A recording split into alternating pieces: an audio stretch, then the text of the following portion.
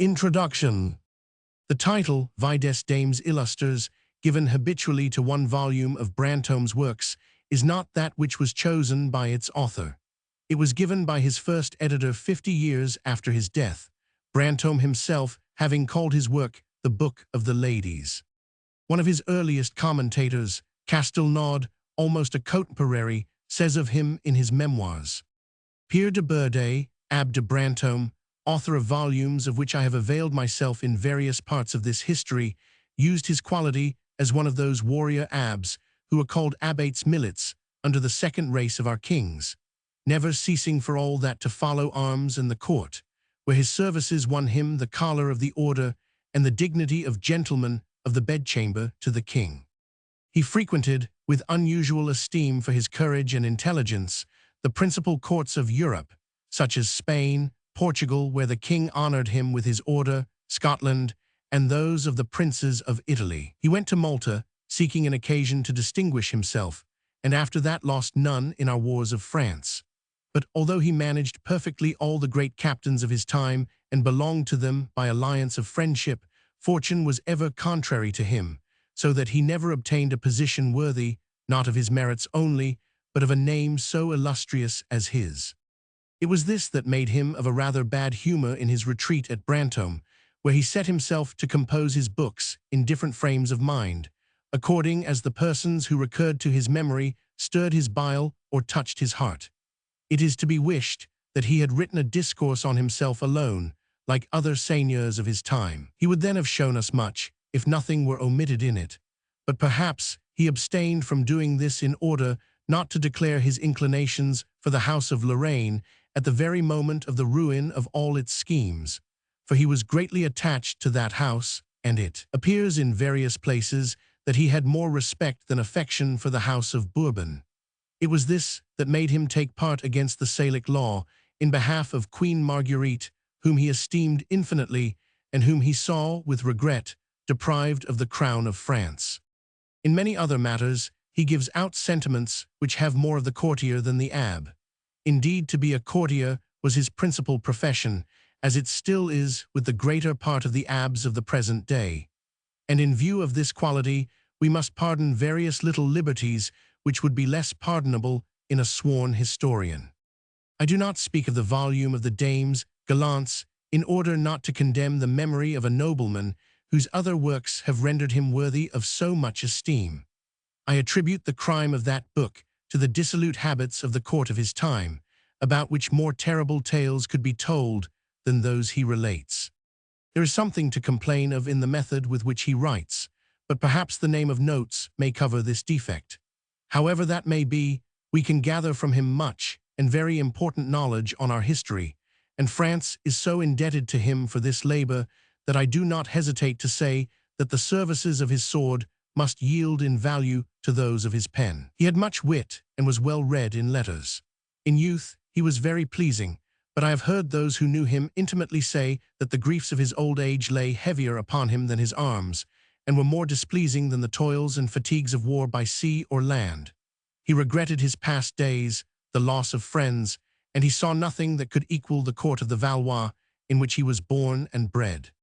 The family of Bourdeille is not only illustrious in temporal prosperities, but it is remarkable throughout antiquity for the valor of its ancestors. King Charlemagne held it in great esteem, which he showed by choosing, when the splendid abbey of Brantôme was founded in Périgord, that the Seigneur de Bourdeille should be associated in that pious work and be, with him, the founder of the monastery. He therefore made him its patron, and obliged his posterity to defend it against all who might molest the monks and hinder them in the enjoyment of their property.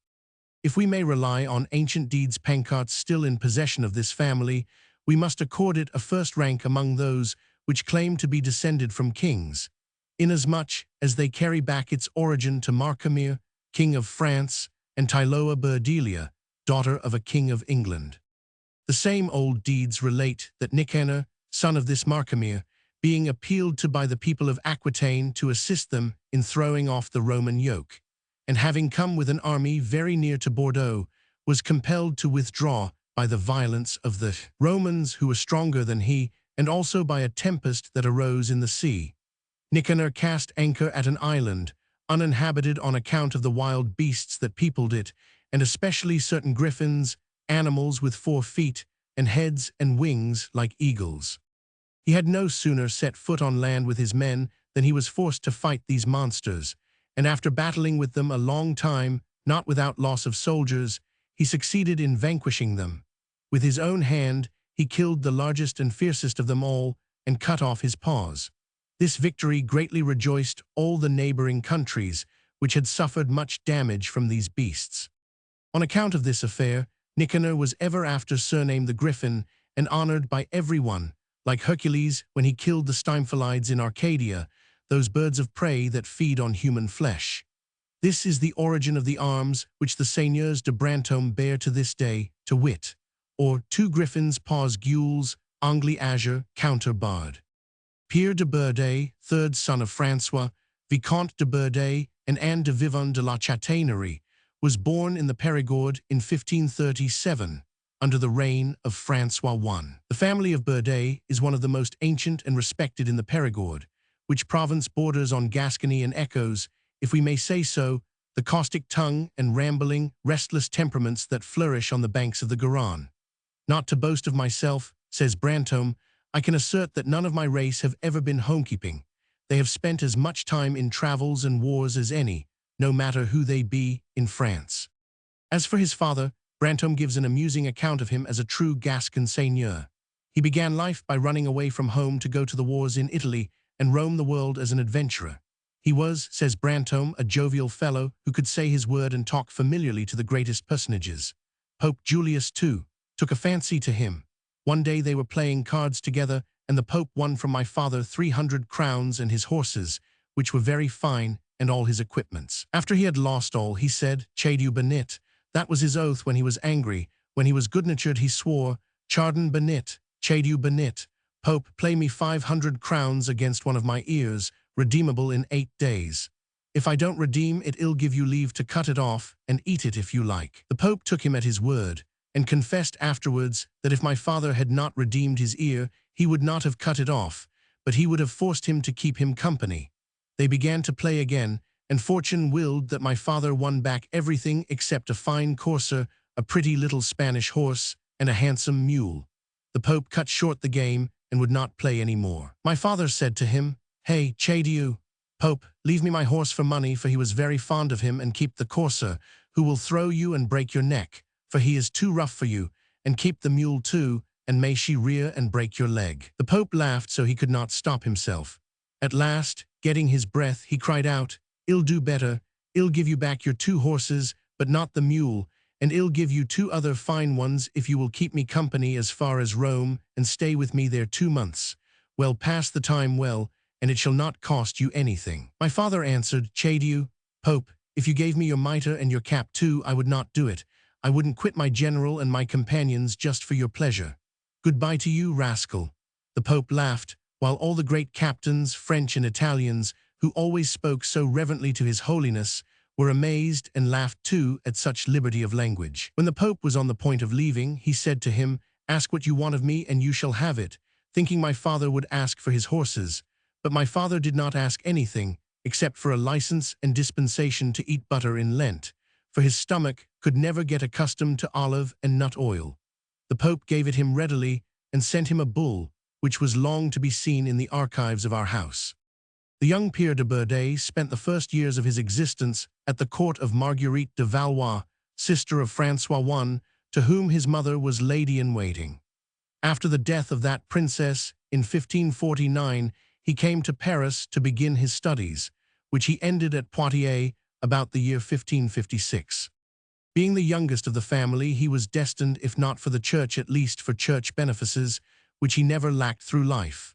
An elder brother, Captain de Bourdeille, a valiant soldier, having been killed at the siege of Hesdin by a cannonball which took off his head, and the arm that held a glass of water he was drinking on the breach, King Henry II desired, in recognition of so glorious a death, to do some favor to the Bourdeille family, and the Abbey of Brantôme falling vacant at this very time, he gave it to the young Pierre de Bourdeille, then 16 years old, who henceforth bore the name of Seigneur and Abbe de Brantôme, abbreviated after a while to Brantôme, by which name he is known to posterity.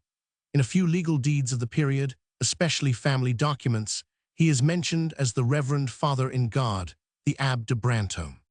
Brantôme had possessed his abbey about a year when he began to dream of going to the wars in Italy. This was the highroad to glory for the young French nobles ever since Charles VIII had shown them the way. Brantôme obtained from François I permission to cut timber in the forest of St. Triox. This cut brought him in 500 golden crowns, with which he departed in 1558, bearing, he says, a matchlock arquebuse, a fine powder horn from Milan, and mounted on a hackney worth 100 crowns, followed by 6 or 7 gentlemen, soldiers themselves, well set up, armed and mounted the same, but on good stout nags. He went first to Geneva, and there he saw the Calvinist emigration. Continuing his way, he stayed at Milan and Ferrara, reaching Rome soon after the death of Paul IV. There he was welcomed by the Grand Prior of France, François de Guise, who had brought his brother, the Cardinal of Lorraine, to assist in the election of a new pontiff. This was the epoch of the Renaissance, that epoch when the knightly king made all Europe resound with the fame of his amorous and warlike prowess, when Titian and Primatixio were leaving on the walls of palaces their immortal handiwork, when Jean Goujon was carving his figures on the fountains and the facades of the Louvre, when Rabelais was inciting that mighty roar of laughter which, in itself, is a whole human comedy, when the Marguerite of Marguerites was telling in her Heptameron those charming tales of love. François I dies, his son succeeds him, Protestantism makes serious progress. Montgomery kills Henry II and François II, ascends the throne only to live a year, and then it is that Marie Stuart leaves France, the tears in her eyes, sadly singing as the beloved shores over which she had reigned so short a while recede from sight. Farewell, my pleasant land of France, farewell. Returning to France without any warrior fame, but closely attached by this time to the Guises, Brantôme took to a court life. He assisted in a tournament between the Grand Prior, François de Guise, disguised as an Egyptian woman, having on her arm a little monkey swaddled as an infant, which kept its baby face, there is no telling how, and 1,000. De Nemours, dressed as a bourgeois housekeeper, wearing at her belt more than 100 keys attached to a thick silver chain. He witnessed the terrible scene of the execution of the Huguenot nobles at Ambes March, 1560, was at Orleans when the Prince de Condé was arrested, and at Poissy for the reception of the Knights of St. Michel. In short, he was no more homekeeping in France than in foreign parts. Charles IX, then about 10 years old, succeeded his brother François II. In December 1560, the following year Duc François de Guise was commissioned to escort his niece, Marie Stuart, to Scotland. Brantôme went with them, saw the threatening reception given to the Queen by her sullen subjects, and then returned with the Duke by way of England. In London, Queen Elizabeth greeted them most graciously, deigning to dance more than once with Duc François, to whom she said, "Monsieur mon prieur," that was how she called him, "I like you very much, but not your brother, who tore my town of Calais from me." Duc François de Guise. Brantôme returned to France at the moment when the Edict of Saint-Germain granting to Protestants the exercise of their religion was promulgated, and he was struck by the change of aspect presented by the court and the whole nation. The two armed parties were face to face. The Calvinists, scarcely escaped from persecution, seemed certain of approaching triumph. The Prince de Condé, with 400 gentlemen, escorted the preachers to Charenton through the midst of a quivering population. Death to Papists, the very cry Brantôme had first heard on landing in Scotland, where it sounded so ill to his ears, was beginning to be heard in France, to which the cry of death to the Huguenots responded in the breasts of an irritated populace. Brantôme did not hesitate as to the side he should take. He was Abbé and attached to the Guises. He fought through the war with them, took part in the sieges of Blois, Bourges, and Rouen, was present at the Battle of Dreux, where he lost his protector, the Grand Prior, and attached himself henceforth to François de Guise, the elder, whom he followed to the siege of Orleans in 1563, where the Duke was assassinated by Poltrot de Mere under circumstances which Brantôme has vividly described in his chapter on that great captain. In 1564, Brantôme entered the household of the Duc d'Anjou, afterwards Henry III, as gentleman-in-waiting to the prince, on a salary of 600 livres a year. But being seized again by his passion for distant expeditions, He engaged during the same year in an enterprise conducted by Spaniards against the Emperor of Morocco, and went with the troops of Don Garcia of Toledo to besiege and take the towns on the Barbary coast. He returned by way of Lisbon, pleased the King of Portugal, Sebastiano, who conferred upon him his Order of the Christ, and went from there to Madrid, where Queen Elizabeth gave him the cordial welcome on which he plumes himself in his discourse upon that princess. He was commissioned by her to carry to her mother, Catherine de Medici, the desire she felt to have an interview with her, which interview took place at Bayonne, Brantôme not failing to be present. In that same year, 1565, Sultan Suleiman attacked the island of Malta. The Grand Master of the Knights of St. John, Parasat de la Valette, called for the help of all Christian powers. The French government had treaties with the Ottoman Porte, which did not allow it to come openly to the assistance of the knights, but many gentlemen, both Catholic and Protestant, took part as volunteers. Among them went Brantôme, naturally. We were, he says, about 300 gentlemen and 800 soldiers, 1,000, de Strozzi and 1,000. De Bussac were with us, and to them we deferred our own wills. It was only a little troop, but as active and valiant as ever left France to fight the infidel.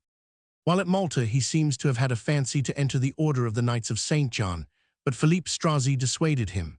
He gave me to understand, says Brantôme, that I should do wrong to abandon the fine fortune that awaited me in France, whether from the hand of my king or from that of a beautiful, virtuous lady and rich, to whom I was just then servant and welcome guest, so that I had hope of marrying her.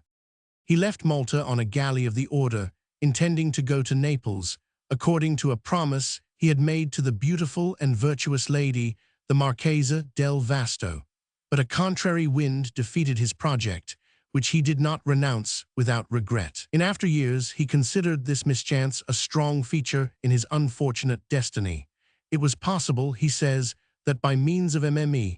La Marquise I might have encountered good luck, either by marriage or otherwise, for she did me the kindness to love me. But I believe that my unhappy fate was resolved to bring me back to France, where never did fortune smile upon me.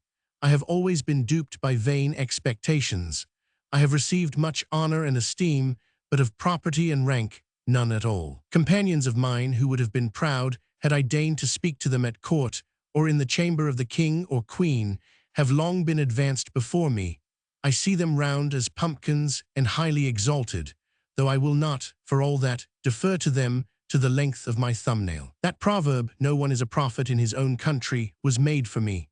If I had served foreign sovereigns as I have my own, I should now be as loaded with wealth and dignities as I am with sorrows and years. Patience. If fate has thus woven my days, I curse her. If my princes have done it, I send them all to the devil, if they are not there already. But when he started from Malta, Brantôme was still young, being then only 28 years of age. Jogging, meandering, vagabondizing, as he says, he reached Venice. There he thought of going into Hungary in search of the Turks, whom he had not been able to meet in Malta. But the death of Sultan Suleiman stopped the invasion for 1 year at least, and Brantôme reluctantly decided to return to France, passing through Piedmont, where he gave a proof of his disinterestedness, which he relates in his sketch of Marguerite, Duchesse de Savoie. Reaching his own land, he found the war he had been so far to seek without encountering it, whereupon he recruited a company of foot soldiers and took part in the Third Civil War with the title of commander of 2 companies, though in fact there was but one. Shortly after this, he resigned his command to serve upon the staff of Monsieur, Commander-in-Chief of the Royal Army. After the Battle of Jarnac, March 15, 1569, being sick of an intermittent fever, he retired to his abbey, where his presence throughout the troubles was far from useless. But always more eager for distant expeditions than for the dullness of civil war, Brantôme let himself be tempted by a grand project of Marechal Strozzi, who dreamed of nothing less than a descent on South America and the conquest of Peru. Brantôme was commissioned in 1571 to go to the port of Brouage and direct the preparations for the armament.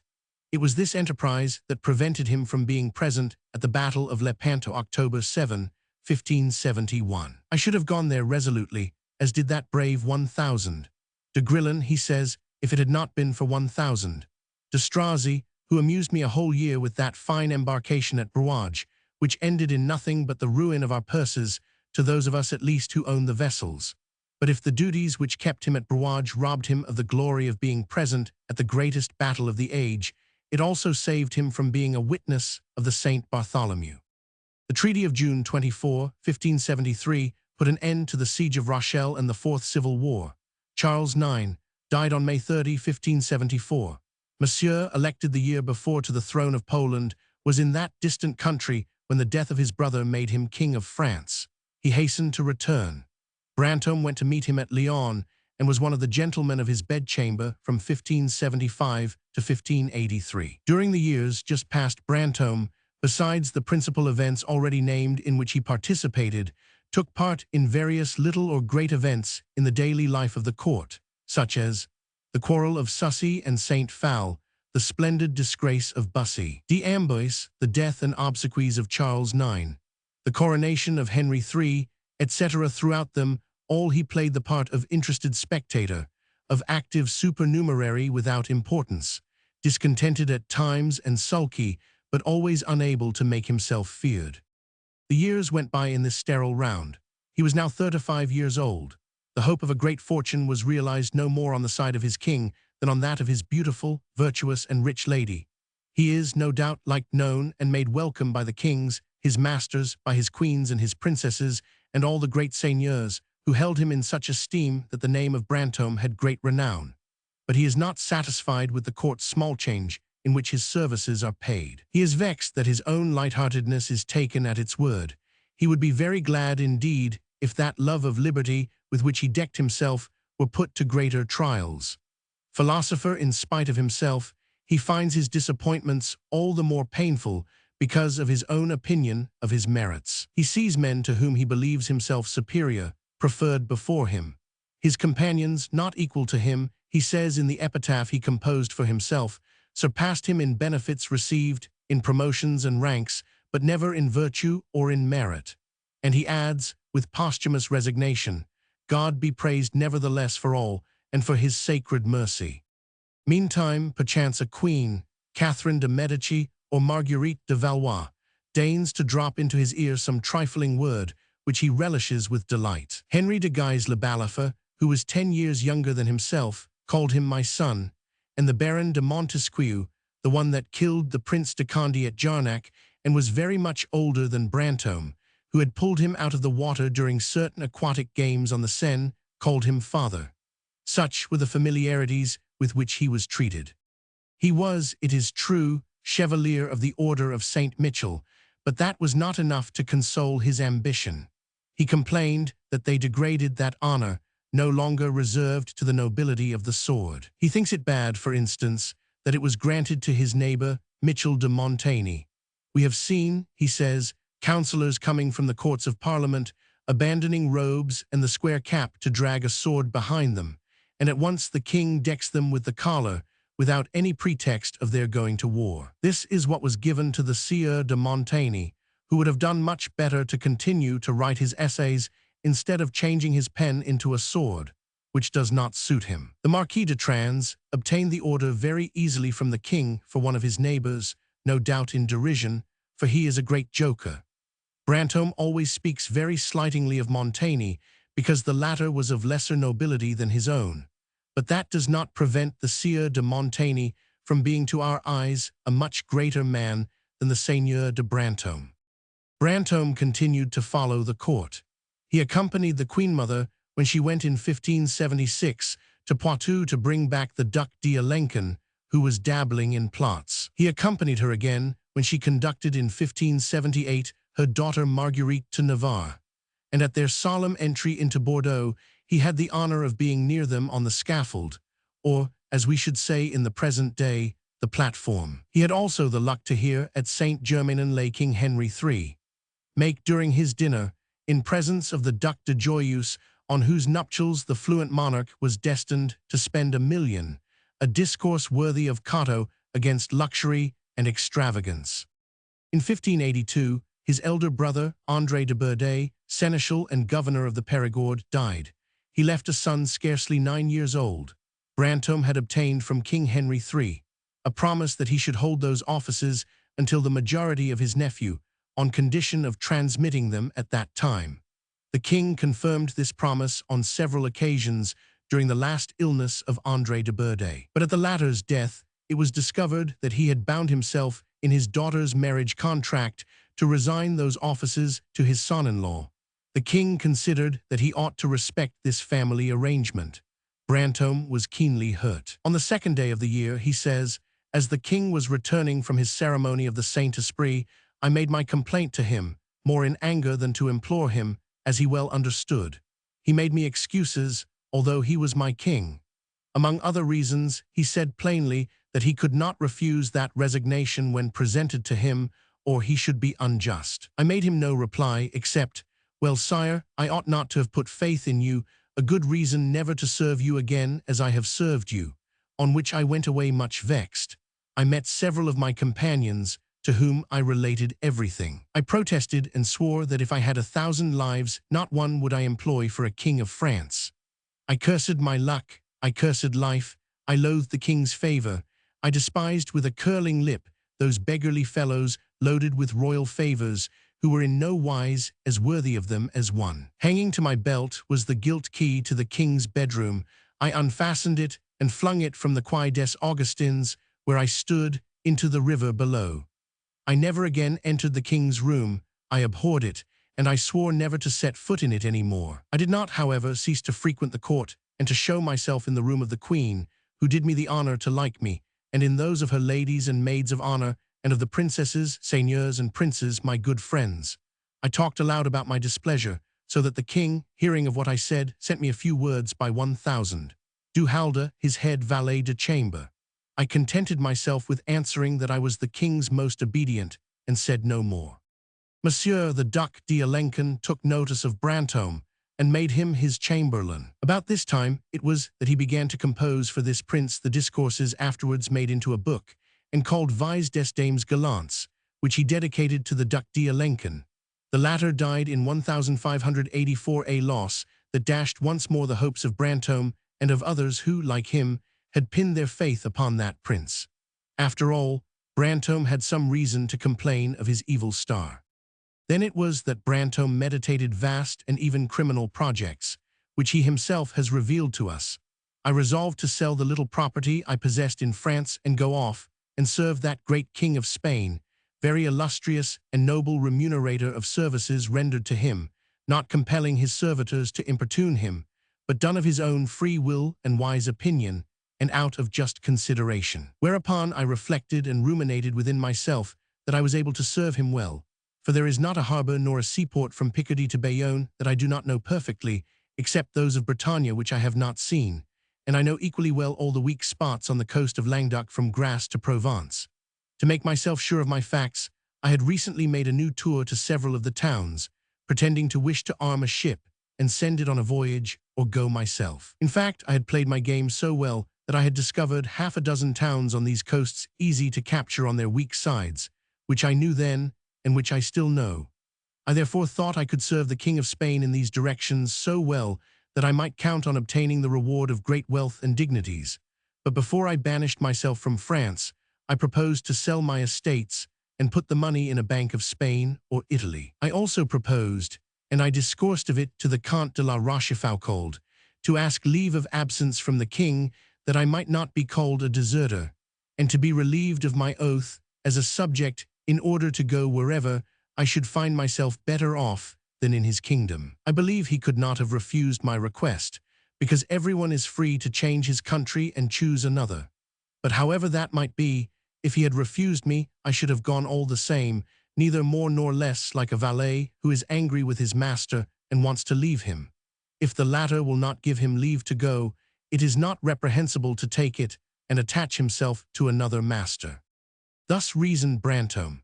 He returns on several occasions to these lawless opinions. He argues, apropos of the Connétable de Bourbon and Lannoy, against the scruples of those who are willing to leave their country, but not to take up arms against her.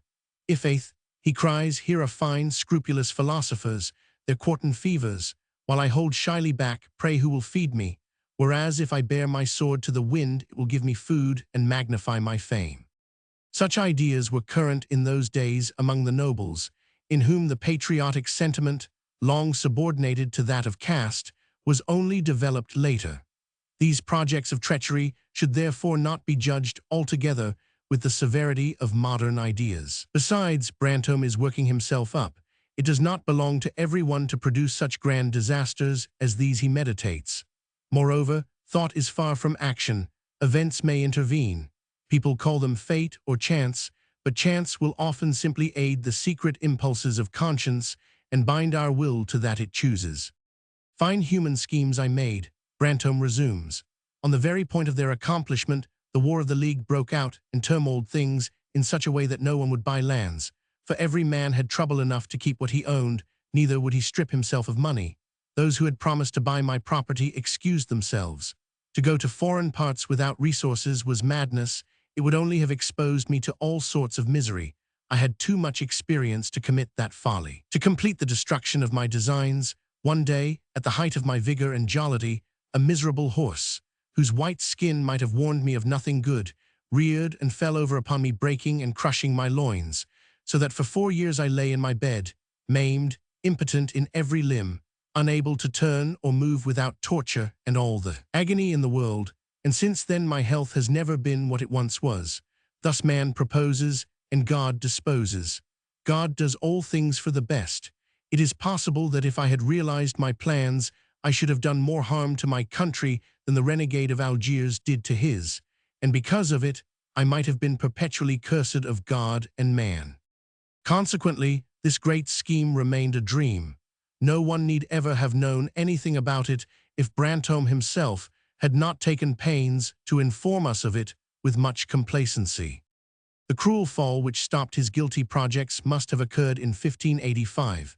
At the end of 3 years and a half of suffering he met, he tells us, with a very great personage and operator called 1000, Saint Christophe, whom God raised up for my good and cure, who succeeded in relieving me after many other doctors had failed.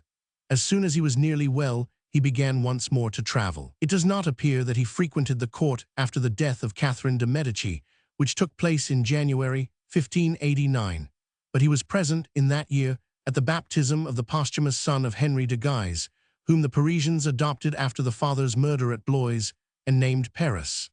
Agrippa d'Aubagne, in his caricature of the procession of the League, gives Brantôme a small place as bearer of bells. But was he really there? It seems doubtful. He makes somewhere the judicious reflection that one may well be surprised that so many French nobles put themselves on the side of the League, for if it had got the upper hand, it is very certain that the clergy would have deprived them of church property and wiped their lips forever of it, which result would have cut the wings of their extravagance for a very long while. The secular Abbé de Brantôme had therefore as good reasons for not being a Leaguer as for not being a Huguenot. In 1590, he went to make his obeisance to Marguerite, Queen of Navarre, then confined in the Château d'Usson in Auvergne. He presented to her his discourse on Spanish rhodomontades, perhaps also a first copy of the life of that princess which appears in this volume, and he also showed her the titles of the other books he had composed. He was so enchanted with the greeting Queen Marguerite, La Reine Marguerite, gave him, the sole remaining daughter of the noble house of France, the most beautiful, most noble, grandest, most generous, most magnanimous, and most accomplished princess in the world. When Brantôme praises, he does not do it by halves, that he promised to dedicate to her the entire collection of his works, a promise he faithfully fulfilled. His health, now decidedly affected, confined more and more to his own home this indefatigable rover, who had, as he said, the nature of a minstrel who prefers the house of others to his own. Condemned to a sedentary life, he used his activity as he could. He caused to be built the noble castle of Richemont with much pains and at great expense. He grew quarrelsome and litigious, brought suits against his relations, against his neighbors, against his monks, whom he accused of ingratitude. By his will he bequeathed his lawsuits to his heirs and forbade each and all to compromise them. Difficult to live with, soured, dissatisfied with the world, he was not, it would seem, in easy circumstances. He did not spare posterity the recital of his plaints, favors, grandeurs, boasts, and vanities. All the pleasant things of the good old days are gone like the wind. Nothing remains to me but to have been all that. Sometimes that memory pleases me, and sometimes it vexes me. Nearing a decrepit old age, the worst of all woes, nearing, too, a poverty which cannot be cured as in our flourishing years when naught is impossible, repenting me 100,000 times for the fine extravagances I committed in other days, and regretting I did not save enough then to support me now in feeble age, when I lack all, of which I once possessed too much, I see, with a bursting heart, an infinite number of paltry fellows raised to rank and riches, while fortune, treacherous and blind that she is, feeds me on air and then deserts and mocks me. If she would only put me quickly into the hands of death, I would still forgive her the wrongs she has done me. But there is the worst of it. We can neither live nor die as we wish. Therefore, let destiny do as it will, never shall I cease to curse it from heart and lip. And worst of all I detest old age weighed down by poverty. As the Queen Mother said to me one day, when I had the honor to speak to her on this subject about another person, old age brings us inconveniences enough without the additional burden of poverty. The two united are the height of misery, against which there is one only sovereign cure, and that is death. Happy he who finds it when he reaches 56, for after that our life is but labor and sorrow, and we eat but the bread of ashes, as saith the prophet.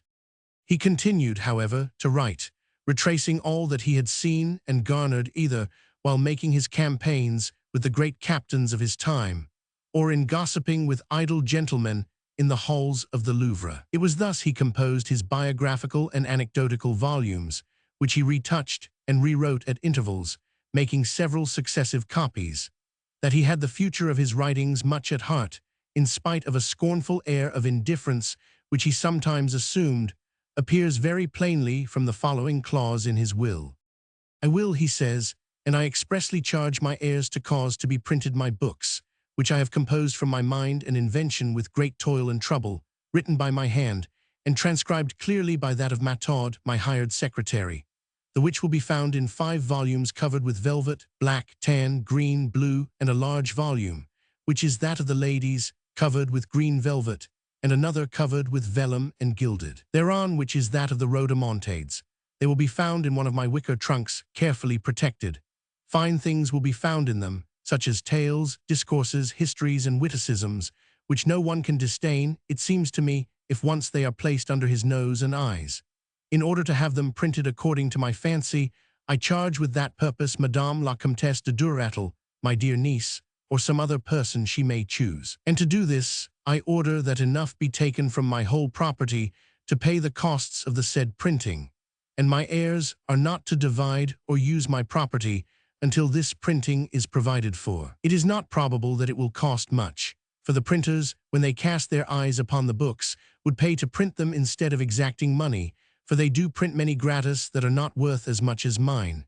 I can boast of this, for I have shown them, at least in part, to several among that trade, who offered to print them for nothing, but I do not choose that they be printed during my life. Above all, I will that the said printing be in fine, large letters, in a great volume to make the better show, with license from the king, who will give it readily, or without license, if that can be. Care must also be taken that the printer does not put on another name than mine.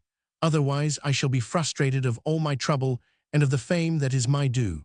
I also will that the first book that issues from the press shall be given as a gift, well bound and covered in velvet, to Queen Marguerite, my very illustrious mistress, who did me the honor to read some of my writings, and who thought them fine and esteemed them. This will was made about the year 1609. On the 15th of July, 1614, Brantôme died, after living his last years in complete oblivion.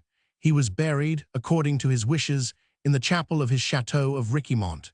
In spite of his express directions, neither the Comtesse de Durattle nor any other of his heirs executed the clause in his will relating to the publication of his works. Possibly they feared it might create some scandal, or it may be that they could not obtain the royal license. The manuscripts remained in the chateau of Richemont. Little by little, as time went on, they attracted attention. Copies were made which found their way to the cabinets and libraries of collectors.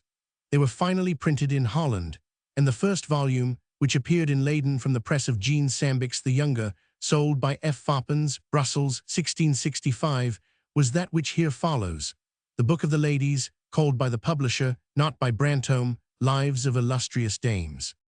It is not easy to distinguish the exact periods at which Brantôme wrote his works. The Book of the Ladies, first and second parts, Dames Illustres and Dames Galantes, were evidently the first written. Then followed the lives of great and illustrious French captains, lives of great foreign captains, anecdotes concerning duels, the rhodomontades, and Spanish oaths. Brantôme did not write his memoirs, properly so-called. His biographical facts and incidents are scattered throughout the above-named volumes. The following translation of the Book of the Ladies does not pretend to imitate Brantôme's style. To do so would seem an affectation in English and attract attention to itself, which it is always desirable to avoid in translating. Wherever a few of Brantôme's quaint turns of phrase are given, it is only as they fall naturally into English. The Book of the Ladies. Discourse 1. Anne de Bretagne, Queen of France. Inasmuch as I must speak of ladies, I do not choose to speak of former dames, of whom the histories are full. That would be blotting paper in vain, for enough has been written about them, and even the great Boccaccio has made a fine book solely on that subject, De Claris Mulieribus. I shall begin, therefore, with our Queen, Anne de Bretagne, the most worthy and honorable queen that has ever been since Queen Blanche, mother of the King Saint Louis, and very sage and virtuous. This Queen Anne was the rich heiress of the Duchy of Bretagne, which was held to be one of the finest of Christendom, and for that reason she was sought in marriage by the greatest persons. 1000. Le Duc d'Orléans, afterwards King Louis XII, in his young days courted her, and did for her sake his fine feats of arms in Bretagne, and even at the Battle of Saint-Aubin, where he was taken prisoner fighting on foot at the head of his infantry. I have heard say that this capture was the reason why he did not espouse her then, for thereon intervened Maximilian, Duke of Austria, since Emperor, who married her by the proxy of his uncle, the Prince of Orange, in the great church at Nantes. But King Charles VIII, having advised with his council that it was not good to have so powerful a seigneur encroach and get a footing in his kingdom, broke off a marriage that had been settled between himself and Marguerite of Flanders, took the said Anne from Maximilian, her affianced, and wedded her himself, so that every one conjectured thereon that a marriage thus made would be luckless in issue. Now if Anne was desired for her property, she was as much so for her virtues and merits, for she was beautiful and agreeable, as I have heard say by elderly persons who knew her, and according to her portrait, which I have seen from life, resembling in face the beautiful Demoiselle de Chateauneuf, who has been so renowned at the court for her beauty, and that is sufficient to tell the beauty of Queen Anne as I have heard it portrayed to the Queen Mother Catherine de Medici. Her figure was fine and of medium height. It is true that one foot was shorter than the other, the least in the world, but this was little perceived, and hardly to be noticed, so that her beauty was not at all spoilt by it, for I myself have seen very handsome women with that defect who yet were extreme in beauty, like Mme. La Princesse de Condé, of the house of Longueville. So much for the beauty of the body of this queen. That of her mind was no less, because she was very virtuous, wise, honorable, pleasant of speech, and very charming and subtle in wit. She had been taught and trained by Mme. de Laval, an able and accomplished lady, appointed her governess by her father, Duc Francois.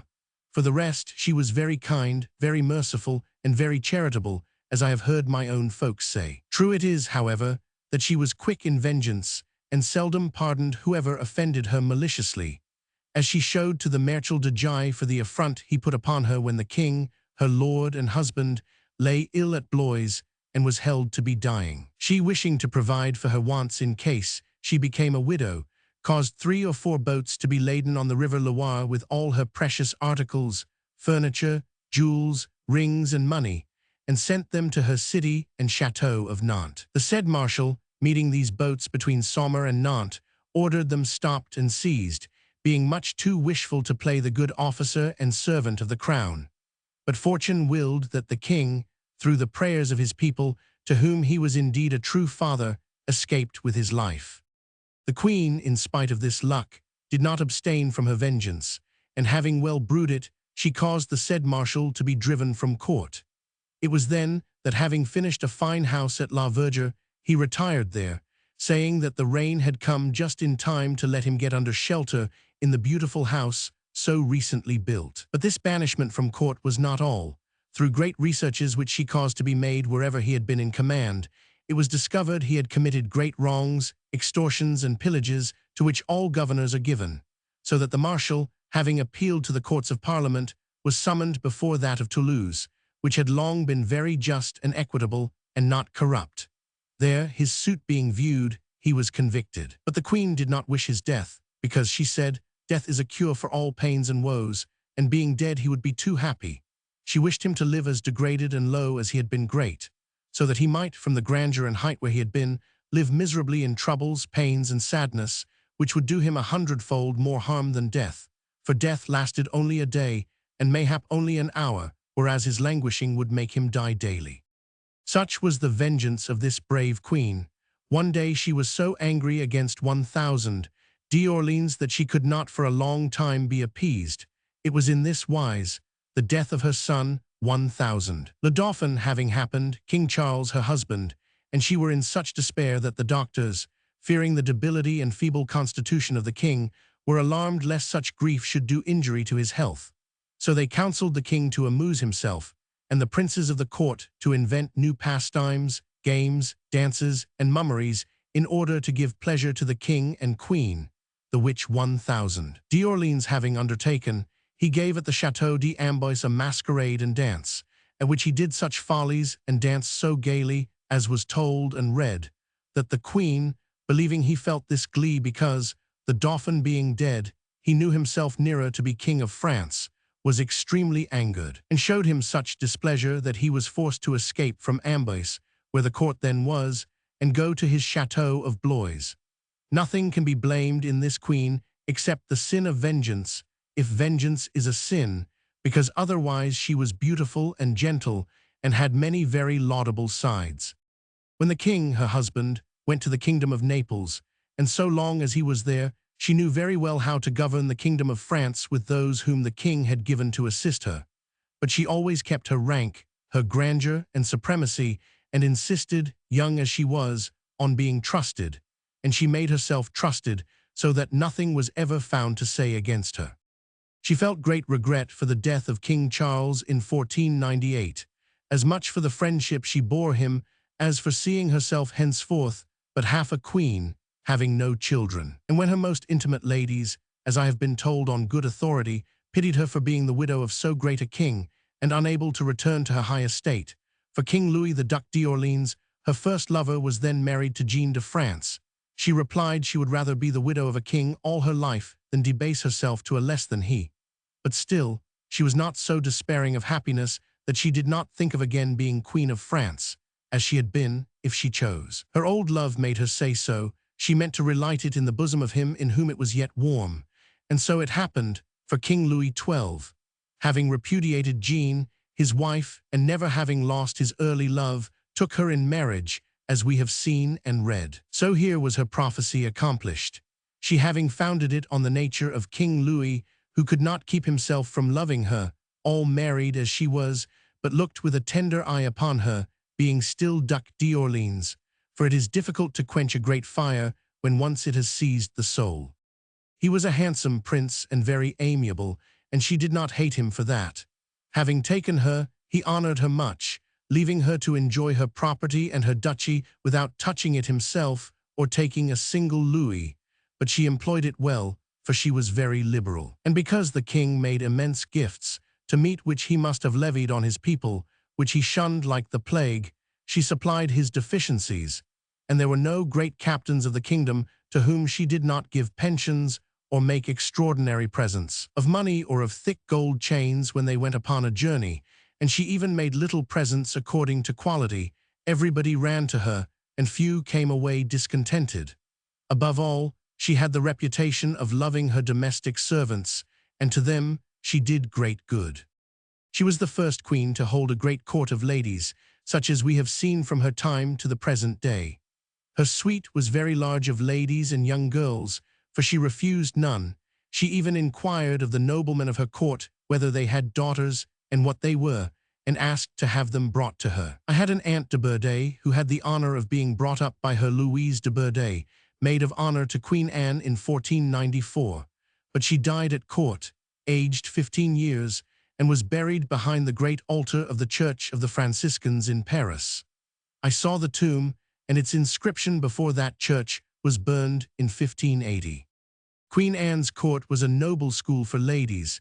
She had them taught and brought up wisely, and all, taking pattern by her, made themselves wise and virtuous. Because her heart was great and lofty, she wanted guards, and so formed a second band of 100 gentlemen, for hitherto there was only one, and the greater part of the said new guard were Bretons, who never failed, when she left her room to go to mass or to promenade, to await her on that little terrace at Blois, still called the Breton Perche, La Perche aux Bretons, she herself having named it so by saying when she saw them, "Here are my Bretons on their perch, awaiting me."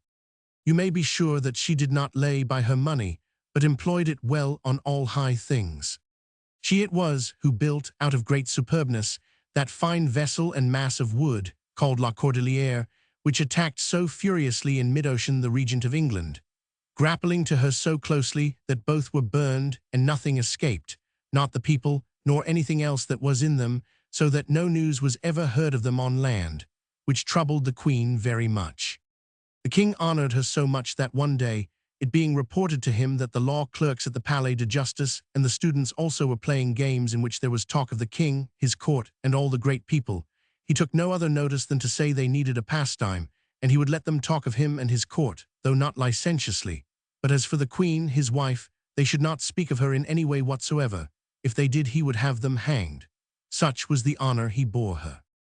Moreover, there never came to his court a foreign prince or an ambassador that after having seen and listened to them, he did not send them to pay their reverence to the queen, wishing the same respect to be shown to her as to him, and also because he recognized in her a great faculty for entertaining and pleasing great personages, as indeed she knew well how to do, taking much pleasure in it herself, for she had very good and fine grace and majesty in greeting them, and beautiful eloquence in talking with them. Sometimes, amid her French speech, she would, to make herself more admired, mingle a few foreign words, which she had learned from 1000. De Grignox, her chevalier of honor, who was a very gallant man who had seen the world, and was accomplished and knew foreign languages, being thereby very pleasant good company, and agreeable to meet. Thus it was that one day, Queen Anne having asked him to teach her a few words of Spanish to say to the Spanish ambassador, he taught her in joke a little indecency, which she quickly learned. The next day, while awaiting the ambassador 1000, de Grignox told the story to the king, who thought it good, understanding his gay and lively humor. Nevertheless, he went to the queen and told her all, warning her to be careful not to use those words. She was in such great anger, though the king only laughed, that she wanted to dismiss 1000 de Grignox and showed him her displeasure for several days, but 1000 de Grignox made her such humble excuses, telling her that he only did it to make the king laugh and pass his time merrily, and that he was not so ill-advised as to fail to warn the king in time that he might, as he really did, warn her before the arrival of the ambassador, so that on these excuses and the entreaties of the king she was pacified. Now if the king loved and honored her living, we may believe that, she being dead, he did the same. And to manifest the mourning that he felt, the superb and honorable funeral and obsequies that he ordered for her are proof, the which I have read of in an old history of France that I found lying about in a closet in our house, nobody caring for it, and having gathered it up, I looked at it. Now as this is a matter that should be noted, I shall put it here, word for word as the book says, without changing anything, for though it is old, the language is not very bad, and as for the truth of the book, it has been confirmed to me by my grandmother, Mme. La Sénéchale de Poitou, of the family du Lude, who was then at the court. The book relates it thus. This queen was an honorable and virtuous queen, and very wise, the true mother of the poor, the support of gentlemen, the haven of ladies, demoiselles, and honest girls, and the refuge of learned men, so that all the people of France cannot surfeit themselves enough in deploring and regretting her. She died at the castle of Blois on the 21st of January in the year 1513, after the accomplishment of a thing she had most desired, namely, the union of the king, her lord, with the Pope and the Roman Church, abhorring as she did schism and divisions. For that reason she had never ceased urging the king to this step, for which she was as much loved and greatly revered by the Catholic princes and prelates as the king had been hated. I have seen at St. Denis a grand church cope, all covered with pearls embroidered, which she had ordered to be made expressly to send as a present to the Pope, but death prevented. After her decease, her body remained for 3 days in her room, the face uncovered, and nowise changed by hideous death, but as beautiful and agreeable as when living. Friday, the 25th of the month of January, her body was taken from the castle, very honorably accompanied by all the priests and monks of the town, borne by persons wearing mourning, with hoods over their heads, accompanied by 24 torches, larger than the other torches, borne by 24 officers of the household of the said lady, on each of which were 2 rich armorial escutcheons bearing the arms emblazoned of the said lady. After these torches came the reverend seigneurs and prelates, bishops, abbes, and 1,000. Le Cardinal de Luxembourg to read the office, and thus was removed the body of the said lady from the Château de Blois. Septuagesima Sunday, 12th of February, they arrived at the church of Notre Dame des Champs in the suburbs of Paris, and there the body was guarded 2 nights with great quantities of lights, and on the following Tuesday, the devout services having been read, there marched before the body processions with the crosses of all the churches and all the monasteries of Paris, the whole university in a body, the presidents and councillors of the sovereign court of parliament, and generally of all other courts and jurisdictions, officers and advocates, merchants and citizens, and other lesser officers of the town. All these accompanied the said body reverentially, with the very noble seigneurs and ladies aforenamed, just as they started from Blois, all keeping fine order among themselves according to their several ranks, and thus was borne through Paris, in the order and manner above, the body of the Queen to be sepulchred in the pious church of Saint Denis of France, preceded by these processions to a cross, which is not far beyond the place where the fair of Landit is held. And to the spot where stands the cross the reverend Father in God, the Abbe, and the venerable monks, with the priests of the churches and parishes of Saint Denis, vestured in their great copes, with their crosses, came in procession, together with the peasants and the inhabitants of the said town, to receive the body of the late Queen, which was then borne to the door of the church of Saint Denis, still accompanied honorably by all the above-named very noble princes and princesses, seigneurs, dames, and demoiselles, and their train, as already stated. And all being duly accomplished, the body of the said lady, Madame Anne, in her lifetime very noble Queen of France, Duchess of Bretagne, and Comtesse d'Étampes, was honorably interred and sepulchred in the tomb for her prepared. After this, the heraldatoms for Bretagne summoned all the princes and officers of the said lady, to wit, the Chevalier of Honor, the Grand Master of the household, and others, each and all, to fulfill their duty towards the said body, which they did most piteously, shedding tears from their eyes. And this done, the aforenamed Kingatarms cried 3 times aloud in a most piteous voice, "The very Christian Queen of France, Duchesse de Bretagne, our sovereign lady, is dead." And then all departed. The body remained entombed. Tomb of Louis XII and Anne de Bretagne. During her life and after her death, she was honored by the titles I have before given: true mother of the poor, the comfort of noble gentlemen, the haven of ladies and demoiselles and honest girls, the refuge of learned men and those of good lives, so that speaking of her dead is only renewing the grief and regrets of all such persons, and also that of her domestic servants, whom she loved singularly. She was very religious and devout. It was she who made the foundation of the Bons Hommes monastery of the Order of Saint François de Paul at Chaillot, otherwise called the Minims, and she began to build the church of the said Bons Hommes near Paris, and afterwards that in Rome, which is so beautiful and noble, and where, as I saw myself, they receive no monks but Frenchmen. There, word for word, are the splendid obsequies of this queen, without changing a word of the original, for fear of doing worse, for I could not do better. They were just like those of our kings that I have heard and read of, and those of King Charles IX, at which I was present, and which the Queen, his mother, desired to make so fine and magnificent, though the finances of France were then too short to spend much, because of the departure of the King of Poland, who with his suite had squandered and carried off a great deal. Certainly I find these 2 interments much alike, save for 3 things. 1. That the burial of Queen Anne was the most superb. 2nd. that all went so well in order and so discreetly that there was no contention of ranks, as occurred at the burial of King Charles. For his body, being about to start for Notre Dame, the Court of Parliament had some pique of precedence with the nobility and the Church, claiming to stand in the place of the king and to represent him when absent, he being then out of the kingdom. Henry III was then King of Poland, on which a great princess, as the world goes, who is very near to him, whom I know but will not name, went about arguing and saying, it was no wonder if, during the lifetime of the king, seditions and troubles had been in vogue, seeing that, dead as he was still able to stir up strife. Alas, he never did it, poor prince, either dead or living. We know well who were the authors of the seditions and of our civil wars. That princess who said those words has since found reason to regret them.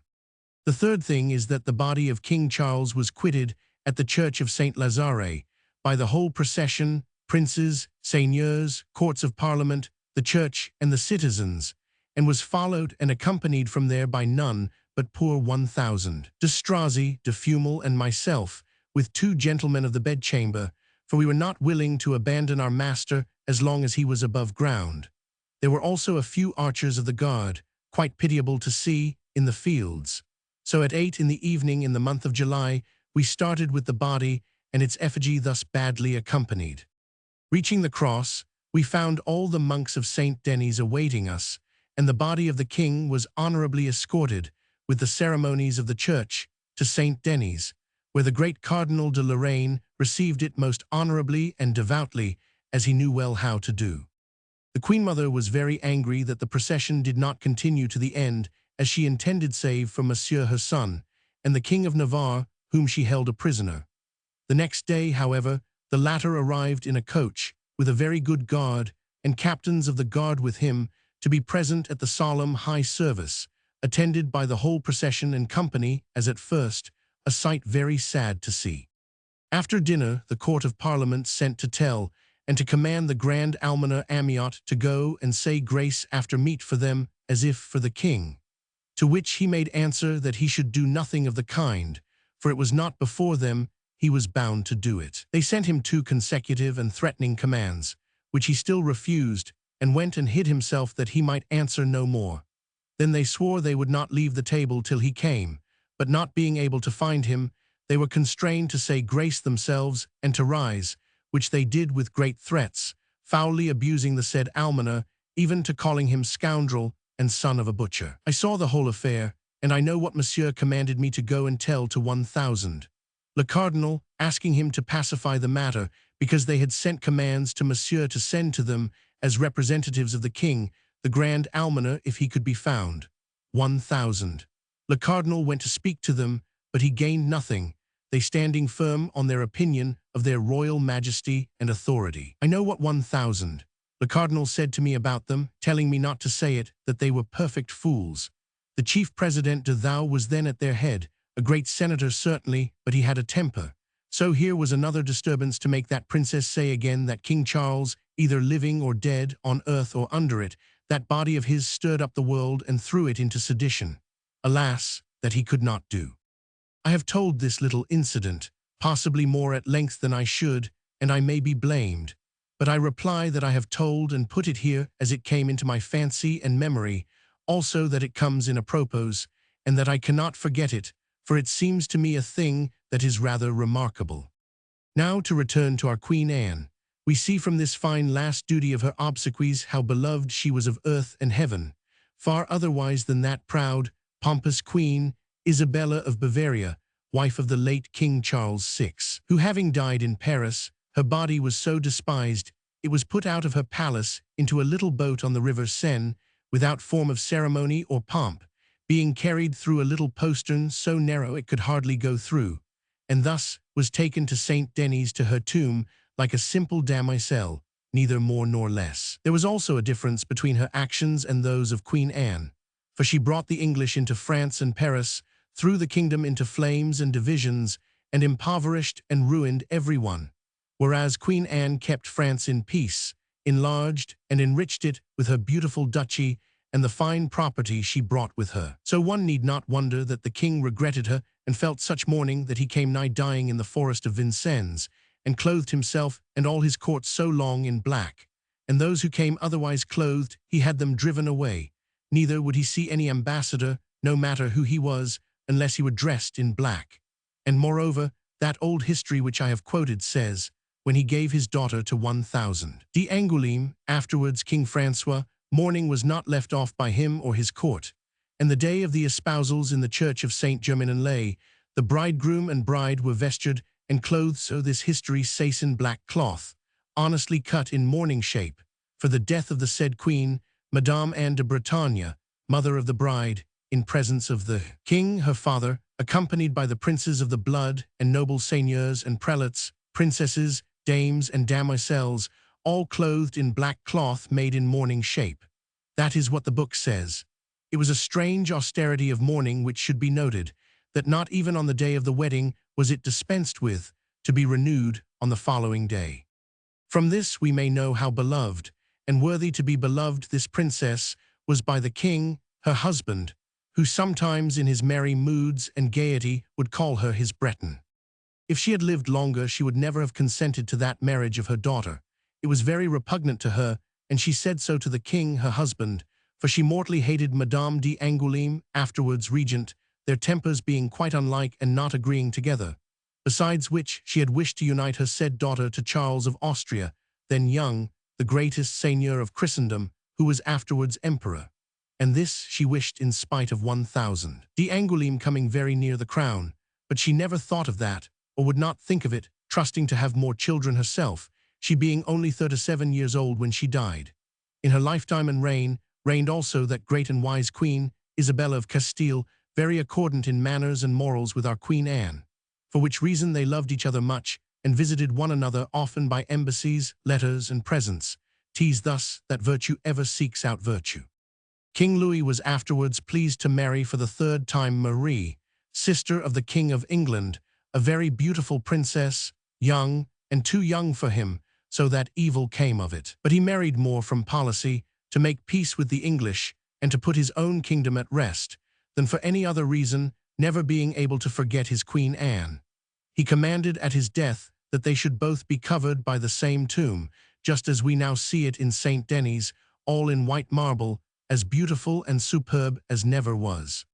Now here I pause in my discourse and go no farther, referring the rest to books that are written of this queen better than I could write. Only to content my own self have I made this discourse. I will say one other little thing, that she was the first of our queens or princesses to form the usage of putting a belt round their arms and escutcheons, which until then were borne not enclosed, but quite loose, and the said queen was the first to put the belt. I say no more, not having been of her time, although I protest having told only truth, having learned it, as I have said, from a book, and also from Mme. La Sénéchale, my grandmother, and from Mme. de Dampierre, my aunt, a true court register, and as clever, wise, and virtuous a lady as ever entered a court these 100 years, and who knew well how to discourse on old things. From 8 years of age she was brought up at court, and forgot nothing. It was good to hear her talk, and I have seen our kings and queens take a singular pleasure in listening to her, for she knew all, her own time and past times, so that people took word from her as from an oracle. King Henry III made her lady of honor to the queen, his wife. I have here used recollections and lessons that I obtained from her, and I hope to use many more in the course of these books. I have read the epitaph of the said queen, thus made. Here lies Anne, who was wife to 2 great kings. Great 100-fold herself, as queen 2 times. Never queen like her enriched all France. That is what it is, to make a grand alliance. Guy Patin, satirist and jovial spirit of his time, he was born in 1601, attracted to St. Denis because a fair was held there, visits the abbey, the treasury, where he says, there was plenty of silly stuff and rubbish, and lastly the tombs of the kings, where I could not keep myself from weeping to see so many monuments to the vanity of human life. Tears escaped me also before the tomb of the great and good King Francois I, who founded our College of Professors of the King. I must own my weakness, I kissed it, and also that of his father-in-law, Louis XII, who was the father of his people, and the best king we have ever had in France. Happy age, still neighbor to beliefs, when those reputed the greatest satirists had these touching naivete, these wholly patriotic and antique sensibilities. Mézeray, born 10 years later, in his natural, sincere, and expressive diction, his clear and full narration, into which he has the art to bring speaking circumstances which animate the tale, says in relation to Louis XII. In his History of France, when he rode through the country, the good folk ran from all parts and for many days to see him, strewing the roads with flowers and foliage, and striving, as though he were a visible god, to touch his saddle with their handkerchiefs and keep them as precious relics. And 2 centuries later, Count Ardera, in his memoir on polite society and the Hôtel de Rambouillet, printed in 1835, tells us how in his youth his mind was already busy with Louis XII. And returning to the same interest in after years, he made him his hero of predilection and his king. In studying the history of France, he thought he discovered, he says, that at the close of the 15th century and the beginning of the 16th, what has since been called the French Revolution was already consummated, that liberty rested on a free constitution, and that Louis XII, the father of his people, was he who had accomplished it. Bonhomie and goodness have never been denied to Louis XII, but Ardera claims more. He claims ability and skill. The Italian wars, considered generally to have been mistakes, he excuses and justifies by showing them in the king's mind as a means of useful national policy he needed to obtain from Pope Alexander VI. The dissolution of his marriage with Jeanne de France, in order that he might marry Anne de Bretagne and so unite the duchy with the kingdom. Ardera makes King Louis a type of perfection, seeming to have searched in regions far from those that are historically brilliant, far from spheres of fame and glory, into the depths obscure, as he says himself, of useful government for a hero of a new species. More than that, he thinks he sees in the cherished wife of Louis XII, in Anne de Bretagne, the foundress of a school of polite manners and perfection for her sex. She was, Brantôme had said, the most worthy and honorable queen that had ever been since Queen Blanche, mother of the King Saint Louis. Her court was a noble school for ladies. She had them taught and brought up wisely, and all, taking pattern by her, made themselves wise and virtuous. Ardera takes these words of Brantôme, and giving them their strict meaning, draws therefrom a series of consequences, just as François I had, in many respects, overthrown the political state of things established by Louis XII. So, he believes, had the women beloved of François overturned that honorable condition of society established by Anne de Bretagne. Starting from that epoch, he sees, as it were, a constant struggle between 2 sorts of rival and incompatible societies, between the decent and ingenuous society of which Anne de Bretagne had given the idea, and the licentious society of which the mistresses of the king, women like the Duchesse d'Étampes and Diane de Poitiers, procured the triumph. These 2 societies, to his mind, never ceased to coexist during the 16th century. On the one hand was an emulation of virtue and merit on the part of the noble heiresses, alas, too eclipsed, of Anne de Bretagne, on the other an emulation with high bidding of gallantry by the giddy pupils of the school of François I. To Ardera, the Hôtel de Rambouillet, that perfected salon, founded towards the beginning of the 17th century, is only a tardy return to the traditions of Anne de Bretagne, the triumph of merit, virtue, and polite manners over the license to which all the kings, from François I, including Henry IV, had paid tribute. Reaching thus the Hôtel de Rambouillet and holding henceforth an unbroken thread in hand, Ardera divides and subdivides at pleasure. He marks the divers periods and the divers shades of transition, the growth and the decline that he discerns. The first years of Louis XIV's youth cause him some distress. A return is being made to the ways of François I, to the brilliant mistresses. Ardera, not concerning himself with the displeasure he will cause the classicists, lays a little of the blame for this return on the 4 great poets, Molière, La Fontaine, Racine, and Boileau himself, all accomplices, more or less, in the laudation of victor and lover. However, age comes on, Louis XIV grows temperate in turn, and a woman, issuing from the very purest center of de Rambouillet society, and who was morally its heiress, a woman accomplished in tone, in cultivation of mind, in precision of language, and in the sentiment of propriety, de Maintenon knows so well how to seize the opportunity that she seats upon the throne, in a modest half-light, all the styles of mind and merit which made the perfection of French society in its better days. The triumph of de maintenance is that of polite society itself. Anne de Bretagne has found her pendant at the other extremity of the chain after the lapse of 2 centuries. Saint Beuve Causerie du Lundi Vol. 8, Discourse 2, Catherine de Medici, Queen and Mother of our last Kings.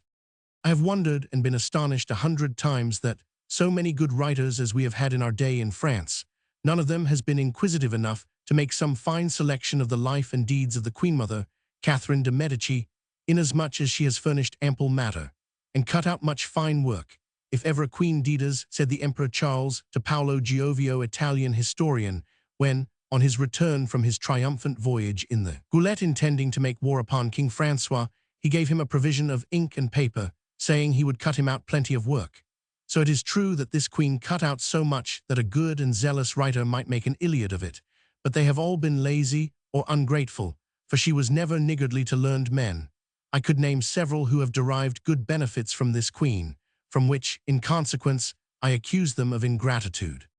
There is one, however, who did concern himself to write of her, and made a little book which he entitled The Life of Catherine. But it is an imposture and not worthy of belief, as she herself said when she saw it, such falsities being apparent to everyone and easy to note and reject. He that wrote it wished her mortal harm, and was an enemy to her name, her condition, her life, her honor, and nature, and that is why he should be rejected. As for me, I would I knew how to speak well, or that I had a good pen, well mended, at my command, that I might exalt and praise her as she deserves. At any rate, such as my pen is, I shall now employ it at all hazards. Catherine de Medici. This queen is extracted, on the father's side, from the race of the Medici, one of the noblest and most illustrious families, not only in Italy, but in Christendom. Whatever may be said, she was a foreigner to these shores, because the alliances of kings cannot commonly be chosen in their kingdom, for it is not best to do so, foreign marriages being as useful and more so than near ones. The house of the Medici has always been allied and confederated with the crown of France, which still bears the fleur-de-lis that King Louis XI gave that house in sign of alliance and perpetual confederation, the fleur de louis, which then became the Florentine lily. On the mother's side, she issued originally from one of the noblest families of France, and so was truly French in race, heart, and affection through that great house of Boulogne and county of Auvergne. Thus it is hard to tell or judge in which of her two families there was most grandeur and memorable deeds. Here is what was said of them by the Archbishop of Bourges, of the house of Beaune, as great a learned man and worthy prelate as there is in Christendom, though some say a trifle unsteady in belief, and little good in the scales of 1,000. Saint Michel, who weighs good Christians for the day of judgment, or so they say. It is given in the funeral oration which the Archbishop made upon the said queen at Blois. In the days when Brennus, that great captain of the Gauls, led his army throughout all Italy and Greece, there were with him in his troop 2 French nobles, one named Felsinus, the other named Bono, who, seeing the wicked design of Brennus after his fine conquests to invade the temple of Delphos and soil himself and his army with the sacrilege of that temple, withdrew, both of them, and passed into Asia with their vessels and men, advancing so far that they entered the Sea of the Medes, which is near to Lydia and Persia. Thence, having made great conquests and obtained great victories, they were returning through Italy, hoping to reach France, when Felsinus stopped at a place where Florence now stands beside the river Arno, which he saw to be fine and delectable, and situated much as another which had pleased him much in the country of the Medes. There he built a city which today is Florence, and his companion Bono built another and named it Bononia, now called Bologna, the which are neighboring cities. Henceforth, in consequence of the victories and conquests of Felsinus among the Medes, he was called Medicus among his friends, a name that remained to the family, just as we read of Paulus surnamed Macedonicus for having conquered Macedonia from Perseus, and Scipio called Africanus for doing the same in Africa. I do not know where 1,000 de Beaune may have taken this history, but it is very probable that before the king and such an assembly there convened for the funeral of the queen, he would not have alleged the fact without good authority. This descent is very far from the modern story invented and attributed without grounds to the family of Medici, according to that lying book which I have mentioned on the life of the said queen. After this, the said sieur de Beaune says further, he has read in the chronicles that one named Everard de Medici, sieur of Florence, went, with many of his subjects, to the assistance of the voyage and expedition made by Charlemagne against Desiderius, king of the Lombards, and having very bravely succored and assisted him, was confirmed and invested with the lordship of Florence. Many years after, one Anemone de Medici, also sieur of Florence, went, accompanied by many of his subjects, to the Holy Land with Godefroy de Bouillon, where he died at the siege of Nica in Asia. Such greatness always continued in that family until Florence was reduced to a republic by the intestine wars in Italy between the emperors and the peoples, the illustrious members of it manifesting their valor and grandeur from time to time, as we saw in the latter days. Cosmo de' Medici, who, with his arms, his navy and vessels, terrified the Turks in the Mediterranean Sea and in the distant East, so that none since his time, however great he may be, has surpassed him in strength and valor and wealth, as Raphael Volterrano has written. The temples and sacred shrines by him built, the hospitals by him founded, even in Jerusalem, are ample proof of his piety and magnanimity. There were also Lorenzo de' Medici, surnamed the Great for his virtuous deeds, and two great popes, Leo and Clement, also many cardinals and grand personages of the name. Besides the Grand Duke of Tuscany, Cosmo de' Medici, a wise and wary man, if ever there was one. He succeeded in maintaining himself in his duchy, which he found invaded and much disturbed when he came to it. In short, nothing can rob this house of the Medici of its luster, very noble and grand as it is in every way. As for the house of Boulogne and Auvergne, who will say that it is not great, having issued originally from that noble Eustache de Boulogne, whose brother, Godefroy de Bouillon, bore arms and escutcheons with so vast a number of princes, seigneurs, chevaliers, and Christian soldiers, even to Jerusalem and the sepulchre of our Saviour, and would have made himself, by his sword and the favor of God, king, not only of Jerusalem, but of the greater part of the East, to the confusion of Mahomet, the Saracens, and the Mahometans, amazing all the rest of the world and replanting Christianity in Asia, where it had fallen to the lowest.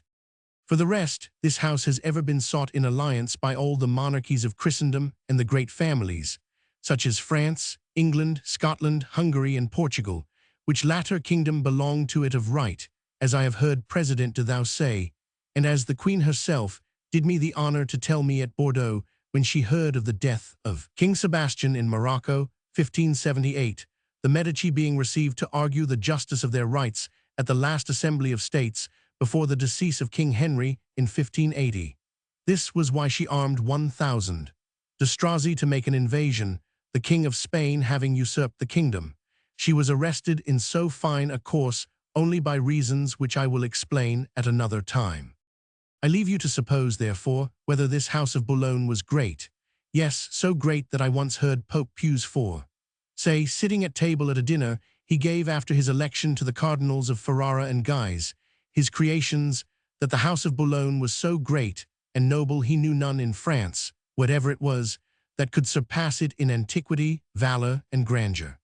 All this is much against those malicious detractors who have said that this queen was a Florentine of low birth. Moreover, she was not so poor but what she brought to France in marriage estates, which are worth today 26,000 livres, such as the counties of Auvergne and Lorigues, the seigneuries of Leverins, Donsneck, Baussec, Goreges, Hondecourt, and other lands, all an inheritance from her mother. Besides which, her dowry was of more than 200,000 ducats, which are worth today over 400,000, with great quantities of furniture, precious stones, jewels, and other riches, such as the finest and largest pearls ever seen in so great a number, which she afterwards gave to her daughter-in-law, the Queen of Scotland Mary Stuart, whom I have seen wearing them. Besides all this, many estates, houses, deeds, and claims in Italy. But more than all else, through her marriage the affairs of France, which had been so shaken by the imprisonment of the king and his losses at Milan and Naples, began to get firmer. King Francois was very willing to say that the marriage had served his interests. Therefore there was given to this queen for her device a rainbow, which she bore as long as she was married, with these words in Greek: which is the same as saying that just as this fire and bough in the sky brings and signifies good weather after rain, so this queen was a true sign of clearness, serenity, and the tranquility of peace. The Greek is thus translated, lucem fert et serenitatem, she brings light and serenity.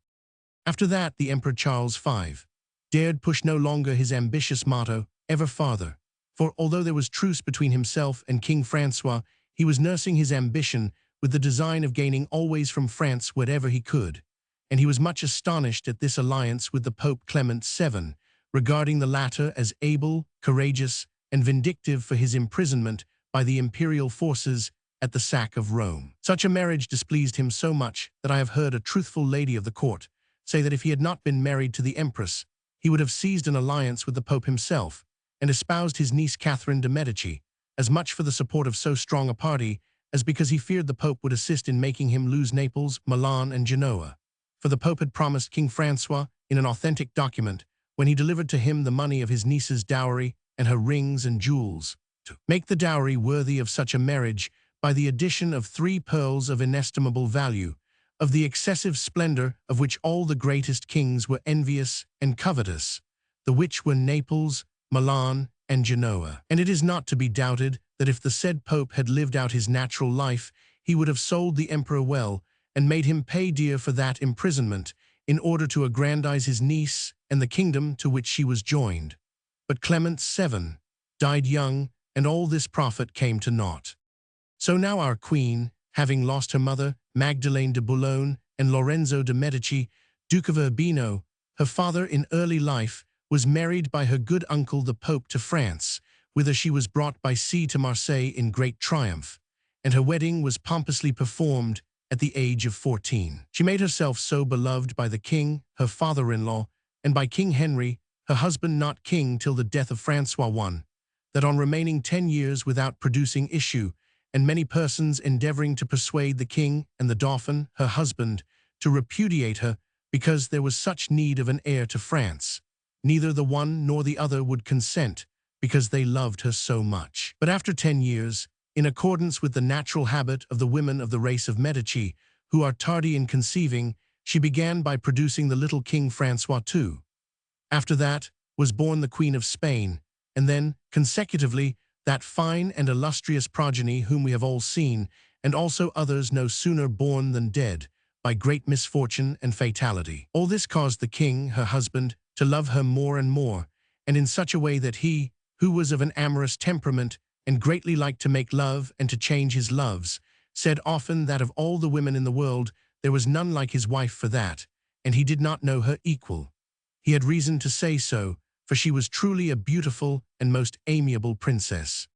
She was of rich and very fine presence, of great majesty, but very gentle when need was, of noble appearance and good grace, her face handsome and agreeable, her bosom very beautiful, white and full, her body also very white, the flesh beautiful, the skin smooth, as I have heard from several of her ladies, of a fine plumpness also, the leg and thigh very beautiful, as I have heard, too, from the same ladies, and she took great pleasure in being well shod, and in having her stockings well and tightly drawn up. Besides all this, the most beautiful hand that was ever seen, as I believe. Once upon a time the poets praised Aurora for her fine hands and beautiful fingers, but I think our queen would efface her in that, and she guarded and maintained that beauty all her life. The king, her son, Henry III, inherited much of this beauty of the hand. She always clothed herself well and superbly, often with some pretty and new invention. In short, she had many charms in herself to make her beloved.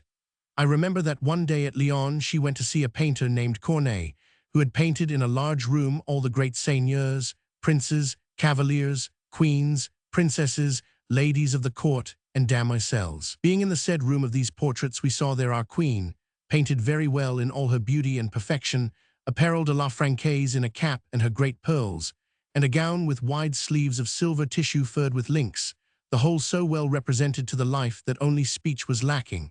Her 3 fine daughters were beside her. She took great pleasure at the sight, and all the company there present did the same, praising and admiring her beauty above all. She herself was so ravished by the contemplation that she could not take her eyes from the picture until 1,000 de Nemers came to her and said, "Madame, I think you are there so well portrayed that nothing more can be said, and it seems to me that your daughters do you proper honor, for they do not go before you or surpass you." To this she answered, "My cousin, I think you can remember the time, the age, and the dress of this picture, so that you can judge better than any of this company, for you saw me like that, whether I was estimated such as you say, and whether I ever was as I there appear." There was not one in the company that did not praise and estimate that beauty highly, and say that the mother was worthy of the daughters, and the daughters of the mother. And such beauty lasted her, married and widowed, almost to her death. Not that she was as fresh as in her more blooming years, but always well preserved, very desirable and agreeable. For the rest, she was very good company and of gay humor, loving all honorable exercises, such as dancing, in which she had great grace and majesty. She also loved hunting, about which I heard a lady of the court tell this tale. King Francois, having chosen and made a company which was called the Little Band of the Court Ladies, the handsomest, daintiest, and most favored, often escaped from the court, and went to other houses to hunt the stag and pass his time, sometimes staying thus withdrawn 8 days, 10 days, sometimes more and sometimes less, as the humor took him. Our queen, who was then only MME, La Dauphine, seeing such parties made without her, and that even Mesdames her sisters-in-law were there while she stayed at home, made prayer to the king to take her always with him, and to do her the honor to permit that she should never budge without him. Henry Roman II. It was said that she, being very shrewd and clever, did this as much or more to see the king's actions and get his secrets and hear and know all things, as from liking for the hunt. King Francois was pleased with this request, for it showed the goodwill that she had for his company, and he granted it heartily, so that besides loving her naturally, he now loved her more, and delighted in giving her pleasure in the hunt, at which she never left his side, but followed him at full speed. She was very good on horseback and bold, sitting with ease, and being the first to put the leg around a pommel, which was far more graceful and becoming than sitting with the feet upon a plank. Till she was 60 years of age and over, she liked to ride on horseback, and after her weakness prevented her, she pined for it. It was one of her greatest pleasures to ride far and fast, though she fell many times with damage to her body, breaking her leg once, and wounding her head, which had to be trepanned. After she was widowed and had charge of the king and the kingdom, she took the king always with her and her other children, but while her husband, King Henry, lived, she usually went with him to the meet of the stag and the other hunts. If he played at Pall Mall, she watched him play, and played herself. She was very fond of shooting with a crossbow, a jallet ball of stone, and she shot right well, so that always when she went to ride her crossbow was taken with her, and if she saw any game, she shot it. She was ever inventing some new dance or beautiful ballet when the weather was bad. Also, she invented games and passed her time with one and another intimately, but always appearing very grave and austere when necessary. She was fond of seeing comedies and tragedies, but after Sophonisbe, a tragedy composed by 1000, de Saint-Gelais was very well represented by her daughters and other ladies and damoiselles and gentlemen of her court at Blois for the marriages of 1000. Du Saint-Pierre and the Marquis d'Elbeuf, she took an opinion that it was harmful to the affairs of the kingdom and would never have tragedies played again. But she listened readily to comedies and tragicomedies, and even those of Zanny and Pantaloon, taking great pleasure in them and laughing with all her heart like any other, for she liked laughter, and her natural self was jovial, loving a witty word and ready with it, knowing well when to cast her speech and her stone, and when to withhold them. She passed her time in the afternoons at work on her silk embroideries, in which she was as perfect as possible. In short, this queen liked and gave herself up to all honorable exercises, and there was not one that was worthy of herself and her sex that she did not wish to know and practice. There is what I can say, speaking briefly and avoiding prolixity, about the beauty of her body and her occupations. When she called anyone my friend, it was either that she thought him a fool or she was angry with him. This was so well known that she had a serving gentleman named 1000, de Bois-Fevrier, who made reply when she called him my friend, "Ha, madame, I would rather you called me your enemy, for to call me your friend is as good as saying I am a fool or that you are in anger against me, for I know your nature this long time." As for her mind, It was very great and very admirable, as was shown in so many fine and signal acts by which her life has been made illustrious forever.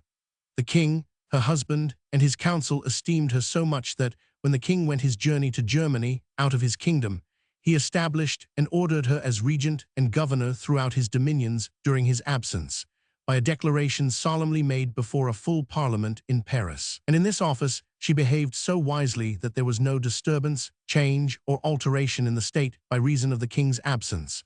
But on the contrary, she looked so carefully to business that she assisted the king with money, means, and men, and other kinds of succor, which helped him much for his return, and even for the conquest which he made of cities in the Duchy of Luxembourg, such as Ivry, Montmedy, Dampvaliers, Chimay, and others. I leave you to think how he who wrote that fine life I spoke of detracted from her in saying that never did the king, her husband, allow her to put her nose into matters of state, was not making her regent in his absence, giving her ample occasion to have full knowledge of them. And it was thus she did during all the journeys that he made yearly in going to his armies. What did she after the battle of St. Lawrence, when the state was shaken and the king had gone to Campigny to raise a new army? She so espoused affairs that she roused and excited the gentlemen of Paris to give prompt succor to their king, which came most apropos, both in money and in other things very necessary in war. Also, when the king was wounded, those who were of that time and saw it cannot be ignorant of the great care she took for his cure, the watches she made beside him without ever sleeping, the prayers with which, time after time, she importuned God, the processions and visitation of churches which she made, and the posts which she sent about everywhere inquiring for doctors and surgeons. But his hour had come, and when he passed from this world into the other, she made such lamentations and shed such tears that never did she staunch them. And in memory of him, whenever he was spoken of as long as she lived, they gushed from the depths of her eyes, so that she took a device proper and suitable to her tears and her mourning, namely, a mound of quicklime, on which the drops of heaven fell abundantly, with these words writ in Latin, Adorum extincta testenter viva flamma. The drops of water, like her tears, showing ardor, though the flame was extinct. This device takes its allegory from the nature of quicklime, which, being watered, burns strangely and shows its fire though flame is not there. Thus did our queen show her ardor and her affection by her tears, though flame, which was her husband, was now extinct. And this was as much as to say that, dead as he was, she made it appear by her tears that she could never forget him, but should love him always. A like device was born in former days by Madame Valentine de Milan, Duchesse d'Orleans, after the death of her husband, killed in Paris, for which she had such great regret that for all comfort and solace in her moaning, she took a watering pot for her device, on the top of which was an S in sign, so they say, of Seul, souvenir, saucis, soup era, and around the said watering pot were written these words, Rien ni mest plus ni mest rien naught is more to me, more is to me nothing. This device can still be seen in her chapel in the Church of the Franciscans at Blois. The good King René of Sicily, having lost his wife Isabel, Duchesse de Lorraine, suffered such great grief that never did he truly rejoice again. And when his intimate friends and favorites urged him to consolation, he led them to his cabinet and showed them, painted by his own hand, for he was an excellent painter, a Turkish bow with its string unstrung, beneath which was written, Arco per lenter piega non sana, the bow, although unstrung, heals not the wound. Then he said to them, My friends, with this picture I answer all your reasons. By unstringing a bow or breaking its string, the harm thus done by the arrow may quickly be mended, but the life of my dear spouse being by death extinct and broken, the wound of the loyal love which, her living, filled my heart cannot be cured. And in various places in Angers we see these Turkish bows with broken strings, and beneath them the same words, Arco per lenter piega non sana, even at the Franciscan church, in the chapel of Saint Bernardin, which he caused to be decorated. This device he took after the death of his wife, for in her lifetime he bore another. Our queen, around her device which I have told of, placed many trophies, broken mirrors and fans, crushed plumes and pearls, jewels scattered to earth, and chains in pieces, the whole in sign of quitting worldly pomp, her husband being dead, for whom her mourning never was remitted. And without the grace of God and the fortitude with which he had endowed her, she would surely have succumbed to such great sadness and distress. Besides, she saw that her young children and France had need of her, as we have since seen by experience, for like a Semiramis or second Athalie, she foiled, saved, guarded, and preserved her said young children from many enterprises planned against them in their early years, and this with so much industry and prudence that everybody thought her wonderful. She being regent of the kingdom, after the death of her son King Francois, during the minority of our king, by the ordering of the estates of Orleans, imposed her will upon the King of Navarre, who, as premier prince of the blood, wished to be regent in her place and govern all things. But she gained so well and so dexterously the said estates that if the said King of Navarre had not gone elsewhere, she would have caused him to be attainted of the crime of lèse-majesté, and possibly she would still have done so for the actions which, it was said, he made the Prince de Condé do about those estates, but for Mme. de Montpensier, who governed her much. So the said king was forced to content himself to be under her. Now there is one of the shrewd and subtle deeds she did in her beginning. Afterwards she knew how to maintain her rank and authority so imperiously that no one dared gainsay it, however grand and disturbing he was, for a period of 3 months when, the court being at Fontainebleau, the said King of Navarre, wishing to show his feelings, took offense, because 1,000 de Guise ordered the keys of the king's house brought to him every evening, and kept them all night in his room like a grandmaster, for that is one of his offices, so that no one could go out without his permission. This angered the King of Navarre, who wished to keep the keys himself, but being refused, he grew spiteful and mutinied in such a way that one morning suddenly he came to take leave of the king and queen, intending to depart from the court, taking with him all the princes of the blood whom he had won over, together with 1,000. Le Connétable de Montmorency and his children and nephew. The queen, who did not in any way expect this step, was at first much astonished, and tried all she could to ward off the blow, giving good hope to the King of Navarre that if he were patient, he would some day be satisfied. But fine words gained her nothing with the said king, who was set on departing. Whereupon the queen bethought her of this subtle point. She sent and gave commandment to 1,000, Le Connétable, as the principal, first, and oldest officer of the crown, to stay near the king, his master, as his duty and office demanded, and not to leave him.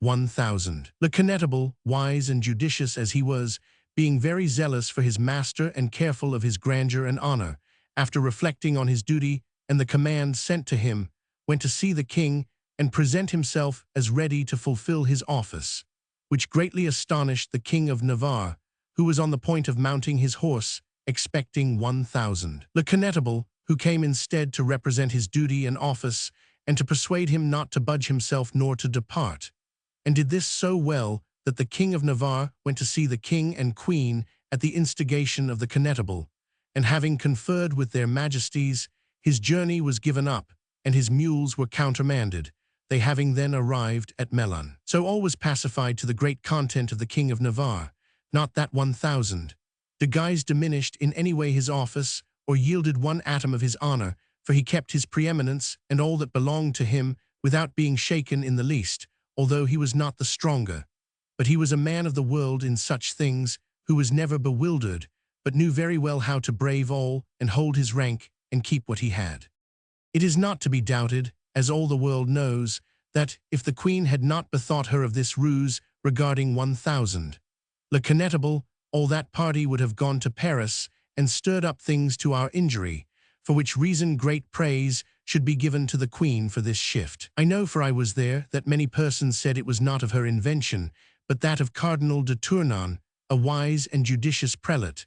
But that is false, for old stager though he was, I faith the queen knew more of wiles than he, or all the council of the king together. For, very often, when he was at fault, she would help him and put him on the traces of what he ought to know, of which I might produce a number of examples, but it will be enough to give this instance, which is fresh, and which she herself did me the honor to disclose to me.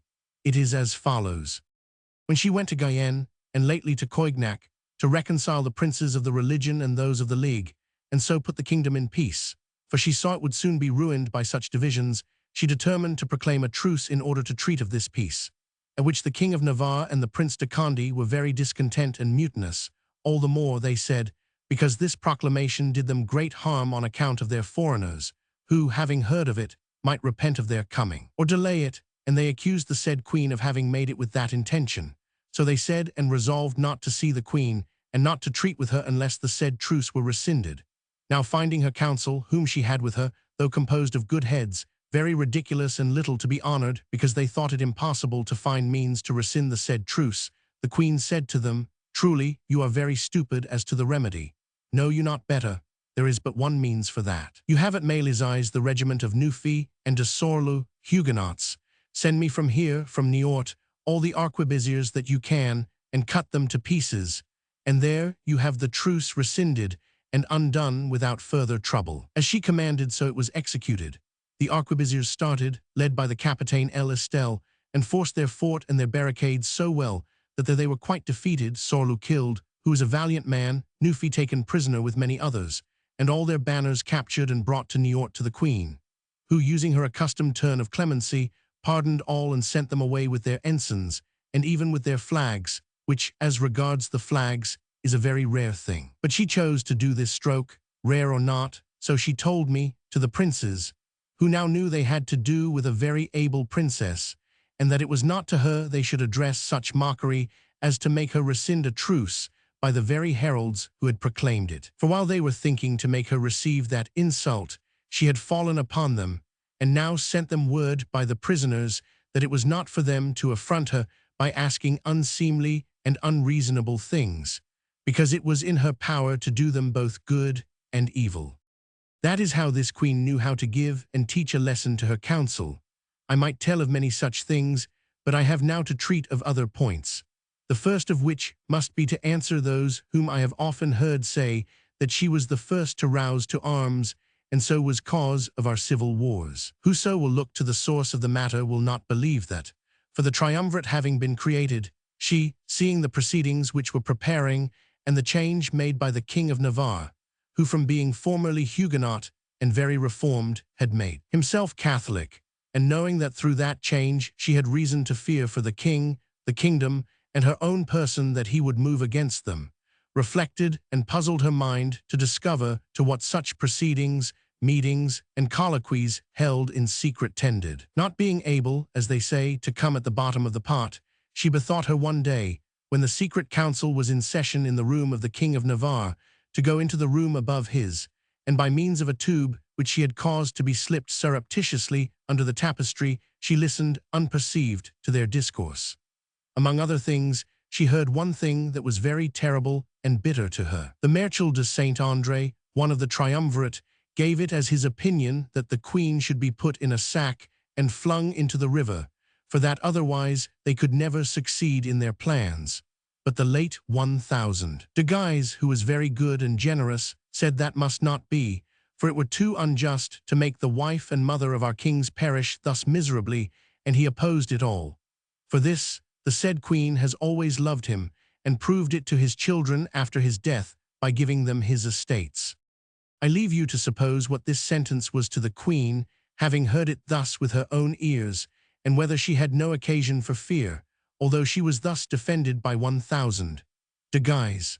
From what I have heard tell by one of her most intimate ladies, she feared they would strike the blow without the knowledge of 1000. De Guise, as indeed she had reason to do, for in deeds so detestable an upright man should always be distrusted, and the act not communicated to him.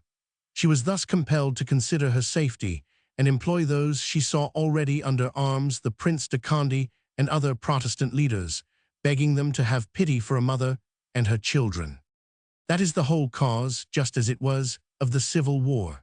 She would never go to Orleans with the others, nor give them the king and her children, as she could have done. And she was very glad that in the hurly-burly of arms, she and the king her son and her other children were in safety, as was reasonable. Moreover, she requested and held the promise of the others that whenever she should summon them to lay down their arms they would do so, which nevertheless they would not do when the time came, no matter what appeals she made to them, and what pains she took, and the great heat she endured at Talcy, to induce them to listen to the peace she could have made good and secured for all France had they then listened to her, and this great fire and others we have since seen lighted from this first brand would have been forever extinguished in France if they would then have trusted her. I know what I myself have heard her say, with the tears in her eyes, and with what zeal she endeavored to do it. This is why they cannot charge her with the first spark of the Civil War, nor yet with the second, which was the day of Meaux, for at that time she was thinking only of a hunt, and of giving pleasure to the king in her beautiful house at Monceau. The warning came that 1,000, Le Prince and others of the religion were in arms and advancing to surprise and seize the king under color of presenting a request. God knows who was the cause of this new disturbance, and without the 6,000 Swiss then lately raised, who knows what might have happened.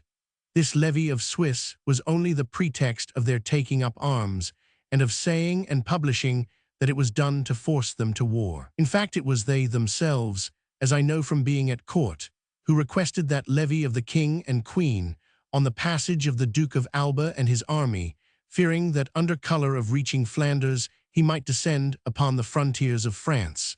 And they urged that it was the custom to arm the frontiers whenever a neighboring state was arming. No one can be ignorant how urgent for this they were to the king and queen by letters and embassies, even 1,000. Le Prince himself and 1,000. Lamoral Coligny coming to see the king on this subject at Saint-Germain-en-Laye, where I saw them.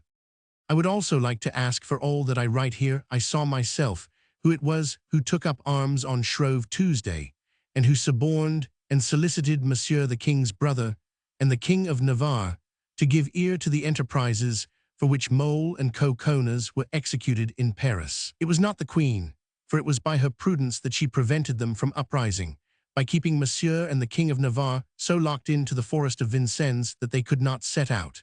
And on the death of King Charles, she held them so tightly in Paris and the Louvre, barring their windows one morning, at any rate those of the King of Navarre, who was lodged on the lower floor. The King of Navarre told me this himself with tears in his eyes, that they could not escape as they intended, which would greatly have embroiled the state and prevented the return of Poland to the king, which was what they were after. I know all this from having been invited to the fricassee, which was one of the finest strokes ever made by the Queen. Starting from Paris, she conducted them to Lyon to meet the king so dexterously that no one who saw them would ever have supposed them prisoners. They went in the same coach with her, and she presented them herself to the king, who on his side pardoned them soon after. Also, who was it that enticed Monsieur the King's brother to leave Paris one fine night in the company of his brother who loved him well, and whose affection he cast off to go and take up arms and embroil all France? 1,000. De la now knows well, and also the secret plots that began at the siege of Rochelle, and what I said to him about them. It was not the Queen Mother, for she felt such grief at seeing one brother banded against another brother and his king, that she swore she would die of it, or else replace and reunite them as before, which she did. For I heard her say at Blois, in conversation with Monsieur, that she prayed for nothing so much as that God would grant her the favor of that reunion, after which he might send her death, and she would accept it with all her heart. Or else she would gladly retire to the houses of Monceau and Chenonceau, and never mix further in the affairs of France, wishing to end her days in tranquillity. In fact, she truly wished to do the latter, but the king implored her to abstain, for he and his kingdom had great need of her.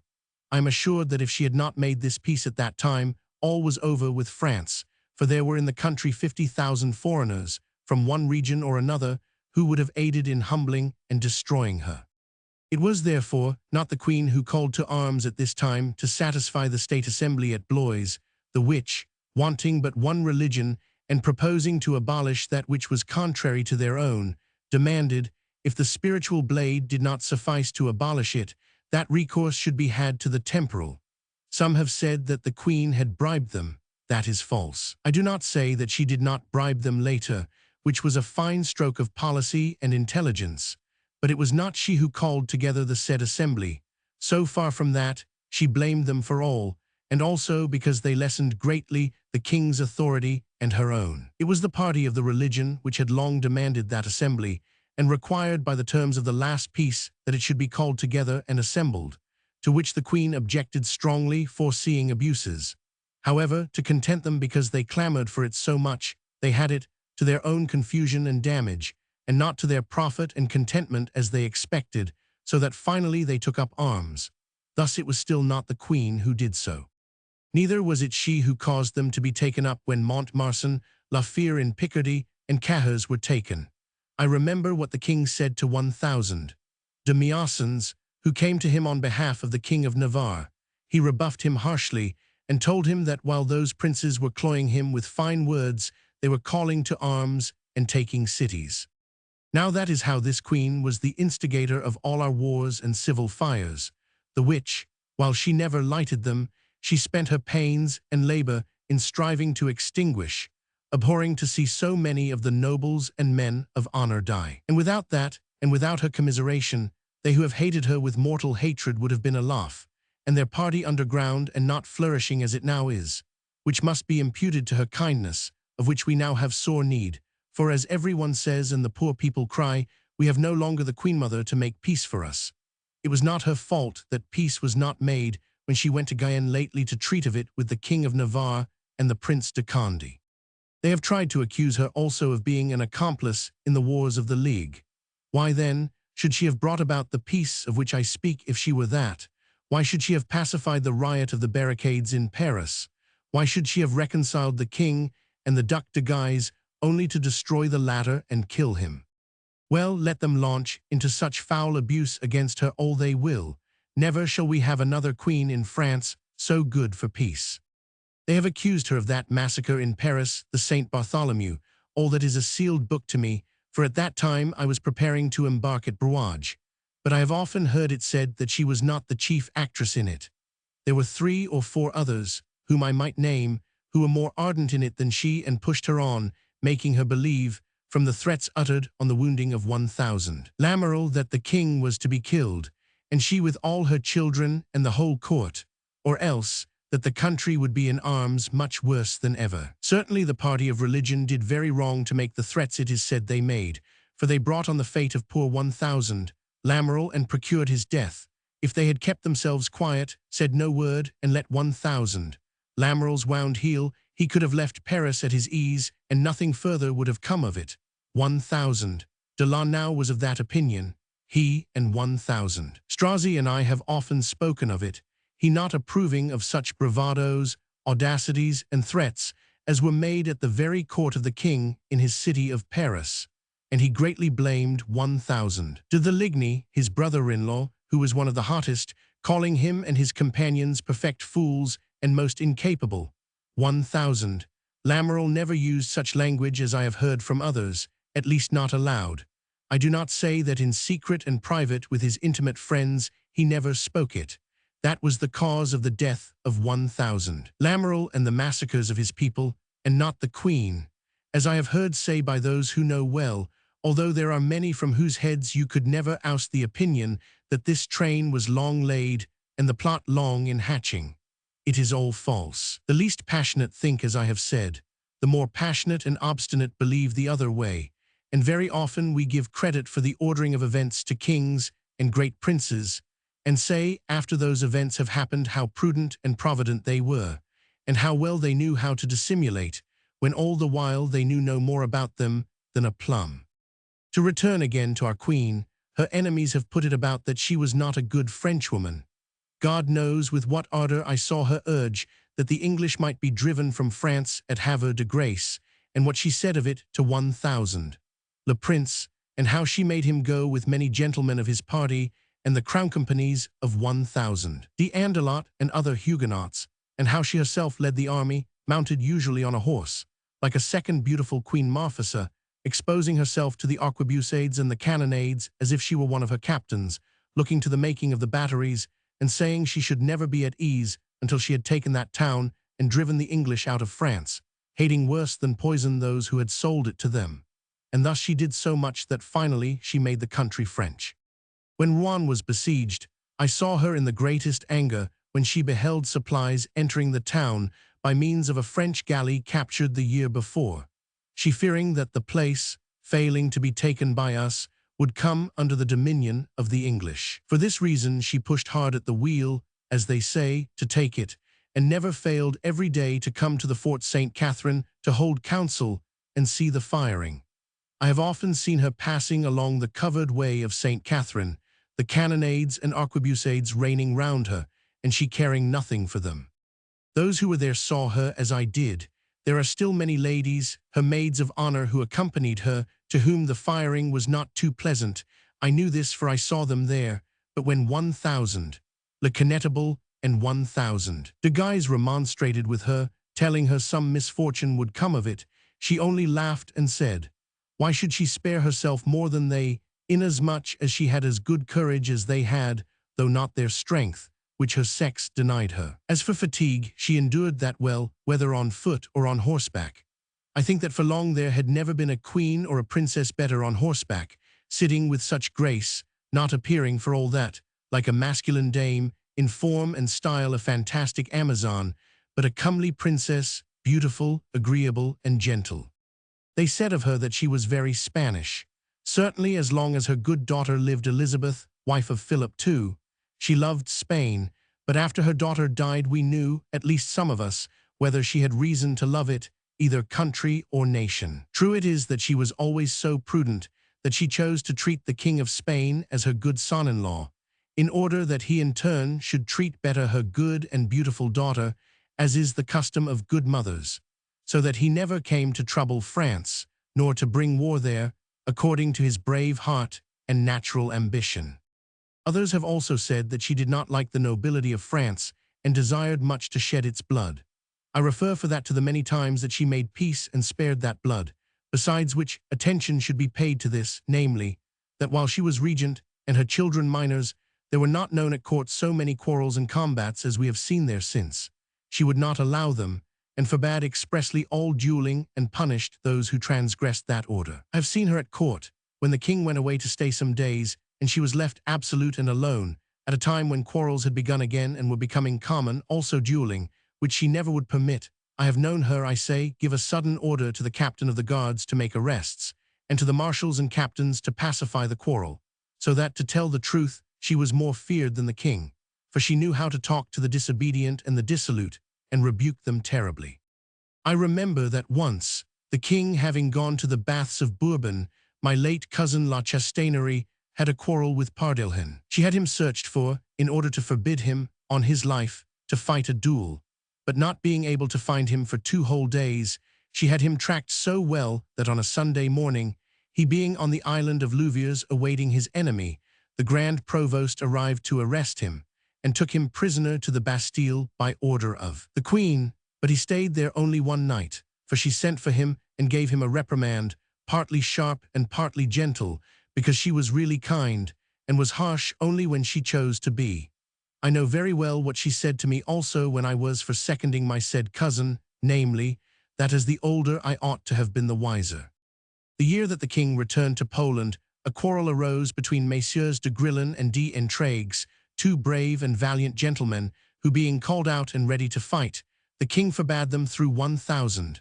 De Rambouillet, one of his captains of the guard then in quarters, and he ordered 1,000.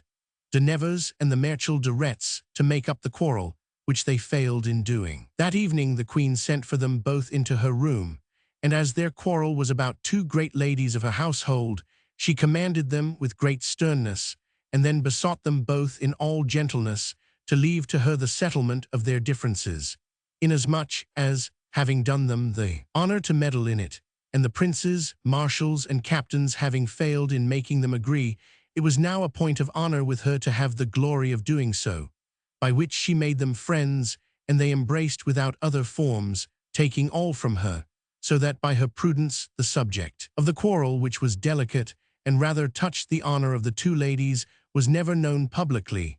That was the true kindness of a princess, and then to say she did not like the nobility, the truth was, she noticed and esteemed it too much. I think there was not a great family in the kingdom with whom she was not acquainted.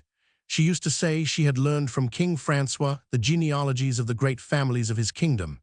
And as for the king, her husband, he had this faculty, that when he had once seen a nobleman, he knew him always, in face, in deeds, and in reputation. I have seen the queen, often and ordinarily, while the king, her son, was a minor, take the trouble to present to him herself the gentlemen of his kingdom, and put them in his memory thus: such a one did service to the king your grandfather, at such and such times and places, and this one served your father, and so on, commanding him to remember all this, and to love them and do well by them, and recognize them at other times, which he knew very well how to do, for through such instruction this king recognized readily all men of character and race and honor throughout his kingdom. Detractors have also said that she did not like her people. What appears? Were there ever so many tails, subsidies, imposts, and other taxes while she was governing during the minority of her children as have since been drawn in a single year? Was it proved that she had all that hidden money in the banks of Italy, as people said? Far from that, it was found after her death that she had not a single sou, and as I have heard some of her financiers and some of her ladies say, she was indebted 8,000 crowns, the wages of her ladies, gentlemen, and household officers, due a year, and the revenue of the whole year spent, so that some months before her death her financiers showed her these necessities, but she laughed and said one must praise God for all and find something to live on. That was her avarice and the great treasure she amassed, as people said. She never amassed anything, for she had a heart wholly noble, liberal, and magnificent, like her great-uncle, Pope Leo, and that magnificent Lorenzo de Medici. She spent or gave away everything, erecting buildings, spending in honorable magnificences, and taking pleasure in giving recreations to her people and her court, such as festivals, balls, dances, tournaments, and spearing the ring couronnements de bague, of which latter she held 3 that were very superb during her lifetime, one at Fontainebleau on the Shrove Tuesday after the first troubles, where there were tourneys and breaking of lances and combats at the barrier, in short, all sorts of feats of arms, with a comedy on the subject of the beautiful Ginevra of Ariosto, which she caused to be represented by Mme. d'Angoulême and her most beautiful and virtuous princesses and the ladies and damoiselles of her court, who certainly played it very well, and so that nothing finer was ever seen. The second was at Bayonne, at the interview between the Queen and her good daughter Elizabeth, Queen of Spain, where the magnificence was such in all things that the Spanish, who are very disdainful of other countries than their own, swore they had never seen anything finer, and that their own king could not approach it, and thus they returned to Spain much edified. I know that many in France blamed this expense as being superfluous, but the Queen said that she did it to show foreigners that France was not so totally ruined and poverty-stricken because of the late wars as they thought, and that if for such tourneys she was able to spend so much, for matters of importance she could surely do better, and that France was all the more feared and esteemed, whether through the sight of such wealth and richness, or through that of the prowess of her gentlemen, so brave and adroit at arms, as indeed there were many there very good to see and worthy to be admired. Moreover, it was very reasonable that for the greatest Queen of Christendom, the most beautiful, the most virtuous, and the best, some great solemn festival above all others should be held. And I can assure you that if this had not been done, the foreigners would have mocked us and gone back to Spain thinking and holding us all in France to be beggars. Therefore it was not without good and careful consideration that this wise and judicious Queen made this outlay. She made another very fine one on the arrival of the Poles in Paris, whom she feasted most superbly in her Tuileries, after which, in a great hall built on purpose and surrounded by an infinite number of torches, she showed them the finest ballet that was ever seen on earth, I may indeed say so, the which was composed of 16 of her bestout ladies and damoiselles, who appeared in a great rock grotto, all silvered, where they were seated in niches, like vapors around it. These 16 ladies represented the 16 provinces of France, with the most melodious music ever heard, and after having made, in this rock, the tour of the hall, like a parade in camp, and letting themselves be seen of every one, they descended from the rock and formed themselves into a little battalion, fantastically imagined, with violins to the number of 30, sounding a warlike air extremely pleasant, and thus they marched to the air of the violins, with a fine cadence they never lost, and so approached, and stopped before their majesties. After which they danced their ballet, most fantastically invented, with so many turns, counterturns, and gyrations, such twining and blending, such advancing and pausing, though no lady failed to find her place and rank, that all present were astonished to see how in such a maze order was not lost for a moment, and that all these ladies had their judgment clear and held it good, so well were they taught. This fantastic ballet lasted at least 1 hour, the which being concluded, all these 16 ladies, representing, as I have said, the 16 provinces, advanced to the King, the Queen, the King of Poland, Monsieur his brother, the King and Queen of Navarre, and other grandees of France and Poland, presenting to each a golden salver as large as the palm of the hand, finely enameled and beautifully chased, on which were engraved the fruits and products of each province in which they were most fertile, such as citrons and oranges in Provence, cereals in Champagne, wines in Burgundy, and in Guyenne warriors, great honor that for Guyenne certainly, and so on through the other provinces. At Bayonne the like presents were made, and a combat fought, which I could represent very well, with the presents and the names of those who received them, but it would be too long. At Bayonne it was the men who gave to the ladies. Here it was the ladies giving to the men. Take note that all these inventions came from no other devising and brain than that of the Queen, for she was mistress and inventress of everything. She had such faculty that whatever magnificences were done at court, hers surpassed all others. For which reason they used to say there was no one like the Queen Mother for doing fine things. If such outlays were costly, they gave great pleasure, and people often said she wished to imitate the Roman emperors, who studied to exhibit games to their people and give them pleasures, and so amuse them as not to leave them leisure to do harm. Besides the pleasure she took in giving pleasure to her people, she also gave them much to earn, for she liked all sorts of artisans and paid them well, employing them each in his own art, so that they never wanted for work, especially masons and builders, as is shown by her beautiful houses, the Tuileries still unfinished, Saint-Maur, Monceau, and Chenonceau. Also she liked learned men, and was pleased to read, and she made others read, the books they presented to her, or those that she knew they had written. All were acceptable, even to the fine invectives which were published against her, about which she scoffed and laughed, without anger, calling those who wrote them gabblers and givers of trash. That was her use of the word. She wished to know everything.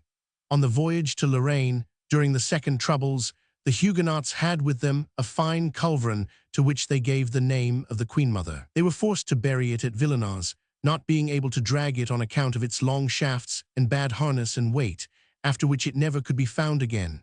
The Queen, hearing that they had given it her name, wanted to know why. A certain person, having been much urged by her to tell her, replied, "Because, Madame, it has a caliber diameter broader and bigger than that of others." The Queen was the first to laugh at this reply. She spared no pains in reading anything that took her fancy.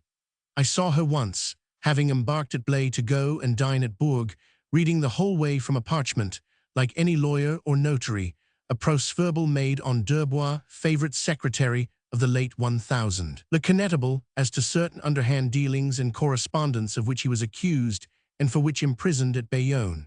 She never took her eyes off it until she had read it through, and there were more than 10 pages of parchment. When she was not hindered, she read herself all letters of importance, and frequently with her own hand made replies. I saw her once, after dinner, write 20 long letters herself.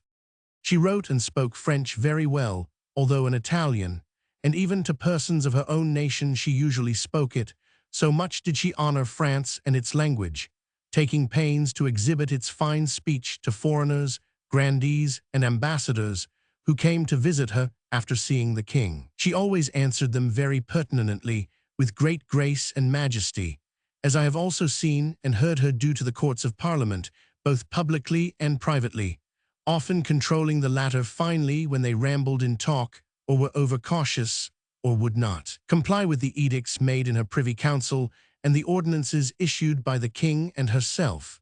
You may be sure she spoke as a queen and made herself feared as one.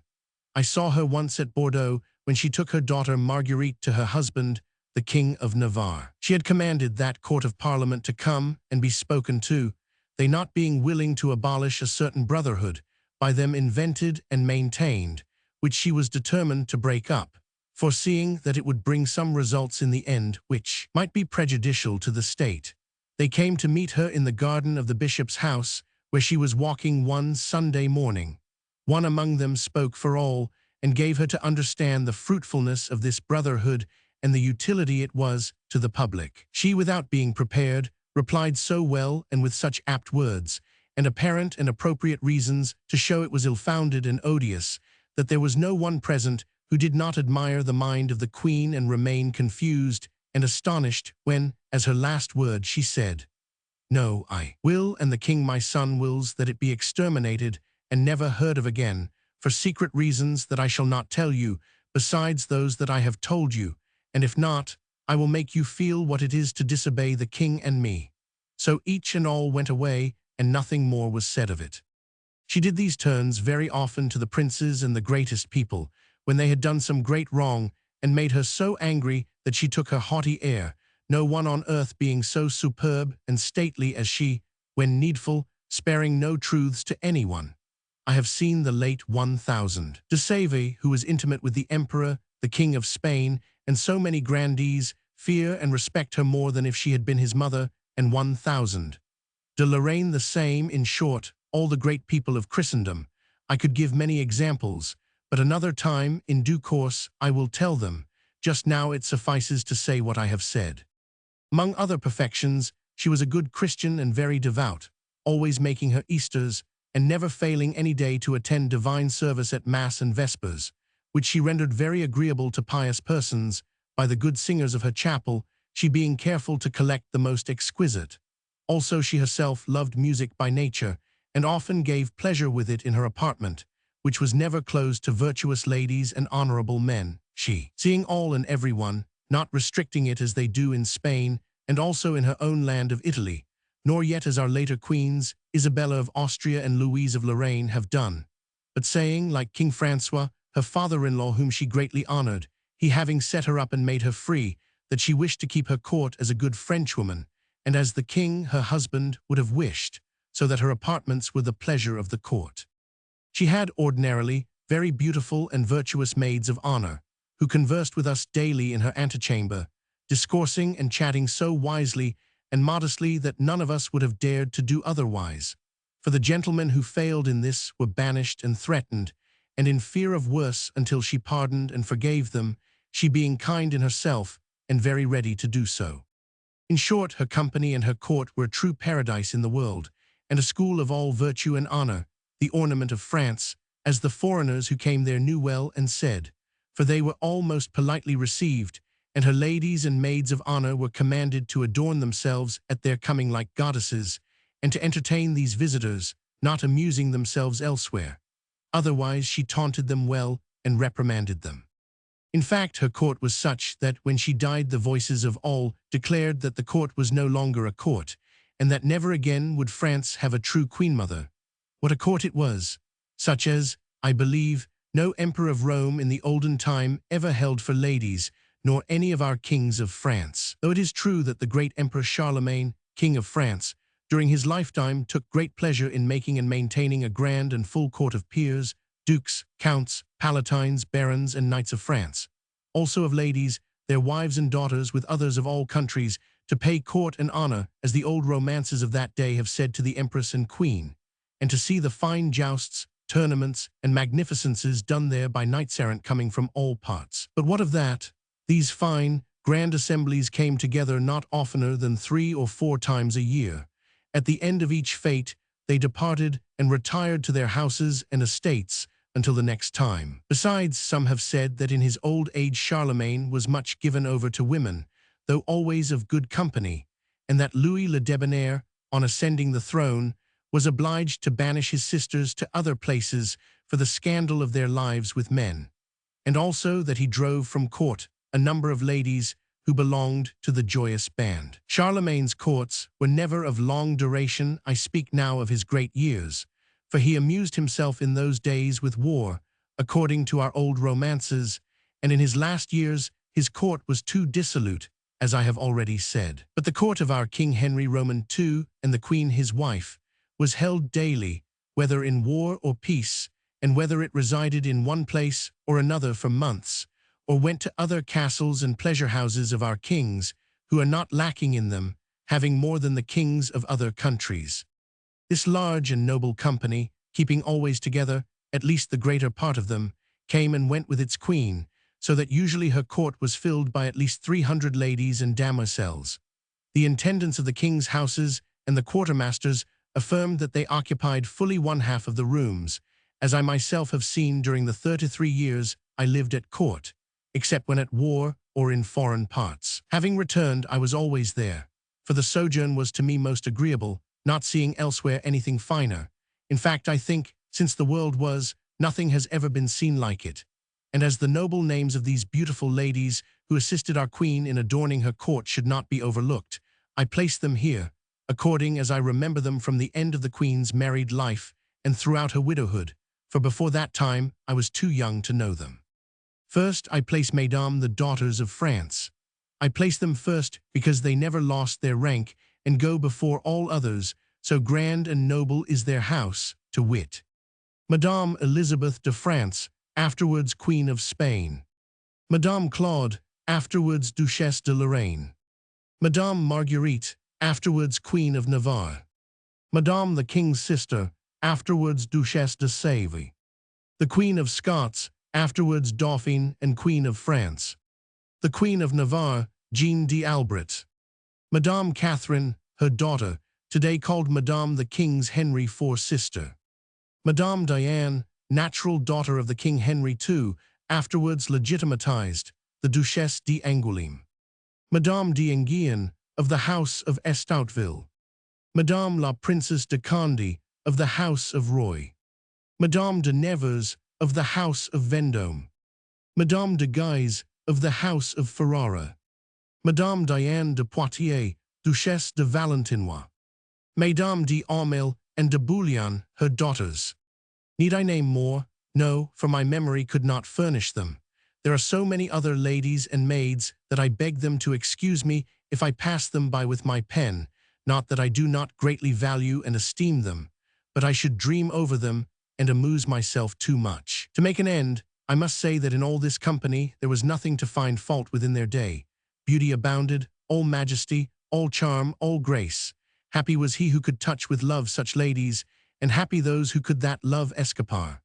I swear to you that I have named only those ladies and damoiselles who were beautiful, agreeable, very accomplished, and well sufficient to set fire to the whole world. Indeed, in their best days they burned up a good part of it, as much us gentlemen of the court as others who approached the flame, to some of whom they were gentle, amiable, favorable, and courteous. I speak of none here, hoping to make good tales about them in this book before I finish it, and of others whose names are not comprised here, but the whole told so discreetly, without scandal, that nothing will be known, for the curtain of silence will cover their names, so that if by chance they should any of them read tales of themselves, they will not be annoyed. Besides, though the pleasures of love cannot last forever, by reason of many inconveniences, hindrances, and changes, the memories of the past are always pleasing. Ball at the court of Henry Roman III. This refers to Les Dames Galantes, and not to the present volume. Now to thoroughly consider how fine a sight was this troop of beautiful ladies and damoiselles, creatures divine rather than human, we must imagine the entries into Paris and other cities, the sacred and superlative bridals of our kings of France, and their sisters, the daughters of France, such as those of the Dauphin, of King Charles, of King Henry III, of the Queen of Spain, of Madame de Lorraine, of the Queen of Navarre, not to speak of many other grand weddings of the princes and princesses, like that of 1000 de Joyeuse, which would have surpassed them all if the Queen of Navarre had been there. Also, we must picture to ourselves the interview at Bayonne, the arrival of the Poles, and an infinite number of other and like magnificences, which I could never finish naming, where I saw these ladies appear, each more beautiful than the rest, some more finely appointed and better dressed than others, because for such festivals, in addition to their great means, the king and queen would give them splendid liveries. In short, nothing was ever seen finer, more dazzling, dainty, superb. The glory of Niqui never approached it enchanted palace in Amadis. All this shone in a ballroom of the Tuileries or the Louvre as the stars of heaven in the azure sky. The Queen Mother wished and commanded her ladies always to appear in grand and superb apparel, though she herself during her widowhood never clothed herself in worldly silks, unless they were lugubrious, but always properly and so well-fitting that she looked the queen above all else. It is true that on the days of the weddings of her two sons Henry and Charles, she wore gowns of black velvet, wishing, she said, to solemnize the event by so signal an act. While she was married, she always dressed very richly and superbly, and looked what she was. And it was fine to see and admire her in the general processions that were made, both in Paris and other cities, such as the Fête Dieu, that of the Ramox Palm Sunday, bearing palms and branches with such grace, and on Candlemas Day, when the torches were borne by all the court, the flames of which contended against their own brilliancy. At these three processions, which are most solemn, we certainly saw nothing but beauty, grace, a noble bearing, a fine gait and splendid apparel, all of which delighted the spectators. It was fine also to see the Queen in her married life going through the country in her litter, being pregnant, or afterwards on horseback, attended by 40 or 50 ladies and damoiselles mounted on handsome hackneys well caparisoned, and sitting their horses with such good grace that the men could not do better, either in equestrian style or apparel, their hats adorned with plumes which floated in the air as if demanding either love or war. Virgil, who took upon himself to write of the apparel of Queen Dido when she went to the chase, says nothing that approaches the luxury of that of our Queen with her ladies, may it not displease her, as I think I have said elsewhere. This Queen, made by the act of the great King Francois, who introduced this beautiful pageantry, never forgot or let slip anything of the kind she had once learned, but always wanted to imitate or surpass it. I have heard her speak 3 or 4 times in my life on this subject. Those who have seen things as I did still feel their souls enchanted like mine, for what I say is true, I know it having seen it. So there is the court of our Queen. Unhappy was the day when she died. I have heard tell that our present King Henry IV, some 18 months after he saw himself more in hope and prospect of becoming King of France, began one day to discourse with the late 1000, Le Marechal de Bayern, on the plans and projects he would undertake to make his court prosperous and fine, and in all things like that of our said Queen, for at that time it was in its greatest luster and splendor. 1000. Le Marechal answered, "It is not in your power, nor in that of any king who will ever reign, unless you can manage with God that he shall resuscitate the Queen Mother and bring her round to you." But that was not what the king wanted, for when she died there was no one whom he hated so much, but without grounds, as I could see, and as he should have known better than one. How luckless was the day on which such a queen died, at the very point when we had such great necessity for her, and still have. She died at Blois of sadness caused by the massacre which there took place, and the melancholy tragedy there played, seeing that, without reflection, she had brought the princes to Blois thinking to do well, whereas it was true as 1000. The Cardinal de Bourbon said to her, "Alas, Madame, you have led us all to butchery without intending it."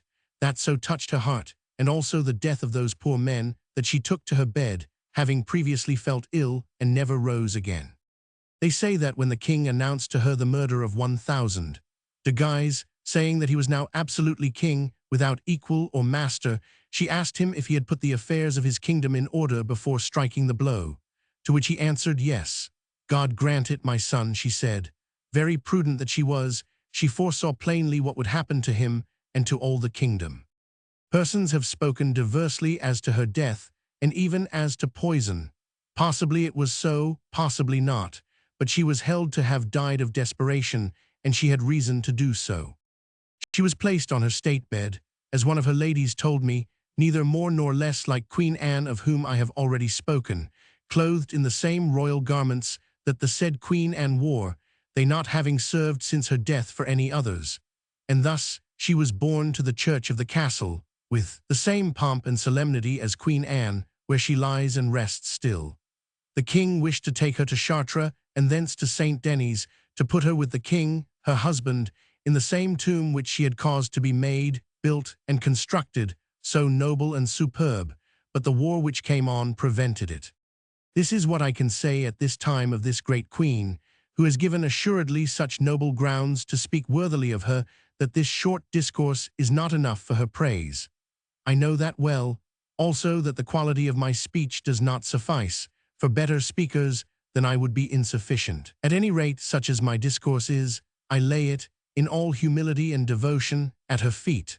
Also I would avoid too great prolixity, for which indeed I feel myself too capable, but I hope I shall not separate from her much, although in my discourses I shall be silent, and only speak of what her noble and incomparable virtues command me, giving me ample matter so to do, I having seen all that I have written of her. And as for what had happened before my time, I heard it from persons most illustrious, and thus I shall do in all my books. This queen, who was of many kings the mother, of queens also, belonging here to France, died when we had most need of her support. For none but she could give us true assistance.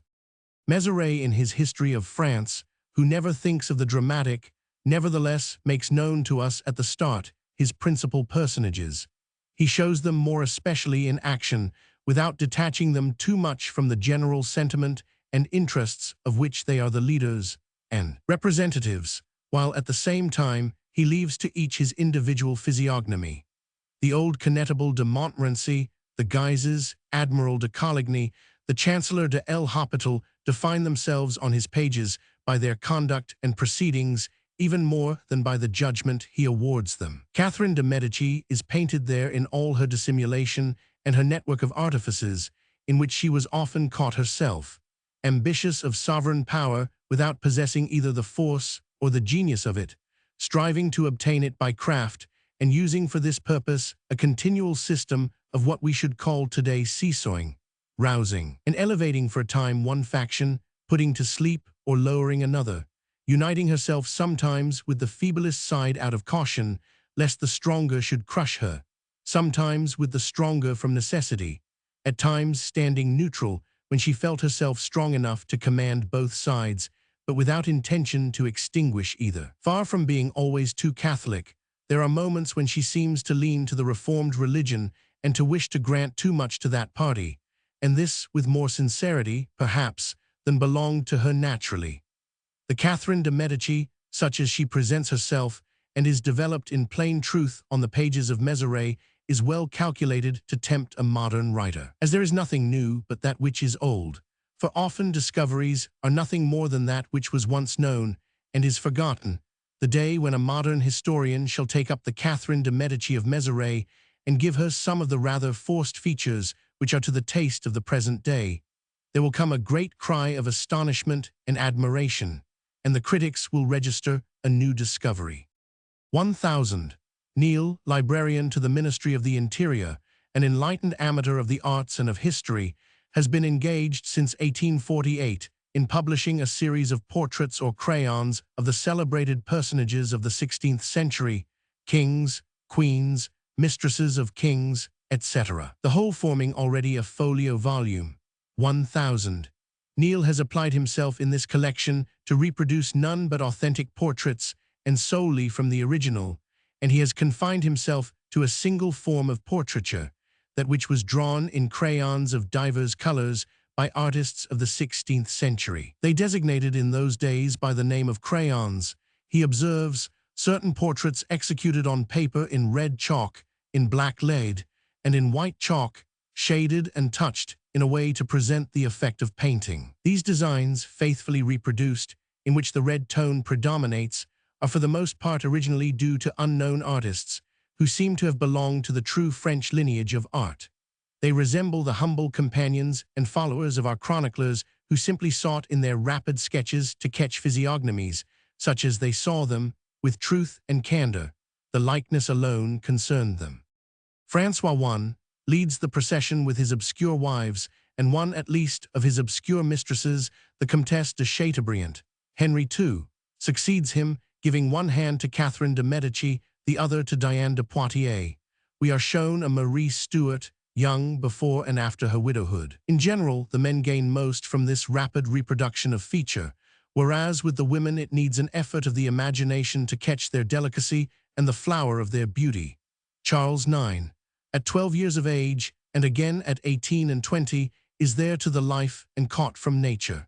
Henry IV is shown to us younger and fresher than as we are wont to see him, a Henry de Navarre quite novel, and before his beard grizzled. His first wife, Marguerite de Valois, is portrayed at her most beauteous age, but so masked by her costume and cramped in her ruff that we need to be aware of her charm to be certain that the doll-like figure had any. Gabrielle d'Estrées, who stands aloof, stiffly imprisoned in her gorgeous clothes, also needs explanation and reflection before she appears what she really was. The testimony of notices aids these portraits. For 1000, Neil accompanies his personages with remarks made with erudition and an inquiring mind. One of the brief writings of that period, which make known clearly the person and nature of Henry IV, is the memoir of the first president of Normandy, Claude Groulard, at all times faithful to the king, who has left us a naive account of his frequent journeys to that prince and the sojourns he made with him. Among many remarks which Groulard has collected from the lips of Henry IV, there is one that paints the king well in his sound good sense, his freedom from rancor, and his knowledge always practical, never ideal of human beings. Groulard is relating the approaching marriage of the king with a princess of Florence. When Henry IV announced it to him, the worthy president replied by an erudite comparison with the lance of Achilles, saying that the Florentine house would thus repair the wounds it had given to France in the person of Catherine de Medici. "But I ask you," said Henry IV, speaking thereupon of Catherine and excusing her, "I ask you what a poor woman could do, left by the death of her husband, with 5 little children on her arms, and 2 families in France who were thinking to grasp the crown, ours and the Guises.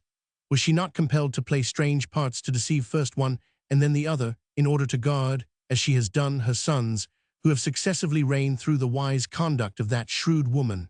I am surprised that she never did worse." Saint Beuve, Causerie du Lundi. Discourse 3. Marie Stuart, Queen of Scotland, formerly Queen of our France. Those who wish to write of this illustrious Queen of Scotland have 2 very ample subjects, one her life, the other her death, both very ill accompanied by good fortune, as I shall show at certain points in this short discourse in form of epitome, and not a long history, which I leave to be written by persons more learned and better given to writing than one. This queen had a father, King James, of worth and valor, and a very good Frenchman, in which he was right. After he was widowed of Madame Magdalene, daughter of France, he asked King Francois for some honorable and virtuous princess of his kingdom with whom to remarry, desiring nothing so much as to continue his alliance with France. King Francois, not knowing whom to choose better to content the good prince, gave him the daughter of 1,000. De Guise, Claude de Lorraine, then the widow of 1,000. De Longueville, wise, virtuous, and honorable, of which King James was very glad and esteemed himself fortunate to take her. And after he had taken and espoused her, he found himself the same. The kingdom of Scotland also, which she governed very wisely after she was widowed. Which event happened in a few years after her marriage, but not before she had produced a fine issue, namely this most beautiful princess in the world, our queen, of whom I now speak, she being, as one might say, scarcely born and still at the breast, when the English invaded Scotland. Her mother was then forced to hide her from place to place in Scotland from fear of that fury, and without the good succor King Henry sent her she would scarce have been saved. And even so they had to put her on vessels and expose her to the waves, the storms and winds of the sea, and convey her to France for greater security, where certainly ill fortune, not being able to cross the seas with her or not daring to attack her in France, left her so alone that good fortune took her by the hand.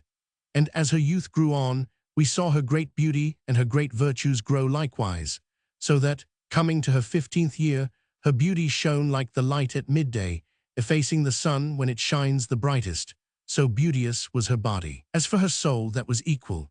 She had made herself learned in Latin, so that, being between 13 and 14 years of age, she declaimed before King Henry, the Queen, and all the court, publicly in the hall of the Louvre, an harangue in Latin, which she had made herself, maintaining and defending, against common opinion, that it was well becoming to women to know letters and the liberal arts. Think what a rare thing and admirable it was to see this wise and beautiful young queen thus orate in Latin, which she knew and understood right well, for I was there and saw her. Also she made Antoine Fauchin, of Chauny in Vermandois, prepare for her a rhetoric in French, which still exists, that she might the better understand it, and make herself as eloquent in French as she had been in Latin, and better than if she had been born in France.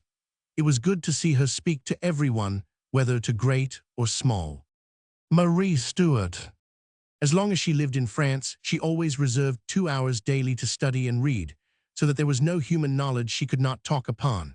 Above all, she loved poesy and poets, but especially 1,000. De Ronsard 1,000, Du Bellay and 1,000. De Maison Fleur, who all made beautiful poems and elegies upon her, and also upon her departure from France, which I have often seen her reading to herself in France and in Scotland, with tears in her eyes and sighs from her heart. She was a poet herself, and composed verses, of which I have seen some that were fine and well done, and in no wise resembling those they have laid to her account on her love for the Earl of Bothwell, which are too coarse and too ill-polished to have come from her beautiful making. 1000. De Ronsard was of my opinion as to this one day when we were reading and discussing them. Those she composed were far more beautiful and dainty and quickly done, for I have often seen her retire to her cabinet and soon return to show them to such of us good folk as were there present.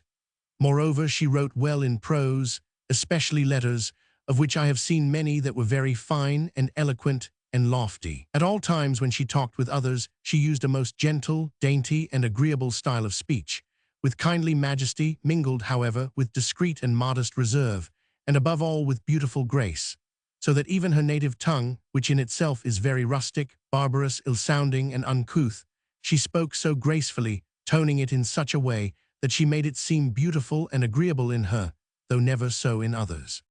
See what virtue there was in such beauty and grace, that they could turn coarse barbarism into sweet civility and social grace. We must not be surprised, therefore, that being dressed, as I have seen her, in the barbarous costume of the uncivilized people of her country, she appeared, in mortal body and coarse, ungainly clothing, a true goddess. Those who have seen her thus dressed will admit this truth, and those who did not see her can look at her portrait, in which she is thus attired. I have heard the Queen Mother, and the King too, say that she looked more beautiful, more agreeable, more desirable in that picture than in any of the others. But how else could she look, whether in her beautiful rich jewels, in French or Spanish style, or wearing her Italian caps, or in her mourning garments, which latter made her most beautiful to see, for the whiteness of her face contended with the whiteness of her veil as to which should carry the day, but the texture of her veil lost it. The snow of her pure face dimmed the other, so that when she appeared at court in her mourning, the following song was made upon her. L'envoit sous blanc atur, en grand duel et tristesse, si pormena manqued tour, de but laudis, tenant le trait en main, de sun fils inhumain, et amour sans fronto, voliter auto del, disquisant sun bandeau, en un funèbre voile, au sont ces mots écrits, Muriel o Idrepris. That is how this princess appeared under all fashions of clothes, whether barbarous, worldly, or austere.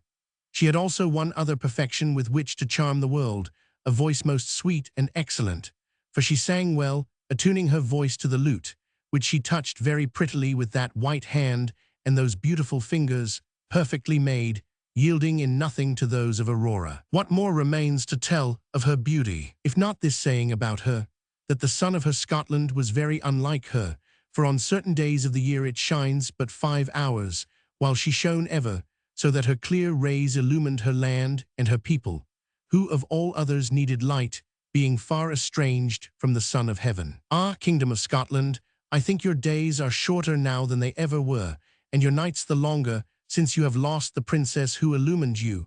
But you have been ungrateful. You never recognized your duty of fidelity, as you should have done, which I shall speak of presently.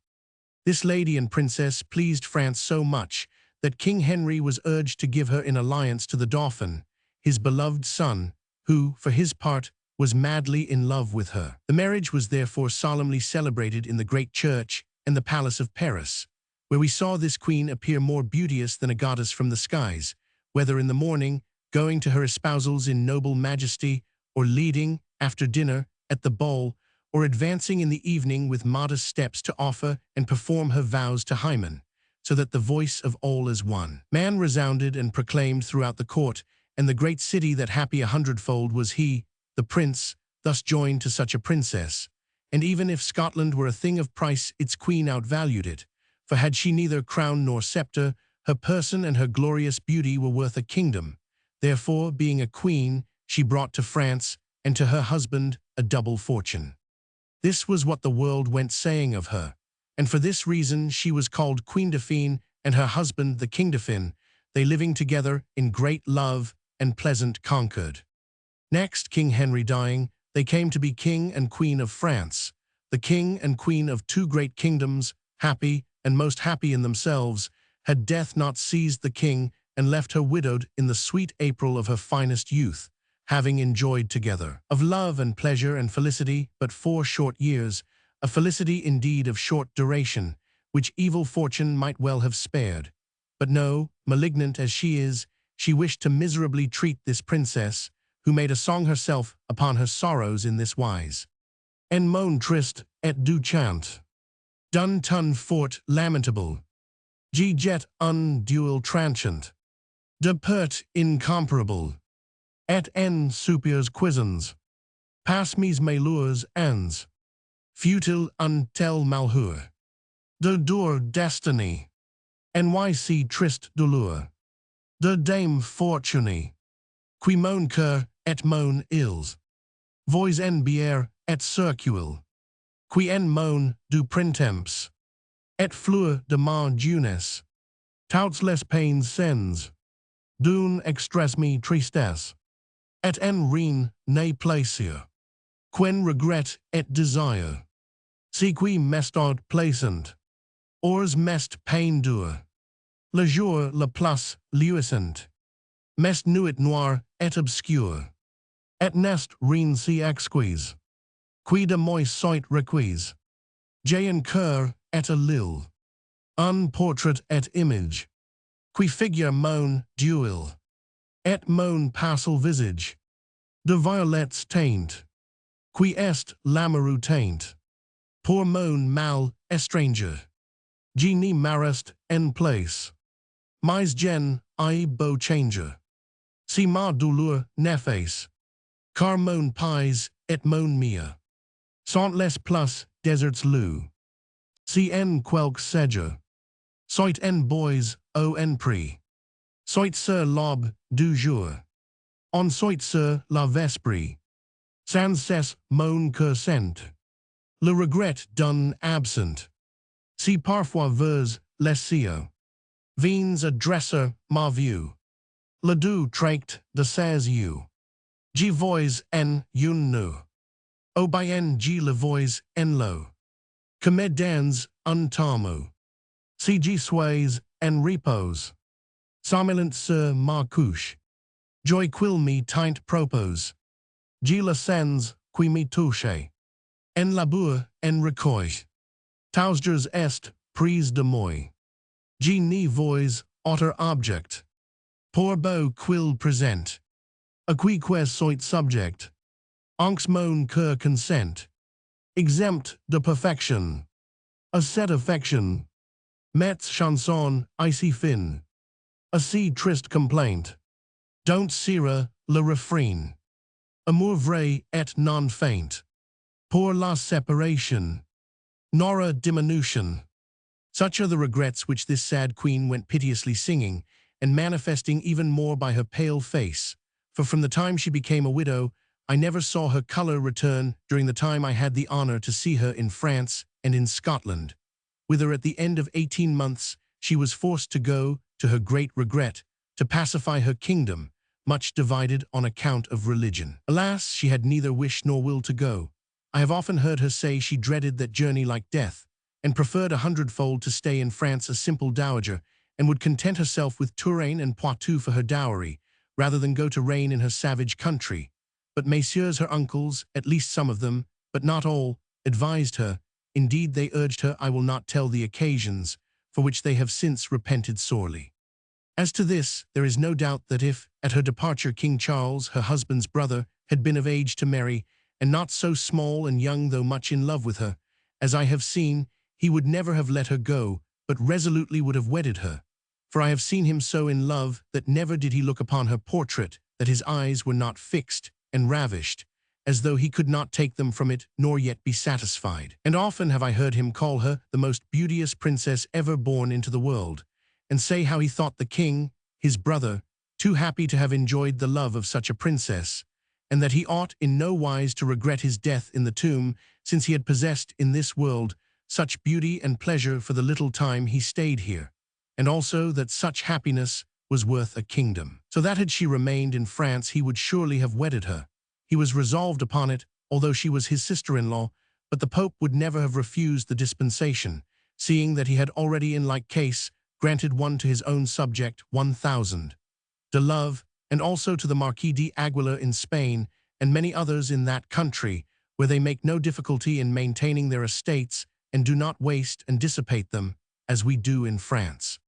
Much discourse on this subject have I heard from him, and from many, which I shall omit, not to wander from the topic of our Queen, who was at last persuaded, as I have said, to return to her kingdom of Scotland, but her voyage being postponed till the spring, she did so much to delay it from month to month, that she did not depart until the end of the month of August. I must mention that this spring, in which she thought to leave, came so tardily and was so cold and grievous, that in the month of April it gave no sign of donning its beautiful green robe or its lovely flowers, on which the gallants of the court augured, and proclaimed that the spring had changed its pleasant season for a hard and grievous winter, and would not wear its beauteous colours or its verdure, because it mourned the departure of this sweet queen, who was its lustre. 1,000 de Mason Fleur, a charming knight for letters and for arms, made on that theme a most fine elegy. The beginning of the autumn having come, the queen, after thus delaying, was forced to abandon France, and having travelled by land to Calais, accompanied by all her uncles 1,000 de Nemers, most of the great and honourable of the court, together with the ladies, like Mme.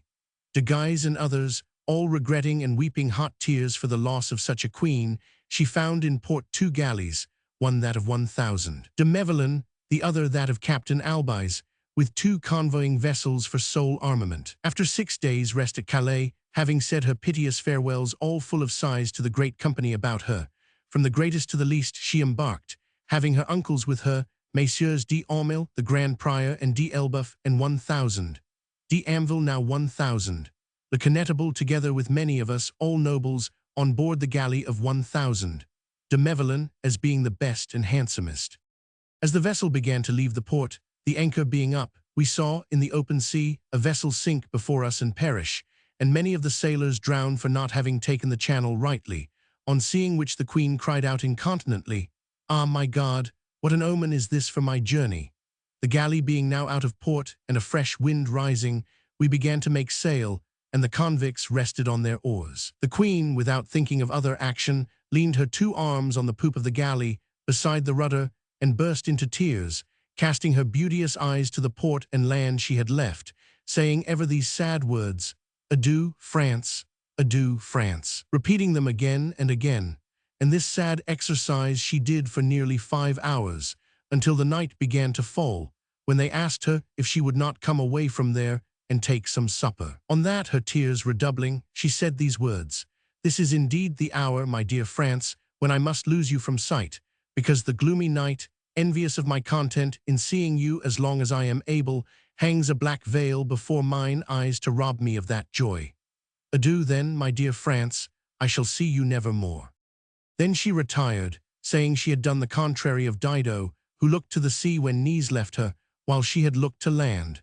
She wished to lie down without eating more than a salad, and as she would not descend into the cabin of the poop, they brought her bed and set it up on the deck of the poop, where she rested a little, but did not cease her sighs and tears. She commanded the steersman to wake her as soon as it was day if he saw, or could even just perceive, the coasts of France, and not to fear to call her. In this fortune favoured her, for the wind having ceased and the vessel having again had recourse to oars, but little way was made during the night, so that when day appeared the shores of France could still be seen, and the steersman not having failed to obey her, she rose in her bed and gazed at France again, and as long as she could see it.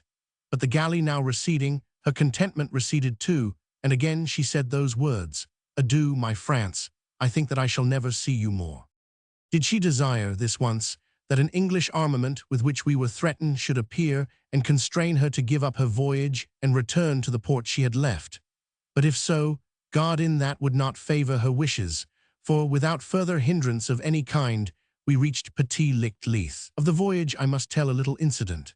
The first evening after we embarked, the Seigneur Chastelard, the same who was afterwards executed for presumption, not for crime, as I shall tell, being a charming cavalier, a man of good sword and good letters, said this pretty thing when he saw them lighting the binnacle lamp: "There is no need of that lamp or this torch to light us by sea, for the eyes of our queen are dazzling enough to flash their fine fires along the waves and illume them, if need be.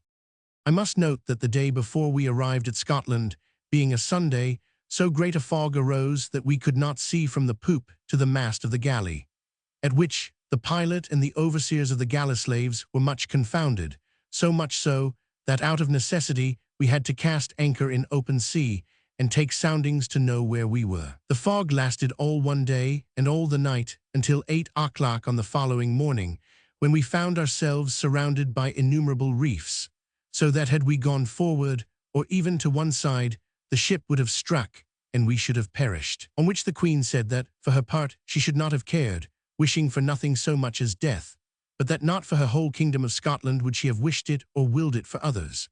Having now sighted and seen, for the fog had risen the coast of Scotland, there were some among us who augured and predicted upon the said fog that it boded we were now to land in a quarrelsome, mischief-making, unpleasant kingdom royaume bruil, bruilen, et mal placent.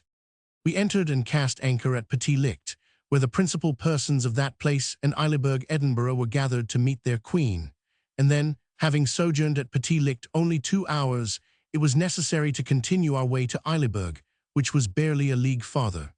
The queen went on horseback, and the ladies and seigneurs on nags of the country, such as they were, and saddled and bridled the same. On seeing which accoutrements the queen began to weep, and say that these were not the pomps, the dignities, the magnificences, nor yet the superb horses of France, which she had enjoyed so long, but since she must change her paradise for hell, she must needs take patience. And what is worse was that when she went to bed, being lodged on the lower floor of the Abbey of Eileburg Holyrood, which is certainly a noble building, and is not like the country, there came beneath her window some 500 or 600 scoundrels of the town, who gave her a serenade with wretched violins and little rebecs, of which there is no lack in Scotland, to which they chanted psalms so badly sung and so out of tune that nothing could be worse. Ha! What music and what repose for her first night! The next morning they would have killed her chaplain in front of her lodging. Had he not escaped quickly into her chamber, he was dead. They would have done to him as they did later to her secretary David Rixio, whom, because he was clever, the queen liked for the management of her affairs. But they killed him in her room, so close to her that the blood spurted upon her gown, and he fell dead at her feet. What an indignity! But they did many other indignities to her, therefore must we not be astonished if they spoke ill of her. On this attempt being made against her chaplain, she became so sad and vexed that she said, "This is a fine beginning of obedience and welcome from my subjects. I know not what may be the end, but I foresee it will be bad." Thus the poor princess showed herself a second Cassandra in prophecy as she was in beauty. Being now there, she lived about 3 years very discreetly in her widowhood, and would have continued to do so.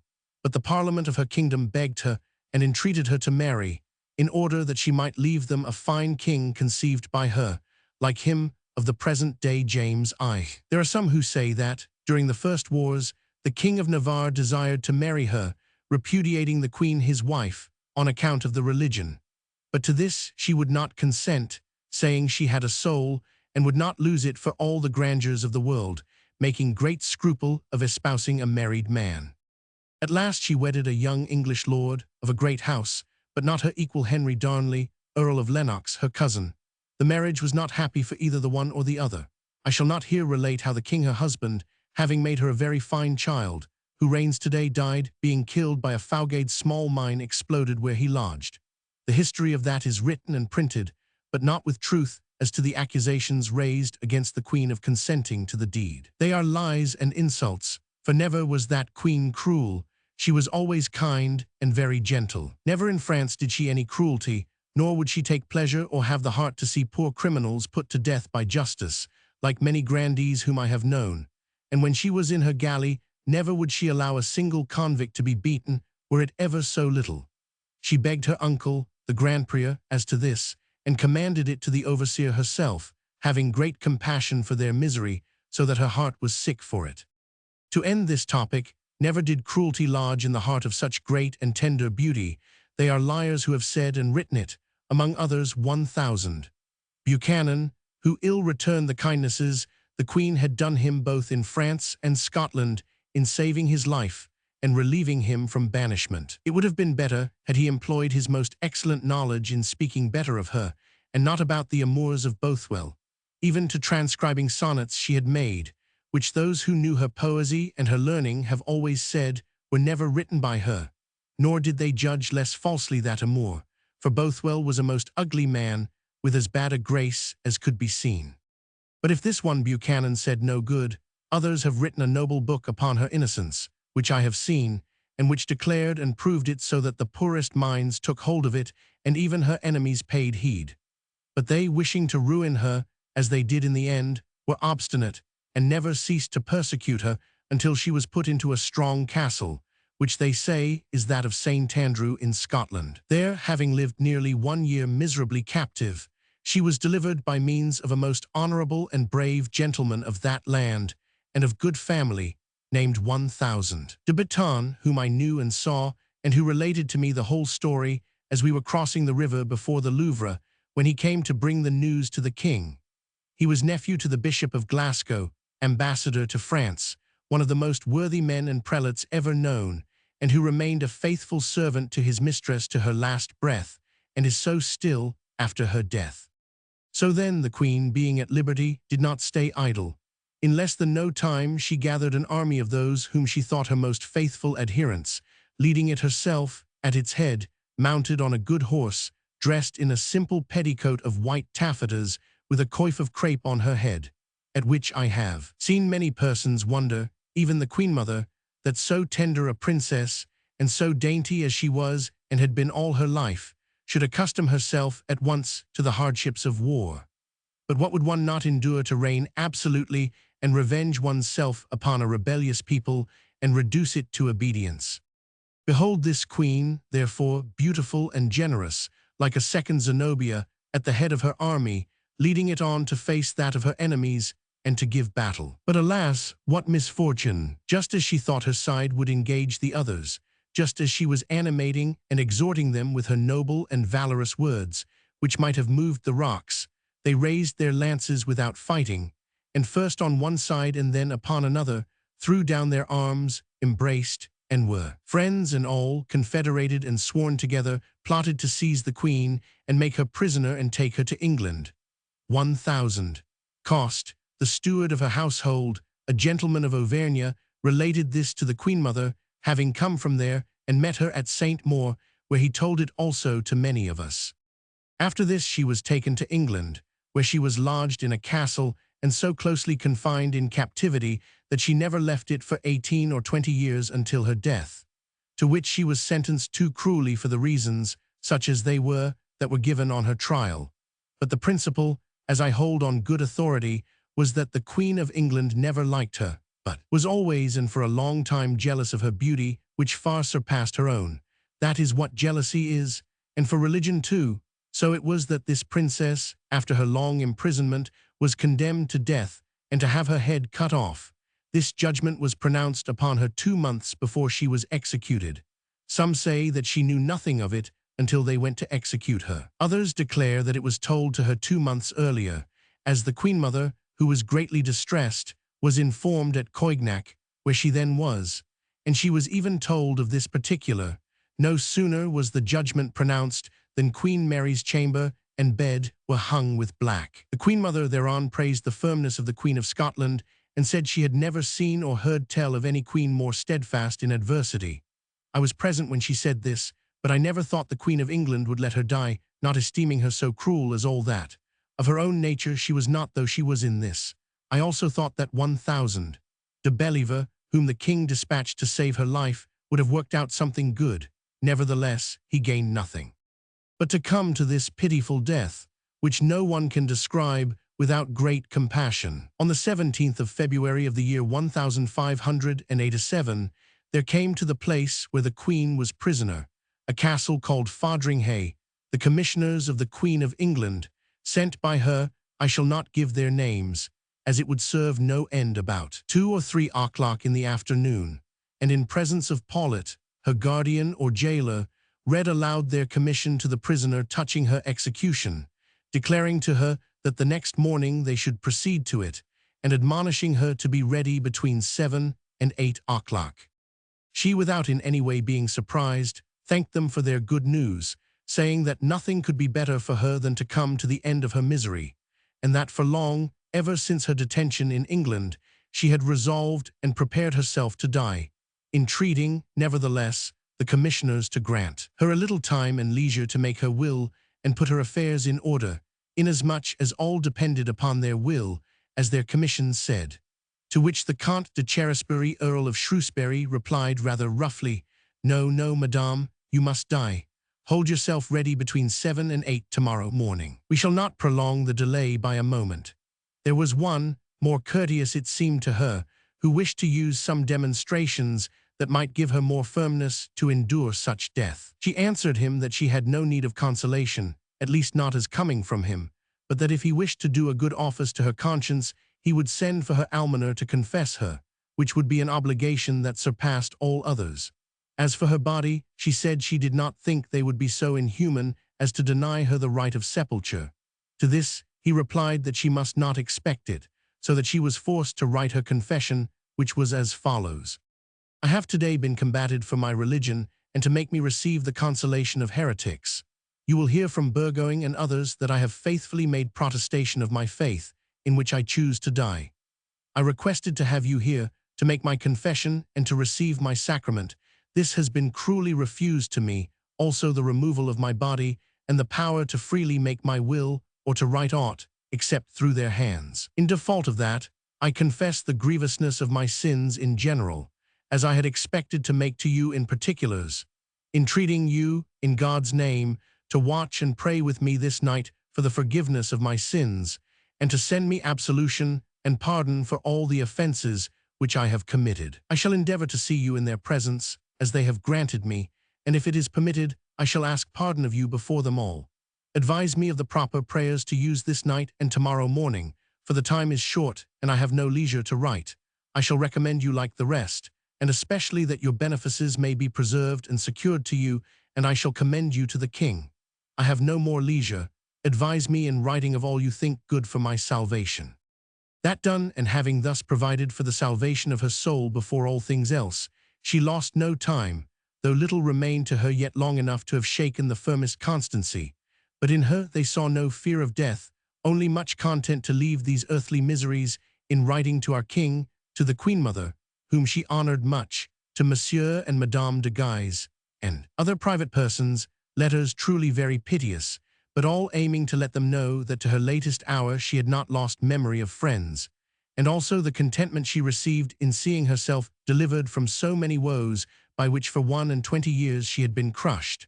Also she sent presents to all, of a value and price in keeping with a poor, unfortunate, and captive queen.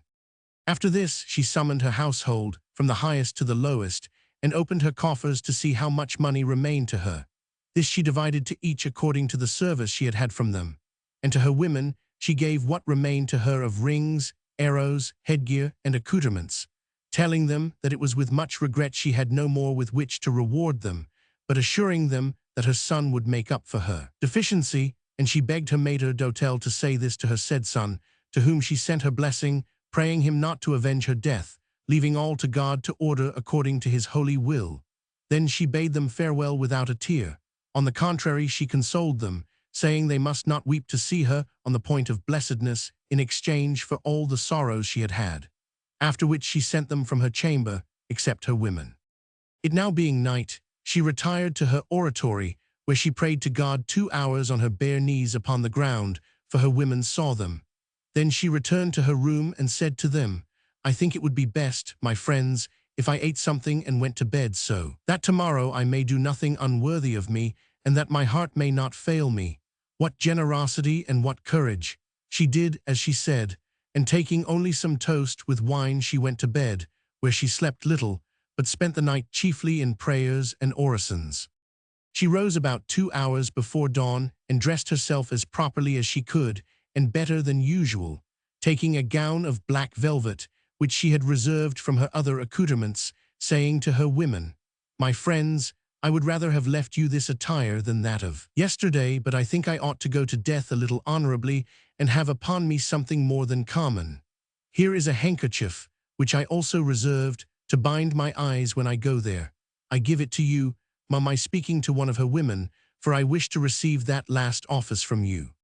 After this, she retired to her oratory, having bid them adieu once more and kissed them, giving them many particulars to tell the king, the queen, and her relations, not things that tended to vengeance, but the contrary.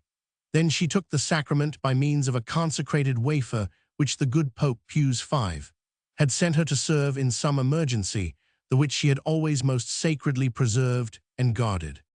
Having said her prayers, which were very long, it now being fully morning, she returned to her chamber and sat beside the fire, still talking to her women and comforting them instead of their comforting her. She said that the joys of the world were nothing, that she ought to serve as a warning to the greatest of the earth as well as to the smallest, for she, having been queen of the kingdoms of France and Scotland, one by nature, the other by fortune, after triumphing in the midst of all honors and grandeurs, was reduced to the hands of an executioner, innocent, however, which consoled her. She told them their best pattern was that she died in the Catholic religion, holy and good, which she would never abandon to her latest breath, having been baptized therein, and that she wanted no fame after her death, except that they would publish her firmness throughout all France when they returned there, as she begged of them. And further, though she knew they would have much heartbreak to see her on the scaffold performing this tragedy, yet she wished them to witness her death, knowing well that none would be so faithful in making the report of what was now to happen. As she ended these words, someone knocked roughly on the door. Her women, knowing it was the hour they were coming to fetch her, wanted to make resistance, but she said to them, "My friends, it will do no good, open the door." First there entered a man with a white stick in his hand, who, without addressing anyone, said twice over as he advanced, "I have come, I have come." The queen, not doubting that he announced to her the moment of execution, took a little ivory cross in her hand. Next came the above-named commissioners, and when they had entered, the queen said to them, "Well, messieurs, you have come to fetch me. I am ready and well resolved to die, and I think the queen, my good sister, does much for me, and you likewise who are seeking me. Let us go." They, seeing such firmness accompanied by so extreme a beauty and great gentleness, were much astonished, for never had she seemed more beautiful, having a color in her cheeks which embellished her. Thus Boccaccio wrote of Sophonisba in her adversity, after the taking of her husband and the town, speaking to Massinissa, you would have said, he relates, that her misfortune made her more beauteous. It assisted the sweetness of her face and made it more agreeable and desirable. The commissioners were greatly moved to some compassion. Still, as she left the room, they would not let her women follow her, fearing that by their lamentations, sighs, and outcries they would disturb the execution. But the queen said to them, "What, gentlemen, would you treat me with such rigor as not to allow my women to accompany me to death? Grant me at least this favor," which they did, on her pledging her word she would impose silence upon them when the time came to admit them. The place of execution was in the hall, where they had raised a broad scaffold, about 12 feet square and 2 high, covered with a shabby black cloth. She entered this hall without any change of countenance, but with majesty and grace, as though she were entering a ballroom, where in other days she had so excellently shone. As she neared the scaffold, she called to her maître d'hôtel and said, "Help me to mount. It is the last service I shall receive from you," and she repeated to him what she had already told him in her chamber he was to tell her son. Then, being on the scaffold, she asked for her almoner, begging the officers who were there to permit him to come to her, which they flatly refused, the Earl of Kent saying to her that he pitied her greatly for thus clinging to superstitions of a past age, and that she ought to bear the cross of Christ in her heart and not in her hand. To which she made answer that it was difficult to bear so beautiful an image in the hand without the heart being touched by emotion and memory, and that the most becoming thing in a Christian person was to carry a real sign of the redemption to the death before her. Then, seeing that she could not have her almoner, she asked that her women might come as they had promised her, which was done. One of them, on entering the hall, seeing her mistress on the scaffold among her executioners, could not keep from crying out and moaning and losing her control, but the queen instantly laying her finger on her lips, she restrained herself. Her Majesty then began to make her protestations, namely, that never had she plotted against the state, nor against the life of the queen, her good sister, except in trying to regain her liberty, as all captives may. But she saw plainly that the cause of her death was religion, and she esteemed herself very happy to finish her life for that cause. She begged the queen, her good sister, to have pity upon her poor servants whom she held captive, because of the affection they had shown in seeking the liberty of their mistress, inasmuch as she was now to die for all. They then brought to her a minister to exhort her, the Dean of Peterborough, but she said to him in English, "Ah, my friend, give yourself patience," declaring that she would not hold converse with him nor hear any talk of his sect, for she had prepared herself to die without counsel, and that persons like him could not give her consolation or contentment of mind. Notwithstanding this, seeing that he continued his prayers in his jargon, she never ceased to say her own in Latin, raising her voice above that of the minister. After which she said again that she esteemed herself very happy to shed the last drop of her blood for her religion, rather than live longer and wait till nature had completed the full course of her life, and that she hoped in him whose cross she held in her hand, before whose feet she was prostrate, that this temporal death born for him would be for her the passage, the entrance to, and the beginning of life eternal with the angels and the blessed, who would receive her blood and present it before God in abolition of her sins, and them she prayed to be her intercessors for the obtaining of pardon and mercy. Such were her prayers, being on her knees on the scaffold, which she made with a fervent heart, adding others for the Pope, the kings of France, and even for the Queen of England, praying God to illuminate her with his Holy Spirit, praying also for her son and for the islands of Britain and Scotland, that they might be converted. That done, she called her women to help her to remove her black veil, her headdress, and other ornaments, and as the executioner tried to touch her, she said, "Ah, my friend, do not touch me." But she could not prevent his doing so, for after they had lowered her robe to the waist, that villain pulled her roughly by the arm and took off her doublet pourpoint and the body of her petticoat corps de cotte with its low collar, so that her neck and her beautiful bosom, more white than alabaster, were bare and uncovered.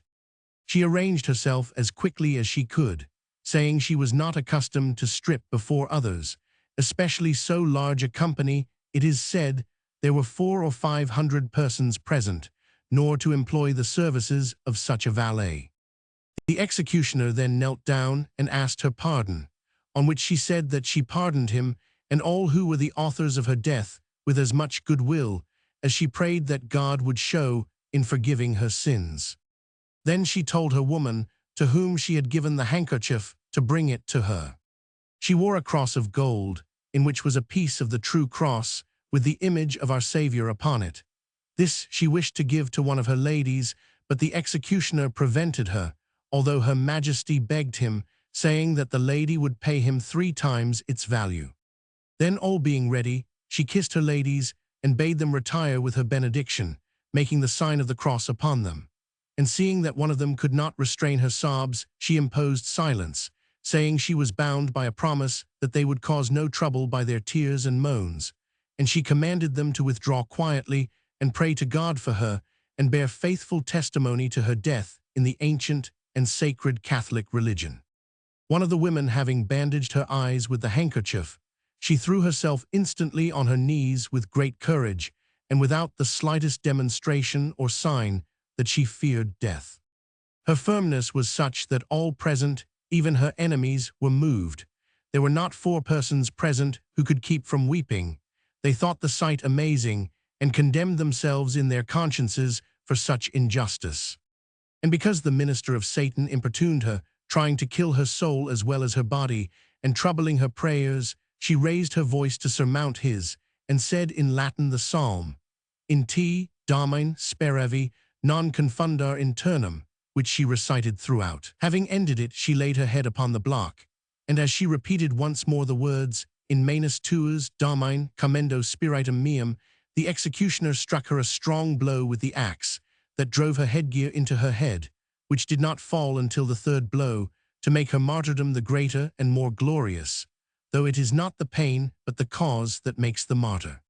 This done, he took the head in his hand, and showing it to all present said, "God save the Queen Elizabeth, thus perish the enemies of the gospel, So saying, he uncoiffed her in derision to show her hair, now white, which, however, she had never shrunk from showing, twisting and curling it as when her hair was beautiful, so fair and golden. For it was not age had changed it at 35 years old, being now but 40. It was the griefs, the woes, the sadness she had borne in her kingdom and in her prison. This hapless tragedy ended. Her poor ladies, anxious for the honor of their mistress, addressed themselves to Paulet, her jailer, begging him that the executioner should not touch the body, but that they might be allowed to disrobe it after all the spectators had withdrawn, so that no indignity might be done to it, promising to return all the clothing and whatever else he might ask or claim. But that cursed man sent them roughly away and ordered them to leave the hall. Then the executioner unclothed her and handled her at his discretion, and when he had done what he wished, the body was carried to a chamber adjoining that of her serving men, and carefully locked in, for fear they should enter and endeavor to perform any good and pious office. And to their grief and distress was added this, that they could see her through a hole, half covered by a piece of green drugget torn from her billiard table. What brutal indifference, what animosity and indignity, not even to have bought her a black cloth, a little more worthy of her. The poor body was left there long in that state, until it began to corrupt, so that they were forced to salt and embalm it, but slightly, to save cost. After which they put it in a leaden coffin, where it was kept for 7 months, and then carried to profane ground, around the temple of Petersbrouch Peterborough Cathedral. True it is that this church is dedicated to the name of Saint Peter, and that Queen Catherine of Spain is buried there as a Catholic, but the place is now profane, as are all the churches in England in these days. There are some who have said and written, even the English who have made a book on this death and its causes, that the spoils of the late queen were taken from the executioner by paying him the value in money of her clothes and her royal ornaments. The cloth with which the scaffold was covered, even the boards of it, were partly burned and partly washed, for fear that in times to come they might serve superstition. That is to say, for fear that any careful Catholic might some day buy and preserve them with respect, honor, and reverence, a fear which may possibly serve as a prophecy and augury, as the ancient fathers had. Practice of keeping relics and of taking care with devotion of the monuments of martyrs. In these days heretics do nothing of the kind. Quia omniac martyrum errant, cremabant, as Eusebius says, et sinners in rodunum spargibant, ut cum corporibus interriat earum quoque memoria. Nevertheless, the memory of this queen, in spite of all things, will live forever in glory and in triumph. Here then is the tale of her death, which I hold from the report of 2 damoiselles there present, very honorable certainly, very faithful to their mistress, and obedient to her commands, in thus bearing testimony to her firmness and to her religion. They returned to France after losing her, for they were French. One was a daughter of Mme. de Rere, whom I knew in France as one of the ladies of the late queen. I think that these 2 honorable damoiselles would have caused the most barbarous of men to weep at hearing so piteous a tale, which they made the more lamentable by tears, and by their tender, doleful, and noble language. I also learned much from a book which has been published, entitled The Martyrdom of the Queen of Scotland, Dowager of France. Alas, that being our queen did her no service. It seems to me that being such they ought to have feared our vengeance for putting her to death, and they would have thought 100 times before they came to it, if our king had chosen to take the initiative. But because he hated the Messieurs de Guise, his cousins, he took no pains except as formal duty. Alas, what could that poor innocent do? This is what many asked. Others say that he made many formal appeals. It is true that he sent to the Queen of England 1,000. De Bellievre, one of the greatest and wisest senators of France and the ablest, who did not fail to offer all his arguments, with the king's prayers and threats, and do all else that he could. And among other things he declared that it did not belong to one king or sovereign to put to death another king or sovereign, over whom he had no power either from God or man.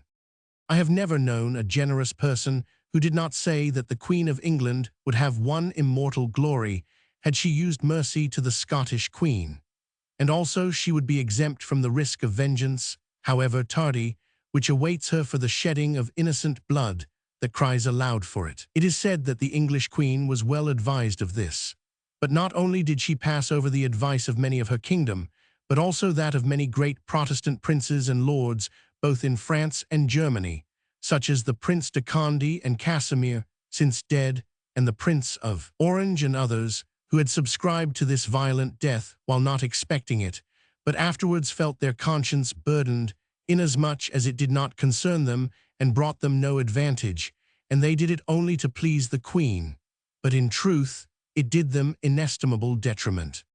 They say, too, that Queen Elizabeth, when she sent to notify that poor Queen Marie of this melancholy sentence, assured her that it was done with great and sad regret on her part, under constraint of Parliament which urged it on her. To which Queen Marie answered, "She has much more power than that to make them obedient to her will when it pleases her, for she is the princess, or more truly the prince, who has made herself the most feared and reverenced. Now I rely on the truth of all things, which time will reveal. Queen Marie will live glorious in this world and in the other, and the time will come in a few years when some good pope will canonize her in memory of the martyrdom she suffered for the honor of God and of his law." It is not to be doubted that if that great, valiant, and generous prince, the late 1000, de Guise, the last Henry le Balafre, assassinated at Blois, was not dead, vengeance for so noble a queen and cousin thus murdered would not still be unborn. I have said enough on so pitiful a subject, which I end thus. This queen, of a beauty so incomparable, was, with too great injustice, put to death. To sustain that heart of faith inviolable, can it be there are none to avenge the wrong? One there is who has written her epitaph in Latin verses, the substance of which is as follows: Nature had produced this queen to be seen of all the world. With great admiration was she seen for her beauty and virtues so long as she lived. But England, envious, placed her on a scaffold to be seen in derision, yet was well deceived, for the sight turned praise and admiration to her, and glory and thanksgiving to God. I must, before I finish, say a word here in reply to those whom I have heard speak ill of her for the death of Chastelard, whom the Queen condemned to death in Scotland, laying upon her that she had justly suffered for making others suffer. Upon that count there is no justice, and it should never have been made. Those who know the history will never blame our Queen, and for that reason I shall here relate it for her justification. Chastelard was a gentleman of Dauphine, of good family and condition, for he was great-nephew on his mother's side of that brave 1000, de Bayard, whom they say he resembled in figure, which in him was medium, very beautiful and slender, as they say 1000. De Bayard had also. He was very adroit at arms, and inclined in all ways to honorable exercises, such as firing at a mark, playing at tennis, leaping, and dancing. In short, he was a most accomplished gentleman, and as for his soul, it was also very noble. He spoke well, and wrote of the best, even in rhyme, as well as any gentleman in France, using a most sweet and lovely poesy, like a knight. He followed 1000, d'Amville, so called then, now 1000, Le Connétable, but when we were with 1000, Le Grand Prieur, of the House of Lorraine, who conducted the Queen to Scotland. The said Chastelard was with us, and in this company became known to the Queen for his charming actions, above all for his rhymes, among which he made some to please her in translation from Italian, which he spoke and knew well, beginning Ci Giova Pastor Citta e Regni, which is a very well-made sonnet, the substance of which is as follows: What serves her to possess so many kingdoms, cities, towns, and provinces, to command so many peoples, and be respected, feared, admired of all, if still to sleep a widow, lone and cold as ice? He made also other rhymes, most beautiful, which I have seen written by his hand, for they never were imprinted, that I know. The Queen, therefore, who loved letters, and principally poems, for sometimes she made dainty ones herself, was pleased in seeing those of Chastelard, and even made response, and for that reason gave him good cheer and entertained him often. But he in secrecy was kindled by a flame too high, the which its object could not hinder, for who can shield herself from love? In times gone by the most chaste goddesses and dames were loved, and still are loved. Indeed, we love their marble statues, but for that no lady has been blamed unless she yielded to it. Therefore, kindle who will these sacred fires. Chastelard returned with all our troop to France, much grieved and desperate in leaving so beautiful an object of his love. After 1 year the civil war broke out in France. He, who belonged to the religion Protestant, struggled within himself which side to take, whether to go to Orleans with the others or stay with 1000 d'Amville and make war against his faith. On the one hand, it seemed to him too bitter to go against his conscience. On the other, to take up arms against his master displeased him hugely. Wherefore he resolved to fight for neither the one nor yet the other, but to banish himself and go to Scotland, let fight who would, and pass the time away. He opened this project to 1000 d'Amville and told him his resolution, begging him to write letters in his favor to the Queen, which he obtained. Then, taking leave of one and all, he went. I saw him go. He bade me adieu and told me in part his resolution, we being friends. He made his voyage, which ended happily, so that, having arrived in Scotland and discoursing of his intentions to the Queen, she received him kindly and assured him he was welcome. But he, abusing such good cheer and seeking to attack the sun, perished like Phaeton. For driven by love and passion, he was presumptuous enough to hide beneath the bed of Her Majesty, where he was discovered when she retired. The Queen, not wishing to make a scandal, pardoned him, availing herself of that good counsel which the Lady of Honor gives to her mistress in the novels of the Queen of Navarre, when a seigneur of her brother's court, slipping through a trapdoor made by him in the alcove, seeking to win her, brought nothing back but shame and scratches. She wishing to punish his temerity and complain of him to her brother, the Lady of Honor counselled her that, since the seigneur had won naught but shame and scratches, it was for her honor, as a lady of such mark, not to be talked of. For the more it was contended over, the more it would go to the nose of the world and the mouth of gossips. Our Queen of Scotland, being wise and prudent, passed this scandal by. But the said Chastelard, not content, and more than ever mad with love, returned for the second time, forgetting both his former crime and pardon. Then the Queen, for her honor, and not to give occasion to her women to think evil, and also to her people if it were known, lost patience and gave him up to justice, which condemned him quickly to be beheaded, in view of the crime of such an act. The day having come, before he died he had in his hand the hymns of 1000 de Ronsard, and for his eternal consolation he read from end to end the hymn of death which is well done, and proper not to make death abhorrent, taking no help of other spiritual book, nor of minister or confessor. Having ended that reading wholly, he turned to the spot where he thought the Queen must be, and cried in a loud voice, Adieu, most beautiful, most cruel princess in all the world. Then, firmly stretching his neck to the executioner, he let himself be killed very easily. Some have wished to discuss why it was that he called her cruel, whether because she had no pity on his love or on his life. But what should she have done? If, after her first pardon, she had granted him a second, she would on all sides have been slandered. To save her honor, it was needful that the law should take its course. That is the end of this history. Maria Estivart Sco, et Gal, Regina. Well, they may say what they will, many a true heart will be sad for Mary Stuart, e'en if all be true men say of her. That speech, which Walter Scott puts into the mouth of one of the personages in his novel of the Abbot at the moment when he is preparing the reader for an introduction to the beautiful Queen, remains the last word of posterity as it was of contemporaries, the conclusion of history as of poesy. Elizabeth living triumphed, and her policy after her lives and triumphed still, so that Protestantism and the British Empire are one and the same thing. Marie Stuart succumbed, in her person and in that of her descendants, Charles I, under the axe, James II. In exile, each continued and added to his heritage of faults, imprudences, and calamities. The whole race of the Stuarts was cut off, and seems to have deserved it. But vanquished in the order of things and under the empire of fact, and even under that of inexorable reason, the beautiful Queen has regained all in the world of imagination and of pity.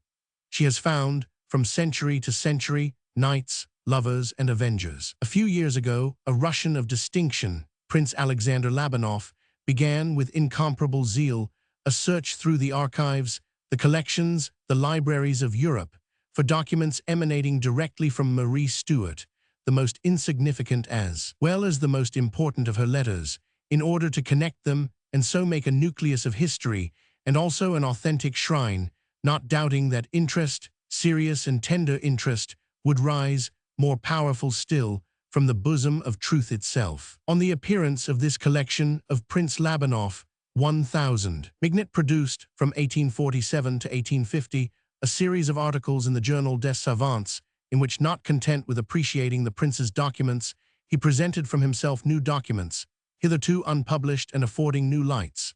Since then, leaving the form of criticism and dissertation 1000, Mignard has taken this fine subject as a whole and has written a complete narrative upon it, grave, compact, interesting, and definitive, which he is now publishing.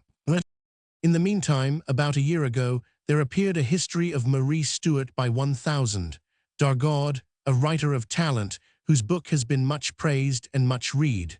1000. Dargaud made, in his own way, various researches about the heroine of his choice. He went expressly to England and Scotland, and visited as a pilgrim all the places and scenes of Marie Stuart's sojourns and captivities. While drawing abundantly from preceding writers, 1000, Dargaud does them justice with effusion and cordiality. He sheds through every line of his history the sentiment of exalted pity and poesy inspired within him by the memory of that royal and Catholic victim. He deserves the fine letter which Mme. Sand wrote him from Nohant, April 10, 1851, in which she congratulates him almost without criticism and speaks of Marie Stuart with charm and eloquence. If I do not dwell at greater length upon the work of 1000, Dargaud, it is, I must avow, because I am not of that too emotional school which softens and enervates history. I think that history should not necessarily be dull and wearisome, but still less do I think it should be impassioned, sentimental, and as if magnetic, without wishing to depreciate the qualities of 1000. Dargaud, which are too much in the taste of the day not to be their own recommendation, I shall follow in preference a more severe historian, whose judgment and whose method of procedure inspire me with confidence. Marie Stuart, born December 8, 1542, 6 days before the death of her father, who was then combating, like all the kings his predecessors, a turbulent nobility, began as an orphan her fickle and unfortunate destiny. Storms assailed her in her cradle. As if e'en then, in human fortune, would suckle me with sadness and with pain. As an old poet, in I know not what tragedy, has made her say, crowned at the age of 9 months, disputed already in marriage between the French and English parties, each desiring to prevail in Scotland, she was early, through the influence of her mother, Marie de Guise, sister of the illustrious Guises, bestowed upon the Dauphin of France, the son of King Henry II. August 13, 1548, Marie Stuart, then rather less than 6 years old, landed at Brest. Betrothed to the young Dauphin, who, on his father's death, became François II, she was brought up among the children of Henry II and Catherine de Medici, and remained in France, first as Dauphine, then as Queen, until the premature death of her husband. She lived there in every respect as a French princess. These 12 or 13 years in France were her joy and her charm, and the source of her ruin. She grew up in the bosom of the most polished, most learned, most gallant court of those times, shining there in her early bloom like a rare and most admired marvel, knowing music and all the arts divine Pallades arts, learning the languages of antiquity, speaking themes in Latin, superior in French rhetoric, enjoying an intercourse with poets, and being herself their rival with her poems. Scotland, during all this time, seemed to her a barbaric and savage land, which she earnestly hoped never to see again, or, at any rate, never to inhabit. Trained to a policy wholly of the court and wholly personal, they made her sign at Fontainebleau at the time of her marriage a secret deed of gift of the Kingdom of Scotland to the kings of France, at the same time that she publicly gave adherence to the conditions which the commissioners from Scotland had attached to the marriage, conditions under which she pledged herself to maintain the integrity, the laws, and the liberties of her native land. It was at this very moment that she secretly made gift to the kings of France of her whole kingdom by an act of her own goodwill and power. The court of France prompted her to that imprudent treachery at the age of 16. Another very impolitic imprudence, which proclaimed itself more openly, was committed when Henry II, on the death of Mary Tudor, made Marie Stuart, the Dauphine, bear the arms of England beside those of Scotland, thus presenting her thenceforth as a declared rival and competitor of Elizabeth. When Marie Stuart suddenly lost her husband December 5, 1560, and it was decided that she, a widow at 18, should, instead of remaining in her dowry of Touraine, return to her kingdom of Scotland to bring order to the civil troubles, their existing universal mourning took place in the world of young French seigneurs, noble ladies, and poets. The latter consigned their regrets to many poems which picture Marie Stuart to the life in this decisive hour, the first really sorrowful hour she had ever known. We see her refined, gracious, of a delicate, fair complexion, the form and bust of queen or goddess. L. Hospital himself had said of her, after his fashion, in a grave epithalamium, Ad spectu veneranda puts ut numen in s. Tantus in orde cor, majestas regia tanta est. Of a long hand, elegant and slender, gracilis, an alabaster forehead dazzling beneath the crape, and with golden hair which needs a brief remark. It is a poet Ronsard who speaks of the gold of her ringed and braided hair, and poets, as we know, employ their words a little vaguely. Mme. Sand, speaking of a portrait she had seen as a child in the English convent, says without hesitation, Marie was beautiful but red-haired. 1000. Dargaud speaks of another portrait, in which a sunray lightens, he says rather oddly, the curls of her living and electric hair. But Walter Scott, reputed the most correct of historical romance writers, in describing Marie Stuart a prisoner in Lochleven Castle, shows us, as though he had seen them, her thick tresses of dark brown, which escaped now and then from her coif. Here we are far from the red or golden tints, and I see no other way of conciliating these differences than to rest on that hair so beautiful, so blonde and fair, sea blondes et cendres, which Brantôme, an ocular witness, admired, hair that captivity whitened, leaving the poor queen of 46 quite bald in the hands of her executioner, as Elestoyle relates. But at 19, the moment of her departure from France, the young widow was in all the glory of her beauty, except for a brilliancy of color, which she lost at the death of her first husband, giving place to a purer whiteness.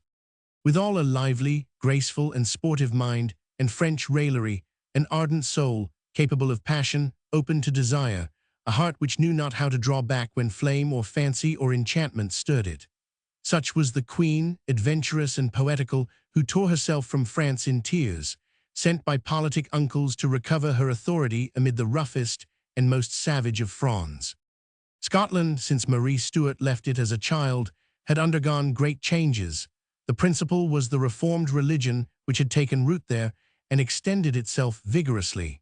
The great reformer Knox preached the new doctrine, which found in Scotland stern, energetic souls ready-made to receive it. The old struggle of the lords and barons against the kings was complicated and redoubled now by that of cities and people against the brilliant beliefs of the court and the Catholic hierarchy. The birth of modern society, of civil equality, of respect for the rights of all, was painfully working itself out through barbaric scenes, and by means of fanaticism itself. Alone and without counsel, contending with the lords and the nobility as her ancestors had done, Marie Stuart, quick, impulsive, subject to predilections and to antipathies, was already insufficient for the work. What therefore could it be when she found herself face to face with a religious party, born and growing during recent years, face to face with an argumentative, gloomy party, moral and daring, discussing rationally, Bible in hand, the right of kings, and pushing logic even into prayer. Coming from a literary and artificial court, there was nothing in her that could comprehend these grand and voiceless movements of the people, either to retard them or turn them to her own profit by adapting herself to them. She returned, says 1000, Mignet, full of regrets and disgust, to the barren mountains and the uncultured inhabitants of Scotland. More lovable than able, very ardent, and in no way cautious, she returned with a grace that was out of keeping with her surroundings, a dangerous beauty, a keen but variable intellect, a generous but rash soul, a taste for the arts, a love of adventure, and all the passions of a woman joined to the excessive liberty of a widow. And to complicate the peril of this precarious situation, she had for neighbor in England a rival queen, Elizabeth, whom she had first offended by claiming her title, and next, and no less, by a feminine and proclaimed superiority of beauty and grace, a rival queen capable, energetic, rigid, and dissimulating, representing the contrary religious opinion, and surrounded by able counselors, firm, consistent, and committed to the same cause. 7 years that Marie Stuart spent in Scotland after her return from France August 19, 1561, to her imprisonment May 18, 1568, are filled with all the blunders and all the faults that could be committed by a young and thoughtless princess, impulsive, unreflecting, and without shrewdness or ability except in the line of her passion, never in view of a general political purpose. The policy of Mme. de Longueville during the Fronde seems to me of the same character. As to other faults, the moral faults of poor Marie Stuart, they are as well known and demonstrated today as faults of that kind can well be. Mme. Sand, always very indulgent, regards as the 3 black spots upon her life the abandonment of Chastelard, her feigned caresses to the hapless Darnley, and her forgetfulness of Bothwell. Chastelard, as we know, was a gentleman of Dauphin, musician and poet, in the train of the servitors and adorers of the Queen, who at first was very agreeable to her. Chastelard was one of the troop who escorted Marie Stuart to Scotland, and some time later, urged by his passion, he returned there. But not knowing how to restrain himself, or to keep, as became him, to poetic passion while waiting to inspire, if he could, a real one, he was twice discovered beneath the bed of the Queen. The second time she lost patience and turned him over to the law. Poor Chastelard was beheaded. He died reciting, so they say, a hymn of Ronsard's and crying aloud, "O cruel lady!" After so stern an act, to which she was driven in fear of scandal, and to put her honor above all attainder and suspicion, Marie Stuart had, it would seem, but one course to pursue, namely, to remain the most severe and most virtuous of princesses. But her severity for Chastelard, though shown for effect, is merely a peccadillo in comparison with her conduct to Darnley, her second husband. By marrying this young man July 29, 1565, her vassal, but of the race of the Stuarts and her own family, Marie escaped the diverse political combinations which were striving to attract her to a second marriage, and it would have been, perhaps, a sensible thing to do if she had not done it as an act of caprice and passion. But she fell in love with Darnley in a single day and became disgusted in the next. This tall, weakly youth, timid and conceited by turns, with a heart soft as wax, had nothing in him which subjugates a woman and makes her respect him. A woman such as Marie Stuart, changeable, ardent, easily swayed, with the sentiment of her weakness and of her impulsiveness, likes to find a master, and at moments a tyrant in the man she loves, whereas she soon despises her slave and creature when he is naught but that. She much prefers an arm of iron to an effeminate hand. Less than 6 months after her marriage, Marie, wholly disgusted, consoled herself with an Italian, David Riccio, a man 32 years of age, equally well fitted for business or pleasure, who advised her and served her as secretary, and was gifted with a musical talent well suited to commend him to women in other ways. The feeble Darnley confided his jealousy to the discontented lords and gentlemen, and they, in the interests of their faction, prodded his vengeance and offered to serve it with their sword. Ministers and Presbyterian pastors took part in the affair. The whole was plotted and managed with perfect unanimity as a chastisement of heaven, and what is more, by help of deeds and formal agreements which simulated legality. The Queen and her favorite, apparently before they had any suspicions, were taken in a net. David Riccio was seized by the conspirators while supping in Mary's cabinet March 9, 1566, Darnley being present, and from there he was dragged into the next room and stabbed. Marie, at this date, was 6 months pregnant by her husband. On that day, outraged in honor and embittered in feeling, she conceived for Darnley a deeper contempt mingled with horror, and swore to avenge herself on the murderers. For this purpose she bided her time, she dissimulated. For the first time in her life, she controlled herself and restrained her actions. She became politicas, the nature is of passionate womanly, in the interests of her passion and her vengeance. Here is the gravest and the most irreparable incident of her life. Even after we have fully represented to ourselves what the average morality of the 16th century, with all the treachery and atrocities it tolerated, was, we are scarcely prepared for this. Marie Stuart's first desire was to revenge herself on the lords and gentlemen who had lent their daggers to Darnley, rather than on her weak and timid husband. To reach her end, she reconciled herself with the latter and detached him from the conspirators, his accomplices. She forced him to disavow them, thus degrading and sinking him in his own estimation. At this point she remained, as long as a new passion was not added to her supreme contempt. Meantime her child was born June 19, and she made Darnley the father of a son who resembled both parents on their worst sides, the future James I of England, that soul of a casuist in a king. But by this time, a new passion was budding in the open heart of Marie Stuart. He whom she now chose had neither Darnley's feebleness nor the salon graces of Arixio. He was the Earl of Bothwell, a man of 30, ugly but martial in aspect, brave, bold, violent, and capable of daring all things. To him it was that this flexible and tender will was henceforth to cling for its support. Marie Stuart has found her master, and him she will obey in all things, without scruple, without remorse, as happens always in distracted passion. But how rid herself of a husband henceforth odious? How unite herself to the man she loves, and whose ambition is not of a kind to stop halfway? Here again we need not to excuse, but to explain Marie Stuart we need to represent to our minds the morality of that day. A goodly number of the same lords who had taken part in Rixio's murder, and who were leagued together by deeds and documents, offered themselves to the Queen, and for the purpose of recovering favor, let her see the means of getting rid of a husband who was now so irksome. She answered this overture by merely speaking of a divorce and the difficulty of obtaining it. But these men, little scrupulous, said to her plainly by the mouth of Lethington, the ablest and most politic of them all, "Madame, give yourself no anxiety. We, the leaders of the nobility and the heads of your Grace's council, will find a way to deliver you from him without prejudice to your son. And though my Lord Murray, here present the illegitimate brother of Marie Stuart, is little less scrupulous as a Protestant than your Grace is as a Papist, I feel sure that he will look through his fingers, see us act, and say nothing." The word was spoken.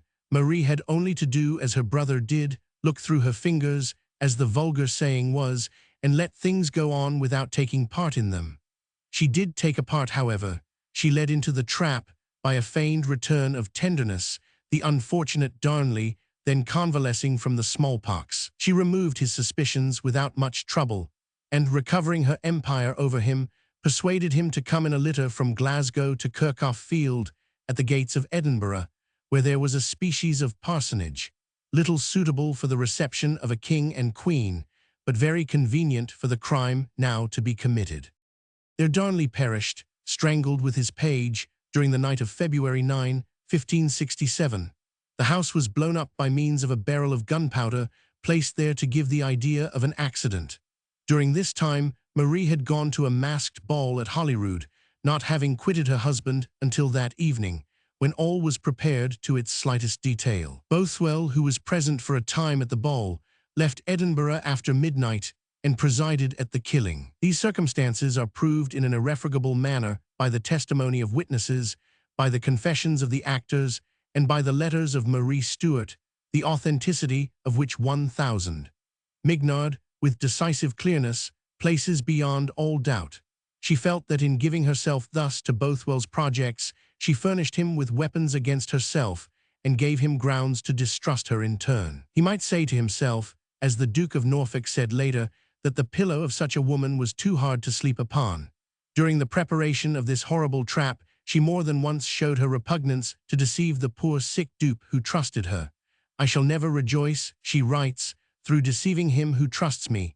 Nevertheless, command me in all things. But do not conceive an ill opinion of me, because you yourself are the cause of this, for I would never do anything against him for my own particular vengeance." And truly this role of Clytemnestra, or of Gertrude in Hamlet, was not in accordance with her nature, and could only have been imposed upon her. But passion rendered her for this once insensible to pity, and made her heart, she herself avows it, as hard as diamond. Marie Stuart soon put the climax to her ill-regulated passion and desires by marrying Bothwell, thus revolting the mind of her whole people, whose morality, fanatical as it was never in the least depraved, and was far more upright than that of the nobles. The crime was echoed beyond the seas. El Hospital, that representative of the human conscience in a dreadful era, heard, in his country retreat, of the misguided conduct of her whose early grace and first marriage he had celebrated in his stately epithalamium, and he now recorded his indignation in another Latin poem, wherein he recounts the horrors of that funereal night, and does not shrink from calling the wife and the young mother the murderess, alas, of a father whose child was still at her breast. On the 15th of May, 3 months after the murder, at the first smile of spring, the marriage with the murderer was celebrated. Marie Stuart justified in all ways Shakespeare's saying, "Frailty, thy name is woman," for none was ever more a woman than Marie Stuart. Here I am unable to admit the third reproach of MME. Sand, that of Marie Stuart's forgetfulness of Bothwell. I see, on the contrary, through all the obstacles, all the perils immediately following this marriage, that Marie had no other idea than that of avoiding separation from her violent and domineering husband. She loved him so madly that she said to whosoever might hear her April 1567 that she would quit France, England, and her own country, and follow him to the ends of the earth in naught but a white petticoat, rather than be parted from him. And soon after, forced by the lords to tear herself from Bothwell, she reproaches them bitterly, asking but one thing, that both be put in a vessel and sent away where fortune led them. It was only enforced separation, final imprisonment, and the impossibility of communication, which compelled the rupture. It is true that Marie, a prisoner in England, solicited the Parliament of Scotland to annul her marriage with Bothwell, in the hope she then had of marrying the Duke of Norfolk, who played the lover to herself and crown, though she never saw him. But Bothwell being a fugitive and ruined, can we reproach Marie Stuart for a project from which she hoped for restoration and deliverance?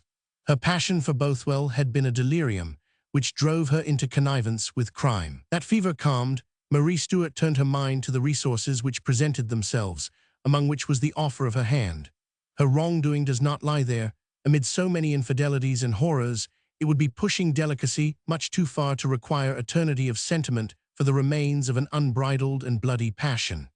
That which is due to such passions, when they leave no hatred behind them, that which becomes them best, is oblivion. Such conduct and such deeds, crowned by her heedless flight into England and the imprudent abandonment of her person to Elizabeth, seem little calculated to make the touching and pathetic heroine we are accustomed to admire and cherish in Marie Stuart. Yet she deserves all pity, and we have but to follow her through the third and last portion of her life, through that long, unjust, and sorrowful captivity of 19 years, May 18, 1568, to February 5, 1587, to render it unconsciously. Struggling without defense against a crafty and ambitious rival, liable to mistakes from friends outside, the victim of a grasping and tenacious policy which never let go its prey and took so long a time to torture before devouring it, she never for a single instant fails. Towards herself, she rises ever higher. That faculty of hope which so often had misled her becomes the grace of her condition and a virtue. She moves the whole world in the interest of her misfortunes. She stirs it with a charm all-powerful.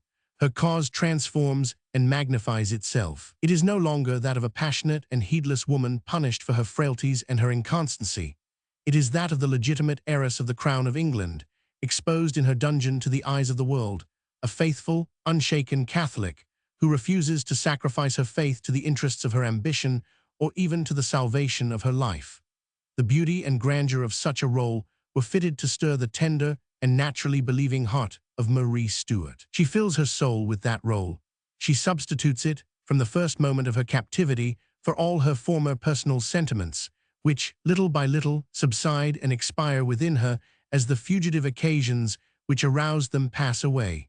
She seems to remember them no more than she does the waves and the foam of those brilliant lakes that she has crossed. For 19 years, the whole of Catholicity is disquieted and impassioned about her, and she is there, half heroine, half martyr, making the signal and waving her banner behind the bars. Captive that she was, do not accuse her of conspiring against Elizabeth, for with her ideas of right divine and of absolute kingship from sovereign to sovereign, it was not conspiring, she being a prisoner, to seek for the triumph of her cause. It was simply pursuing the war. From the moment when Marie Stuart is a prisoner, when we see her crushed, deprived of all that comforts and consoles, infirm, alas, with whitened hair before her time, when we hear her, in the longest and most remarkable of her letters to Elizabeth, November 8, 1582, repeating for the 20th time, Your prison, without right, without just grounds, has already so destroyed my body that you will soon see an end if this lasts much longer, so that my enemies have no great time to satisfy their cruelty against me. Naught remains to me but my soul, the which it is not in your power to render captive. When we dwell on this mixture of pride and plaint, pity carries us along, our hearts speak. The tender charm with which she was endowed, and which acted upon all who approached her, asserts its power and lays its spell upon us even at this distance. It is not by the text of a scribe, nor yet with the logic of a statesman that we judge her. It is with the heart of a knight, or rather, let me say, with that of a man. Humanity, pity, religion, supreme poetic grace, all those invincible and immortal powers feel themselves concerned in her person and cry to us across the ages. Bear these tidings, she said to her old Melville at the moment of death, that I die firm in my religion, a true Catholic, a true Scotchwoman, a true Frenchwoman. These beliefs, these patriotisms and nationalities thus evoked by Marie Stuart have made that long echo that replies to her with tears and love. What reproach can we make to one who, after 19 years of anguish and moral torture, searched, during the night that preceded her death, in the lives of the saints, which her ladies were accustomed to read to her nightly, for some great sinner whom God had pardoned? She stopped at the story of the penitent thief, which seemed to her the most reassuring example of human confidence and divine mercy, and while Jean Kennedy, one of her ladies, read it to her, she said, "He was a great sinner, but not so great as one. I implore our Lord, in memory of his passion, to remember and have mercy upon me, as he had upon him in the hour of death." Those true and sincere feelings, that contrite humility in her last and sublime moments, this perfect intelligence and profound need of pardon, leave us without means of seeing any stain of the past upon her except through tears. It was thus that old Etienne Pasquier felt. Having to relate in his researches the death of Marie Stuart, he compares it with the tragic history of the Connétable de Saint Paul and that of the Connétable de Bourbon, which left him under a mixture of conflicting sentiments. But in that of which I now discourse, he says, methinks I see only tears. And is there, by chance, a man who, reading this, will not forgive his eyes? 1000. Mignet, who examines all things as an historian and gives but short pages to emotion, has admirably distinguished and explained the different phases of Marie Stuart's captivity and the secret springs which were set to work at various periods. He has especially cast a new light, aided by Spanish documents in the archives of Simancas, on the slow preparations of the enterprise undertaken by Philip II, that fruitless and tardy crusade, delayed until after the death of Marie Stuart, which ended in the disastrous shipwreck of the Invincible Armada. Issuing from this brilliant and stormy episode of the history of the 16th century, which has been so strongly and judiciously set before us by 1000. Mignet, full of these scenes of violence, treachery, and iniquity, and without having the innocence to believe that humanity has done forever with such deeds, we congratulate ourselves in spite of everything, and rejoice that we live in an age of softened and ameliorated public morals.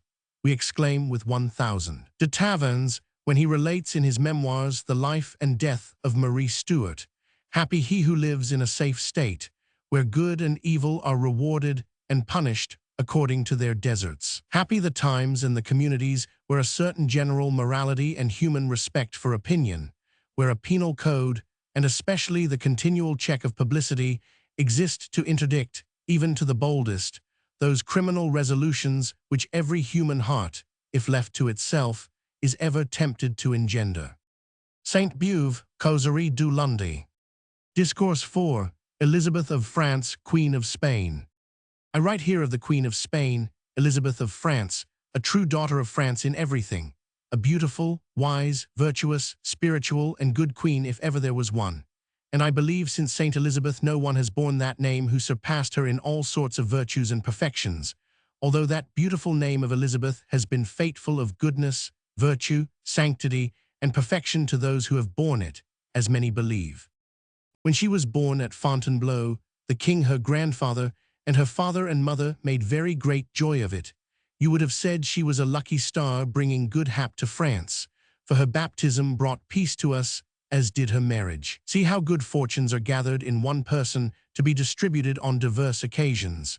For then it was that peace was made with King Henry VIII of England, and to confirm and strengthen it, our king made him her sponsor and gave to his goddaughter the beautiful name of Elizabeth, at whose birth and baptism the rejoicings were as great as at those of the little King Francois the last.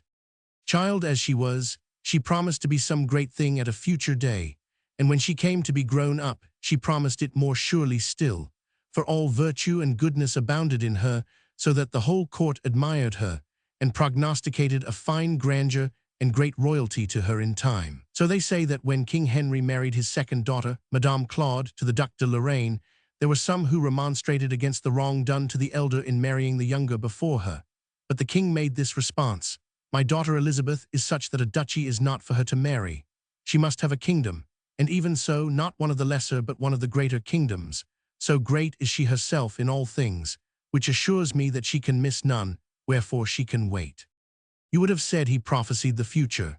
He did not fail on his side to seek and procure one for her, for when peace was made between the two kings at Circan, she was promised in marriage to Don Carlos, Prince of Spain, a brave and gallant prince, and the image of his grandfather, the Emperor Charles, had he lived. But the King of Spain, his father, becoming a widower by the death of the Queen of England, his wife and Cussingerman, and having seen the portrait of Madame Elizabeth, and finding her very beautiful and much to his liking, cut the ground from under the feet of his son, and did himself the charity of wedding her himself. On which the French and Spaniards said with one voice that one would think she was conceived and born before the world, and reserved by God, until his will had joined her with this great king, her husband. For it must have been predestined that he, being so great, so powerful, and thus approaching in all grandeur to the skies, should marry no other princess than one so perfect and accomplished. When the Duke of Alba came to see her, and espouse her for the king, his master, he found her so extremely agreeable, and suited to the said master, that he said she was a princess, who would make the King of Spain very easily forget his grief for his last two wives, the English and the Portuguese. After this, as I have heard from a good quarter, the said prince, Don Carlos, having seen her, became so distractedly in love with her, and so full of jealousy, that he bore a great grudge against his father, and was so angry with him for having deprived him of so fine a prize that he never loved him more, but reproached him with the great wrong and insult he had done him in taking her who had been promised to him solemnly in the treaty of peace. They do say that this was, in part, the cause of his death, with other topics which I shall not speak of at this hour, for he could not keep himself from loving her in his soul, honoring and revering her, so charming and agreeable did she seem in his eyes, as certainly she was in everything. Her face was handsome, her hair and eyes so shaded her complexion, and made it the more attractive that I have heard say, in Spain, that the courtiers dared not look upon her for fear of being taken in love, and causing jealousy to the king, her husband, and consequently running risk of their lives. The church people did the same from fear of temptation, they not having strength to command their flesh to look at her without being tempted.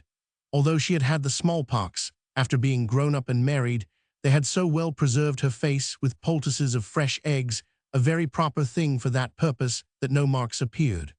I saw the queen, her mother, very much concerned to send her by many couriers many remedies, but this of the egg poultice was sovereign.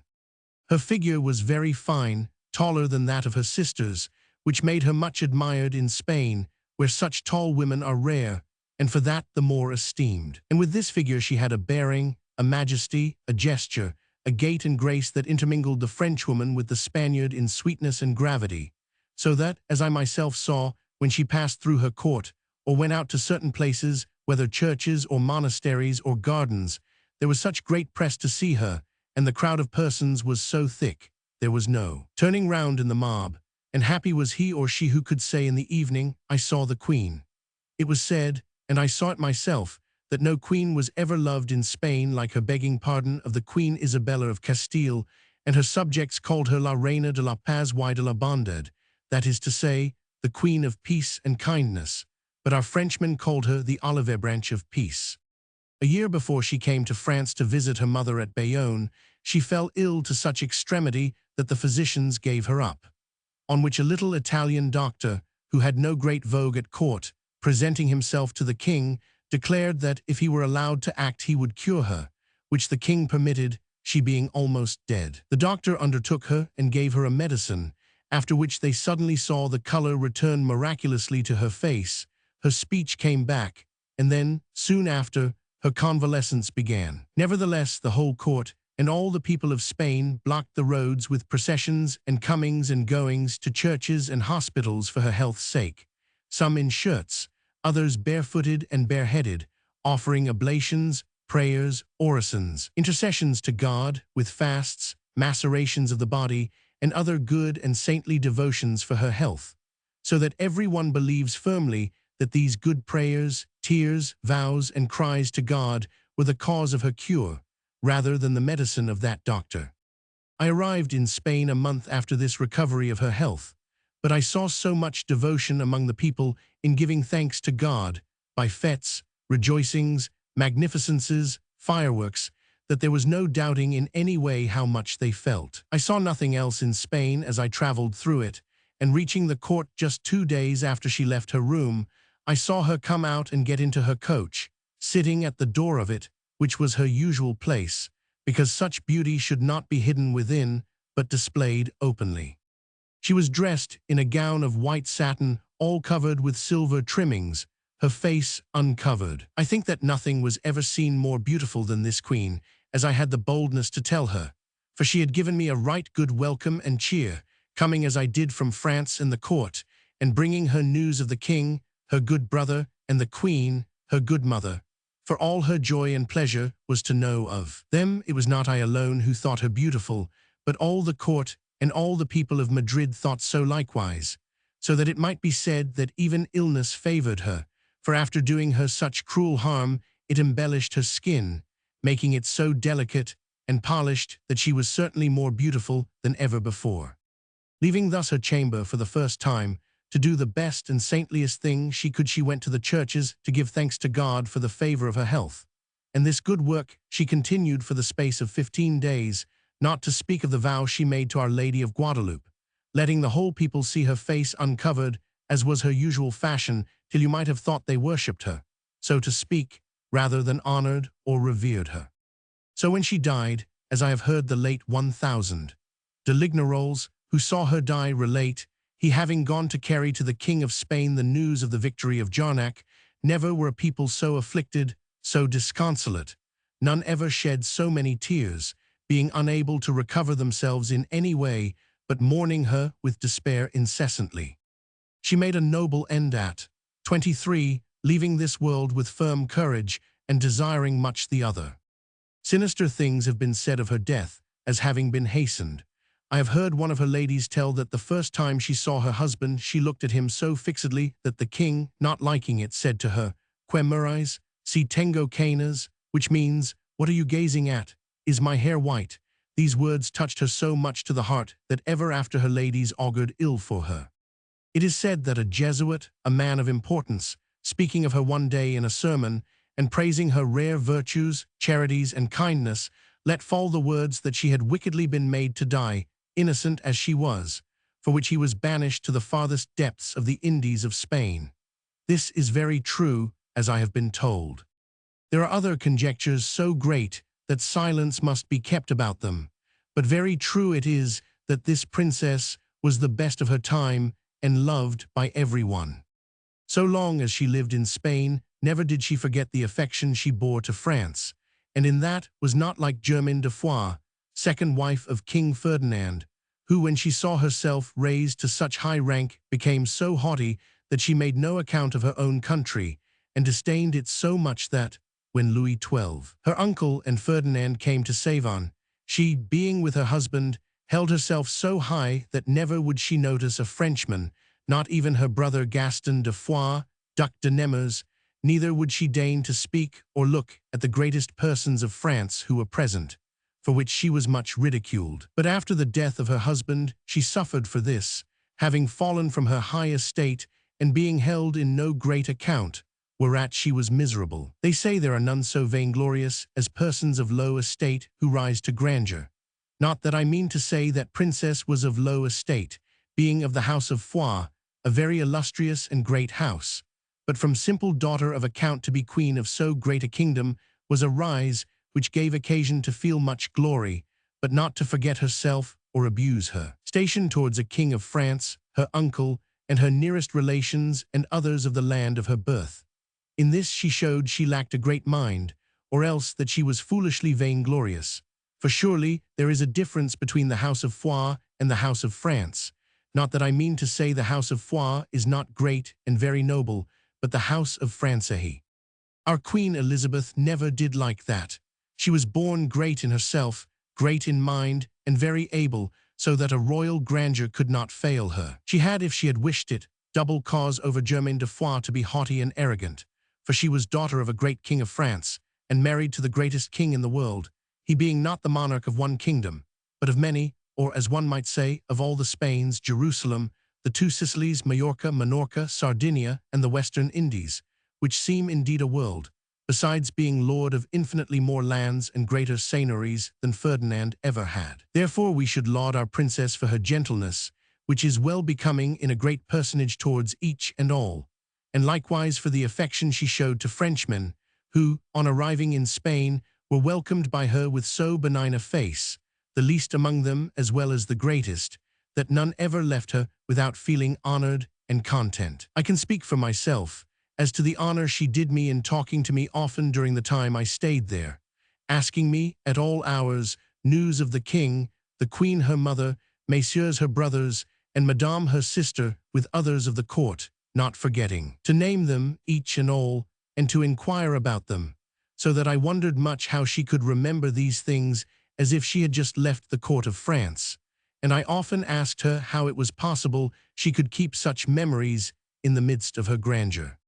When she came to Bayonne, she showed herself just as familiar with the ladies and maids of honor, neither more nor less, as she was when a girl, and as for those who were absent or married since her departure, she inquired with great interest about them all. She did the same to the gentlemen of her acquaintance, and to those who were not, informing herself as to who the latter were, and saying, "Such and such were at court in my day, I knew them well, but these were not, and I desire to know them." In short, she contented everyone. When she made her entry into Bayonne, she was mounted on an ambling horse, most superbly and richly caparisoned with pearl embroideries, which had formerly been used by the deceased empress when she made her entries into her towns, and were thought to be worth 100,000 crowns, and some say more. She had a noble grace on horseback, and it was fine to see her. She showed herself so beautiful and so agreeable that everyone was charmed with her. We all had commands to go to meet her and accompany her on this entry, as indeed it was our duty to do, and we were gratified when, having made her our reverence, she did us the honor to thank us. And to me above all she gave good greeting, because it was scarcely 4 months since I had left her in Spain, which touched me much, receiving such favor above my companions and more honor than belonged to me. On my return from Portugal and from Pignon de Billy's Penon de Vélez, a fortress which was taken in Barbary, she welcomed me very warmly, asking me news of the conquest and of the army. She presented me to Don Carlos, who came into her room together with the princess, and to Don Juan of Austria, Philip II's brother, the conqueror of Lepanto. I was 2 days without going to see her, on account of a toothache I had got upon the sea.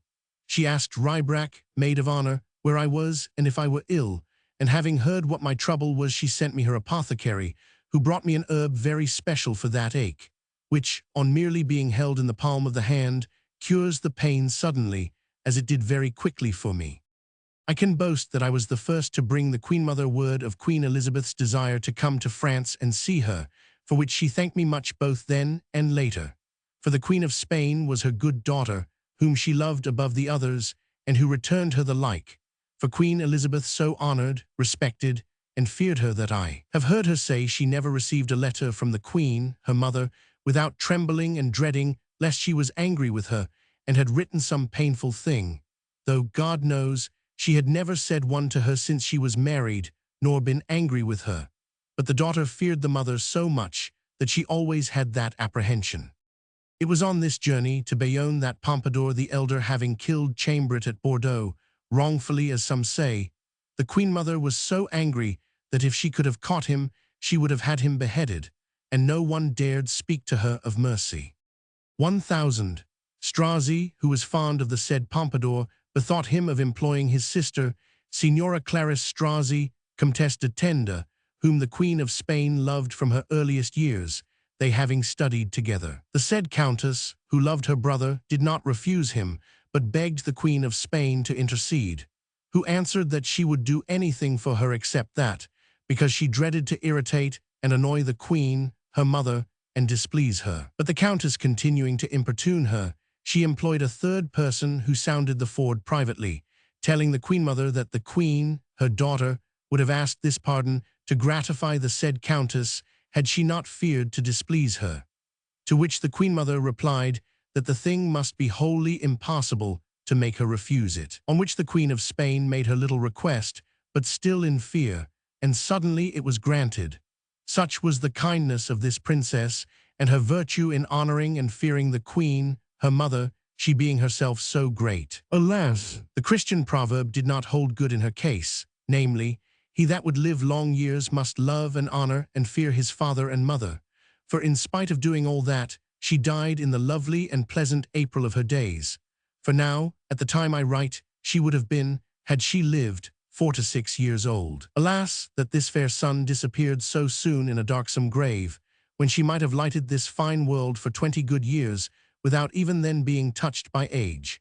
For she was by nature and complexion fitted to keep her beauty long, and even had old age attacked her, her beauty was of a kind to be the stronger. Surely, if her death was hard to Spaniards, it was still more bitter to us Frenchmen, for as long as she lived France was never invaded by those quarrels which, since then, Spain has put upon us. So well did she know how to win and persuade the king, her husband, for our good and our peace, the which should make us ever mourn her. She left 2 daughters, the most honorable and virtuous infantas in Christendom. When they were large enough, that is to say, 3 or 4 years old, she begged her husband to leave the eldest wholly to her, that she might bring her up in the French fashion, which the king willingly granted. So she took her in hand, and gave her a fine and noble training in the style of her own country, so that today that Infanta is as French as her sister, the Duchesse de Sèvres, is Spanish. She loves and cherishes France as her mother taught her, and you may be sure that all the influence and power that she has with the king, her father, she employs for the help and succor of those poor Frenchmen whom she knows are suffering in Spanish hands. I have heard it said that after the rout of 1000, Strozzi, very many French soldiers and gentlemen having been put in the galleys, she went, when at Lisbon, to visit all the galleys that were then there, and all the Frenchmen whom she found on the chain, to the number of 620s, she caused to be released, giving them money to reach their own land, so that the captains of the galleys were obliged to hide those that remained. She was a very beautiful princess and very agreeable, of an extremely graceful mind, who knew all the affairs of the kingdom of the king, her father, and was well trained in them. I hope to speak of her hereafter by herself, for she deserves all honor for the love she bears to France. She says she can never part with it, having good right to it. And we, if we have obligation to this princess for loving us, how much more should we have to the queen, her mother, for having thus brought her up and taught her? Would to God I were a good enough Petrarchizer to exalt, as I desire this Elizabeth of France. For, if the beauty of her body gives me most ample matter, that of her fine soul gives me still more, as these verses, which were made upon her at court at the time she was married, will testify. Happy the prince whom heaven ordains to Elizabeth's sweet acquaintance, more precious far than crown or sceptre, the glad enjoyment of so great a treasure. Gifts most divine she had at birth, the proof and the effect of which we see. Her youthful years showed their appearance, but now her virtues bear their perfect fruit. When this queen was put into the hands of the Duc de El Infantado and the Cardinal de Burgos, who were commissioned by their king to receive her at Roncesvalles in a great hall, after the said deputies had made their reverence, she rising from her chair to welcome them, Cardinal de Burgos harangued her, to whom she made response so honorably and in such fine fashion and good grace that he was quite amazed, for she spoke in the best manner, having been very well taught.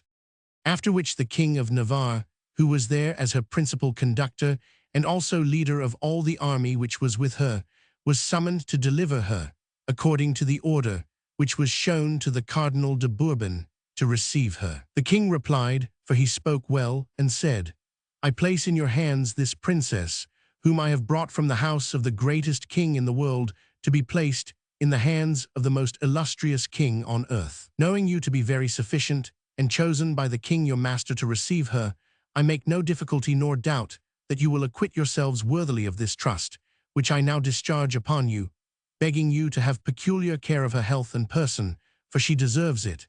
And I wish you to know that never did there enter Spain so great an ornament of all virtues and chastities, as in time you will know well by results. The Spaniards replied at once that already at first sight they had very ample knowledge of this from her manner and grave majesty, and in truth her virtues were rare. She had great knowledge, because the queen her mother had made her study well under 1,000. De Saint Etienne, her preceptor, whom she always loved and respected until her death. She loved poesy and to read it. She spoke well, in either French or Spanish, with a very noble air and much good grace.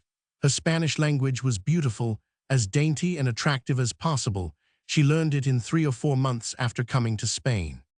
To Frenchmen she always spoke French, never being willing to discontinue it, but reading it daily in the fine books they sent from France, which she was very anxious to have brought to her. To Spaniards and all others she spoke Spanish and very well. In short, she was perfect in all things, and so magnificent and liberal that no one could be more so. She never wore her gowns a second time, but gave them to her ladies and maids, and God knows what gowns they were, so rich and so superb that the least was reckoned at 300 or 400 crowns.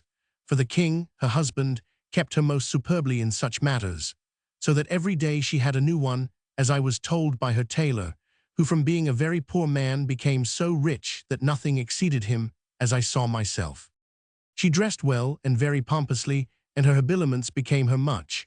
Among other things her sleeves were slashed, with scallops which they call in Spanish puntas, her headdress the same, where nothing lacked.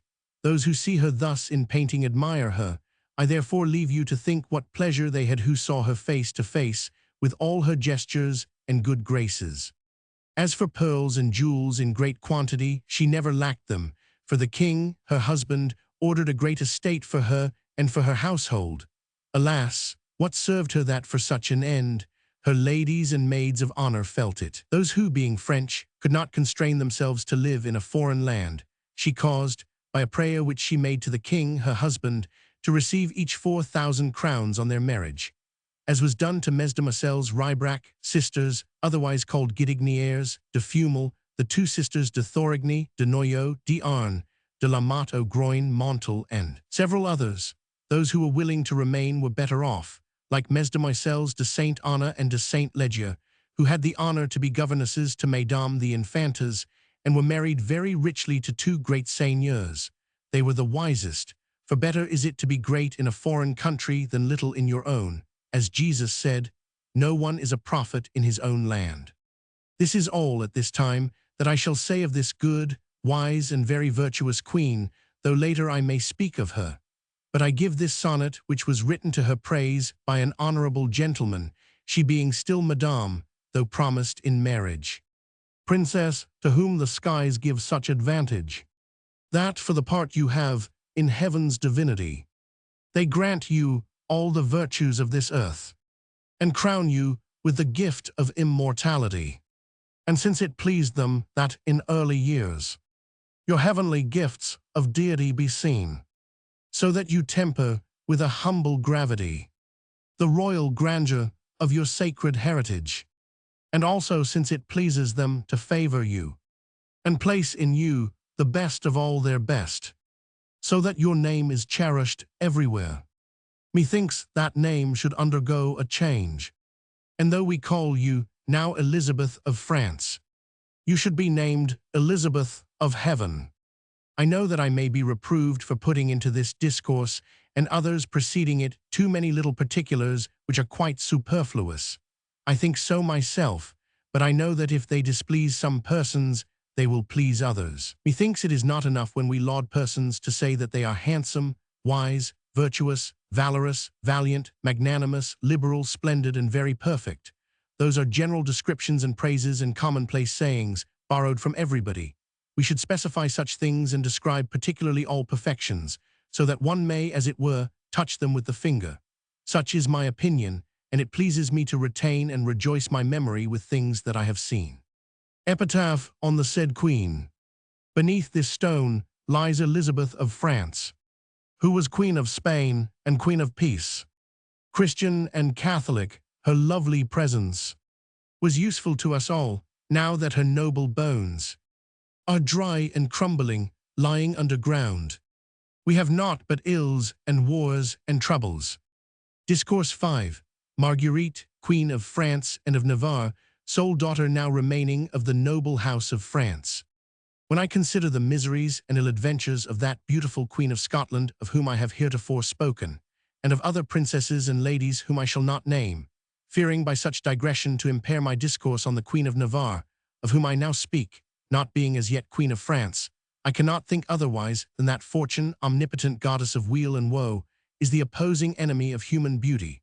For if ever there was in the world a being of perfect beauty, it is the Queen of Navarre, and yet she has been little favored by Fortune, so far, so that one may indeed say that Fortune was so jealous of nature for having made this princess beautiful that she wished to run counter in fate. However that may be, her beauty is such that the blows of said Fortune have no ascendancy upon her, for the generous courage she drew at birth from so many brave and valorous kings, her father, grandfather, great-grandfather, and their ancestors, has enabled her hitherto to make a brave resistance. To speak now of the beauty of this rare princess, I think that all those who are, will be, or ever have been beside it are plain, and cannot have beauty, for the fire of hers so burns the wings of others that they dare not hover, or even appear, around it. If there be any unbeliever so chary of faith as not to give credence to the miracles of God and nature, let him contemplate her fine face, so nobly formed, and become converted, and say that Mother Nature, that perfect workwoman, has put all her rarest and subtlest wits to the making of her. For whether she shows herself smiling or grave, the sight of her serves to enkindle every one. So beauteous are her features, so well defined her lineaments, so transparent and agreeable her eyes that they pass description. And what is more, that beautiful face rests on a body still more beautiful, superb, and rich, of a port and majesty more like to a goddess of heaven than a princess of earth. For it is believed, on the word of several, that no goddess was ever seen more beautiful, so that, in order to duly proclaim her beauty, virtues, and merit, God must lengthen the earth and heighten the sky beyond where they now are, for space in the airs and on the land is lacking for the flight of her perfection and renown. Those are the beauties of body and mind in this fair princess, which I at this time represent like a good painter, after nature and without art. I speak of those to be seen externally, for those that are secret and hidden beneath white linen and rich accoutrements cannot be here depicted or judged, except as being very beautiful and rare. But this must be by faith, presumption, and credence, for sight is interdicted. Great hardship truly to be forced to see so beautiful a picture, made by the hand of a divine workman, in the half only of its perfection. But modesty and laudable shamefacedness thus ordain it, for they lodge among princesses and great ladies as they do among commoner folk. To bring a few examples to show how the beauty of this queen was admired and held for rare. I remember that when the Polish ambassadors came to France to announce to our King Henry, then Duc d'Anjou, his election to the kingdom of Poland, and to render him homage and obedience after they had made their reverence to King Charles, to the Queen Mother, and to their king, they made it very particularly, and for several days, to Monsieur and to the King and Queen of Navarre. But the day when they made it to the said Queen of Navarre, she seemed to them so beautiful and so superbly and richly accoutred and adorned, and with such great majesty and grace that they were speechless at such beauty. Among others, there was Lasqui, the chief of the embassy, whom I heard say, as he retired, overcome by the sight, "No, never do I wish to see such beauty again. Willingly would I do as do the Turks, pilgrims to Mecca, where the sepulchre of their prophet Mahomet is, and where they stand speechless, ravished, and so transfixed at the sight of that superb mosque that they wish to see nothing more and burn their eyes out with hot irons till they lose their sight. So subtly is it done, saying that nothing more could be seen as fine, and therefore would they see nothing."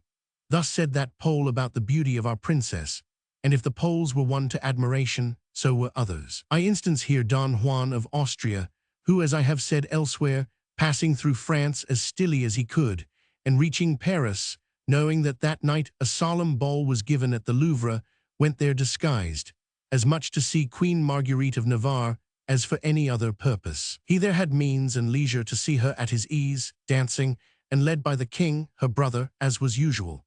He gazed upon her long, admired her, and then proclaimed her high above the beauties of Spain and Italy, two regions, nevertheless, most fertile in beauty, saying these words in Spanish: "Though the beauty of that queen is more divine than human, she is made to damn and ruin men rather than to save them."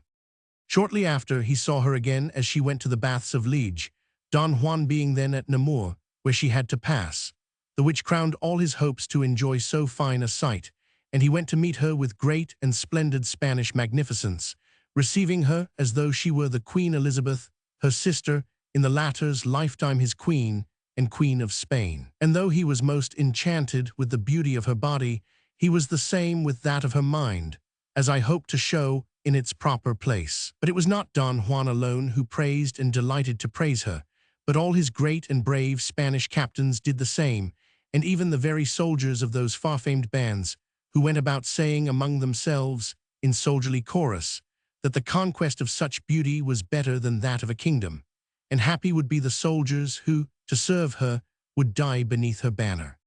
It is not surprising that such people, well-born and noble, should think this princess beautiful, but I have seen Turks coming on an embassy to the king her brother, barbarians that they were, lose themselves in gazing at her, and say that the pomp of their grand seigneur in going to his mosque or marching with his army was not so fine to see as the beauty of this queen.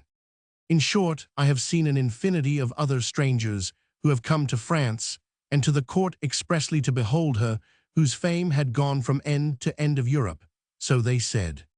I once saw a gallant Neapolitan knight, who, having come to Paris and the court, and not finding the said queen, delayed his return 2 months in order to see her, and having seen her he said these words: "In other days, the Princess of Salerno bore the like reputation for beauty in our city of Naples, so that a foreigner who had gone there and had not seen her, when he returned and related his visit, and was asked had he seen that princess, and answered no, was told that in that case he had not seen Naples. Thus I, if on my return without seeing this beautiful princess, I were asked had I seen France and the court, could scarcely say I had, for she is its ornament and enrichment.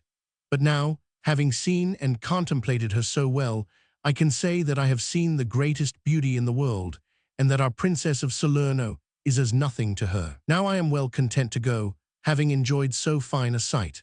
I leave you Frenchmen to think how happy you should be to see at your ease and daily her fine face, and to approach that flame divine, which can warm and kindle frigid hearts from afar more than the beauty of our most beauteous dames nearby." Such were the words said to me one day by that charming Neapolitan knight. An honorable French gentleman, whom I could name, seeing her one evening in her finest luster and most stately majesty in a ballroom, said to me these words: "Ah, if the sieur des Arts, who, in his books of Amadis forced himself with such pains to well, and richly described to the world the beautiful Niqui and her glory, had seen this queen in his day, he would not have needed to borrow so many rich and noble words to depict and set forth Niqui's beauty. T would have sufficed him to declare she was the semblance and image of the Queen of Navarre, unique in this world. And thus the beauteous Niqui would have been better pictured than she has been, and without superfluity of words." Therefore, 1000. De Ronsard had good reason to compose that glorious elegy found among his works in honor of this beautiful Princess Marguerite of France, then not married, in which he has introduced the goddess Venus asking her son whether in his rambles here below, seeing the ladies of the court of France, he had found a beauty that surpassed her own. "Yes, mother," Love replied, "I have found one on whom the glory of the finest sky is shed since ever she was born." Venus flushed red and would not credit it, but sent a messenger, one of her charites, to earth to examine that beauty and make a just report, on which we read in the elegy a rich and fine description of the charms of that accomplished princess in the mouth of the charite Pasithea, the reading of which cannot fail to please the world. But 1000. De Ronsard, as a very honorable and able lady said to me, stopped short and lacked a little something, in that he should have told how Pasithea returned to heaven, and there, discharging her commission, said to Venus that her son had only told the half, the which so saddened and provoked the goddess into jealousy, making her blame Jupiter for the wrong he did to form on earth a beauty that shamed those of heaven and principally hers, the rarest of them all, that henceforth she wore mourning and made abstinence from pleasures and delights. For there is nothing so vexatious to a beautiful and perfect lady as to tell her she has her equal, or that another can surpass her. Now we must note that if our queen was beauteous in herself, and in her nature, also she knew well how to array herself, and so carefully and richly was she dressed, both for her body and her head, that nothing lacked to give her full perfection.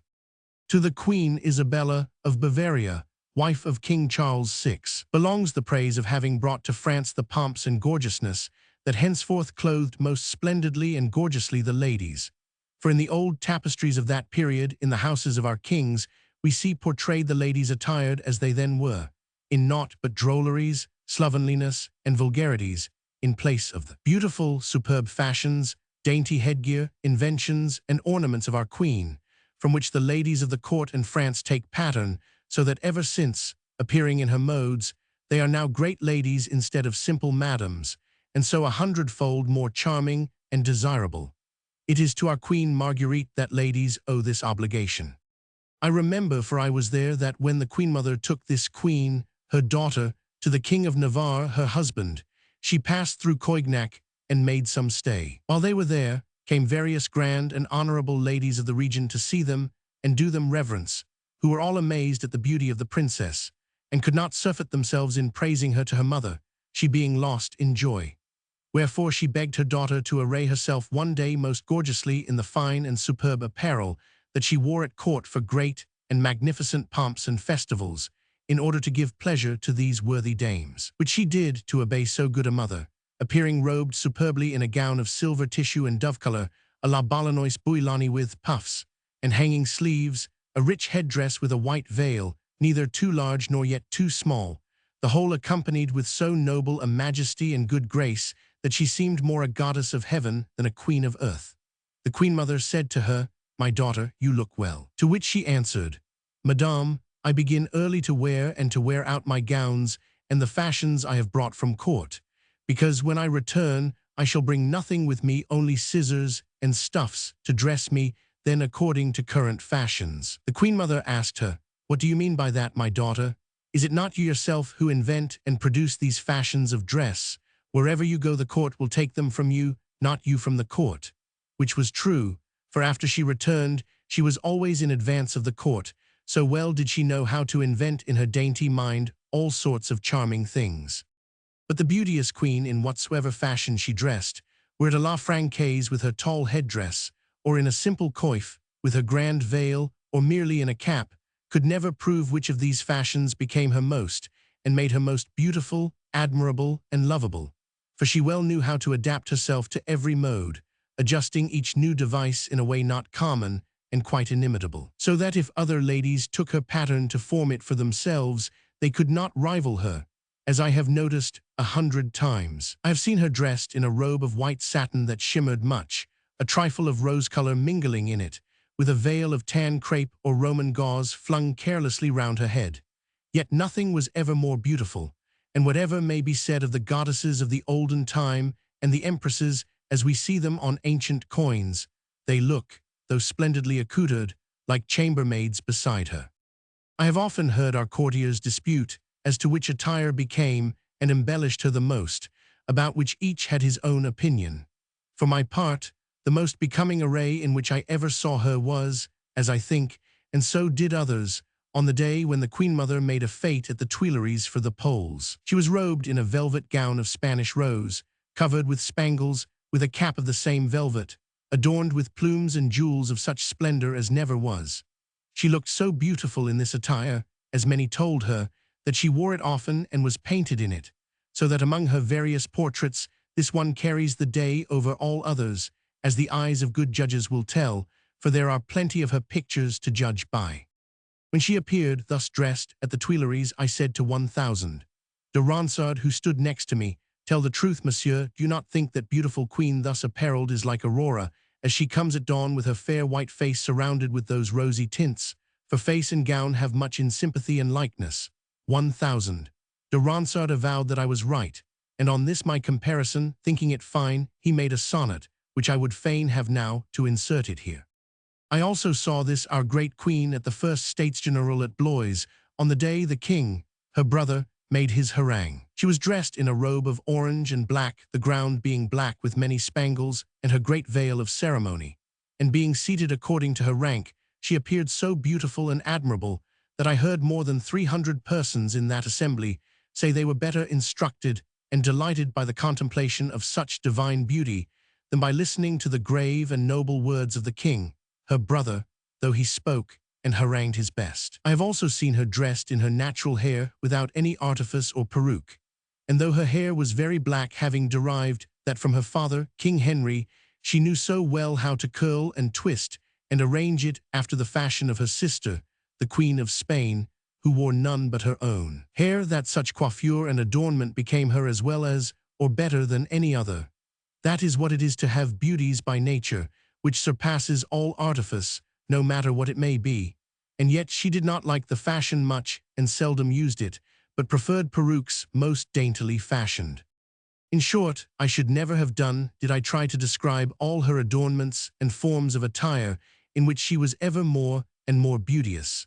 For she changed them often, and all was so becoming and appropriate, as though nature and art were striving to outdo each other in making her beautiful. But this is not all, for her fine accoutrements and adornments never ventured to cover her beautiful throat or her lovely bosom, fearing to wrong the eyes of all the world that roved upon so fine an object.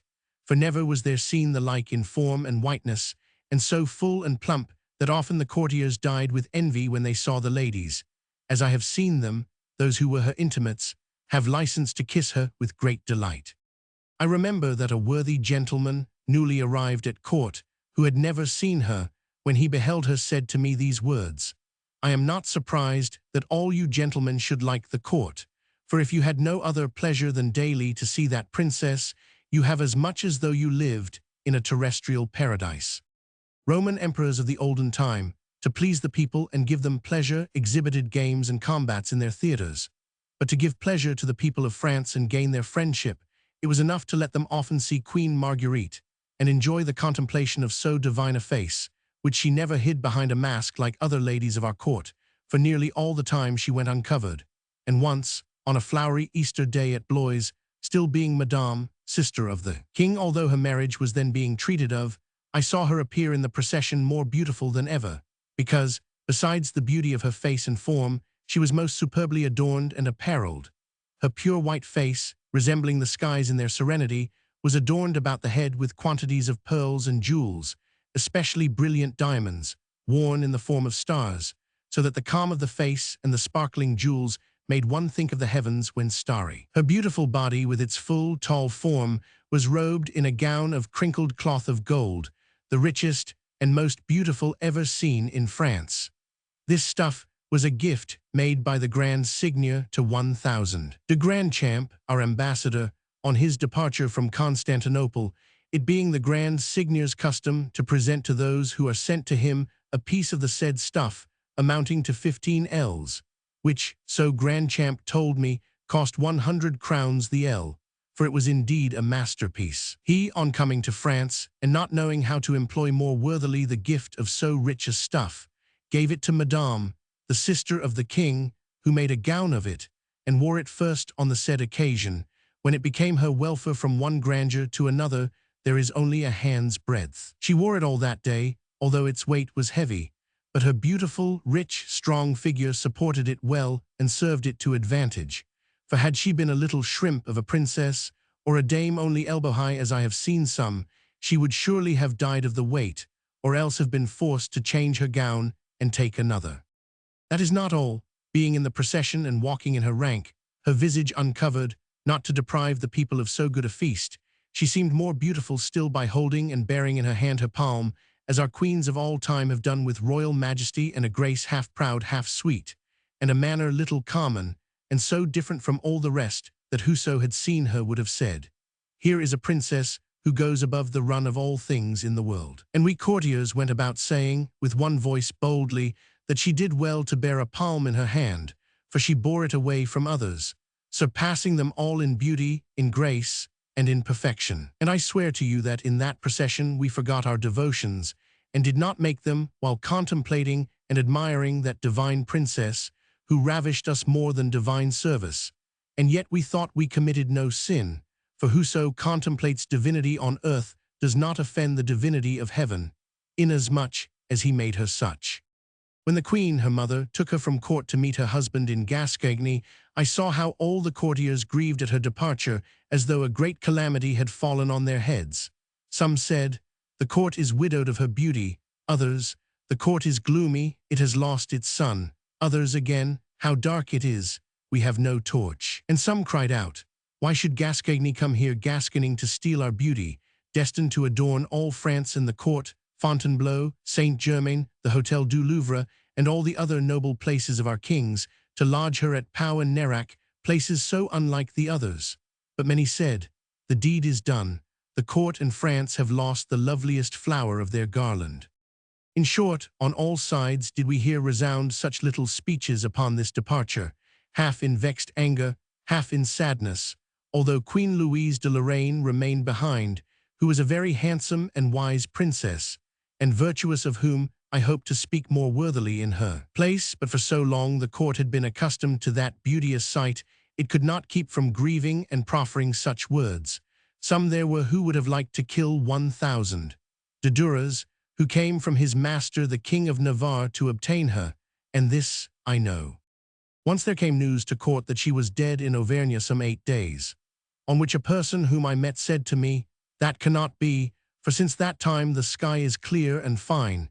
If she were dead, we should have seen eclipse of sun, because of the great sympathy 2 suns must have, and nothing could be seen but gloom and clouds."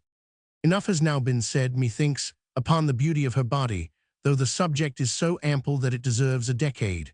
I hope to speak of it again, but at present I must say something of her noble soul, which is lodged so well in that noble body.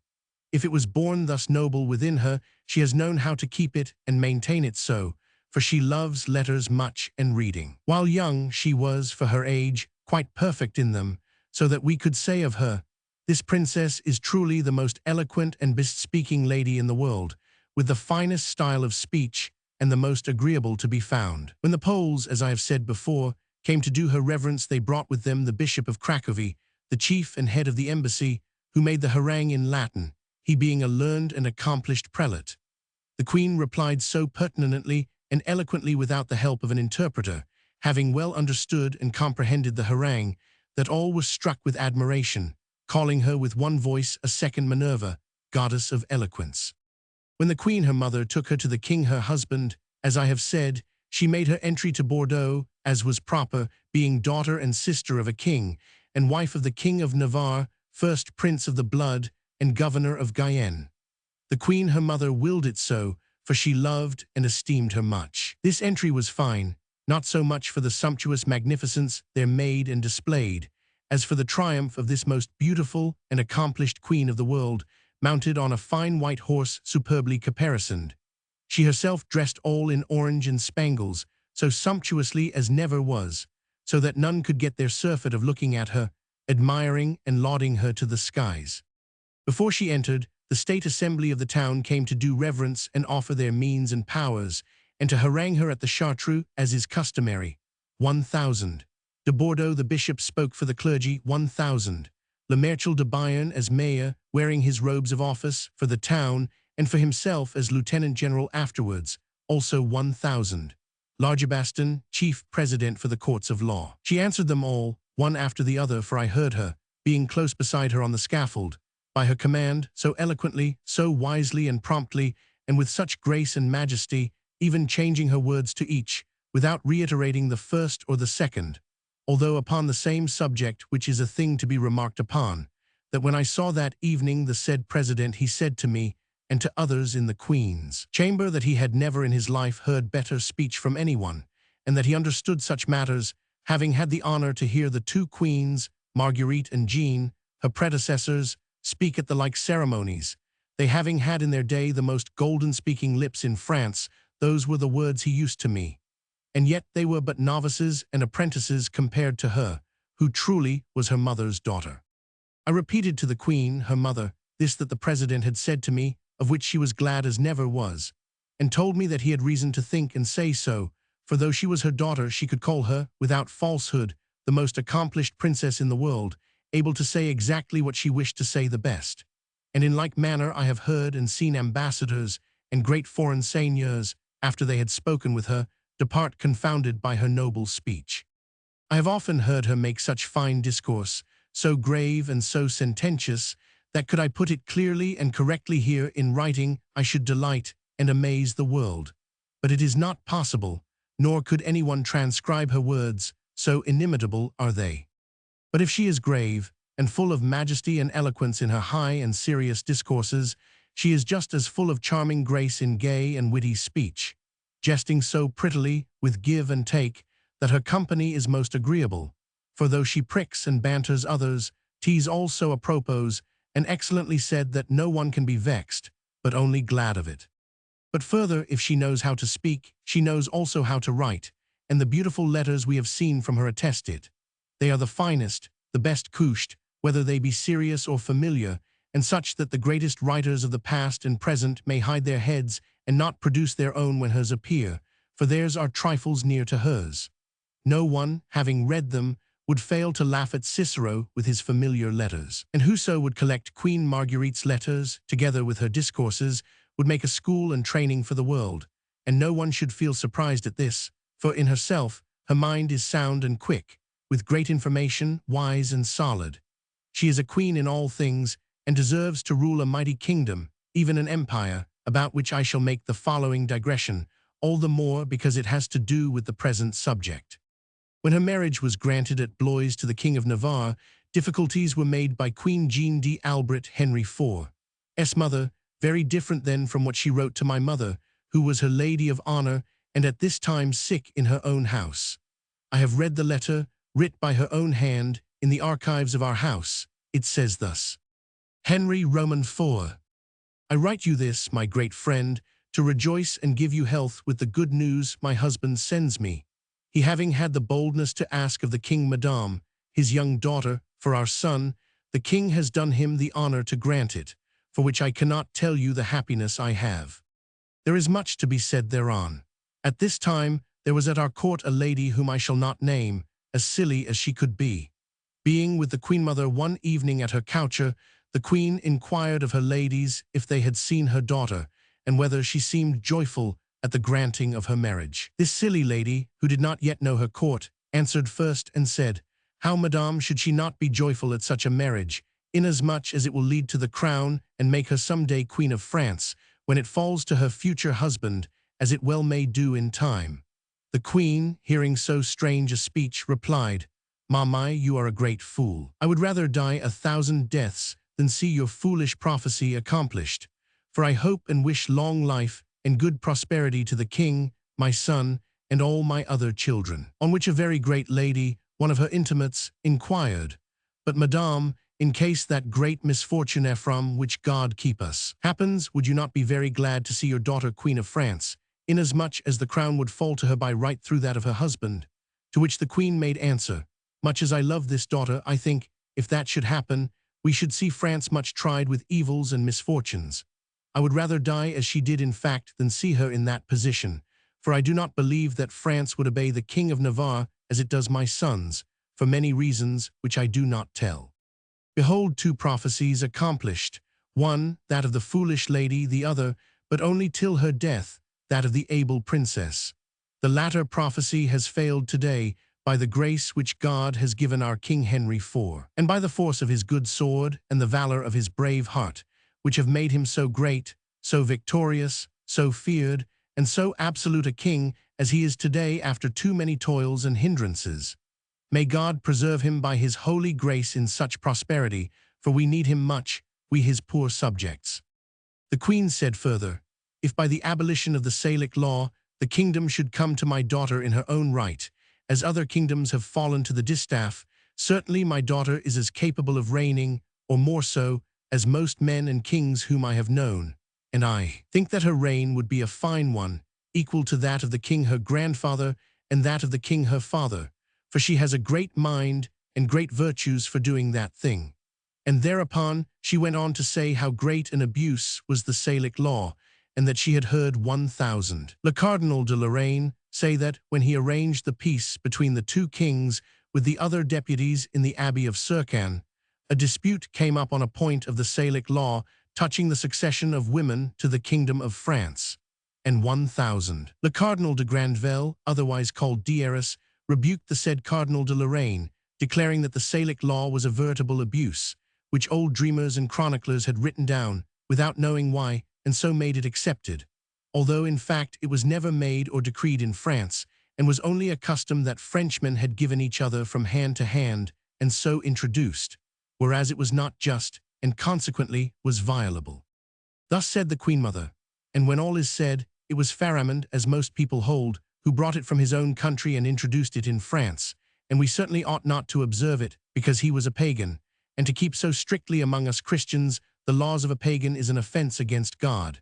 It is true that most of our laws come from pagan emperors, but those which are holy, just, and equitable, and truly there are many, we ourselves have ruled by them. But the Salic law of Pharamond is unjust and contrary to the law of God, for it is written in the Old Testament in the 25th chapter of Numbers, "If a man die and have no son, ye shall cause his inheritance to pass to his daughter."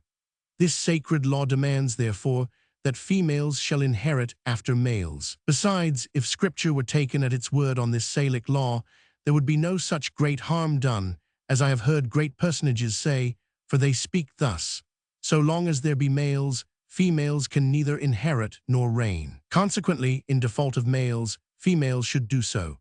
And inasmuch as it is legal in Spain, Navarre, England, Scotland, Hungary, Naples, and Sicily that females should reign, why should it not be the same in France? For what is right in one place is right everywhere and in all places. Places do not make the justice of the law.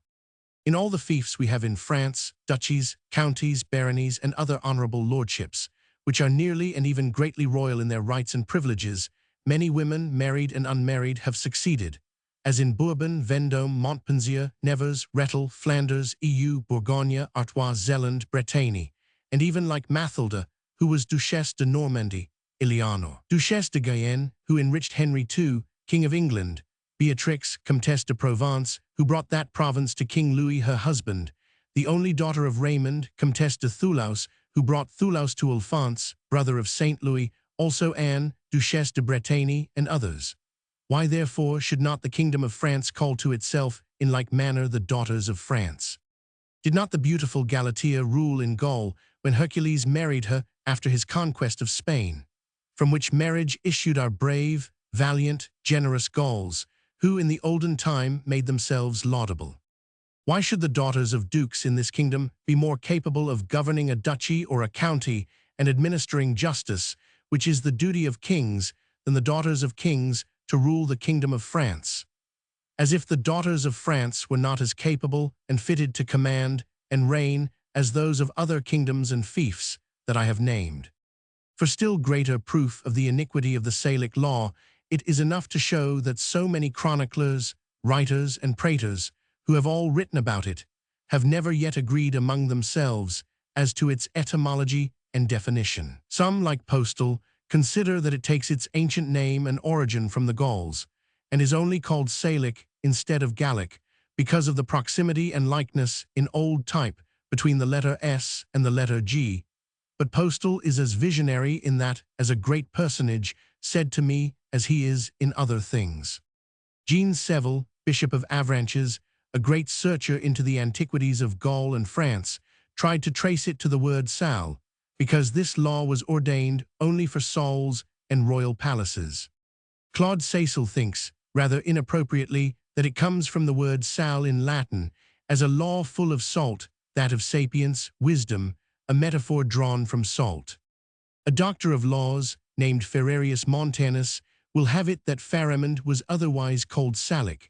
Others derive it from Saligast, one of the principal counselors of Pharamond.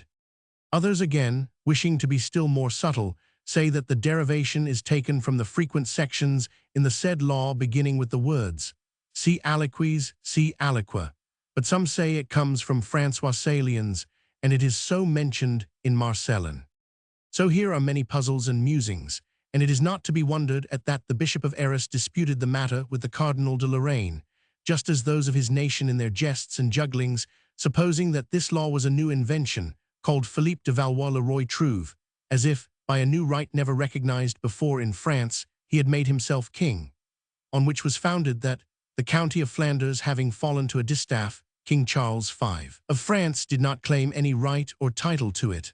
On the contrary, he portioned his brother Philippe with Bourgogne in order to make his marriage with the Countess of Flanders, not wishing to take her for himself, thinking her less beautiful, though far more rich, than her of Bourbon, which is a great proof and assurance that the Salic law was not observed except as to the crown.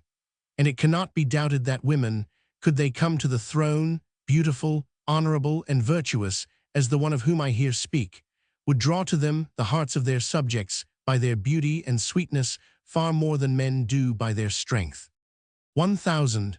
Du Tillet says that Queen Clotilde made France accept the Christian religion, and since then no queen has ever wandered from it, which is a great honor to queens, for it was not so with the kings after Clovis, Chilperic I, was stained with Arian error, and was checked only by the firm resistance of 2 prelates of the Gallican Church, according to the statement of Gregoire de Tours. Moreover, was not Catherine, daughter of Charles VI, ordained Queen of France by the king, her father, and his council in 1420. Du Tillet further says that the daughters of France were held in such honor that although they were married to less than kings, they nevertheless kept their royal titles and were called queens with their proper names, an honor which was given them for life to demonstrate forever that they were daughters of the kings of France. This ancient custom shows dumbly that the daughters of France can be sovereigns as well as the sons. In the days of the King Saint Louis, it is recorded of a court of peers held by him that the Countess of Flanders was present, taking part with the peers. This shows how the Salic law was not kept, except as to the crown. Let us see still further what 1000. Du Tillet says. By the Salic law, written for all subjects, where there were no sons the daughters inherited the patrimony, and this should rule the crown also, so that mesdames the daughters of France, in default of sons, should take it. Nevertheless, they are perpetually excluded by custom, and the private law of the House of France, based on the arrogance of Frenchmen who cannot endure to be governed by women. And elsewhere he says, one cannot help being amazed at the long ignorance that has attributed this custom to the Salic law, which is quite the contrary of it. King Charles V, treating of the marriage of Queen Marie of France, his daughter with Guillaume, Count of Hainault, in the year 1374, stipulated for the renunciation by the said Count of all right to the kingdom and to Dauphine, which is a great point, for see the contradictions. Certainly if women could handle arms like men, they could make themselves accredited, but by way of compensation, they have their beautiful faces, which, however, are not recognized as they deserve. For surely it is better to be governed by beautiful, lovely, and honorable women than by tiresome, conceited, ugly, and sullen men, such as I have seen in this France of ours. I would like to know if this kingdom has found itself any better for an infinitude of conceited, silly, tyrannical, foolish, do-nothing, idiotic, and crazy kingsnot, meaning to accuse our brave Pharamond, Clodion, Clovis, Pepin, Martel, Charles, Louis, Philippe, Jean, Francois, Henry, for they are all brave and magnanimous, those kings, and happy they who were under them than it would have been with an infinitude of the daughters of France, very able, very prudent, and very worthy to govern. I appeal to the regency of the mothers of kings to show this, to wit. Frédégonde, how did she administer the affairs of France during the minority of King Clotaire, her son, if not so wisely and dexterously that he found himself before he died monarch of Gaul and of much of Germany. The like did Mathilde, wife of Dagobert, as to Clovis too, her son, and long after, Blanche, mother of Saint Louis, who behaved so wisely as I have read, that, just as the Roman emperors chose to call themselves Augustus in commemoration of the luck and prosperity of Augustus, the great emperor, so the former. Queen mothers, after the decease of the kings, their husbands, desired each to be called Reine Blanche, in honorable memory of the government of that wise princess. Though 1000, do till it contradicts this a little, I have heard it from a very great senator. And to come lower down, Isabeau of Bavaria had the regency of her husband, Charles VI, who lost his good sense by the advice of the council, and so had Madame de Bourbon for little King Charles VIII. During his minority, Madame Louise de Savoy for King Francois I, and our Queen Mother for King Charles IX, her son. If therefore foreign ladies, except Madame de Bourbon, who was daughter of France, were capable of governing France so well, why should not our own ladies do as much, having good zeal and affection, they being born here and suckled here, and the matter touching them so closely? I should like to know in what our last kings have surpassed our last 3 daughters of France, Elizabeth, Claude, and Marguerite, and whether if the latter had come to be queens of France, they would not have governed it. I do not wish to accuse the regency, which was very great and very wise, as well as their brothers. I have heard many great personages, well-informed and far-seeing, say that possibly we should not have had the evils we did have, now have, and shall have still, adducing reasons too long to put here. But the common and vulgar fool says, must observe the Salic law. Poor idiot that he is! Does he not know that the Germans, from whose stock we issued, will want to call their women to affairs of state, as we learn from Tacitus? From that, we can see how this Salic law has been corrupted. It is but mere custom, and poor women, unable to enforce their rights by the point of the sword, men have excluded and driven them from everything. Oh, why have we no more brave and valiant paladins of France? A Roland, a Renaud, an Augier, a Dudon, an Olivier, a Graffin, an Yvon, and an infinity of other braves, whose glory and profession it was to succor ladies and support them in the troubles and adversities of their lives, their honor, and their fortunes.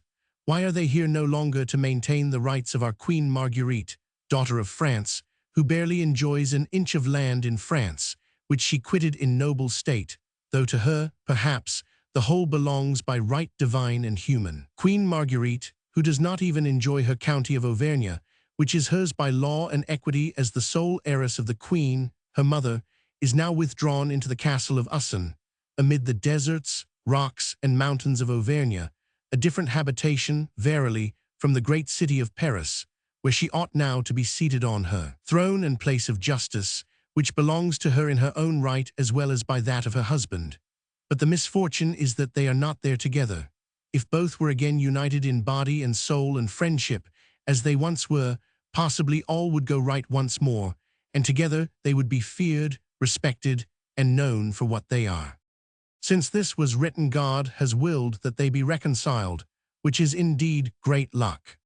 I heard 1000 de Pibrac say on one occasion that these Navarre marriages are fatal, because husband and wife are always at variance, as was the case with Louis Hutin, King of France and of Navarre, and Marguerite de Bourgogne, daughter of Duc Robert III. Also Philippe le Long, King of France and Navarre, with Jeanne, daughter of Count Othelin of Bourgogne, who being found innocent was vindicated well. Also Charles le Bel, King of France and of Navarre, with Blanche, daughter of Othelin, another Count de Bourgogne, and further King Henry d'Albret with Marguerite de Valois, who, as I have heard on good authority, treated her very ill, and would have done worse had not King Francois, her brother, spoken sternly to him and threatened him for honoring his sister so little, considering the rank she held. The last King Anton of Navarre died also on ill terms with Queen Jeanne, his wife, and our Queen Marguerite is now in dispute and separation from her husband, but God will some day happily unite them in spite of these evil times.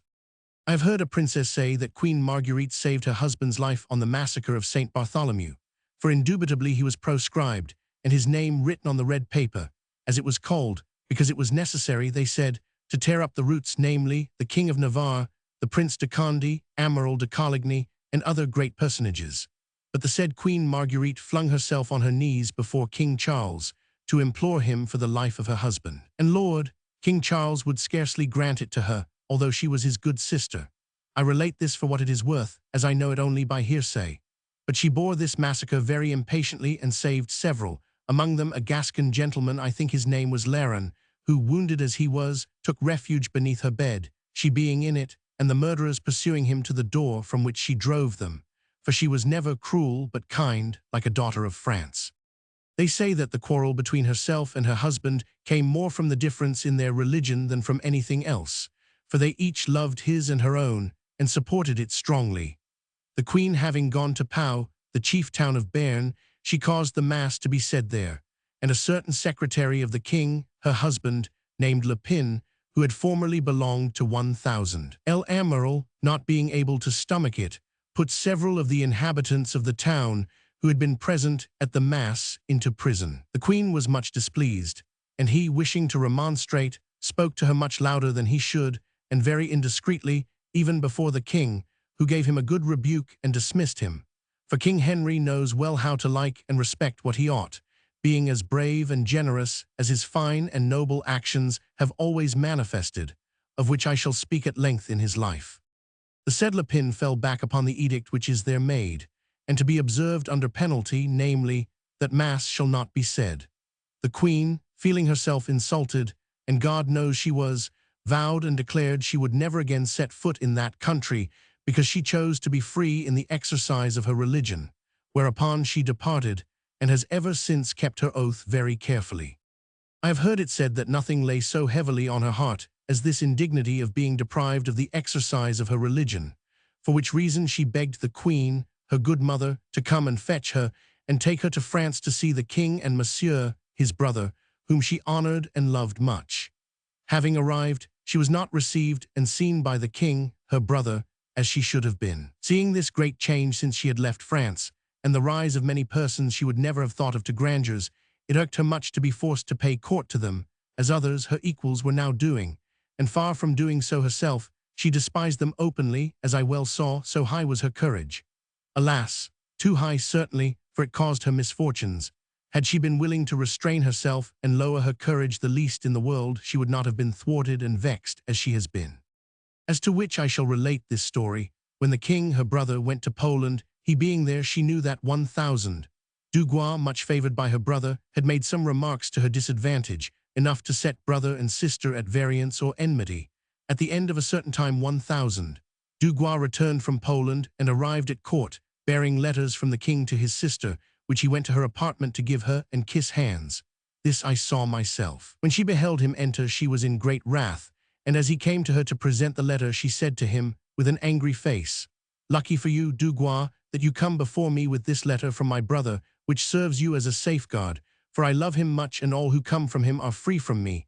But without it, I would teach you to speak about a princess like myself, the sister of your kings, your masters and sovereigns." 1,000. Dugois answered very humbly, "I should never, madame, have presented myself before you, knowing that you wish me ill, without some good message from the king, my master, who loves you, and whom you love also, or without feeling assured, madame, that for love of him, and because you are good and generous, you would hear me speak." And then, after making her his excuses and telling his reasons, as he knew well how to do, he denied very positively that he had ever spoken against the sister of his kings otherwise than very reverently, on which she dismissed him with an assurance that she would ever be his cruel enemy, a promise which she kept until his death. After a while the king wrote to Mme. de Dampierre and begged her, for the sake of giving him pleasure, to induce the Queen of Navarre to pardon 1,000. Dugois, which Mme. de Dampierre undertook with very great regret, knowing well the nature of the said queen, but because the king loved her and trusted her, she took the errand and went one day to see the said queen in her room. Finding her in pretty good humor, she opened the matter and made the appeal, namely, that to keep the good graces, friendship, and favor of the king, her brother, who is now about to become king of France, she ought to pardon 1,000. Dugois, forget the past, and take him again into favor, for the king loved and favored him above his other friends, and by thus taking 1,000 Dugois as a friend, she would gain through him many pleasures and good offices, inasmuch as he quietly governed the king, his master, and it was much better to have his help than to make him desperate and goad him against her, because he could surely do her much harm, telling her how she had seen in her time, during the reign of Francois I. Mesdames Madeleine and Marguerite, one Queen of Scotland later, the other Duchesse de Savoy, her aunts, although their hearts were as high and lofty as her own, bring down their pride so low as to pay court to 1000. De Sourdis, who was only master of the wardrobe to the king, their father, yet they even sought him, hoping by his means to obtain the favor of the king, and thus, taking example by her aunts, she ought to do the same herself in relation to 1000. Dugois. The Queen of Navarre, having listened very attentively to Mme. de Dampierre, answered her rather coldly, but with a smiling face, as her manner was. Madame de Dampierre, what you say to me may be good for you. You need favors, pleasures, and benefits, and were I you, the words you say to me might be very suitable and proper to be received and put in practice. But to me, who am the daughter of a king, the sister of kings, and the wife of a king, they have no meaning, because with that high and noble rank I cannot, for my honor's sake, be a beggar of favors and benefits from the king, my brother.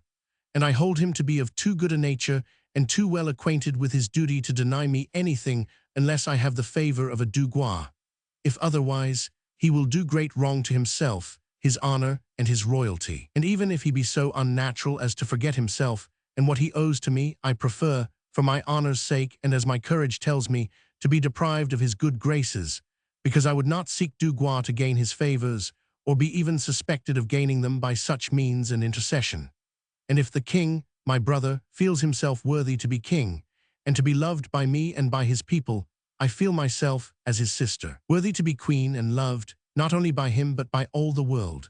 And if my aunts, as you allege, degraded themselves as you say, let them do as they would if such was their humor, but their example is no law to me, nor will I imitate it, or form myself on any model if not my own. On that she was silent, and Mme. de Dampierre retired, not that the queen was angry with her or showed her ill will, for she loved her much. Another time, when 1000, d'Epernon went to Gascogne after the death of Monsieur, a journey made for various purposes, so they said, he saw the king of Navarre at Pamiers, and they made great cheer and caresses to each other. I speak thus, because at that time 1000, d'Epernon was semi-king of France, because of the dissolute favor he had with his master, the king of France. After having caressed and made good cheer together, the king of Navarre asked him to go and see him at Nerac when he had been to Toulouse and was on his way back, which he promised to do. The king of Navarre having gone there first to make preparations to feast him well, the queen of Navarre, who was then at Nerac, and who felt a deadly hatred to 1000, d'Epernon, said to the king, her husband, that she would leave the place so as not to disturb or hinder the fete, not being able to endure the sight of 1000. D'Epernon without some scandal or venom of anger which she might disgorge, and so give annoyance to the king, her husband. On which the king begged her, by all the pleasures that she could give him, not to stir, but to help him to receive the said sieur d'Epernon, and to put her rancor against him under foot for love of him, her husband, and all the more because it greatly concerned both of them and their grandeur. Well, monsieur, replied the queen, since you are pleased to command it, I will remain and give him good cheer out of respect to you and the obedience that I owe to you. After which she said to some of her ladies, but I will answer for it that on the days that man is here, I will dress in habiliments I never yet have worn, namely, dissimulation and hypocrisy. I will so mask my face with shams that the king shall see their only good and honest welcome and all gentleness, and likewise I will lay discretion on my lips, so that externally I will make him think my heart internally is kind, which otherwise I would not answer for. I do this being nowise in my own control, but wholly in his, so lofty is he and full of frankness, unable to bear vileness or the venom of hypocrisy, or to abase himself in any way. Therefore, to content the king, her husband, for she honored him much, as he did her, she disguised her feelings in such a way that, 1000, d'Epernon being brought to her apartment, she received him in the same manner the king had asked of her, and she had promised, so that all present, the chamber being full of persons eager to see the entrance and the interview, marveled much, while the king and 1000, d'Epernon were quite content, but the most clear-sighted and those who knew the nature of the queen misdoubted something hidden within, and she herself said afterwards it was a comedy in which she played a part unwillingly. These are two tales by which to see the lofty courage of this queen, the which was such, as I have heard the queen, her mother, say discoursing of this topic, that she resembled in this her father, and that she, the queen-mother, had no other child so like him, as much in ways, humours, lineaments, and features of the face as in courage and generosity, telling also how she had seen King Henry, during King Francois' lifetime, unable for a kingdom to pay his court, and cringed to Cardinal de Tournon or to Amiral de Annibalt, the favourites of King Francois, even though he might often have had peace with Emperor Charles, had he been willing so to do, but his honour could not submit to such attentions, and so, like father, like daughter, nevertheless, all that injured her much. I remember an infinite number of annoyances and indignities she received at court, which I shall not relate, they are too odious, until at last she was sent away, with great affront and yet most innocent of what they put upon her, the proofs of which were known to many, as I know myself.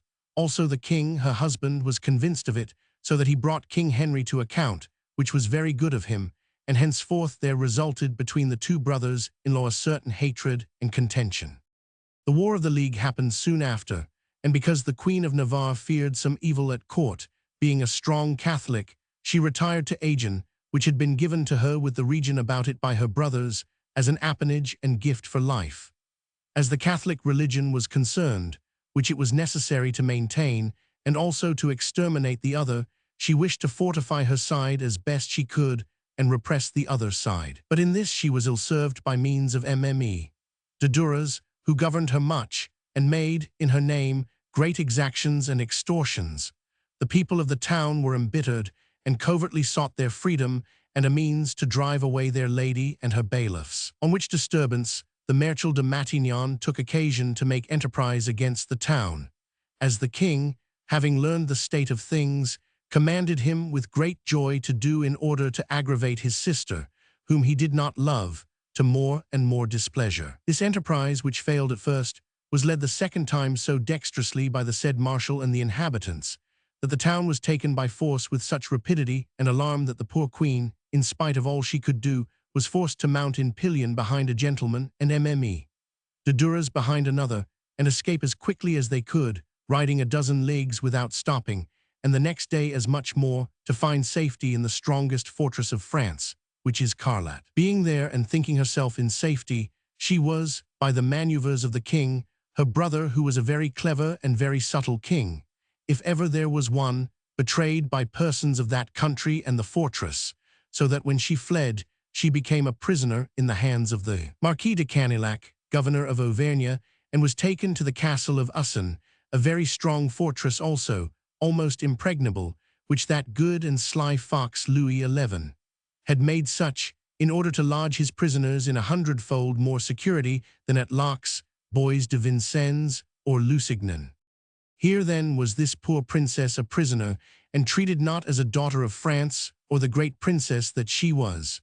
But at any rate, if her body was captive, her brave heart was not, and it never failed her, but helped her well, and did not let her yield to her affliction. See what a great heart can do, led by great beauty, for he who held her prisoner became her prisoner in time, brave and valiant though he was. Poor man, what else could he expect? Did he think to hold subject and captive in his prison one whose eyes and beauteous face could subject the whole world to her bonds and chains like galley slaves? So here was the Marquis ravished and taken by her beauty, but she, not dreaming of the delights of love, only of her honor and her liberty, played her game so shrewdly that she soon became the stronger, seized the fort, and drove away the Marquis, much dumbfounded at such surprise and military tactics. There she has now been 6 or 7 years, not, however, with all the pleasures of life, being despoiled of the county of Auvergne by 1,000. Le Grand Prieur de France, whom the king induced the queen-mother to institute count and heir in her will, regretting much that she could not leave the queen, her good daughter, anything of her own, so great was the hatred that the king bore her. Alas, what mutation was this from the time when, as I saw myself, they loved each other much, and were one in body, soul, and will. Ah, how often was it fine to see them discourse together, for whether they were grave or gay, nothing could be finer than to see and hear them, for both could say what they wished to say. Ah, how changed the times are since we saw them in that great ballroom, dancing together in such beautiful accord of dance and will. The king, always led her to the dance at the great balls. If one had a noble majesty, the other had none the less. The eyes of all were never surfeited or delighted enough by so agreeable a sight, for the sets were so well danced, the steps so correctly performed, the stops so finely made that we knew not which to admire most, their beautiful fashion of dancing or their majesty in pausing. Representing now a gay demeanor and next a noble, craved disdain, for no one ever saw them in the dance that did not say they had seen no dance so fine with grace and majesty as this of the king-brother and the queen-sister. As for me, I am of that opinion, and yet I have seen the Queen of Spain and the Queen of Scotland dance most beautifully. Elizabeth de France, Queen of Spain. Also I have seen them dance the Italian Pasamino, the minuet menu pas, now advancing with grave port and majesty, doing their steps so gravely and so well, next gliding only, and anon making most fine and dainty and grave passages, that none, princes or others, could approach, nor ladies, because of the majesty that was not lacking. Wherefore this queen took infinite pleasure in these grave dances, on account of her grace and dignity and majesty, which she displayed the better in these than in others like brancels and volts and courants. The latter she did not like, although she danced them well, because they were not worthy of her majesty, though very proper for the common graces of other ladies. I have seen her sometimes like to dance the brancel by torchlight. I remember that once, being at Lyon, on the return of the king from Poland, at the marriage of Besnay, one of her maids of honor, she danced the brancel before many foreigners from Savoy, Piedmont, Italy, and elsewhere, who declared they had never seen anything so fine as this queen, a grave and noble lady, as indeed she is. One of them there was who went about declaring that she needed not, like other ladies, the torch she carried in her hand, for the light within her eyes, which could not be extinguished like the other, was sufficient, the which had other virtue than leading men to dance, for it inflamed all those about her, yet could not be put out like the one she had in hand, but lit the night amid the darkness and the day beneath the sun. For this reason must we say that fortune has been to us as great an enemy as to her, in that we see no longer that bright torch, or rather that fine sun which lighted us, now hidden among those hills and mountains of Auvergne. If only that light had placed itself in some fine port or haven near the sea, where passing mariners might be guided, safe from wreck and peril, by its beacon, her dwelling would be nobler, more profitable, more honorable for herself and us. Ah, people of Provence, you ought to beg her to dwell upon your sea-coasts or within your ports. Then would she make them more famous than they are, more inhabited and richer. From all sides men in galleys, ships, and vessels would flock to see this wonder of the world, as in old times to that of Rhodes, that they might see its glorious and far-shining Pharos. Instead of which, begirt by barriers of mountains, she is hidden and unknown to all our eyes, except that we have still her lovely memory. Ah, beautiful and ancient town of Marseille, happy would you be if your port were honored by the flame and beacon of her splendid eyes. For the county of Provence belongs to her, as do several other provinces in France. Cursed be the unhappy obstinacy of this kingdom, which does not seek to bring her hither with the king, her husband, to be received, honored, and welcomed as they should be. This I wrote at the very height of the wars of the League. Was she a bad, malicious, miserly, or tyrannical princess, as there have been a plenty in times past in France, and will be possibly again, I should say nothing in her favor. But she is good, most splendid, liberal, giving all to others, keeping little for herself, most charitable, and giving freely to the poor. The great she made ashamed with liberalities, for I have seen her make presents to all the court on New Year's Day such as the kings, her brothers, could not equal. On one occasion, she gave Queen Louise de Lorraine a fan made of mother-of-pearl enriched with precious stones and pearls of price, so beautiful and rich that it was called a masterpiece and valued at more than 15,000 crowns. The other, to return the present, sent her sister those long aiguillettes which Spaniards call puntas, enriched with certain stones and pearls that might have cost 100 crowns, and with these she paid for that fine New Year's gift, which was certainly most dissimilar. In short, this queen is in all things royal and liberal, honorable and magnificent, and let it not displease the empresses of long past days, their splendors described by Suetonius, Pliny, and others, do not approach her own in any way, either in court or city, or in her journeys through the open country. Witness her gilded litters so superbly covered and painted with fine devices, her coaches and carriages the same, and her horses so fine and so richly caparisoned. Those who have seen, as I have, these splendid appurtenances know what I say. And must she now be deprived of all this, so that for 7 years she has not stirred from that stern, unpleasant castle, in which, however, she takes patience, such virtue has she of self-command, one of the greatest, as many wise philosophers have said. To speak once more of her kindness, it is such, so noble, so frank, that as I believe it has done her harm, for though she has had great grounds and great means to be revenged upon her enemies and injure them, she has often withheld her hand when, had she employed those means or caused them to be employed, and commanded others, who were ready enough, to chastise those enemies with her consent, they would have done so wisely and discreetly, but she resigned all vengeances to God. This is what 1000. Dugois said to her once when she threatened him, "Madame, you are so kind and generous that I never heard it said you did harm to anyone, and I do not think you will begin with me, who am your very humble servitor." And in fact, although he greatly injured her, she never returned him the same in vengeance. It is true that when he was killed and they came to tell her, she merely said, being ill, "I am sorry I am not well enough to celebrate his death with joy." She had also this other kindness in her, that when others had humbled themselves and asked her pardon and favor, she forgave and pardoned, with the generosity of a lion which never does harm to those who are humble to him. I remember that when 1000, Le Marechal de Bayern was lieutenant of the king in Guyenne, war having broken out around him, possibly with his knowledge and intent, he went one day before Nerac, where the king and queen of Navarre were living at that time. The marshal prepared his arquebusiers to attack, beginning with a skirmish.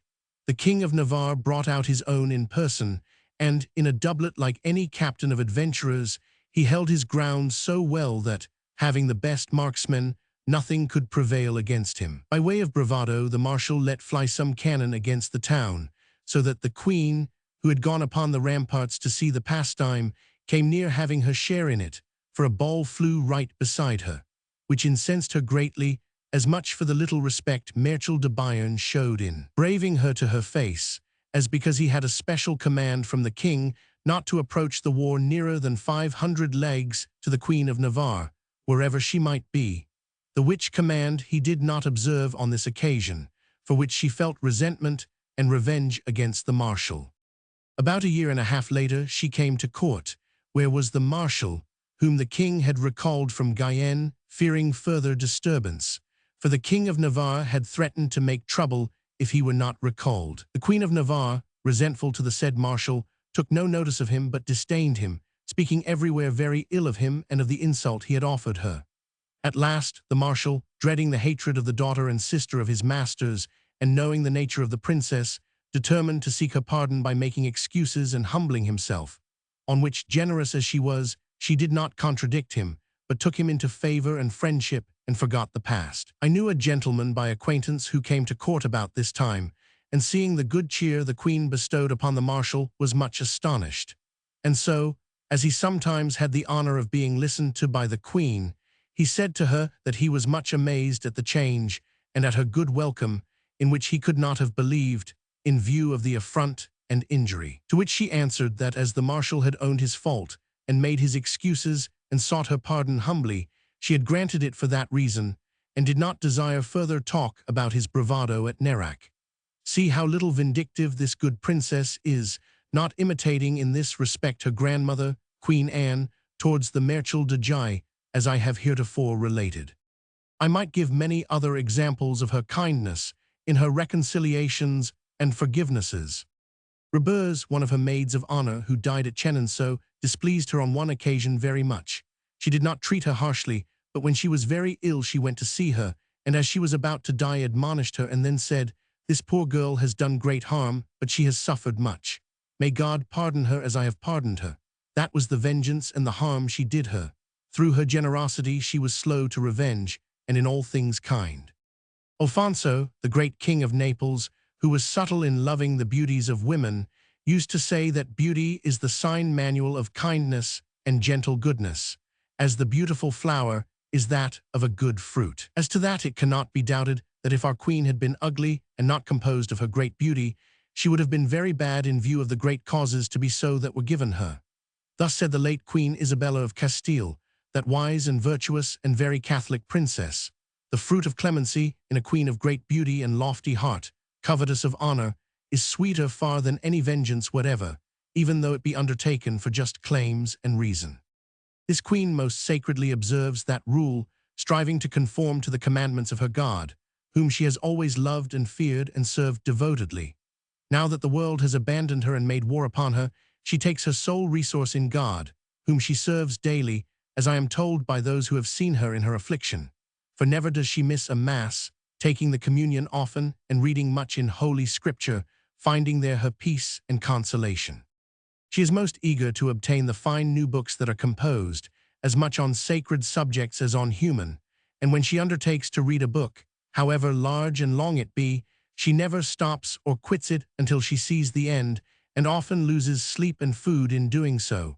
She herself composes, both in prose and verse, as to which no one can think otherwise than that her compositions are learned, beautiful, and pleasing, for she knows the art, and could we bring them to the light, the world would draw great pleasure and great profit from them. Often she makes very beautiful verses and stanzas that are sung to her by choir boys whom she keeps, and which she sings herself, for her voice is beautiful and pleasant to a lute, playing it charmingly. And thus she spends her time and wears away her luckless days, offending none, and living that tranquil life she chooses as the best. She has done me the honor to write me often in her adversity, I being so presumptuous as to send for news of her.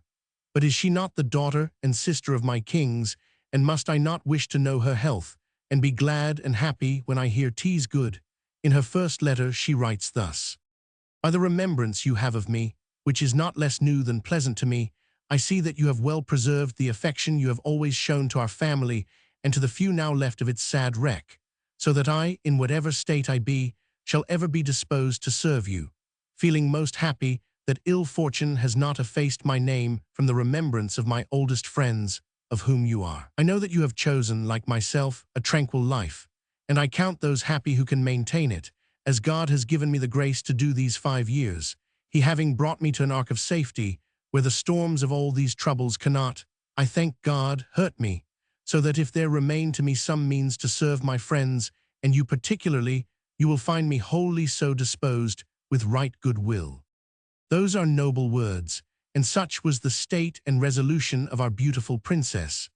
That is what it is to be born of a noble house, the greatest in the world, whence she drew her courage by inheritance from many brave and valiant kings, her father, grandfather, great-grandfather, and all their ancestors. And be it, as she says, that from so great a shipwreck she alone remains, not recognized and reverenced as she should be by her people.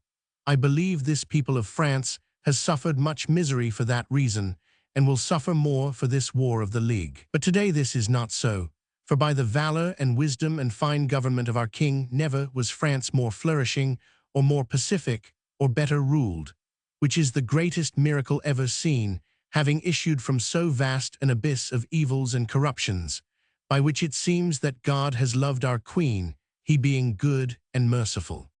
Oh, how ill-advised is he who trusts in the people of today! Oh, how differently did the Romans recognize the posterity of Augustus Caesar, who gave them wealth and grandeurs, from the people of France, who received so much from their later kings these 100 years, and even from Francois I and Henry II, so that without them France would have been tumbled topsy-turvy by her enemies watching for that chance, and even by the Emperor Charles, that hungry and ambitious man. And thus it is they are so ungrateful, these people, toward Marguerite, sole and only remaining daughter and princess of France. It is easy to foresee the wrath of God upon them, because nothing is to him so odious as ingratitude, especially to kings and queens, who here below fulfill the place and state of God.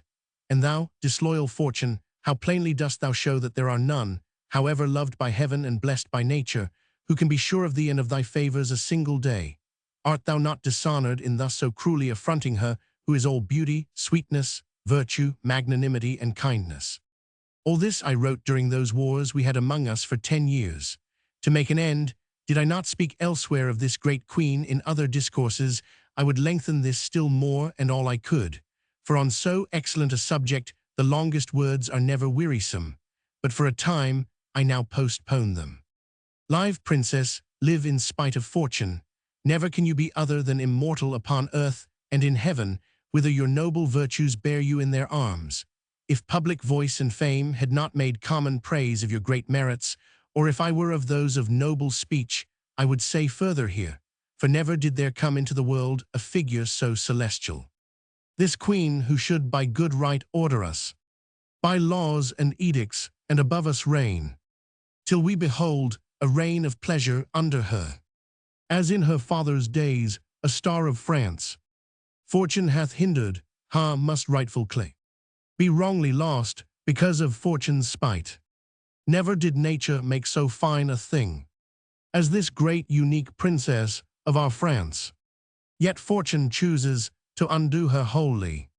Behold how evil balances with good. In the 16th century there were 3 Marguerites, one sister of Francois I, and Queen of Navarre, celebrated for her intellect, her tales in the style of Boccaccio, and her verses, which are less interesting. Another, Marguerite, niece of the preceding, sister of Henry II, who became Duchesse de Sèvres, very witty, also a writer of verses, and in her youth the patroness of the new poets at court.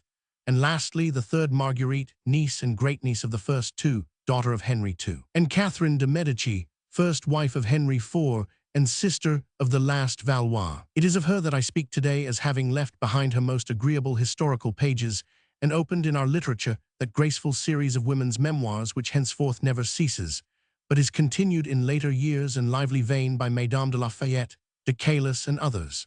All of these memoirs are books made without intending it, and the better for that.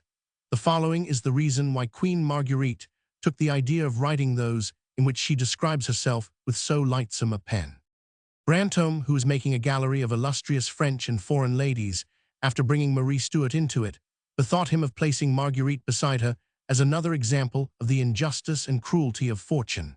Marguerite, at the period when Brantôme indited his impulsive, enthusiastic portrait of her, flinging upon his paper that eulogy which may truly be called delirious, was confined at the castle of Usson in Auvergne, where she was not so much a prisoner as mistress. Prisoner at first, she soon seduced the man who held her so and took possession of the place, where she passed the period of the League troubles and beyond it in an impenetrable haven. The castle of Usson had been fortified by Louis XI, well-versed in precautions, who wanted it as a sure place in which to lodge his prisoners. There Marguerite felt herself safe, not only from sudden attack, but also from the trial of a long siege and repeated assault.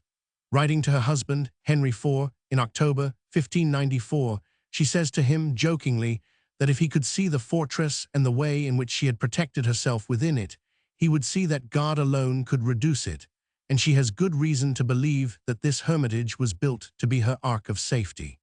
The castle which she thus compares to Noah's Ark, and which some of her panegyrists, convinced that she who lived there was given to celestial contemplations, compared to Mount Tabor, was regarded as a capria and an abominable lair by enemies, who, from afar, plunged eyes of hatred into it. It is very certain, however, that Queen Marguerite lost nothing in that retreat of the delicate nicety of her mind, for it was there that she undertook to write her memoirs in a few afternoons, in order to come to Brantôme's assistance and correct him on certain points. We will follow her, using now and then some contemporary information, without relying too much upon either, but endeavoring to draw with simple truth a singular portrait in which there enters much that was enchanting and, towards the end, fantastic. Marguerite, born at Saint-Germain-en-Laye, May 14, 1553, was 6 years old when her father, Henry II, was killed at that fatal tournament which ruined the fortunes of the House of Valois. She tells us several anecdotes of herself and her childish repartees which prove a precocious mind. She takes great pains to call attention to a matter which in her is really a sign, a distinctive note through all excesses, namely, that as a child, and when it was the fashion at court to be Huguenot, and when all those who had intelligence, or wished to pass for having it, had withdrawn from what they called bigotry, she resisted that influence. In vain did her brother, d'Anjou, afterward Henry III, fling her hours into the fire and give her the psalms and the Huguenot prayers in place of it. She held firm and preserved herself from the mania of Huguenotism, which at that date was a fancy at court, a French and mundane fashion, attractive for a time to even those who were soon to turn against it and repress it. Marguerite, in the midst of a life that was little exemplary, will always be found to have kept with sincerity this corner of good Catholicism which she derived from her race, and which made her in this respect, and to this degree, more of an Italian than a Frenchwoman. However, that which imports us to notice is that she had it. Still a child when the first religious wars began, she was sent to Amboise with her young brother, de Lenken. There she found herself in company with several of Brantôme's female relations, Mme. de Dampierre his aunt Mme. de Retz his cousin, and she began with the elder of these ladies a true friendship. With the younger, the cousin, the affection came later. Marguerite gives the reason for this very prettily. At that time, the advanced age of your aunt and my childish youthfulness had more agreement, for it is the nature of old people to love children, and those who are in the perfection of their age, like your cousin, despise and dislike their annoying simplicity. Childhood passed, and the first awakening to serious things was given to Marguerite about the time of the Battle of Moncontour. She was then 16. The Duc d'Anjou, afterwards Henry III. Aged 18, handsome, brave, and giving promise of a virtue and a prudence he never justified, took his sister aside one day in one of the alleys of the park at Plessis-les-Tours to tell her of his desire, on starting for the army, to leave her as his confidant and support with their mother, Catherine de Medici, during his absence at the wars. He made her a long speech, which she reports in full with some complacency. Sister, the nourishment we have taken together obliges us, not less than proximity, to love each other. Until now we have naturally been guided to this without design, and without the said union being of any utility beyond the pleasure we have had in conversing together. That was good for our childhood, but now it is time to no longer live like children. He then points out to her the great and noble duties to which God calls him, in which the Queen, their mother, brought him up, and which King Charles IX, their brother, lays upon him. He fears that this king, courageous as he is, may not always be satisfied with hunting, but will become ambitious to put himself at the head of the armies, the command of which has been hitherto left to him. It is this that he wishes to prevent. In this apprehension, he continues, thinking of some means of remedy, I believe that it is necessary to leave some very faithful person behind me who will maintain my side with the Queen, my mother. I know no one as suitable as you, whom I regard as a second myself. You have all the qualities that can be desired, intelligence, judgment, and fidelity. The Duc d'Anjou then proposes to his sister to change her manner of life, to be assiduous towards the Queen, their mother, at all hours, at her lever, in her cabinet during the day, at her coucher, and so act that she be treated henceforth, not as a child, but as a person who represents him during his absence. This language, she remarks, was very new to me, having lived until then without purpose, thinking of nothing but dancing and hunting, and without much interest even in dressing and in appearing beautiful, not having yet reached the age of such ambitions. The fear she always felt for the Queen, her mother, and the respectful silence she maintained in her presence, held her back still further. I came very near, she says, replying to him as Moses did to God in the vision of the bush. Who am I? Send, I pray thee, by him whom thou shouldest send. Nevertheless, she felt within her at her brother's words a new courage and powers hitherto unknown to her, and she soon consented to all, entering zealously into her brother's design. From that moment she felt herself transformed. This fraternal and politic union thus created by the Duc d'Anjou did not last. On his return from the victory of Moncontour, she found him changed, distrustful, and ruled by a favorite, Dugois, who possessed him as so many others possessed him later. Henceforth his sister was out of favor with him, and it was with her younger brother, the Duc de Lenken, that Marguerite renewed and continued as long as she could a union of the same kind, which gave room for all the feelings and all the ambitious activities of youth.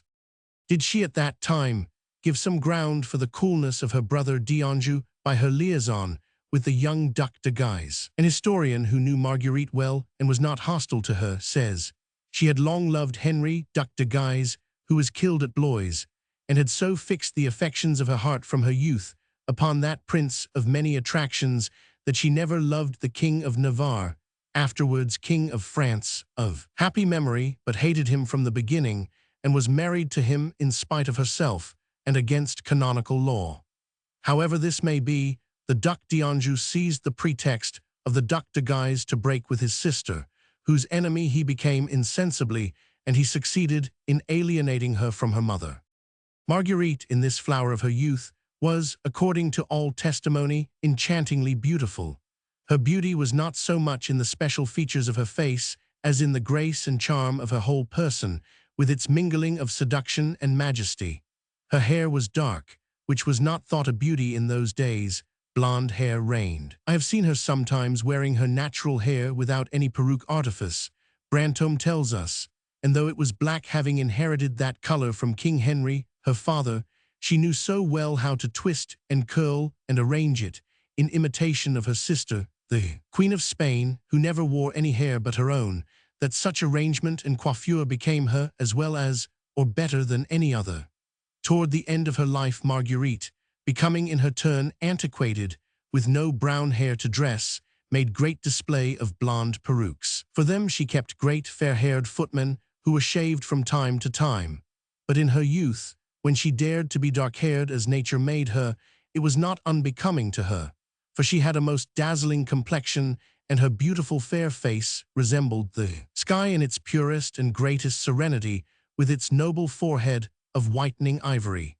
Nor must we forget her art of adorning and dressing herself to advantage, and the new inventions of that kind she gave to women, she being then the queen of the modes and fashion. As such she appeared on all solemn occasions, and notably on that day when, at the Tuileries, the Queen Mother feted the Polish seigneurs who came to offer the crown of Poland to the Duc d'Anjou, and Ronsard, who was present, confesses that the beautiful goddess Aurora was vanquished, but more notably still on that flowery Easter at Blois, when we see her in procession, her dark hair starred with diamonds and precious stones, wearing a gown of crinkled cloth of gold from Constantinople, the weight of which would have crushed any other woman, but which her beautiful, rich, strong figure supported firmly, bearing the palm in her hand, her consecrated branch, with regal majesty and a grace half proud, half tender. Such was the Marguerite of the lovely years before the disasters and the flights, before the castle of Usson, where she aged and stiffened. This beauty, so real, so solid, which had so little need of borrowed charms, had, like all her being, its fantasticalities and its superstition. I have said already that she frequently disguised her rich, brown hair, preferring a blonde wig, more or less charmingly fashioned. Her beautiful face was presented to view all painted and stained. She took such care of her skin that she spoiled it with washes and recipes of many kinds, which gave her erysipelas and pimples. In fact, she was the model and eke the slave of the fashions of her time, and as she survived those days, she became in the end a species of preserved idol and curiosity, such as may be seen in a showcase. The great Sully, when he one day reappeared at the court of Louis XIII, with his ruff and his costume of the time of Henry IV, gave that crowd of young courtiers something to laugh at. And so, when Queen Marguerite, having returned from Usson to Paris, showed herself at the remodeled court of Henry IV, she produced the same effect on that young century, which smiled at beholding this solemn survival of the Valois. Like all those Valois, a worthy granddaughter of Francois I, she was learned. To the Poles who harangued in Latin, she showed that she understood them by replying on the spot, eloquently and pertinently, without the help of an interpreter. She loved poetry and wrote it, and had it written for her by salaried poets whom she treated as friends. When she had once begun to read a book, she could not leave it, or pause till she came to the end, and very often she would lose both her eating and drinking. But let us not forestall the time. She herself tells us that this taste for study and reading came to her for the first time during a previous imprisonment in which Henry III held her for several months in 1575, and we are still concerned with her cloudless years. She was married, in spite of her objections as a good Catholic, to Henry, King of Navarre, 6 days before the St. Bartholomew, August 1572. She relates with much naivete and in a simple tone the scenes of that night of horror, of which she was ignorant until the last moment. We see in her narrative that wounded and bleeding gentleman pursued through the corridors of the Louvre, and taking refuge in Marguerite's chamber, and flinging himself with the cry Navarre, Navarre, upon her, shielding his own body from the murderers with that of his queen, she not knowing whether she had to do with a madman or an assailant. When she did know what the danger was, she saved the poor man, keeping him in bed and dressing his wounds in her cabinet until he was cured. Queen Marguerite, so little scrupulous in morality, is better than her brothers. Of the vanishing Valois, she has all the good qualities and many of their defects, but not their cruelty.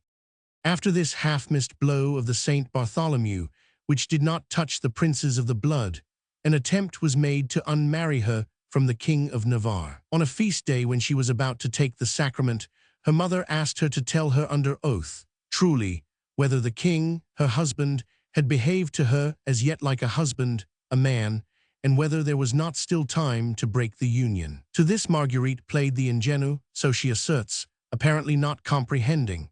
I begged her, she says, to believe that I knew nothing of what she was speaking. I could then say with truth, as the Roman lady said, when her husband was angry because she had not warned him his breath was bad, that she had supposed all men were alike, never having been near to anyone but him. Here Marguerite wishes to have it understood that she had never, so far, made comparison of any man with another man. She plays the innocent, and by her quotation from the Roman lady, she also plays the learned, which is quite in the line of her intelligence.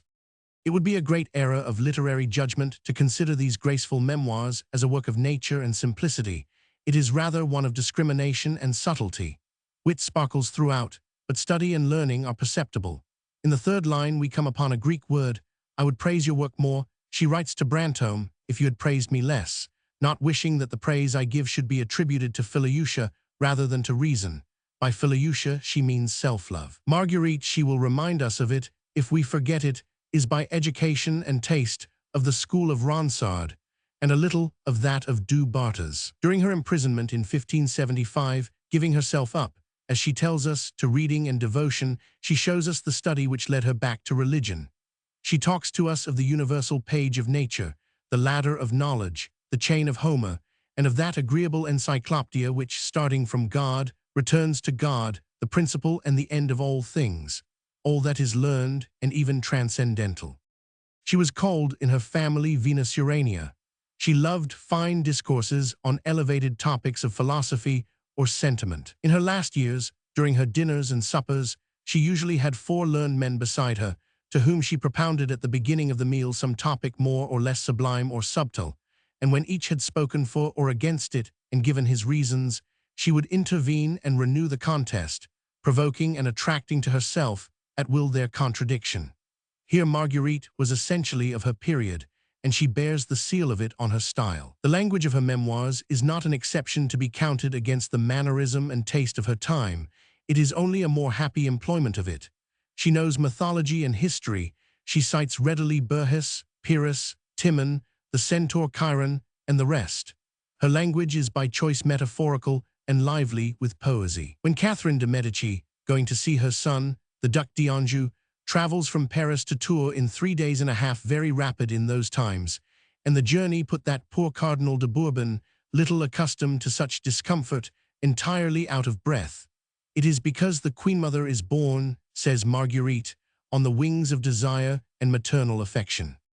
Marguerite likes and affects all comparisons borrowed from fabulous natural history, and she varies them with reminiscences of ancient history. When in 1582, they recall her to the court of France, taking her from her husband and from Nerac, where she had then been 3 or 4 years, she perceives a project of her enemies to blow up a quarrel between herself and her husband during this absence. They hoped, she says, that separation would be like the breaking of the Macedonian battalion.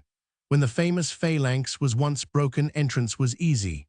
This style, so ornate and figurative, usually delicate and graceful, has also its outspokenness and firmness of tone. Speaking of the expedition projected by her brother, the Duc d'Alençon, in Flanders, she explains it in terms of energetic beauty, representing to the king that it is for the honor and aggrandizement of France.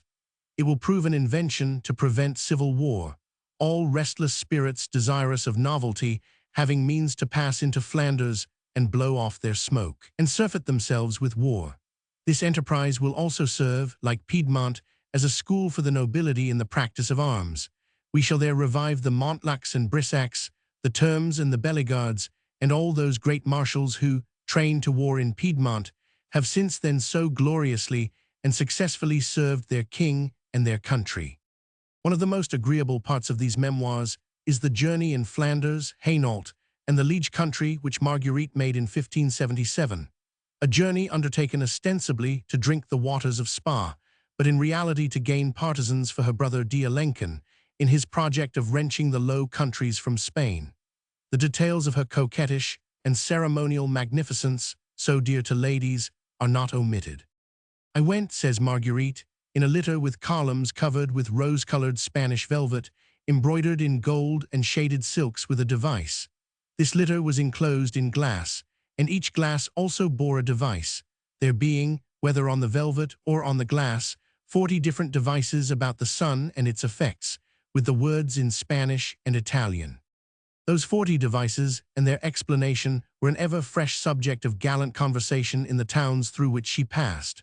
Amid it all, Marguerite, then in the full bloom of her 21st year, went her way, winning all hearts, seducing the governors of citadels, and persuading them to useful treachery.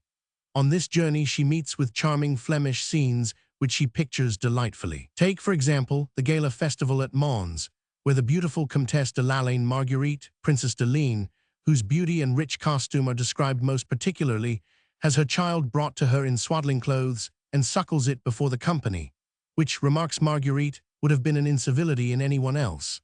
But she did it with such grace and simplicity, like all the rest of her actions, that she received as much praise as the company did pleasure.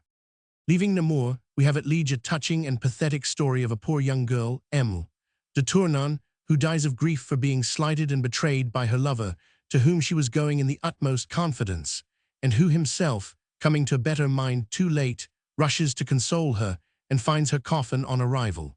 We have here from Queen Marguerite's pen the finished sketch of a tale in the style of Mme. de Lafayette. Just as above we had the drawing of a perfect little Flemish picture. On her return from this journey, the scenes Marguerite passes through at Dinant prove her coolness and presence of mind, and present us with another Flemish picture, but not so graceful as that of Mons and the beautiful nursing countess.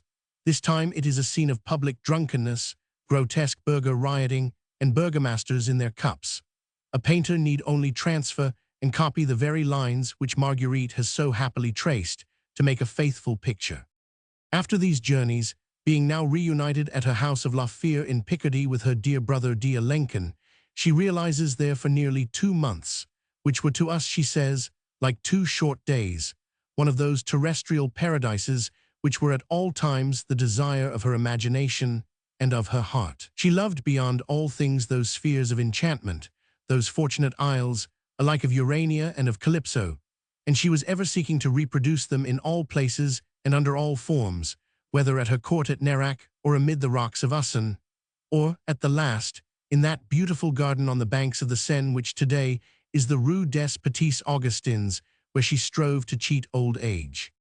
"O my queen, how good it is to be with you," exclaims continually her brother d'Alençon, enchanted with the 1,000 graceful imaginations with which she varied and embellished this sojourn at La Fère. And she adds naively, mingling her Christian erudition with sentiment, he would gladly have said with St. Peter, "Let us make our tabernacle here," if the regal courage he possessed and the generosity of his soul had not called him to greater things. As for her, we can conceive that she would gladly have remained there, prolonging without weariness the enchantment. She would willingly have arranged her life like that beautiful garden at Nérac of which she constantly speaks, which has such charming alleys of laurel and cypress, or like the park she had made there, with paths 3,000 paces long beside the river, the chapel being close at hand for morning mass, and the violins at her orders for the evening ball. Whatever ability and shrewdness Queen Marguerite may have shown in various political circumstances in the course of her life, we nevertheless perceive plainly that she was not a political woman. She was too essentially of her sex for that. There are very few women who, like the Princess Palatine Anne de Gonzaga or the illustrious Catherine of Russia, know how to be libertine yet sure of themselves, able to establish an impenetrable partition between the alcove and the cabinet of public affairs. Nearly all the women who have mingled in the intrigues of politics have introduced and confused with them their intrigues of heart or senses. Consequently, whatever intelligence they may have, they elude or escape at a certain moment, and unless there be a man who holds the tiller and gives them with decision their course, We find them unfaithful, treacherous, not to be relied on, and capable at any moment of colloguing through a secret window with an emissary of the opposite side. Marguerite, with infinite intelligence and grace, was one of those women. Distinguished but not superior, and wholly influenced by passions, she had wiles and artifices of a passing kind, but no views and still less stability. One of the remarkable features of her memoirs is that she does not tell all, nor even the half of all, and in the very midst of the odious and extravagant accusations made against her she sits, pen in hand, a delicate and most discreet woman. Nothing can be less like confession than her memoirs. We find there, says Bayle, many sins of omission, but could we expect that Queen Marguerite would acknowledge the things that would blast her? Such avowals are reserved for the tribunal of confession. They are not meant for history. At the most, when enlightened by history and by the pamphlets of the period, we can merely guess at certain feelings of which she presents to us only the superficial and specious side. When she speaks of Bussy d'Amboise, she scarcely restrains her admiration for that gallant cavalier, and we fancy we can see in the abundance of that praise that her heart overflows. Even the letters that we have from her say little more. Among them are love letters addressed to him whom at one time she loved the most, Harlay de Chanvalin. Here we find no longer the charming, moderately ornate, and naturally polished style of the memoirs. This is all of the highest metaphysics and purest fustian, nearly unintelligible and most ridiculous. Adieu, my beauteous son. Adieu, my noble angel, fine miracle of nature. Those are the most commonplace and earthly of her expressions. The rest mount ever higher till lost in the empyrean. It would really seem, from reading these letters, as if Marguerite had never loved with heart love, only with the head and the imagination, and that, feeling truly no love but the physical, she felt herself bound to refine it in expression and to petrarchize in words, she who was so practical in behavior. She borrows from the false poetry of her day its tinsel in order to persuade herself that the fancy of the moment is an eternal worship. A practical observation is quoted of her which tells us better than her own letters the secret of her life. Would you cease to love, she said, possess the thing beloved. It is to escape this quick disenchantment, this sad and rapid awakening, that she is so prodigal of her figurative, mythological, impossible expressions. She is trying to make herself a veil. The heart counts for nothing. She seems to be saying to love, thy base is so trivial, so passing a thing, let us try to support it by words, and so prolong its image and its play. Her life well deduced and well related would make the subject of a teeming and interesting volume. Having obtained, after the persecutions and troubles, permission to rejoin her husband in Gascogne, she remained there 3.5 years, enjoying her liberty and leaving him his. She counts these days at Nerac, mingled, in spite of the beginning wars, with balls, excursions, and all sorts of virtuous pleasures, as an epoch of happiness. Henry's weaknesses and her own harmonized remarkably and never clashed. But Henry soon crossed the limit of license, and she, on her side, equally. It is not for us to hold the balance or enter here into details which would soon become indelicate and shameful. Marguerite, who had gone to spend some time in Paris at her brother's court, 1582, 1583, did not return to her husband until after an odious scandal had made public her frailty. From that time forth her life did not retain its early, smiling joyfulness. She was now past 30, civil wars were lighted, never to be extinguished until after the desperate struggles and total defeat of the League. Marguerite, becoming a queen adventuress, changed her abode from time to time, until she found herself in the castle of Usson, that asylum of which I have spoken, where she passed no less than 18 years, 15,871,605. What happened there? Doubtless many common frailties, but less odious than are told by bitter and dishonorable chroniclers, the only authorities for the tales they put forth. During this time, Queen Marguerite did not entirely cease to correspond with her husband, now become King of France. If the conduct of the royal pair leaves much to be desired with regard to each other, and also with regard to the public, let us at least recognize that their correspondence is that of honorable persons, persons of good company, whose hearts are much better than their morals. When reasons of state determined Henry to unmarry himself, To break a union which was not only sterile but scandalous, Marguerite agreed without resistance, seeming, however, to be fully conscious of what she was losing. To accomplish the formalities of divorce, the Pope delegated certain bishops and cardinals to interrogate separately the husband and wife. Marguerite expresses the desire, inasmuch as she must be questioned, that this may be done by more private and familiar persons, her courage not being able to endure publicly so great a diminution. Fearing that my tears, she writes, may make these cardinals think I am acting from force or constraint, which would injure the effect the king desires. Oct. 21, 1599.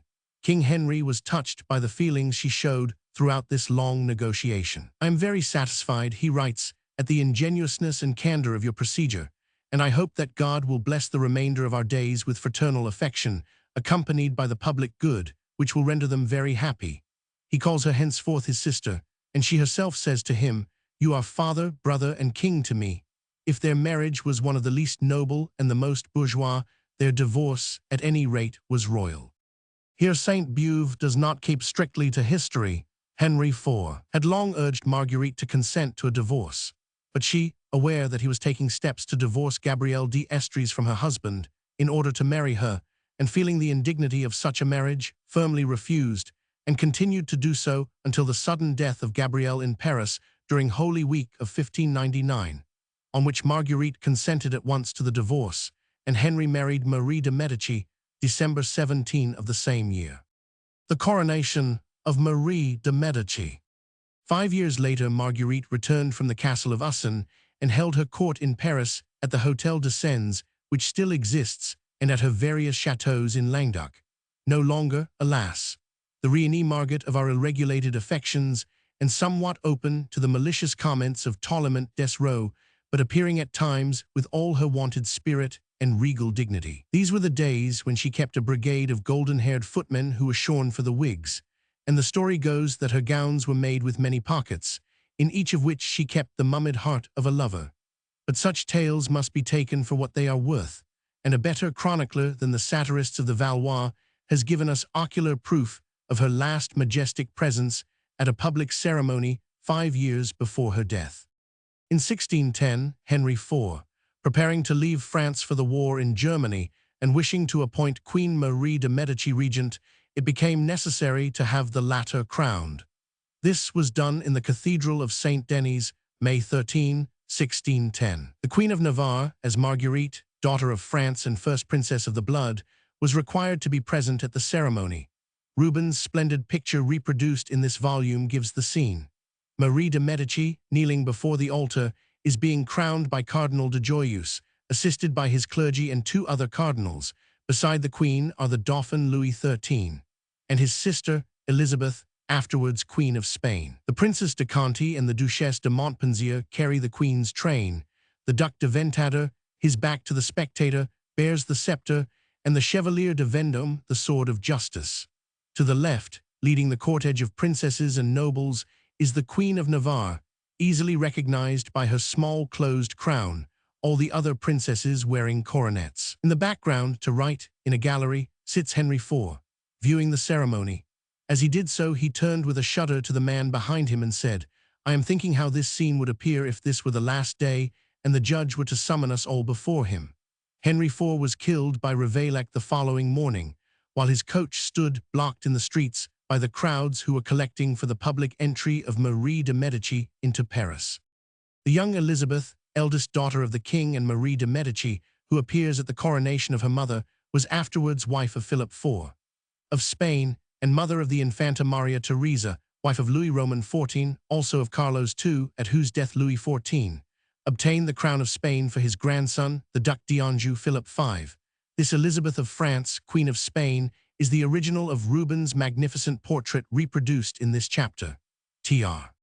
Queen Marguerite returned from Usson to Paris in 1605, and here we find her in her last estate, turned slightly to ridicule by Tourlement, the echo of the new century. 18 years of confinement and solitude had given her singularities and even manias. They now burst forth in open day. She still had adventures both gallant and startling. An equerry whom she loved was killed at her carriage door by a jealous servant, and the poet Maynard, a young disciple of Malherbe, one of Marguerite's beaux esprits, wrote stanzas and plaints about it. During the same period, Marguerite had many sincere thoughts that were more than fits of devotion. With Maynard for secretary, she had also Vincent de Paul, young in those days, for her chaplain. She founded and endowed convents, all the while paying learned men to instruct her in philosophy and musicians to amuse her during divine service and at hours more profane. She gave many alms and gratuities and did not pay her debts. It was not precisely good sense that presided over her life, but amidst it all she was loved. On the 27th day of the month of March, says a contemporary, died in Paris Queen Marguerite, sole remains of the race of Valois, a princess full of kindness and of good intentions for the good and the peace of the state, who did no harm to any but herself. She was greatly regretted. She died at the age of 62. Certain persons have attempted to compare her for beauty, for misfortunes, for intellect, with Marie Stuart.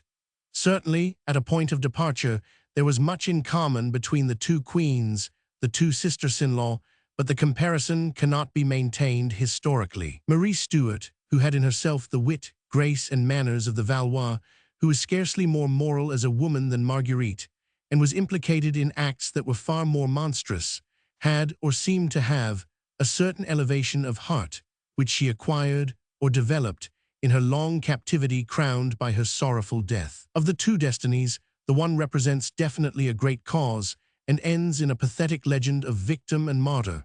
The reputation of the other is spent and scattered in tales and anecdotes half smutty, half devout, into which there enters a grain of satire and of gaiety. From the end of one comes many a tearful tragedy, from that of the other naught can be made but a fablio. That which ought to be remembered to Marguerite's honor is her intelligence, her talent for saying the right word. In short, that which is said of her in the memoirs of Cardinal de Richelieu. She was the refuge of men of letters. She loved to hear them talk. Her table was always surrounded by them, and she learned so much from their conversation that she talked better than any other woman of her time, and wrote more elegantly than the ordinary condition of her sex would warrant. It is in that way, by certain exquisite pages which form a date in our language, that she enters, in her turn, into literary history, the noble refuge of so many wrecks, and that a last and a lasting ray shines from her name. 100. A Saint Beuve, Causerie du Lundi. Discourse 6. Mesdames, the daughters of the noble house of France. Madame Yolande de France.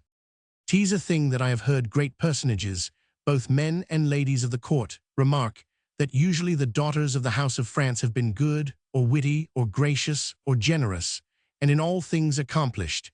And to confirm this opinion, they do not go back to the olden time, but say it of those of whom they have knowledge themselves, or have heard their fathers and grandfathers who have been at the court talk of. First, I shall name here Madame Yolande of France, daughter of Charles VII, and wife of the Duc de Sèvres and Prince of Piedmont. She was very clever, true sister to her brother, Louis XI.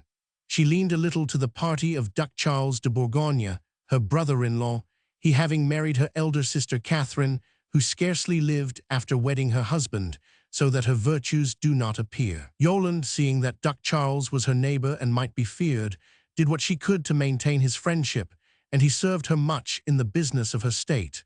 But he dying, King Louis XI came down upon her grandeur and her means, and those of Sèvres. But Madame la Duchesse, clever lady, found means of winning over her brother the king, and went to see him at Plessis-les-Tours to settle their affairs. She having arrived, the king went down to meet her in the courtyard and welcome her, and having bowed and kissed her and put his arm around her neck, half laughing, half pinching her, he said, "Madame la Bourgognine, you are very welcome." She, making him a great curtsy, replied, "Monsieur, I am not Bourgognine. You will pardon me if you please. I am a very good Frenchwoman and your humble servant." On which the king took her by the arm and led her to her chamber with very good welcome. But Madame Yolande, who was shrewd and knew the king's nature, was determined not to remain long with him, but to settle her affairs as fast as she could and get away. The king, on the other hand, who knew the lady, did not press her to stay very long, so that if one was displeased with the other was displeased with the first. Wherefore, without staying more than 8 days, she returned, very little content with the king, her brother. Philippe de Comines has told about this meeting more at length. But the old people of those days said that they thought this princess a very able female, who owed nothing to the king, her brother, who twitted her often about being a Burgognian. But she tacked about as gently and modestly as she could, for fear of affronting him, knowing full well, and better than even her brother, how to dissimulate, being 100 times slyer than he in face, and speech, and ways, though always very good and very wise. Madame Jeanne de France. Jeanne de France, daughter of the aforesaid King Louis XI, was very witty, but so good that after her death she was counted a saint, and even as doing miracles, because of the sanctity of the life she led after her husband, Louis XII, repudiated her to marry Anne de Bretagne, after which she retired to Bourges, which was given her as a dowry for the term of her natural life, where all her time was spent in prayer and orisons, and in serving God and his poor, without giving any sign of the wrong that was done her by such repudiation. But the king protested that he had been forced to marry her fearing the wrath of her father, Louis XI, a masterman, and declared positively that he had never known her as his wife. Thus the matter was allowed to pass, in which this princess showed her wisdom, not making the reply of Richard of Scotland, wife of Charles le Gros, King of France, when her husband repudiated her, affirming that he had never lived with her as his wife. "That is well," she said, "since by the oath of my husband I am maid and virgin." By those words she scoffed at her husband's oath and her own virginity. But the king was seeking to recover his first loves, namely, Queen Anne and her noble duchy, which gave great temptations to his soul, and that was why he repudiated his wife. His oath was believed and accepted by the Pope, who sent him the dispensation, which was received by the Sorbonne and the Parliament of Paris, in all of which this princess was wise and virtuous, and made no scandal, nor uproar, nor appeal to justice, because a king can do much and just what he will. But feeling herself strong to contain herself in continence and chastity, she retired towards God and espoused herself to him so truly that never another husband nor a better could she have. Madame Anne de France.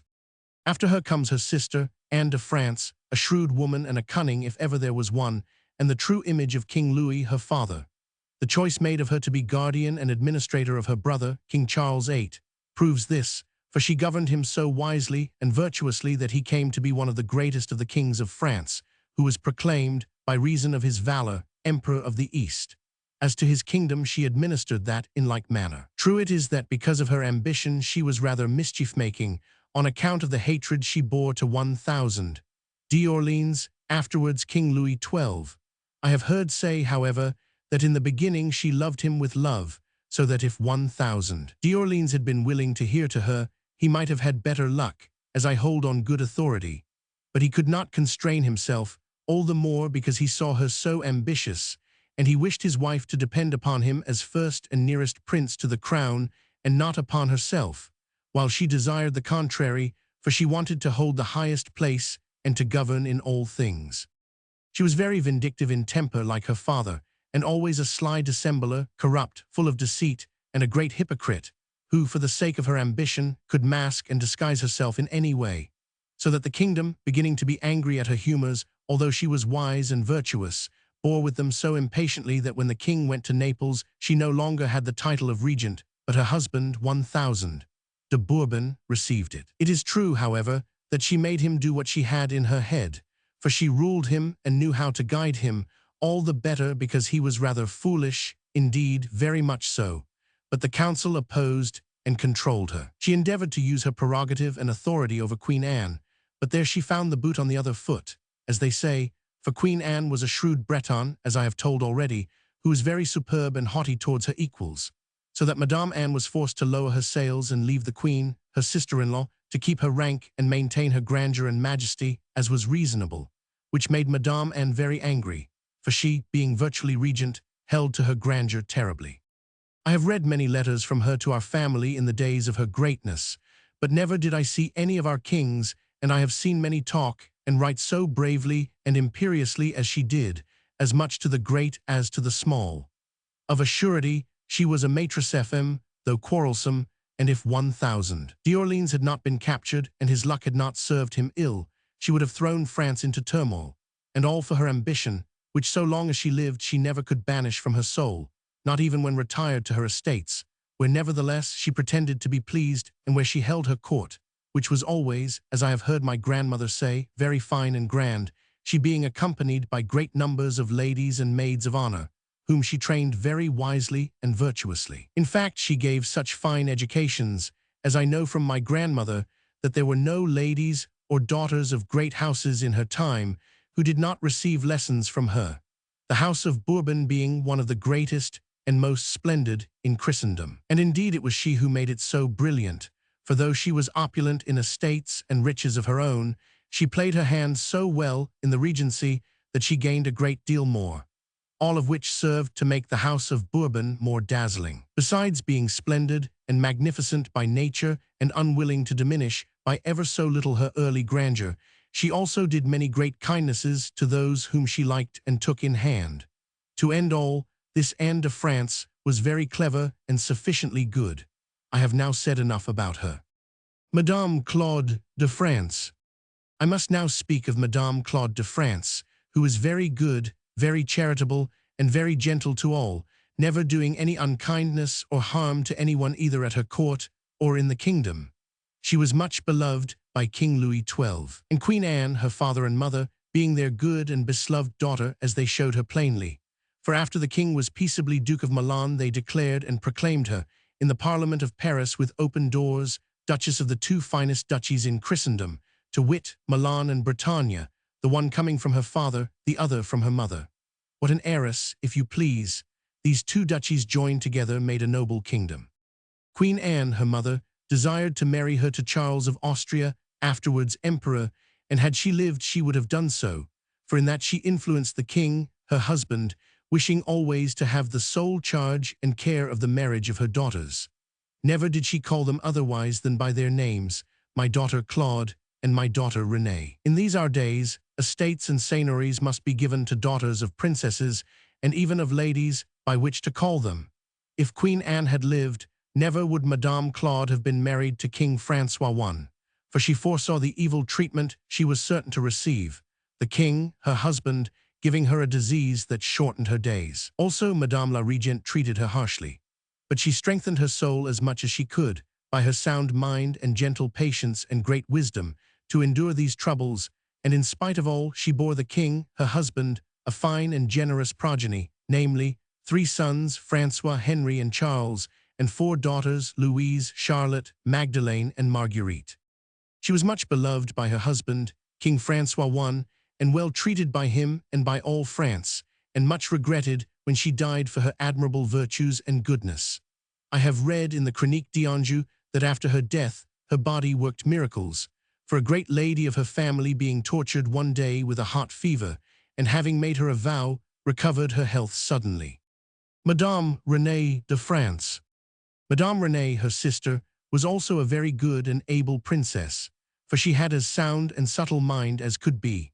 She had studied much, and I have heard her discoursing learnedly and gravely of the sciences, even astrology and knowledge of the stars, about which I heard her talking one day with the Queen Mother, who said, after hearing her, that the greatest philosopher in the world could not have spoken better.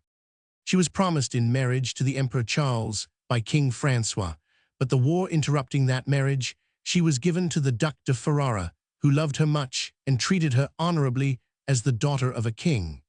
True it is they were for a time rather ill together because of the Lutheran religion he suspected her of liking. Possibly, for resenting the ill turns the popes had done to her father in every way, she denied their power and refused obedience, not being able to do worse, she being a woman. I hold on good authority that she said this often. Her husband, nevertheless, having regard to her illustrious blood, respected her always and honored her much. Like her sister, Queen Claude, she was fortunate in her issue, for she bore to her husband the finest that was, I believe, in Italy, although she herself was much weakened in body. She had the Duc de Ferrara, who is today one of the handsomest princes in Italy and very wise and generous, the late Cardinal d'Este, the kindest, most magnificent and liberal man in the world, of whom I hope to speak hereafter, and 3 daughters, the most beautiful women ever born in Italy. Madame Anne d'Este, afterwards Mme. de Guise, Madame Lucrezia, Duchesse d'Urbino, and Madame Leonora, who died unmarried. The first two bore the names of their grandmothers, one from Anne de Bretagne on her mother's side, the other, on the father's side, from Lucrezia Borgia, daughter of Pope Alexander VI.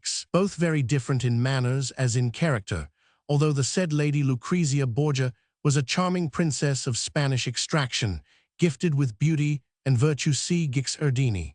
Madame Leonora was named after Queen Leonora. These daughters were very handsome, but their mother embellished them still more by the noble education that she gave them, making them study sciences and good letters, the which they learned and retained perfectly, putting to shame the greatest scholars, so that if they had beautiful bodies, they had souls that were beautiful also. I shall speak of them elsewhere. Now, if Madame Renée was clever, intelligent, wise, and virtuous, she was also so kind and understood the subjects of her husband so well that I never knew anyone in Ferrara who was not content or failed to say all the good in the world of her. They felt above all her charity, which she had in great abundance, and principally for Frenchmen, for she had this good thing about her, that she never forgot her nation, and though she was thrust far away from it, she always loved it deeply. No Frenchman passing through Ferrara, being in necessity and addressing her, ever left without an ample donation and good money to return to his country and family. And if he were ill and could not travel, she had him treated and cured carefully, and then gave him money to return to France. I have heard persons who know it well, and an infinite number of soldiers who had good experience of it, say that after the journey of 1,000 days into Italy, she saved the lives of at least 10,000 poor Frenchmen who would have died of starvation and want without her, and among the number were many nobles of good family. I have heard some of them say that never could they have reached France without her, so great was her charity and liberality to those of her nation. And I have also heard her maître d'hôtel assert that their food had cost her more than 10,000 crowns, and when the stewards of her household remonstrated and showed her this excessive expense, she only said, "How can I help it? These are poor Frenchmen of my nation, who, if God had put a beard on my chin and made me a man, would now be my subjects. And truly they would be so now if that wicked Salic law did not hold me in check." She is all the more to be praised because, without her, the old proverb would be still more true, namely, that Italy is the grave of Frenchmen. But if her charity was shown at that time in this direction, I can assure you that in other places she did not fail to practice it. I have heard several of her household say that on her return to France, having retired to her town and house of Montargis about the time the civil wars began to stir, she gave a refuge as long as she lived to a number of persons of the religion reformers who were driven or banished from their houses and estates. She aided, succored, and fed as many as she could. I myself, at the time of the Second Troubles, was with the forces in Gascony, commanded by 2,000 de Terrides and de Montseils, amounting to 8,000 men, then on their way to join the king. We passed through Montargis and went, the leaders, chief captains, and gentlemen, to pay our respects to Madame Renée, as our duty commanded. We saw in the castle, as I believe, more than 300 persons of the religion, who had taken refuge there from all parts of the country. An old maître d'hôtel, a very honest man, whom I had known in Ferrara, swore to me that she fed every day more than 300 mouths of these poor people. In short, this princess was a true daughter of France in kindness and charity. She had also a great and lofty heart. I have seen her in Italy and at court, hold her state as well as possible, and though she did not have an external appearance of grandeur, her body being weakened, there was so much majesty in her royal face and speech that she showed plainly enough she was daughter of a king and of France. Mesdames Charlotte, Louise, Magdalene, and Marguerite de France. I have said that Madame Claude, wife of François I, was fortunate in her fine progeny of daughters as well as of sons. First, she had Mesdames Charlotte and Louise, whom death did not allow to reach the perfect age and noble fruit their tender youth had promised in sweet flowers. Had they come to the perfection of their years, they would have equaled their sisters in mind and goodness, for their promise was great. Madame Louise was betrothed to the emperor when she died. Thus our lovely rosebuds swept away by the wind, as well as full-blown flowers. Youth thus ravished is more to be regretted than old age, which has had its day, and its loss is not great. Almost the same thing happened to Madame Magdalene, their sister, who had no great time allowed her to enjoy the thing in all the world she most desired, which was to be a queen, so proud and lofty was her heart. She was married to the King of Scotland, and when they wanted to dissuade her, not certainly that he was not a brave and handsome prince, but because she thus condemned herself to make her dwelling in a barbarous land among a brutal peoplesh, replied, "At least I shall be queen so long as I live. That is what I have always wished for." But when she arrived in Scotland, she found that country just what they had told her, and very different from her sweet France. Still, without one sign of repentance, she said nothing except these words, "Alas, I would be queen," covering her sadness and the fire of her ambition with the ashes of patience as best she could. 1000. De Ronsard, who went with her to Scotland, told me all this. He had been a page of 1000. d'Orleans, who allowed him to go with her to see the world. She did not live long a queen before she died, regretted by the king and all the country, for she was truly good, and made herself beloved, having, moreover, a fine mind, and being wise and virtuous. Her sister, Madame Marguerite de France, the second of the three Marguerites, afterwards Duchesse de Sèvres, was so wise, virtuous, and perfect in learning and knowledge that she was called the Minerva, or the Pallas of France, and for device she bore an olive branch with two serpents entwining it, and the words, Rerum sapientia custos, signifying that all things are ruled, or should be, by wisdom, of which she had much, and knowledge also, improving them ever by continual study in the afternoons, and by lessons which she received from learned men, whom she loved above all other sorts of people, for which reason they honored her as their goddess and patron. The great quantity of noble books which they wrote and dedicated to her show this, and as they have said enough, I shall say no more about her learning. François I. Her heart was grand and lofty. King Henry wished to marry her to 1000. De Vendôme, first prince of the blood, but she made answer that never would she marry a subject of the king, her brother. That is why she was so long without a husband. Until peace being made between the two Christian and Catholic kings, she was married to 1000. De Sèvres, to whom she had aspired for a long time, ever since the days of King François, when Pope Paul III and King François met at Nice, and the Queen of Navarre went, by command of the king, to see the late Duc de Sèvres in the castle of Nice, taking with her Madame Marguerite, her niece, who was thought most agreeable by 1000. De Sèvres, and very suitable for his son. But the affair dragged on because of the Great War, until the peace, when the marriage was made and consummated at great cost to France, for all that we had conquered and held in Piedmont and Sèvres for the space of 30 years was given back in 1 hour. So much did King Henry desire peace and love his sister, not sparing anything to marry her well. But all the same, the greater part of France and Piedmont murmured and said it was too much. Others thought it very strange, and others very incredible, until they had seen her, and even foreigners mocked at us. And those who loved France and her true good wept and lamented, especially those in Piedmont who did not wish to return to their former masters. As for the French soldiers and the war companions who had so long enjoyed the garrisons, charms, and fine living of that beautiful country, there is no need to ask what they said, nor how they grumbled and were desperate and bemoaned themselves. Some, more Gascon than the rest, said, "Hey, Cap de Dieu, for the little bit of flesh of that woman, must we give back that large and noble piece of earth?" Others, "A fine thing truly to call her Minerva, goddess of chastity, and send her here to Piedmont to change her name at our expense." I have heard great captains say that if Piedmont had been left to us, and only Sèvres and Brest given up, the marriage would still have been very rich and very fine. And if we could have stayed in Piedmont, that region would have served as a school and an amusement to the French soldiers, who would have stayed there and not been so eager after civil wars, it being the nature of Frenchmen to busy themselves always with the toils of Mars, and to hate idleness, rest, and peace. But such was now the unhappy fate of France. It was thus that peace was bought, and Madame de Sèvres could not help it, although she never desired the ruin of France. On the contrary, she loved nothing so much as the people of her nation, and if she received benefits from them she was not ungrateful, but served them and succored them all she could. And as long as she lived she persuaded and won her husband, Monsieur de Sèvres, to keep the peace and not combine, he being a Spaniard for life, against France, which he did, as soon as she was dead. For then he stirred up, supported, and strengthened secretly 1000.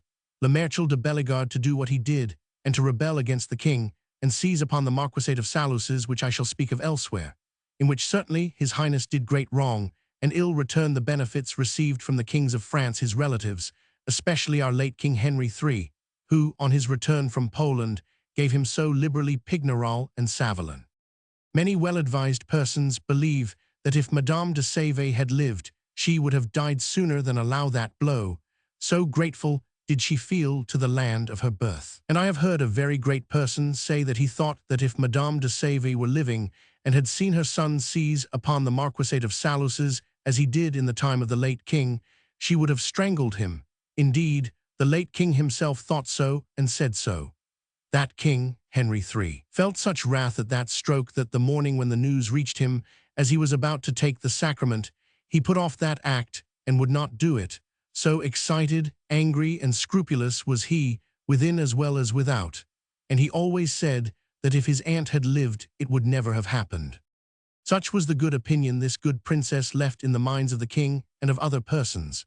And to tell the truth, as I know from high authority, if she had not been so good, never would the king or his council have portioned her with such great wealth, which surely she never spared for France and Frenchmen. No Frenchman could complain, when addressing her for his necessities in going or coming across the mountains, that she did not succor and assist him and give him good money to help him on his way. I know that when we returned from Malta, she did great favors and gave much money to many Frenchmen who addressed her and asked her for it, and also, without being asked, she offered it. I can say that, as knowing it myself, for Mme. de Pontcarlier, sister of 1000. De Retz, who was Madame de Savoy's favorite and lady of honor, asked me to supper one evening in her room, and gave me, in a purse, 500 crowns on behalf of the said Madame, who loved my aunt, Mme. de Dampierre, extremely, and had also loved my mother. But I can swear with truth and security that I did not take a penny of it, for I had enough with me to take me back to court, and had I not, I would rather have gone on foot than be so shameless and impudent as to beg of such a princess. I knew many who did not do like that, but took very readily what they could get.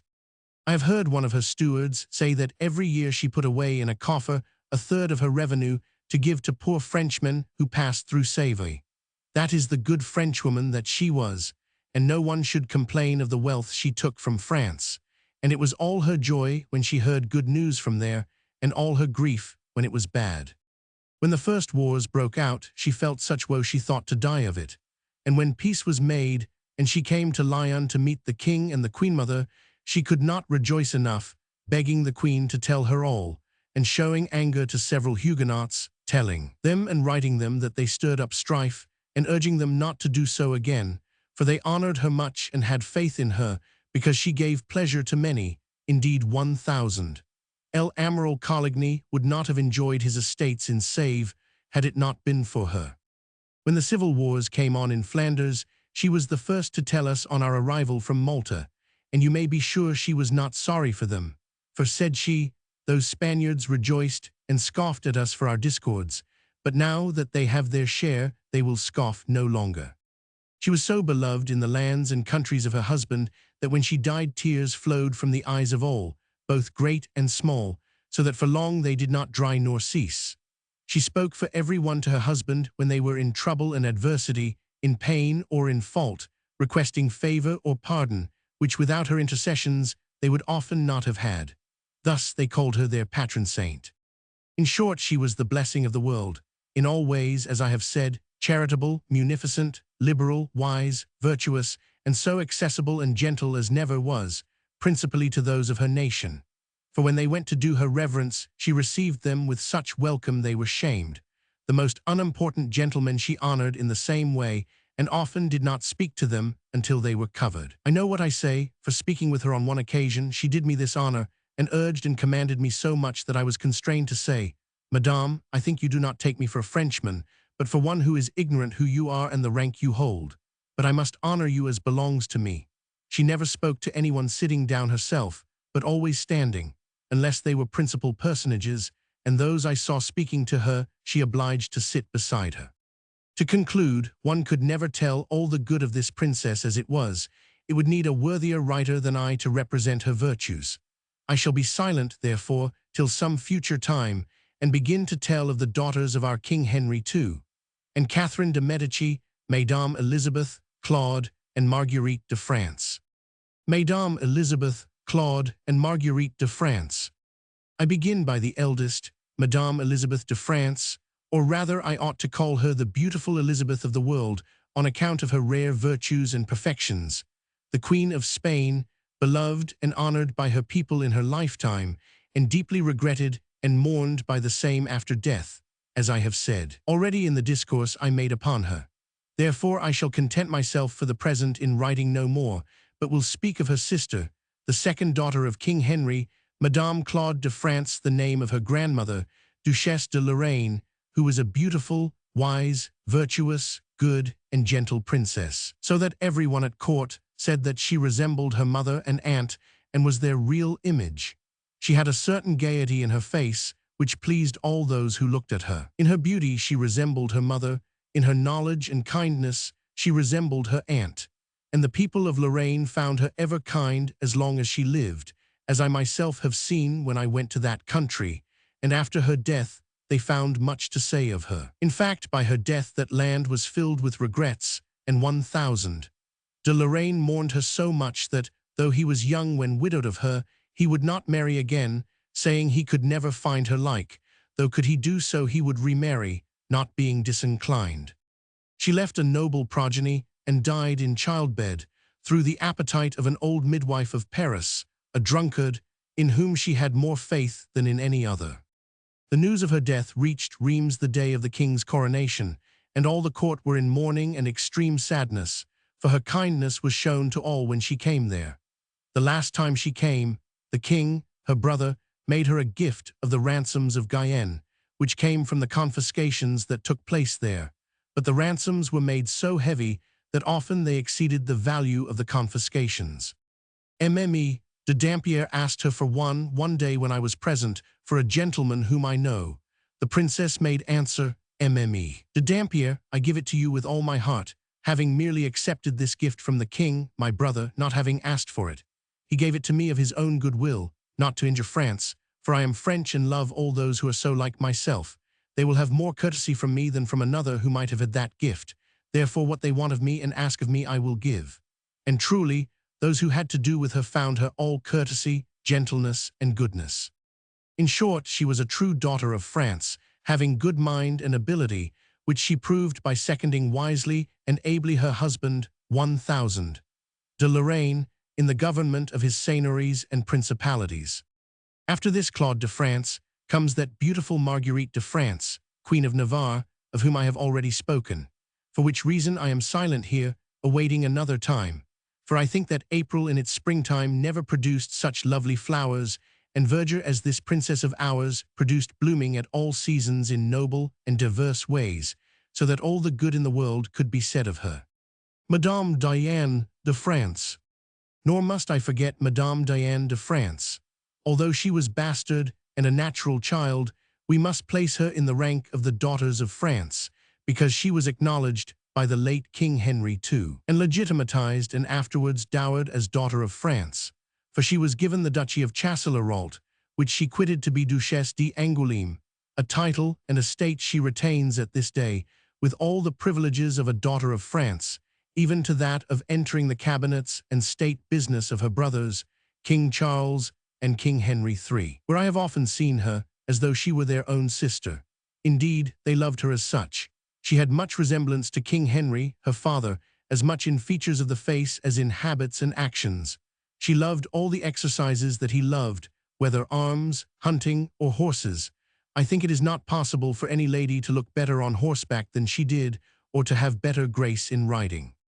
I have heard say and read from certain old persons that little King Charles VIII, being in his kingdom of Naples, Mme. La Princesse de Melfi, coming to do him reverence, showed him her daughter, beautiful as an angel, mounted on a noble courser, managing him so well with all the airs and paces of the ring that no equerry could have done better, and the king and all his court were in great admiration and astonishment to see such beauty so dexterous on horseback, yet without doing shame to her sex. Those who have seen Madame d'Angoulême on horseback were as much delighted and amazed, for she was so born to it and had such grace that she resembled in that respect the beautiful Camilla, Queen of the Volsci. She was so grand in body and shape and face that it was hard to find anyone at court as superb and graceful at that exercise, nor did she exceed in any way the proper modesty and gentleness. Indeed, like the Princess Melfi, she outdid modesty, except when she rode through the country, when she showed some pretty performances that were very agreeable to those who beheld them. Diane de France. I remember that 1000. Le Marechal d'Amville, her brother-in-law, gave her once upon a time a very fine horse, which he named Le Docteur, because he stepped so daintily and advanced curveting with such precision and nicety that a doctor could not have been wiser in his actions, and that is why he called him so. I saw Madame d'Angoulême make that horse go more than 300 steps pacing in that way, and often the whole court was amused to see it, and could not tell which to admire most, her firm seat or her beautiful grace. Always to add to her luster, she was finely attired in a handsome and rich riding dress, not forgetting a hat well garnished with plumes, worn a la Guelph. Ah, what a pity it is when old age comes to spoil such beauties and blemish such virtues, for now she has left all that, and quitted those exercises, and also the hunting which became her so much. For nothing was ever unbecoming to her in her gestures and manners, like the king, her father, she taking pains and pleasure in what she did, at a ball, in dancing. Indeed, in whatever dance it was, whether grave or gay, she was very accomplished. She sang well and played well on the lute and other instruments. In fact, she is her father's daughter in that, as she is in kindness, for indeed she is very kind, and never gives pain to anyone, although she has a grand and lofty heart, but her soul is generous, wise, and virtuous, and she has been much beloved by both her husbands. She was first married to the Duc de Castro of the House of Farnese, who was killed at the assault at Hesdin. Secondly, to 1000. De Montmorency, who made some difficulty in the beginning, having promised to marry Emile de Pienne, one of the Queen's maids of honor, a beautiful and virtuous girl, but to obey a father who was angry and threatened to disinherit him, he obtained his release from his first promise and married Madame Diane. He lost nothing by the change, though the said Pienne came from one of the greatest families in France, and was one of the most beautiful, virtuous, and wise ladies of the court, whom Madame Diane loved, and has always loved without any jealousy of her past affections. With her husband, she knows how to control herself, for she is very intelligent and of good understanding. The kings, her brothers and monsieur loved her much, and so did the queens and duchesses, her sisters, for she never shamed them, being so perfect in all things. King Charles loved her, because she went with him to his hunts and other joyous amusements, and was always gay and good-humored. King Henry III loved her, because he knew that she loved him and liked to be with him. When war arose so cruelly on the death of 1000. De Guise, knowing the king, her brother, to be in need, she started from her house at Isle-Adam in a diligence, not without running great risks, being watched for on the road, and took him 50,000 crowns, which she had saved from her revenues, and gave them to him. They arrived most apropos, and as I believe, are still owing to her, for which the king felt such goodwill that had he lived he would have done great things for her, having tested her fine nature in his utmost need. And since his death she has had no heart for joy or profit, so much did she regret and still regrets him, and longs for vengeance, if her power were equal to her will, on those who killed him. But never has our present King Henry IV consented to it, whatever prayer she makes, she holding mme. De Montpensier guilty of the death of the king, her brother, abhorring her like the plague, and going so far as to tell her before Madame, the king's sister, that neither Madame nor the king had any honest reason to love her, except that through this murder of the late king they held the rank they did hold. What a hunt! I hope to say more of this elsewhere, therefore am I silent now. Marguerite de Valois, Queen of Navarre. I must now speak somewhat of Marguerite, Queen of Navarre. Certainly she was not born daughter of a king of France, nor did she bear the name, except that of Valois or d'Orleans, because, as 1000. Du Tillet says in his memoirs, the surname of France does not belong to any but the daughters of France, and if they are born before their fathers are kings, they do not take it until after their said father's accession to the crown. Nevertheless, this Marguerite, as the greatest persons of those days have said, was held to be daughter of France for her great virtues, although there was some wrong in putting her in that rank. That is why we place her here among the daughters of France. She was a princess of very great mind and ability, both by nature and power of acquisition, for she gave herself to letters in her early years, and continued to do so as long as she lived, liking and conversing with the most learned men in her brother's kingdom in the days of her grandeur, and usually at court. They also honored her that they called her their Maquinas, and most of their books composed at that period were dedicated either to her brother, the king, who was also learned, or to her. She herself composed well, and made a book which she entitled La Marguerite des Marguerites, which is very fine and can still be found in print. She often composed comedies and moralities, which were called in those days pastorals, and had them played and represented by the maids of honor at her court.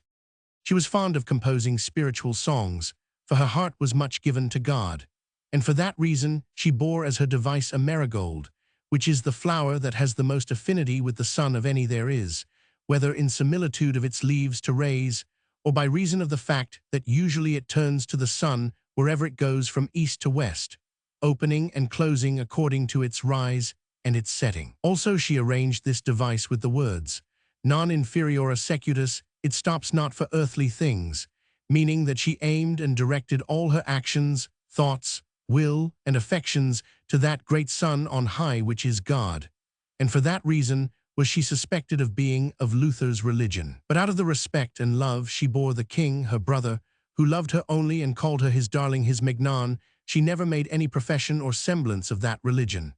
And if she believed it, she kept it in her soul very secretly, because the king hated it much, saying that and all other new sects tended more to the destruction of kingdoms, monarchies, and civil dominions than to the edification of souls. The great Sultan, Solomon, said the same, declaring that however much it upset many points of the Christian religion and the Pope, he could not like it, because, he said, the monks of this new faith are only seditious mischief-makers, who can never rest unless they are stirring up trouble. That is why King Francois, a wise prince if ever there was one, foreseeing the miseries that would come in many ways to Christianity, hated these people and was rather rigorous in burning alive the heretics of his day. Nevertheless, he favored the Protestant princes of Germany against the emperor. That is how these great kings govern as they please.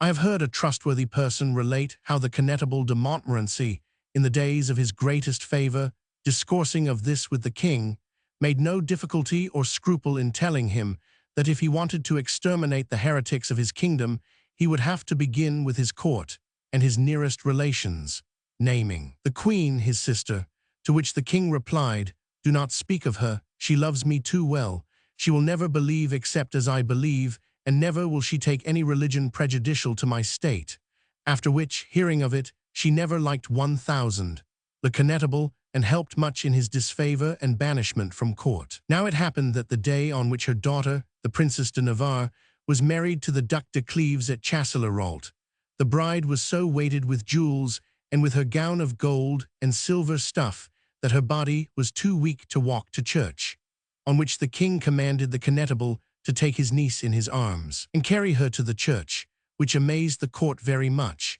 a duty like that being little suitable and honorable for a Connétable, and might have been given very well to another. But the Queen of Navarre was in no wise displeased, and said, "The man who tried to ruin me with my brother now serves to carry my daughter to church." I have this story from the person I mentioned, who added that 1,000. Le Connétable was much displeased at this duty, and showed great vexation at being made such a spectacle, saying, "It is all over with my favor, I bid it farewell." And so it proved, for after the fete and the wedding dinner, he had his dismissal and departed immediately. I heard this from my brother, who was then a page at court, and saw the whole mystery, and remembered it well, for he had a good memory. Possibly I am wearisome in making this digression, but as it came to my remembrance, may I be forgiven. To speak again of the learning of this queen, it was such that the ambassadors who spoke with her were greatly delighted, and made reports of it to their nations when they returned.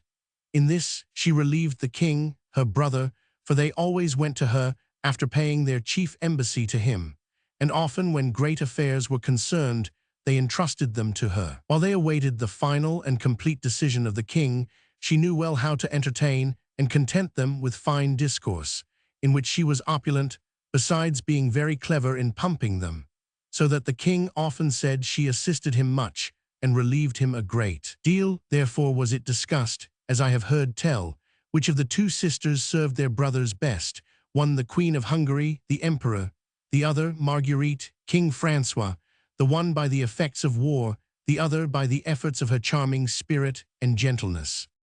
When King Francois was so ill in Spain, being a prisoner, she went to him like a good sister and friend, under the safe conduct of the Emperor, and finding her brother in so piteous a state that had she not come he would surely have died, and knowing his nature and temperament far better than all his physicians, she treated him and caused him to be treated so well, according to her knowledge of him, that she cured him. Therefore the king often said that without her he would have died, and that forever would he recognize his obligation and love her for it, as he did until his death. She returned him the same love, so that I have heard say how, hearing of his last illness, she said these words: "Whoever comes to my door and announces the cure of the king, my brother, whoever may be that messenger, be he lazy, ill-humored, dirty, or unclean, I will kiss him as the neatest prince and gentleman of France, and if he needs a bed to repose his laziness upon, I will give him mine and lie myself on the hardest floor for the good news he brings me." But when she heard of his death, her lamentations were so great, her regrets so keen, that never after did she recover from them, nor was she ever as before. When she was in Spain, as I have heard from my relations, she spoke to the emperor so bravely and so honestly on the bad treatment he had given to the king, her brother, that he was quite amazed, for she showed him plainly the ingratitude and felony he had practiced, he a vassal to his seigneur in relation to Flanders, after which she reproached him for his hardness of heart and want of pity to so great and good a king, saying that to use him in this way would never win a heart so noble and royal and so sovereign as that of her brother, and that if he died of such treatment, his death would not remain unpunished, he having children who would some day, when they grew up, take signal vengeance. Those words, pronounced so bravely and with such deep anger, gave the emperor much to think of, so much indeed that he softened and visited the king and promised him many fine things, which he did not, nevertheless, perform at this time. Now if the queen spoke so well to the emperor, she spoke still more strongly to his council, of whom she had audience. There she triumphed in speaking and haranguing nobly with that good grace she never was deprived of, and she did so well with her fine speech that she made herself more pleasing than odious and vexatious, all the more withal that she was young, beautiful, the widow of 1,000, dear Lenken, and in the flower of her age, which is very suitable to move and bend such hard and cruel persons. In short, she did so well that her reasons were thought good and pertinent, and she was held in great esteem by the emperor, his council, and the court. Nevertheless, he meant to play her a trick, because, not reflecting on the expiration of her safe conduct and passport, she took no heed that the time was elapsing. But getting wind that the emperor, as soon as her time had expired, meant to arrest her, she, always courageous, mounted her horse and rode in 8 days a distance that should have taken 15, which effort so well succeeded that she reached the frontier of France very late on the evening of the day her passport expired. Circumventing thus his imperial majesty sa Caesare Majest, who would no doubt have kept her had she overstayed her safe conduct by a single day, she sent him word and wrote him this, and quarreled with him for it when he passed through France. I heard this tale from Mme. La Sénéchale, my grandmother, who was with her at that time as lady of honor. During the imprisonment of the king, her brother, she greatly assisted Mme. La Regent, her mother, in governing the kingdom, contenting the princes, the grandees, and winning over the nobility, because she was very accessible and so won the hearts of many persons by the fine qualities she had in her. In short, she was a princess worthy of a great empire, besides being very kind, gentle, gracious, charitable, a great almsgiver and disdaining none. Therefore was she, after her death, regretted and bemoaned by everybody. The most learned persons vied with each other in making her epitaph in Greek, Latin, French, Italian, so much so that there is still a book of them extant, quite complete and very beautiful. This queen often said to this one and that one who discoursed of death and eternal happiness after it, "All that is true, but we shall stay a long time underground before we come to that." I have heard my mother, who was one of her ladies, and my grandmother, who was her lady of honor, say that when they told her in the extremity of her illness that she must die, she thought those words most bitter, and repeated what I have told above, adding that she was not so old, but that she might live on for many years, being only 52 or 53 years old. She was born under the 10th degree of Aquarius, when Saturn was parted from Venus by quaternary decumbiture, on the 10th of April, 1492, at 10 in the evening, having been conceived in the year 1491 at 10 hours before midday and 17 minutes on the 11th of July. Good astrologers can make their computations upon that. She died in Berne at the castle of Odos in the month of December, 1549. Her age can be reckoned from that. She was older than the king, her brother, who was born at Cognac, September 12th, year 1494, at 9 in the evening, under the 21st degree of Gemini, having been conceived in the year 1493, December 10th, at 10 o'clock in the morning, became king January 11th, 1514-1515 New Style, and died in 1547. This queen took her illness by looking at a comet which appeared at the death of Pope Paul III. She herself thought this, but possibly it only seemed so, for suddenly her mouth was drawn a little sideways, which her physician, 1000 Dioscuranes, observing, he took her away, made her go to bed, and treated her, for it was a chill catarrh, of which she died in 8 days, after having well prepared herself for death. She died a good Christian and a Catholic, against the opinion of many. But as for me, I can affirm, being a little boy at her court with my mother and my grandmother, that we never saw any act to contradict it. Indeed, having retired to a monastery of women in Angoumois called Tusson, on the death of the king, her brother, where she made her retreat and stayed the whole summer, she built a fine house there, and was often seen to do the office of abbess, and chant masses and vespers with the nuns in the choir. I have heard tell of her that, one of her waiting maids whom she liked much being near to death, she wished to see her die, and when she was at the last gasp and rattle of death, she never stirred from beside her, gazing so fixedly upon her face that she never took her eyes away from it until she died. Some of her most privileged ladies asked her why she took such interest in seeing a human being pass away, to which she answered that, having heard so many learned persons discourse, and say that the soul and spirit issued from the body at the moment of death, she wished to see if any wind or noise could be perceived, or the slightest resonance, but she had noticed nothing. She also gave a reason she had heard from the same learned persons, when she asked them why the swan sang so well before its death, to which they answered it was for love of souls that strove to issue through its long throat. In like manner, she said, she had hoped to see issue or feel resound and hear that soul or spirit as it departed, but she did not. And she added that if she were not firm in her faith, she should not know what to think of this dislodgment and departure of the soul from the body. But she believed in God and in what her church commanded, without seeking further in curiosity. For in truth, she was one of those ladies as devotional as could ever be seen, who had God upon her lips and feared him also. In her gay moments, she wrote a book which is entitled Les Nouvelles de la Reine de Navarre, in which we find a style so sweet and fluent, so full of fine discourse and noble sentences that I have heard tell how the Queen Mother and Madame de Sèvres, being young, wished to join in writing tales themselves in imitation of the Queen of Navarre. For they knew that she was writing them, but when they saw hers, they felt such disgust that theirs could not approach them that they put their writings in the fire, and would not let them be seen. A great pity, however, for both being very witty, nothing that was not good and pleasant could have come from such great ladies who knew many good stories. Queen Marguerite composed these tales mostly in her litter traveling through the country, for she had many other great occupations in her retirement. I have heard this from my grandmother, who always went with her in her litter as lady of honor, holding the inkstand while she wrote, which she did most deftly and quickly, more quickly than if she had dictated. There was no one in the world so clever at making devices and mottos in French, Latin, and other languages, of which we have a quantity in our house, on the beds and tapestries composed by her. I have said enough about her at this time. Elsewhere I shall speak of her again. The Queen of Navarre, sister of François I, has of late years frequently occupied the minds of literary and learned men. Her letters have been published with much care in the edition given of the poems of François I.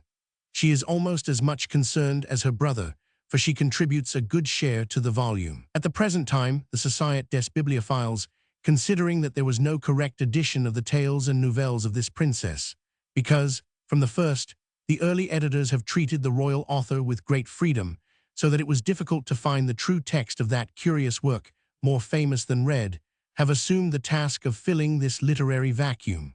The Society has trusted one of its most conscientious members, 1000, Leroux de Lindsay, with compiling an edition from the original manuscripts, and moreover, wishing to give to this publication a stamp of solidity, that air of good old quality so pleasing to amateurs, they have sought for old type, obtaining some from Nuremberg dating back to the first half of the 18th century, and have caused to be cast the necessary quantity, which has been used in printing the present work, and will serve in future for other publications of this society.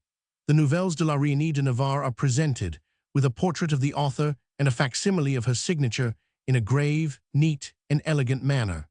Let us therefore thank this society, composed of lovers of fine books, for having thus applied their good taste and munificence, and let us come to the study of the personage whom they have aided us to know. Marguerite de Valois, the first of the three Marguerites of the 16th century, does not altogether resemble the reputation made of her from afar. Born at the castle of Angoulême, April 11, 1492, 2 years before her brother, who will in future be François I, she received from her mother, Louise de Sèvres, early a widow, a virtuous and severe education. She learned Spanish, Italian, Latin, and later, Hebrew and Greek. All these studies were not made at once, nor in her earliest youth. Contemporary of the great movement of the Renaissance, she shared in it gradually. She endeavored to comprehend it fully and to follow it in all its branches, as became a person of lofty and serious spirit, with a full and facile understanding and more leisure than if she had been born upon the throne. Brantôme presents her to us as a princess of very great mind and ability, both by nature and power of acquisition. She continued to acquire as long as she lived. She protected with all her heart, and with all her influence, the learned and literary men of all orders and kinds, profiting by them and their intercourse for her own advantage. A woman who could cope with Marat in the play of verses, as well as she could answer Erasmus on nobler studies. We must not exaggerate, however, and the writings of Marguerite are sufficiently numerous to allow us to justly estimate in her the two distinct parts of originality and simple intelligence. As poet and writer, her originality is of small account, or to speak more precisely, she has none at all. Her intelligence, on the contrary, is great, active, eager, generous. There was in her day an immense movement of the human spirit, a cause essentially literary and liberal, which filled all minds and hearts with enthusiasm, as public policy did much later. Marguerite, young, open to all good and noble sentiments, to virtue under all its forms, grew passionate for this cause, and when her brother François came to the throne, she told herself that it was her mission to be its good genius and interpreter beside him, and to show herself openly the patron and protectress of men who were exciting against themselves, by their learned innovations, much pedantic rancor and ill will. It was thus that she allowed herself to be caught and won insensibly to the doctrines of the reformers, which appealed to her, in the first instance, under a learned and literary form. Translators of Scripture, they only sought, it seemed to her, to propagate its spirit and make it better understood by pious souls. She enjoyed and favored them in the light of learned men, and welcomed them as loving at the same time good letters and Christ, never suspecting any factious afterthought.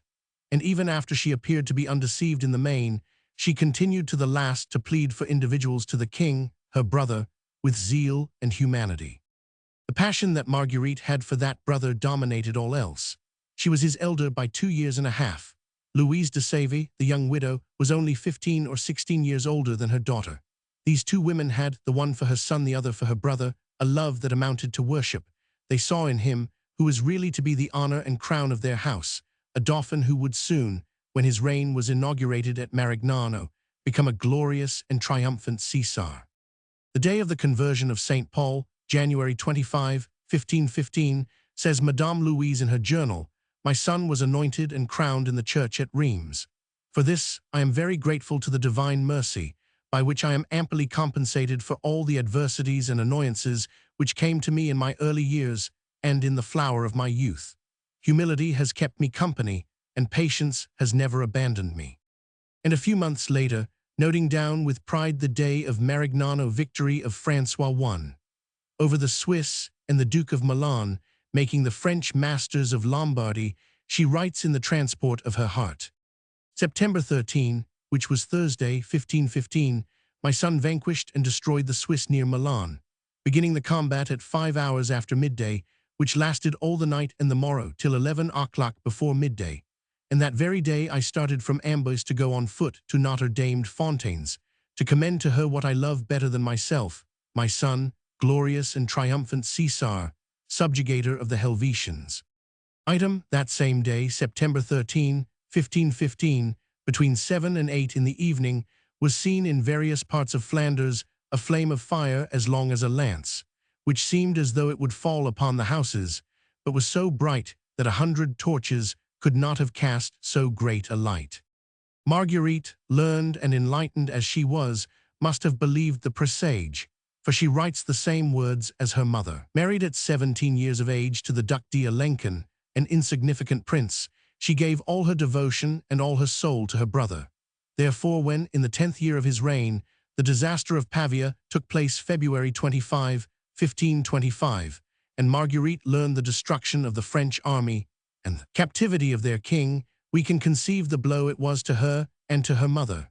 While Madame Louise, appointed regent of the kingdom, showed strength and courage in that position, we can follow the thoughts of Marguerite in the series of letters she wrote to her brother, which 1000 Genin has published. Her first word is written to console the captive and reassure him.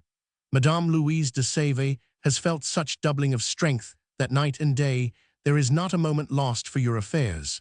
Therefore you need have no anxiety or pain about your kingdom or your children. She congratulates herself on knowing that he has fallen into the hands of so kind and generous a victor as the Viceroy of Naples, Charles de Launay. She entreats him, for the sake of his mother, to take care of his health. "I have heard that you mean to do this Lent without eating flesh or eggs, and sometimes fast altogether for the honor of God. Monseigneur, as much as a very humble sister can implore you, I entreat you not to do this, but consider how fish goes against you. Also believe that if you do it, Madame has sworn to do so too, and I shall have the sorrow to see you both give way." Marguerite, about this time, sees her husband, who escaped from Pavia, die at Lyon. She mourns him, but after the first 2 days she surmounts her grief and conceals it from her mother, the regent, because, not being able to render services herself, she should think she was most unfortunate, she says, to hinder and shake the spirit of her who can do such great things. When Marguerite is selected to go to her brother in Spain September 1525 and work for his deliverance, her joy is great. At last she can be useful to this brother, whom she considers as him whom God has left her in this world, father, brother, and husband. She mingles and varies in many ways those names of master, brother, king, which she accumulates upon him, without their sufficing to express her affection, so full and sincere is it. Whatever it may be, even to casting to the winds the ashes of my bones to do you service, nothing can seem to me strange or difficult or painful, but always consolation, repose, honor. Such expressions, exaggerated in others, are true on Marguerite's lips. She succeeded but little in her mission to Spain. There, where she sought to move generous hearts and make their fiber of honor vibrate, she found crafty dissimulation and policy. She was allowed to see her brother for a short time only. He himself exacted that she should shorten her stay, thinking her more useful to his interests in France. She tears herself from him in grief, above all at leaving him ill and as low as possible in health. Oh, how she longed to return, to stay beside him, and to take the place of Lacquey beside his cot. It is her opinion that he should buy his liberty at any price. Let him return, no matter on what conditions. No terms can be bad provided she sees him back in France, and none can be good if he is still in Spain. As soon as she sets foot in France she is received, she tells him, as a forerunner, as the Baptist of Jesus Christ. Arriving at Béziers, she is surrounded by crowds. I assure you, Monseigneur, she writes, that when I tried to speak of you to 2 or 3, the moment I named the king, everybody pressed round to listen to me.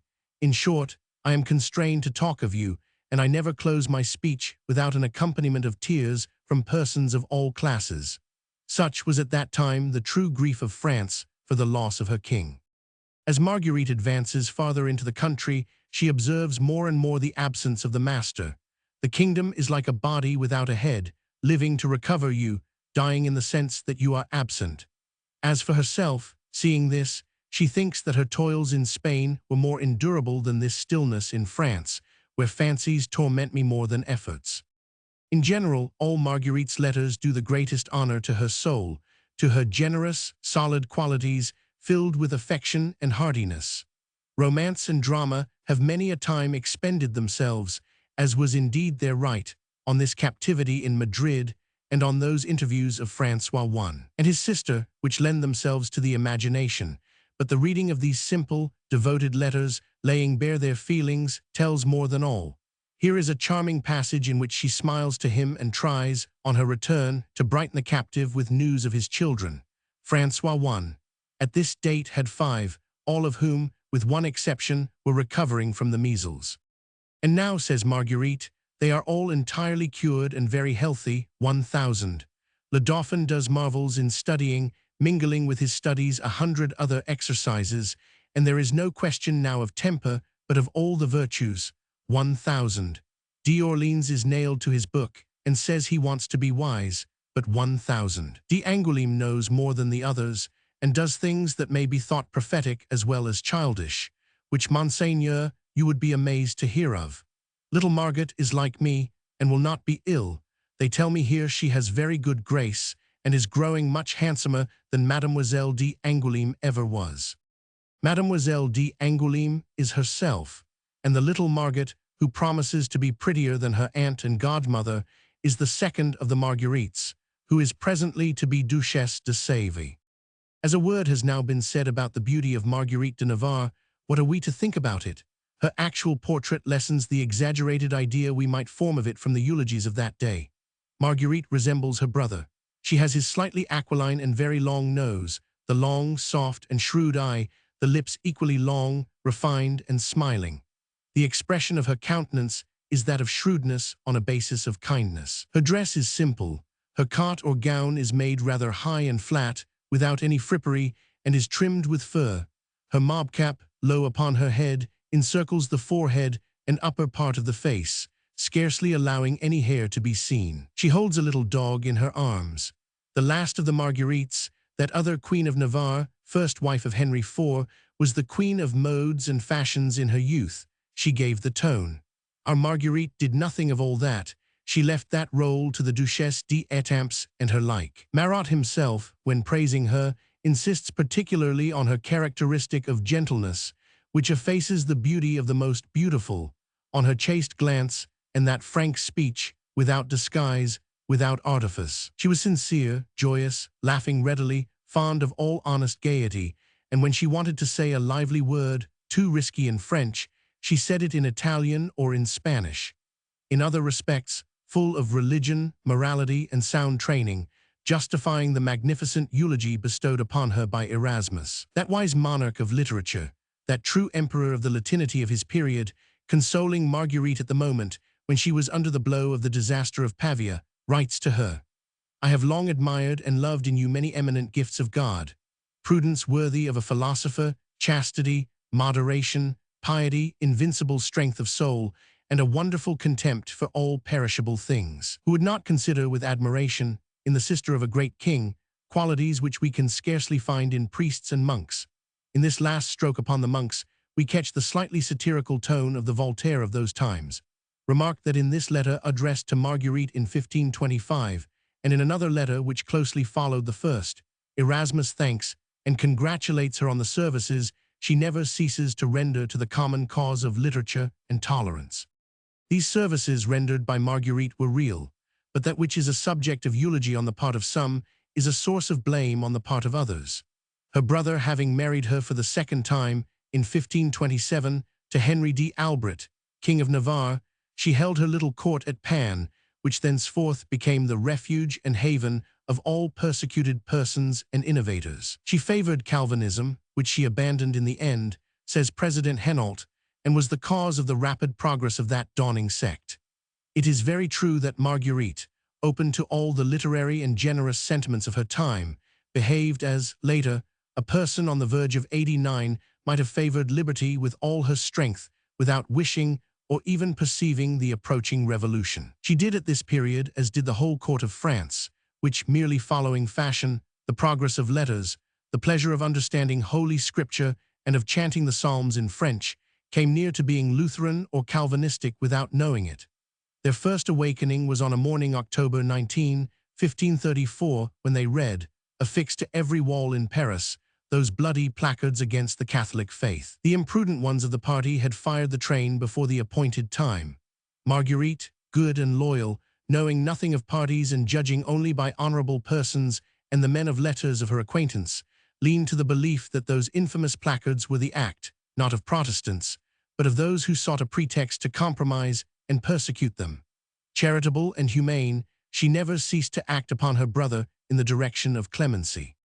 It was thus that on 2 or 3 occasions she tried to save the unfortunate Berquin, who persisted in dogmatizing, and was, in spite of all the princess' efforts with the king, her brother, burned on the Greve, April 24, 1529. To read the passages of the letters in which she commends Berquin, one would think she espoused his opinions and his beliefs, but we must not ask too much rigor and precision of Marguerite in her ideas and their expression. There are moments, no doubt, in reading her verse or her prose, when we might think that she had fully accepted the Reformation. She reproduces its language, even its jargon. Then side by side, we see her become once more, or rather continue to be, a believer after the manner of the best Catholics of her age, given to all their practices, and not fearing to couple with them her inconsistencies.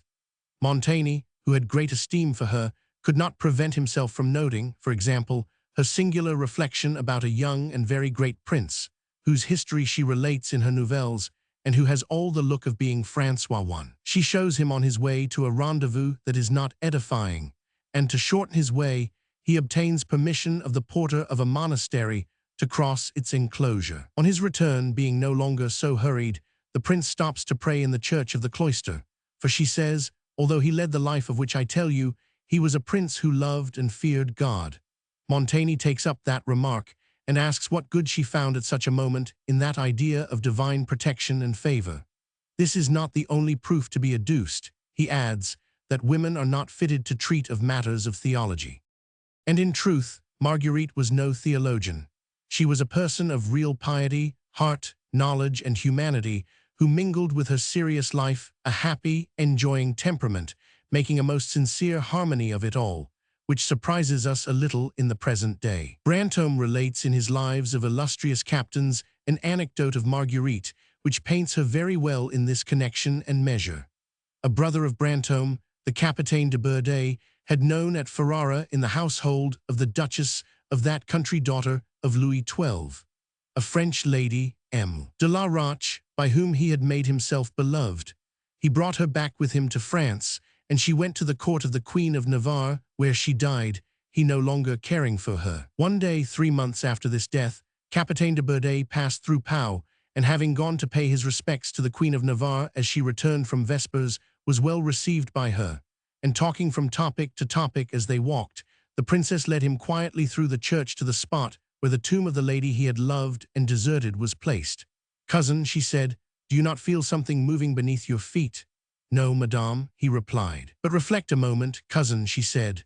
"Madame, I do reflect," he answered, "but I feel no movement, for I am walking on solid stone." "Then I inform you," said the queen, without keeping him further in suspense, "that you stand upon the grave and body of that poor M. de la Roche who is buried beneath you, whom you loved so much. And since souls have feelings after death, it cannot be doubted that so honest a being, dying of coldness, felt your step above her. And though you felt nothing, because of the thickness of that stone, she was moved and conscious of your presence. Now, inasmuch as it is a pious deed to remember the dead, I request you to give her a Pater Noster, an Ave Maria, and a De Profundis, and to sprinkle her with holy water.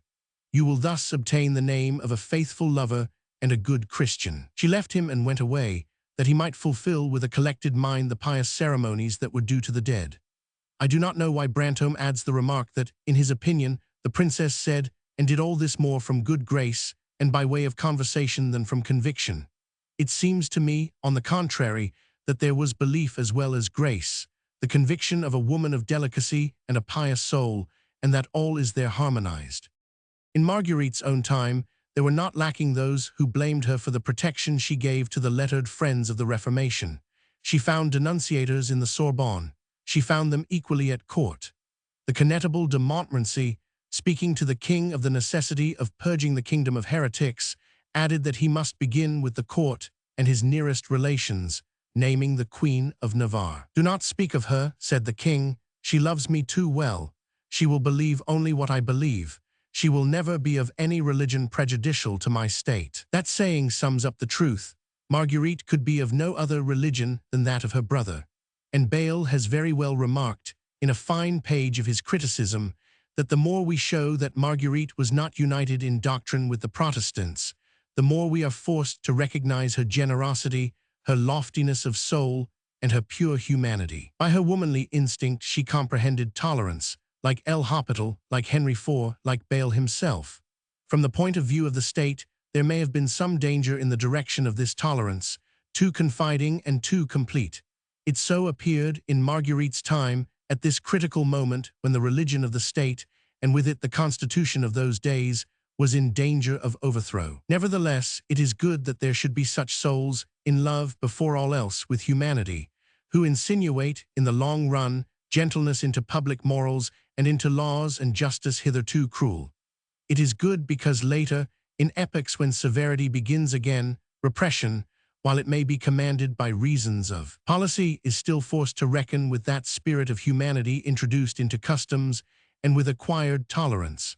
Thus the rigor of present ages, softened and tempered as it now is by general manners and morals, would have been a blessing in past centuries. These are points gained in civil life, which are never lost afterwards. The contes et nouvelles of the Queen of Navarre have nothing, as we can readily believe, that is much out of keeping or contradictory with her life and the habitual character of her thoughts. 1000. Genin has already made that judicious remark, and an attentive reading will only justify it. Those tales are neither the gaieties nor the sins of youth. She wrote them at a ripe age, for the most part in her litter while traveling, and by way of amusement, but the amusement had its serious side. Death prevented her from concluding them. Instead of the 7 days which we actually have, she intended to make 10, like Boccaccio. She wished to give, not an Heptameron, but a French Decameron. In her prologue, she supposes that several persons of condition, French and Spanish, having met, in the month of September, at the baths of Cauteretz, in the Pyrenees, separate after a few weeks. The Spaniards returning as best they can across the mountains, the French delayed on their way by floods caused by the heavy rains. A certain number of these travelers, men and women, after divers adventures more extraordinary than agreeable, find themselves again in company at the Abbey of Notre Dame Serence, and there, as the river Gave is not fordable, they decide to build a bridge. The abbé, says the narrator, who is very glad they should make this outlay, because the number of pilgrims would thus be increased, furnished the workmen, but not a penny to the costs. Such was his avarice. The workmen declaring that they could not build the bridge under 10 or a dozen days, the company, half men, half women, began to get very weary. It became necessary to find some pleasant and virtuous occupation for those 10 days, and for this they consulted a certain Dame Oisille, the oldest of the company. Dame Oisille responded in a manner most edifying.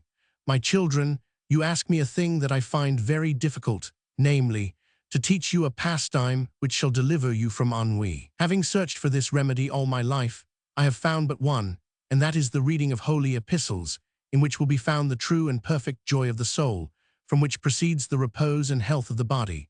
But the joyous company cannot keep wholly to so austere a system, and it is agreed that the time shall be divided between the sacred and the profane."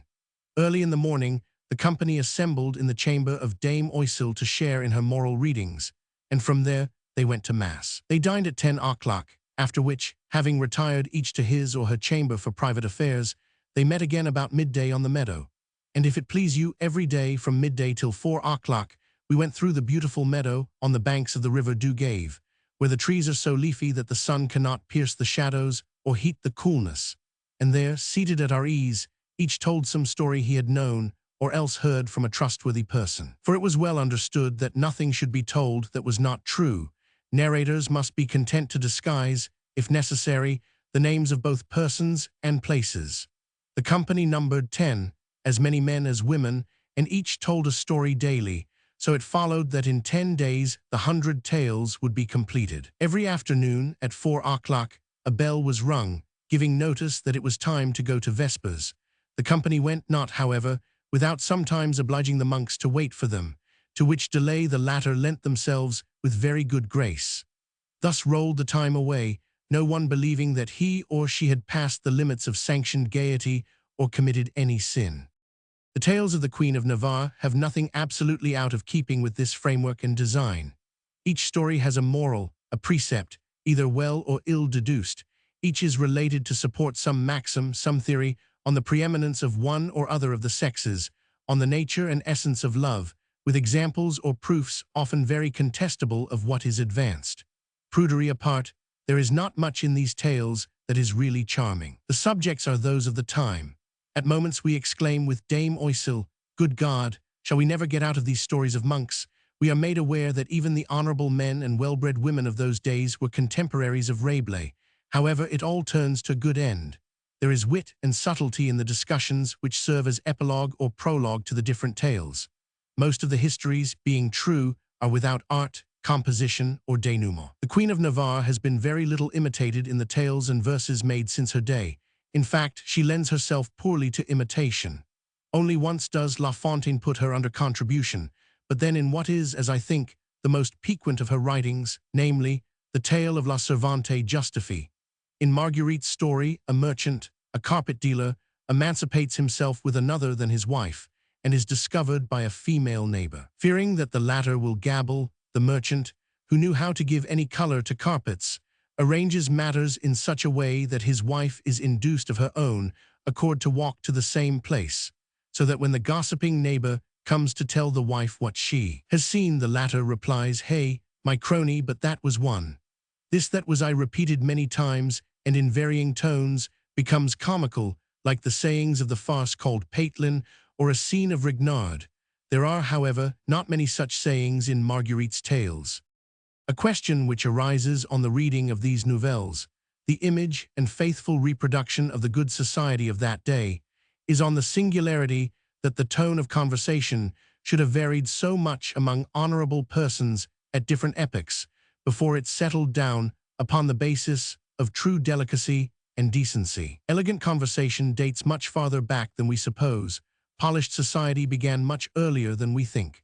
The character of conversation as we now understand it in society, and that which specially distinguishes it among moderns, is that women are admitted to it. And this it was that led, during the finest period of the Middle Ages, to charming conversations in certain courts of the South, and also in Normandy, in France, and in England. In those castles of the South where troubadours disported, and whence the echo of their sweet songs comes to us, where exquisite and ravishing stories were composed like that of Aucassin et Nicolette, there must have been all the delicacy, all the graces one could wish for in conversation. But taking matters as they appear to us at the end of the 15th century, we notice a mixture, a very perceptible struggle between purity and license, between coarseness and refinement. The pretty little romance Jehan de Sainter, in which the chivalric ideal is pictured from the start in the daintiest manner, and which assumes to give us a little code in action of politeness, courtesy, and gallantry, in a word, the complete education of a young equerry of the day. This pretty romance is also full of pedantic precepts, essays on minute ceremonial, and towards the end it suddenly turns into gross sensuality and the triumph of the monk, after Rabelais. The vein of license and wanton language never ceased its flow from the time it originated, disguising itself in brilliant moments and noble companies only to again unmask at the beginning of the 16th century, when it seems to borrow still further audacity from the Latin Renaissance. This was the time when virtuous women told, and openly discoursed of tales a la Roquelaure. Such is the tone of the society which the nouvelles of Marguerite of Navarre represent to us, all the more naively because their intention is in no way indecent. Nearly a century was needed to reform this vice of taste. It was necessary that Mme. de Rambouillet and her daughter should come to reprimand and school the court, that professors of good taste and polite language, like M. de Scudéry and the Chevalier de Mere, should apply themselves for years to preach decorum, and even then we shall find many backslidings and vestiges of coarseness in the midst of even their refinement and formalism.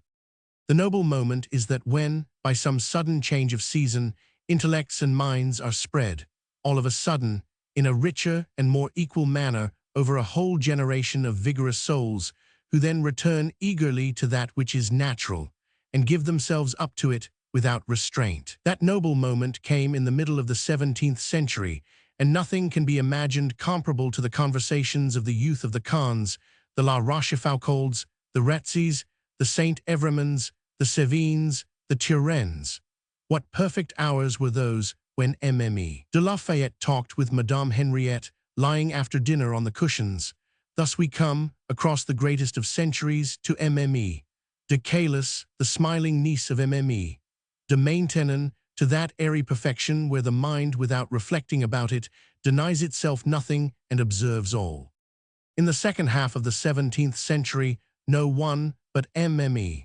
Cornell was allowed to use coarse language and be forgiven because of the spicy wit with which she seasoned it. At all times, virtuous women must have heard and listened to more than they repeated, but the decisive moment which needs to be noted is that when they ceased to say unseemly things and fixed them in writing without perceiving that they themselves were lacking in a virtue. This moment is what Queen Marguerite, as a romanceur and maker of nouvelles, had not the art to divine.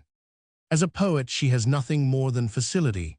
She imitates and reproduces the various forms of poesy in use at that date. It is told how she often employed two secretaries, one to write down the French verses she composed impromptu, the other to transcribe her letters. Marguerite died at the castle of Odos in Bigorre, December 21, 1549, in her 58th year.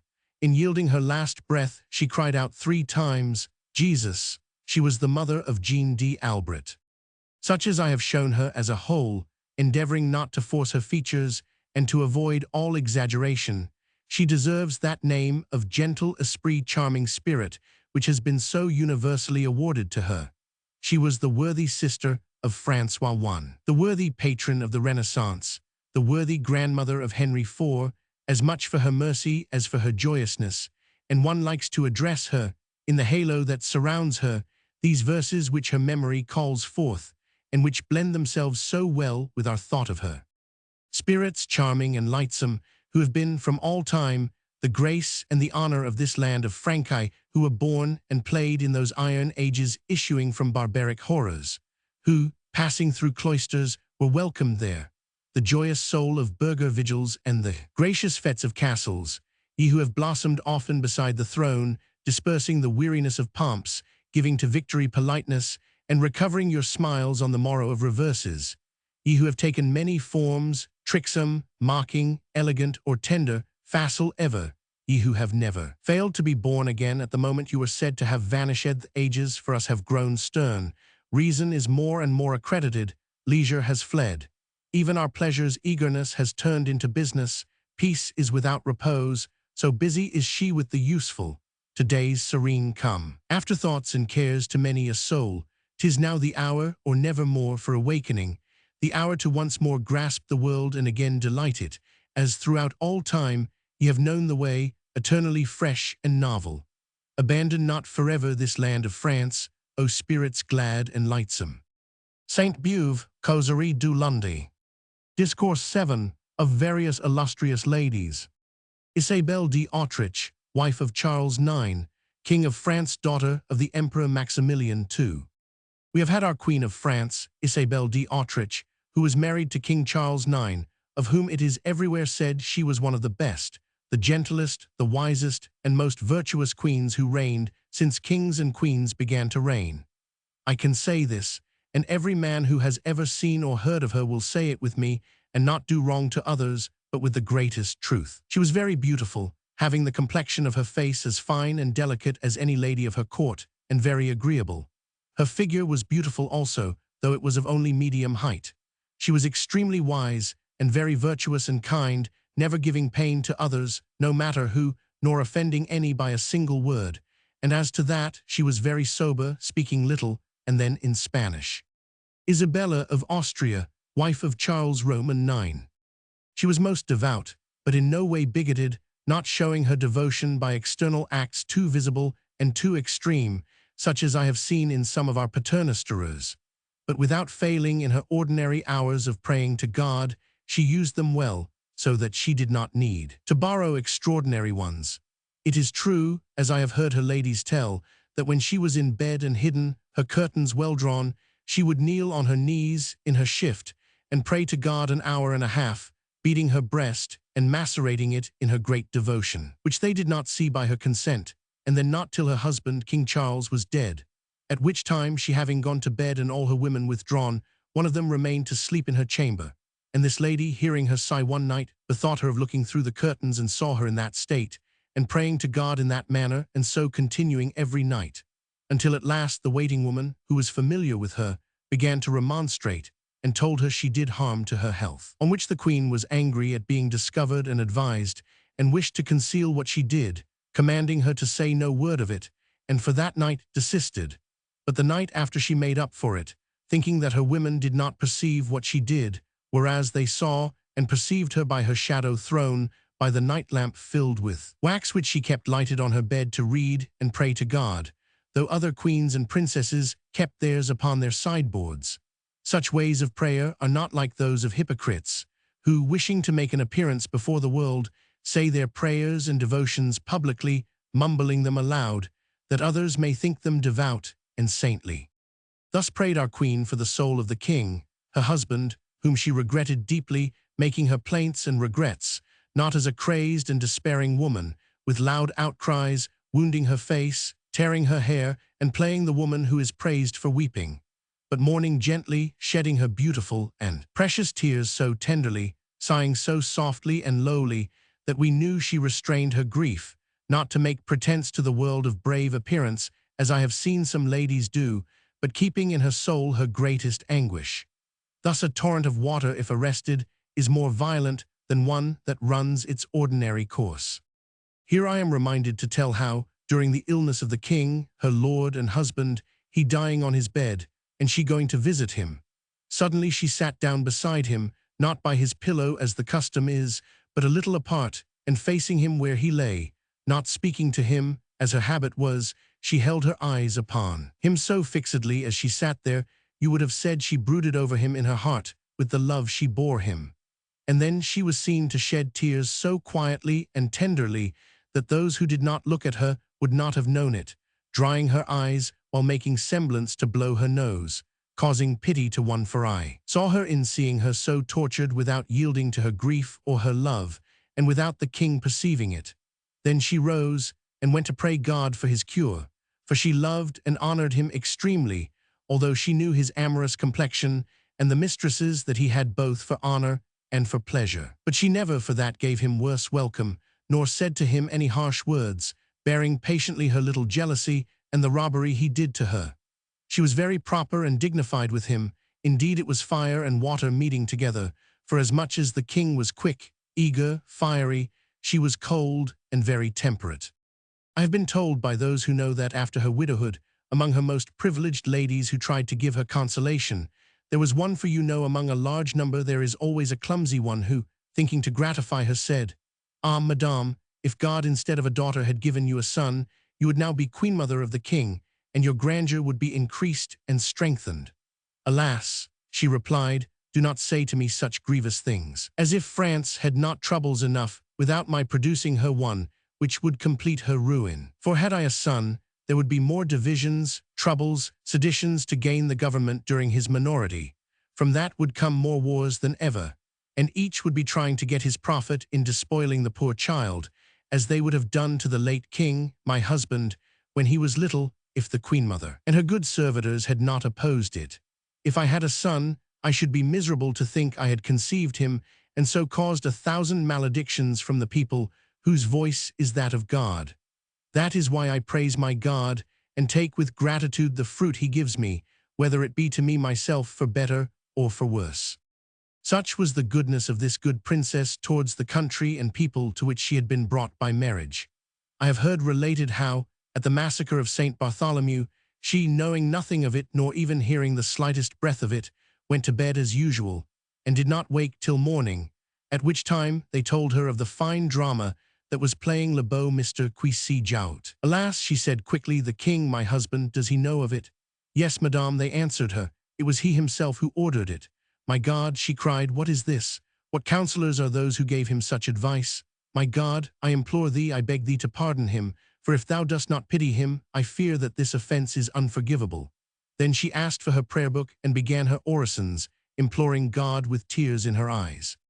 Consider, I beg of you, the goodness and wisdom of this queen in not approving such a festival, nor the deed then performed, although she had reasons to desire the total extermination of 1,000. Lamoral and those of his religion, not only because they were contrary to hers, which she adored and honored before all else in the world, but because she saw how they troubled the states of the king, her husband, and also because the emperor, her father, had said to her when she parted from him to come to France, my daughter, you will be queen of the finest, most powerful and greatest kingdom in the world, and for that I hold you to be very happy. But happier would you be if you could find that kingdom as flourishing as it once was, but instead you will find it torn, divided, weakened, for though the king, your husband, holds a good part of it, the princes and seigneurs of the religion hold on their side the other part of it. And as he said to her, so she found it. This queen having become a widow, many persons, men and women of the court, the most clear-sighted that I know, were of opinion that the king, on his return from Poland, would marry her, although she was his sister-in-law. For he could have done so by dispensation of the Pope, who can do much in such matters, and above all for great personages, because of the public good that comes of it. There were many reasons why this marriage should be made. I leave them to be deduced by high discoursers, without alleging them myself. But among others was that of recognizing by this marriage the great obligations the king had received from the emperor on his return from Poland and departure thence. For it cannot be doubted that if the emperor had placed the smallest obstacle in his way, he could never have left Poland or reached France safely. The Poles would have kept him had he not departed without bidding them farewell, and the Germans lay in wait for him on all sides to catch him as they did that brave King Richard of England of whom we read in the Chronicles. They would surely have taken him prisoner and held him for ransom, and perhaps worse, for they were bitter against him for the St. Bartholomew, or at least the Protestant princes were. But voluntarily and without ceremony, he threw himself in good faith upon the emperor, who received him very graciously and amiably, and with much honor and privilege as though they were brothers, and feasted him nobly. Then, after having kept him several days, he conducted him himself for a day or two, giving him safe passage through his territory, so that King Henry, by his favor, reached Carinthia, the land of the Venetians, Venice, and then his own kingdom. This was the obligation the king was under to the emperor, so that many persons, as I have said, were of opinion that King Henry III would meet it by drawing closer their alliance. But at the time he went to Poland, he saw at Blamont, in Lorraine, Mademoiselle de Vaudemont, Louise de Lorraine, one of the handsomest, best, and most accomplished princesses in Christendom, on whom he cast his eyes so ardently that he was soon in love, and in such a manner that, nursing his flame during the whole of his absence on his return to France, he dispatched from Lyon 1,000, Dugois, one of his prime favorites, to Lorraine, where he arranged and concluded the marriage between him and her very easily and without altercation, as I leave you to think, because by the father and the daughter no such luck was expected, the one to be father-in-law of a king of France, and the daughter to be queen. Of her I shall speak elsewhere.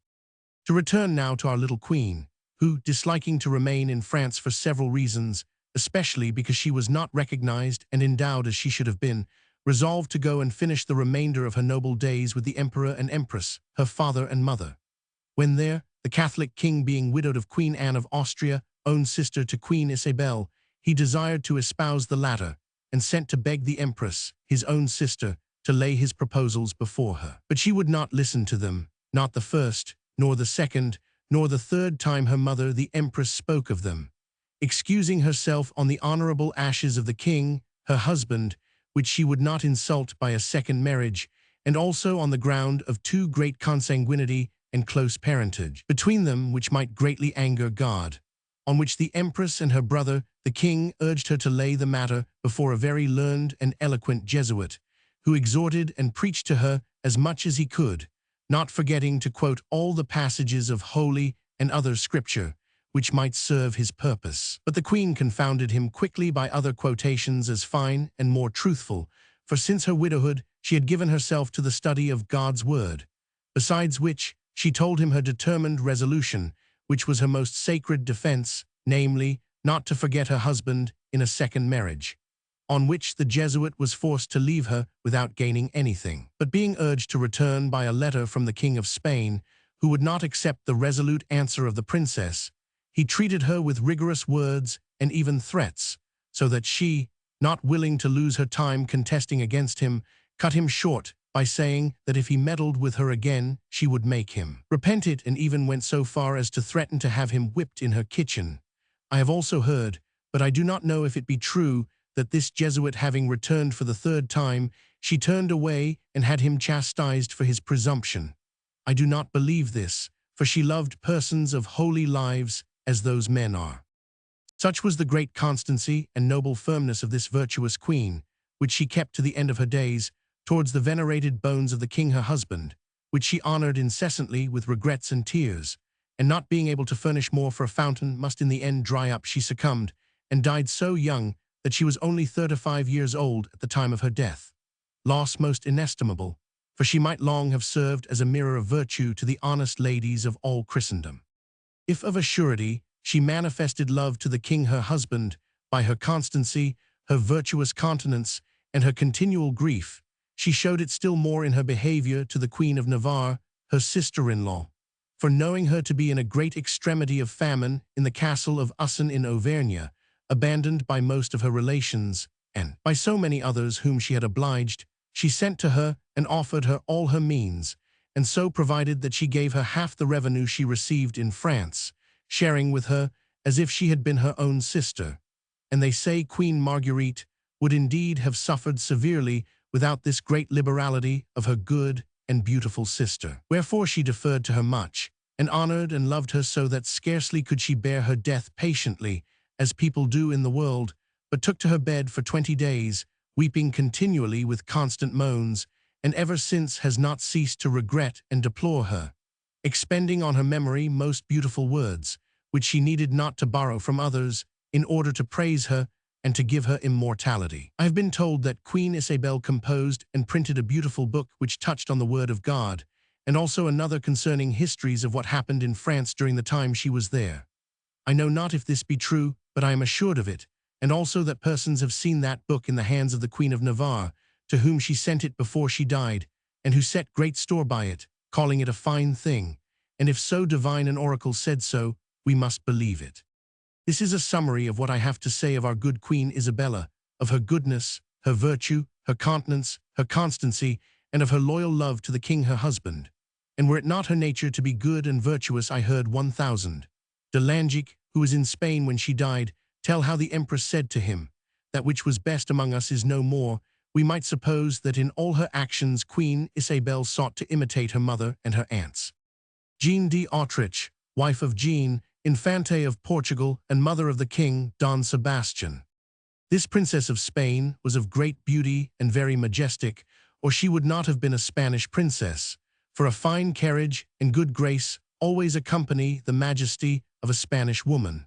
I had the honor of seeing her and talking with her rather privately, being in Spain on my way back from Portugal. I had gone to pay my respects to our Queen of Spain, Elizabeth of France, and was talking with her, she asking news both of France and Portugal, when they came to tell her that Madame la Princess Jeanne was arriving.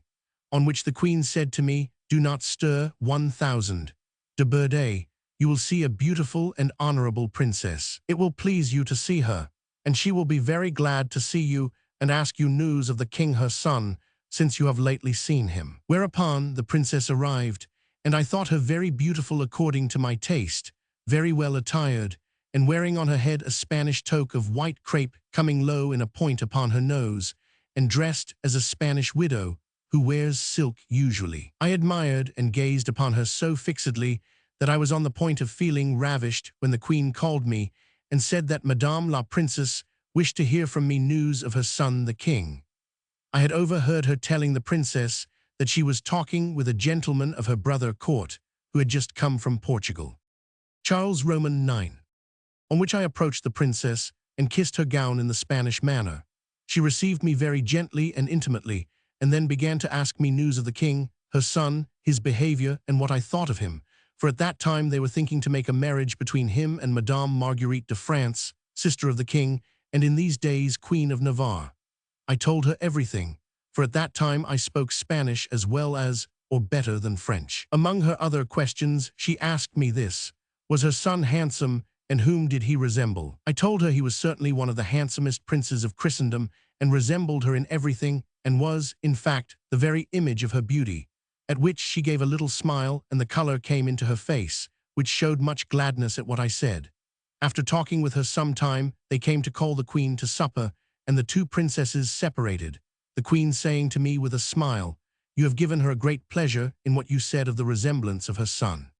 And afterwards she asked me what I thought of her, whether I did not think her an honorable woman, and such as she had described her to me, adding, "I think she would like much to marry the king, my brother Charles IX, and I should like it too." She knew I should repeat this to the Queen Mother on my return to court, which was then at Arles in Provence, and I did so, but she said she was too old for him, old enough to be his mother. I told the Queen Mother, however, what had been said to me in Spain, on good authority, namely, that the princess had said she was firmly resolved not to marry again unless with the King of France, and failing that to retire from the world. In fact, she had so set her fancy on this high match and station, for her heart was very lofty, that she fully believed in attaining her end and contentment. Otherwise, she meant to end her days, as I have said, in a monastery, where she was already building a house for her retreat. Accordingly, she kept this hope and belief very long in her mind, managing her widowhood sagely, until she heard of the marriage of the king to her niece Isabel, and then, all hope being lost, she said these words, or something like them, as I have heard tell: "Though the niece be more in her springtime and less weighed with years than the aunt, the beauty of the aunt, now in its summer, all made and formed by charming years, and bearing fruit, is worth far more than the fruit her youthful blooms give promise of, for the slightest misadventure will undo them, make them fall and perish, no more no less than the trees of spring, which with their lovely blooms promise fine fruits in summer, but an evil wind may blow and beat them down and not be left but leaves. But let it be done to the will of God, with whom I now shall marry for all time, and not with others." As she said, so she did, and led so good and holy a life apart from the world that she left to ladies, both great and small, a noble example to imitate. There may be some who have said, "Thank God she could not marry King Charles, for if she had done so she would have left behind the hard conditions of widowhood and resumed all the sweetness of marriage." That may be presumed, but may we not, on the other hand, presume that the great desire she showed the world to marry that great king was a form and manner of ostentation and Spanish pride, manifesting her lofty aspirations which she would not lower. For seeing her sister Marie Empress of Austria and wishing to equal her, she aspired to be Queen of France, which is worth an empire or more. To conclude, she was, to my thinking, one of the most accomplished foreign princesses I have ever seen, though she may be blamed for retreating from the world more from vexation than devotion. But the fact remains that she did it, and her good and saintly end has shown in her I know not what of sanctity. Marie d'Autriche, wife of Louis, King of Hungary, sister of the Emperor Charles V. Her aunt, Queen Marie of Hungary, did the same, although at a more advanced age, as much to retire from the world as to help the emperor, her brother, to serve God well in his retreat. This queen became a widow early, having lost King Louis, her husband, who was killed very young in a battle against the Turks, which he fought not for good reason, but by persuasion and pertinacity of a cardinal who governed him much, assuring him that he must not distrust God and his just cause, for if there were but 10,000 Hungarians, they being good Christians and fighting for God's quarrel, could make an end of 100,000 Turks, and that cardinal so urged and pushed him to the point that he fought and lost the battle, and in trying to retreat, he fell into a marsh and was smothered. Such are the blunders of men who want to manage armies and do not know the business.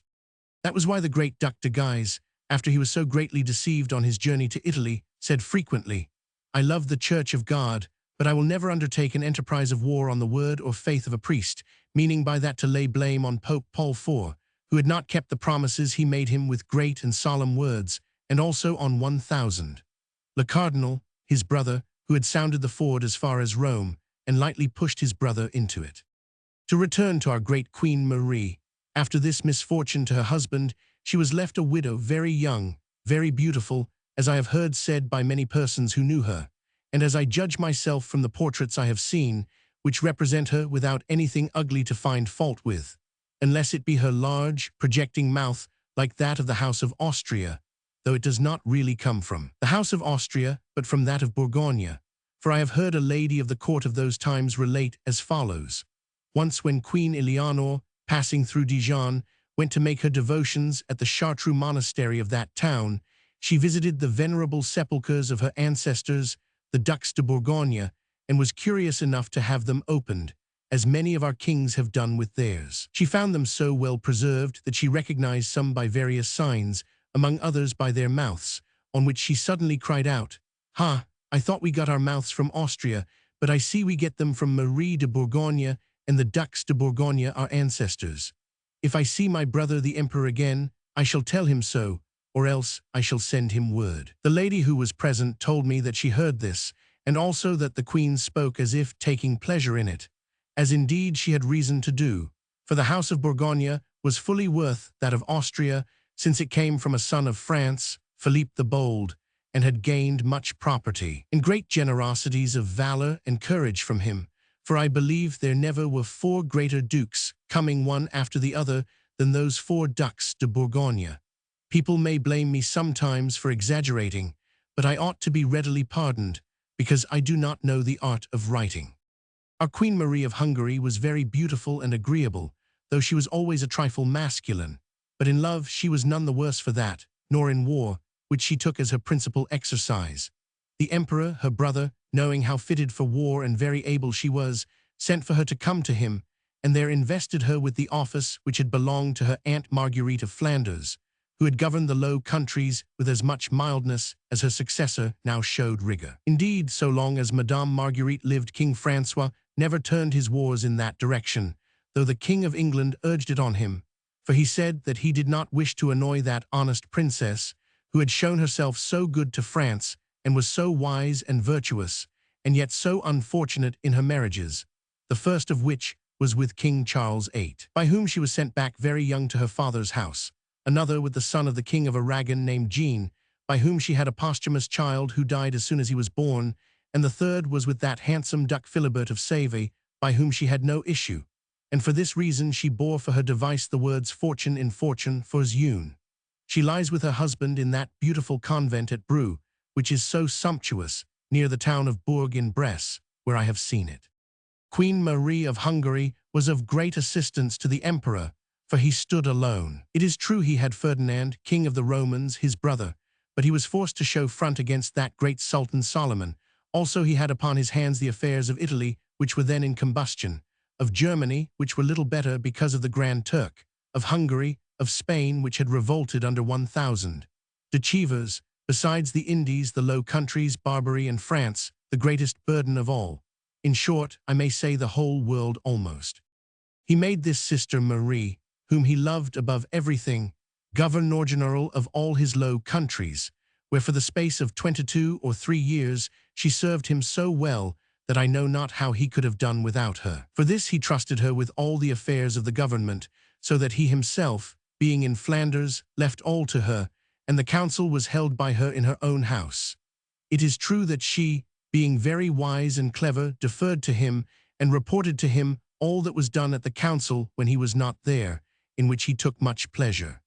She made great wars, sometimes by her lieutenants, sometimes in person, always on horseback like a generous Amazon. She was the first to light fires and conflagrations in France, some in very noble houses and chateaux like that of Follembray, a beautiful and charming house built by our kings for their comfort and pleasure in hunting. The king took this with such wrath and displeasure that before long he returned her the change for it, and revenged it on her beautiful mansion of Bains, held to be a miracle of the world, shaming, if I may say so, from what I have heard those say who saw it in its perfection, the 7 wonders of the world renowned in antiquity. She feted there the Emperor Charles and his whole court, when his son, King Philip, came from Spain to Flanders to see him, on which occasion its magnificences were seen in such excellence and perfection that nothing was talked of at that time but las fiestas de Bains, as the Spaniards say. I remember myself that on the journey to Bayonne, where Catherine de Medici met her daughter Elizabeth, Queen of Spain,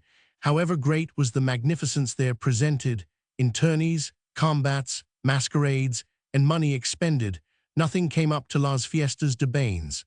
So said certain old Spanish gentlemen who had seen them, and also as I saw it stated in a Spanish book written expressly about them, so that one could well say that nothing finer was ever seen, not even, begging pardon of Roman magnificence, the games of ancient times, barring the combats of gladiators and wild beasts. Except for them, the fetes of Bains were finer and more agreeable, more varied, more general. I would describe them here, according as I could borrow them from that Spanish book, and as I heard of them from some who were present, even from Mme. de Fontaine, born Torcy, maid of honor at the time to Queen Eleanor, but I might be blamed for being too digressive. I will keep it for a bon bouche another time, for the thing is worth it. Among some of the finest magnificences was this. Queen Marie had a great fortress built of brick, which was assaulted, defended, and succored by 6,000 foot soldiers, cannonaded by 30 pieces of cannon, whether in the batteries or the defenses, with the same ceremonies and doings as in real war, which siege lasted 3 days, and never was anything seen so fine, the emperor taking great pleasure in it. You may be sure that if this queen played the sumptuous, it was because she wanted to show her brother that if she held her states, pensions, benefits, even her conquests, through him, all were devoted to his glory and pleasure. In fact, the said emperor was greatly pleased and praised her much, and reckoned the cost very high, especially that of his chamber, which was hung with tapestry of splendid warp, of silver and gold and silk, on which were figured and represented the size of life. All his fine conquests, great enterprises, expeditions of war, and the battles he had fought, given, and won, above all, not forgetting the flight of Solomon before Vienna and the capture of King Francois. In short, there was nothing in it that was not exquisite. But the noble house lost its luster soon after, being totally pillaged, ruined, and razed to the ground. I have heard say that its mistress, when she heard of its ruin, fell into such distress, anger, and rage that for long she could not be pacified. Passing near there some time later, she wished to see the ruins, and gazing at them very piteously with tears in her eyes, she swore that all France should repent of the deed, for never should she be at her ease until that fine Fontainebleau, of which they thought so much, was razed to the ground, with not one stone left upon another. In fact, she vomited her rage upon poor Picardy, which felt it in flames, and we may believe that if peace had not intervened, her vengeance would have been greater still, for she had a stern, hard heart, not easily appeased, and was thought to be, on her side as much as on ours, too cruel. But such is the nature of women, even the greatest, who are very quick to vengeance when offended. The emperor, it was said, loved her the better for it. I have heard it related how, when at Brussels, the emperor, in the great hall where he had called together the General Assembly, in order to give up and despoil himself of his states, after making an harangue and saying all he wished to say to the Assembly and to his son, humbly thanked Queen Marie, his sister, who was seated beside him. On which she rose from her seat, and with a grand curtsy made to her brother with great and grave majesty and composed grace, she said, addressing her speech to the people, Messieurs, since for 23 years it has pleased the Emperor, my brother, to give me the charge and government of all his Low Countries, I have employed and used therein all that God, nature, and fortune have given me of means and graces to acquit myself as well as possible. And if in anything I have been in fault, I am excusable, thinking I have never forgotten what I should remember, nor spared what was proper. Nevertheless, if I have been lacking in any way, I beg you to pardon me. But if, in spite of this, some of you will not do so, and remain discontented with me, it is the least thing I care for, inasmuch as the Emperor, my brother, is content. For to please him alone has been my greatest desire and solicitude. So saying, and having made another grand curtsy to the Emperor, she resumed her seat. I have heard it said that this speech was thought too haughty and defiant, both as relating to her office, and as bidding adieu to people whom she ought to have left with a good word and in grief at her departure. But what did she care, inasmuch as she had no other object than to please and content her brother, and from that moment to quit the world and keep company with that brother in his retreat and his prayers. I heard all this related by a gentleman of my brother, who was then in Brussels, having gone there to negotiate the ransom of my said brother, who was taken prisoner at Hesdin and confined 5 years at Lille, in Flanders. The said gentleman witnessed this assembly and all these sad acts of the Emperor, and he told me that many persons were rather scandalized under their breaths at this proud speech of the Queen, though they dared say nothing, nor let it be seen, for they knew they had to do with a maitresse femme who would, if irritated, deal them some blow as a parting gift. But here she was, relieved of her office, so that she accompanied her brother to Spain and never left him again, she and her sister, Queen Eleanor, until he lay in his tomb, the three surviving exactly a year one after the other. The Emperor died first, the Queen of France being the elder next, and the Queen of Hungary last, both sisters having very virtuously governed their widowhood. It is true that the Queen of Hungary was longer a widow than her sister without remarrying, for her sister married twice, as much to be Queen of France, which was a fine morsel, as by prayer and persuasion of the Emperor, in order that she might serve as a seal to secure peace and public tranquility, though indeed this seal did not last long, for war broke out again soon after, more cruel than ever. But the poor princess could not help that, for she had brought to France all she could, though the king, her husband, treated her no better for that, but cursed his marriage, as I have heard say. Louise de Lorraine, wife of Henry III, King of France. We can and should praise this princess who, in her marriage, behaved to the king, her husband, so wisely, chastely, and loyally that the tie which bound her to him remained indissoluble and was never loosened or undone.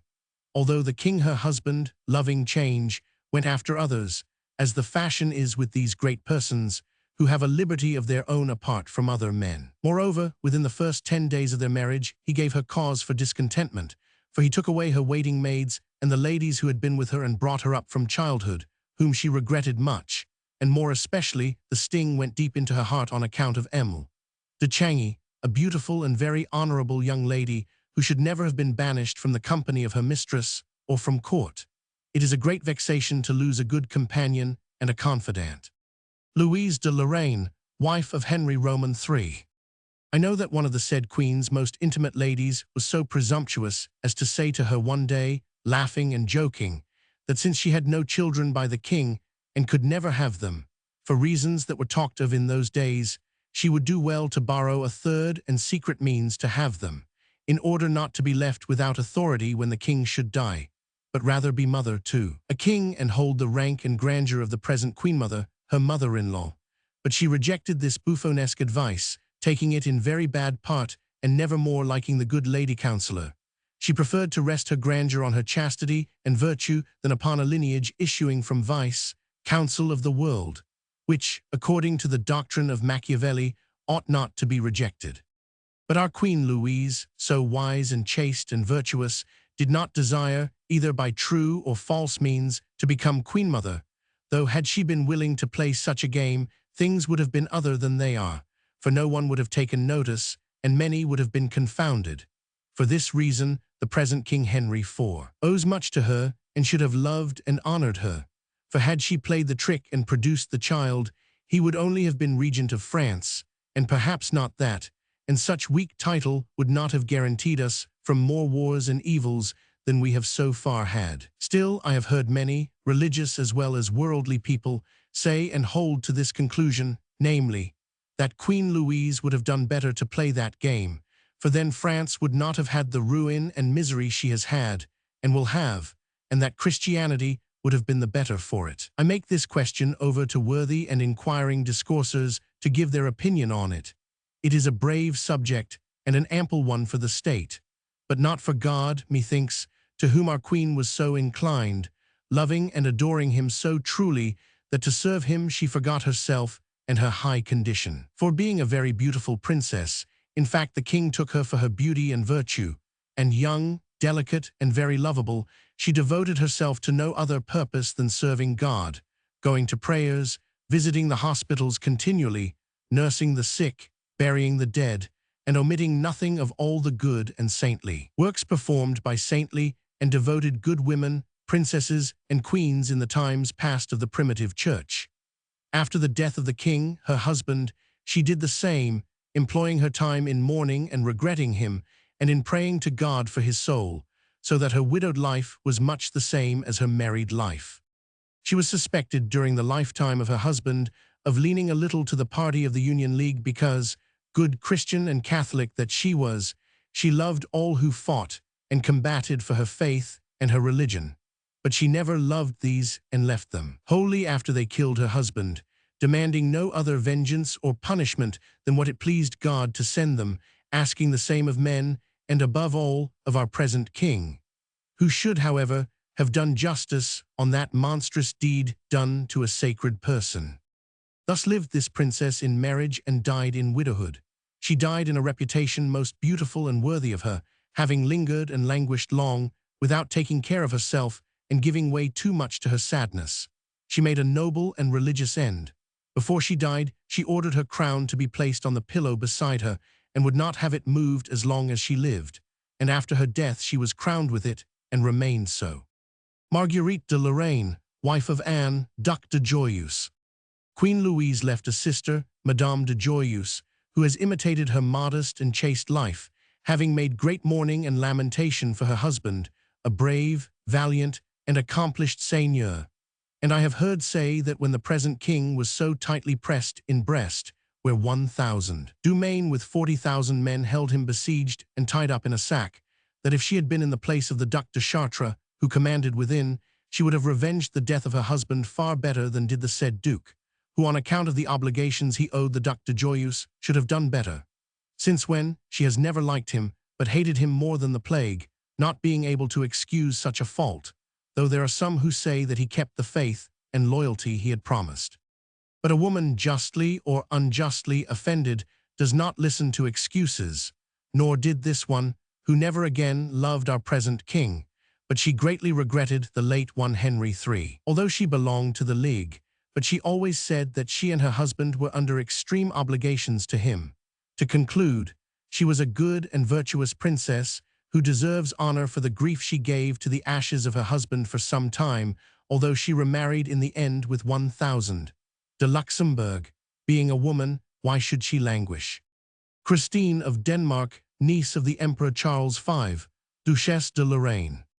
After the departure of the Queen of Hungary, no great princess remained near King Philip II, to whom Charles V resigned the Low Countries, Naples, and Sicily 1555, except the Duchesse de Lorraine, Christine of Denmark, his cousingerman, since called her Highness, who kept him good company so long as he stayed in Flanders, and made his court shine, for the court of every king, prince, emperor, or monarch, however grand it be, is of little account if it be not accompanied and made desirable by the court of queen, empress, or great princess, with numerous ladies and damoiselles, as I have well perceived myself and heard discoursed of, and said by the greatest personages. This princess, to my thinking, was one of the most beautiful and accomplished princesses I have ever seen. Her face was very agreeable, her figure tall, and her carriage fine. Especially did she dress herself well, so well that in her time she gave to our ladies of France and to her own a pattern and model for dressing the head with a coiffure and veil, called a la Lorraine. And a fine sight it was on our court ladies, who wore it only for fêtes or great magnificences, in order to adorn and display themselves, as did all Lorraine, in honor of her highness. Above all, she had one of the prettiest hands that were ever seen. Indeed, I have heard our Queen Mother praise it and compare it with her own. She held herself finely on horseback with very good grace, and always rode with stirrup and pommel, as she had learned from her aunt, Queen Mary of Hungary. I have heard say that the Queen Mother learned this fashion from her, for up to that time she rode on the plank, which certainly does not show the grace or the fine action with the stirrup. She liked to imitate in riding the Queen, her aunt, and never mounted any but Spanish or Turkish horses, barbs, or very fine jennets, which went at an amble. I have known her have at one time a dozen very fine ones, of which it would be hard to say which was the finest. Her aunt, the Queen, loved her much, finding her suited to her humor, whether in the exercises, hunting, and other that she loved, or in the virtues that she knew she possessed. While her husband lived, she often went to Flanders to see her aunt, as Mme. de Fontaine told me, but after she became a widow, and especially after they took her son away from her, she left Lorraine in anger, for her heart was very lofty, and made her abode with the emperor her uncle, and the queens her aunts, who gladly received her.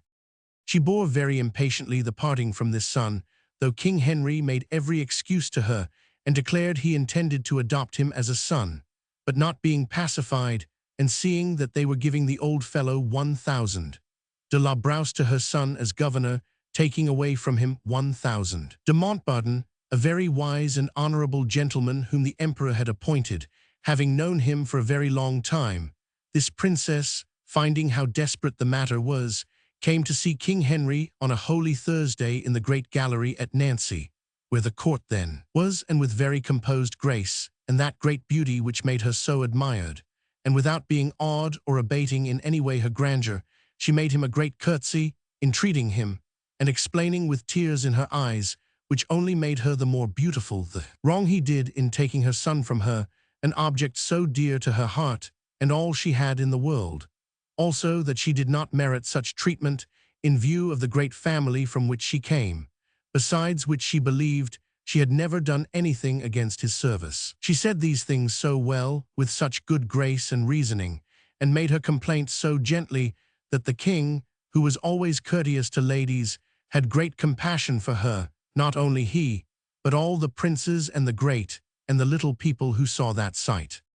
The king, who was the most respectful king to ladies that was ever in France, answered her most civilly, not with a flourish of words or a great harangue, as Paradin in his History of France represents, for of himself, and by nature he was not at all prolix, nor copious in words, nor a great haranguer. Moreover, there is no need, nor would it be becoming, that a king should imitate in his speech a philosopher or an orator, so that the shortest words and briefest answers are best for a king, as I have heard 1,000 de Pibrac say, whose instruction was very sound on account of the learning that was in him. Therefore, whoever reads that harangue of Paradin, made, or presumed to be made by King Henry, should believe none of it, for I have heard several great persons who were present declare that he could not have heard that answer or that discourse, as he says, he 999. Very true it is that the king consoled her civilly and modestly on the desolation she expressed, and told her she had no reason to be troubled, because to secure his safety, and not from enmity, did he wish to keep her son beside him, and put him with his own eldest son to have the same education, same manner of life, same fortune. And since he was of French extraction and himself French, he could be better brought up at the court of France, among the French, where he had relations and friends. Nor did he forget to remind her that the House of Lorraine was more obliged to France than any house in Christendom, reminding her of the obligation of the Duc de Lorraine in respect to Duc Charles de Bourgogne, who was killed at Nancy. Henry Roman III.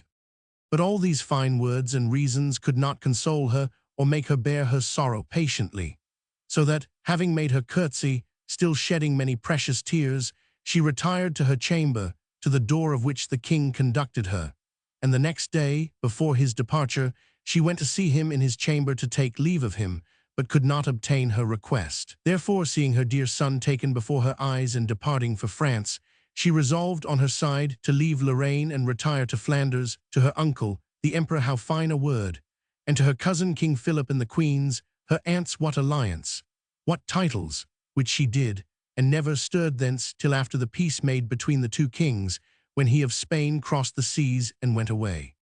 She did much for this peace, I might say all, for the deputies, as much on one side as on the other, as I have heard tell, after much pains and time consumed at Circen Cadau Carabrisis without doing or concluding anything, were all at fault and off the scent like huntsmen, when she, being either instinct with the divine spirit, or moved by good Christian zeal and her natural good sense, undertook this great negotiation, and conducted it so well that the end was fortunate throughout all Christendom. Also it was said that no one could have been found more proper to move and place that great rock, for she was a very clever and judicious lady if ever there was one, and of fine and grand authority, and certainly small and low persons are not so proper for that as the great.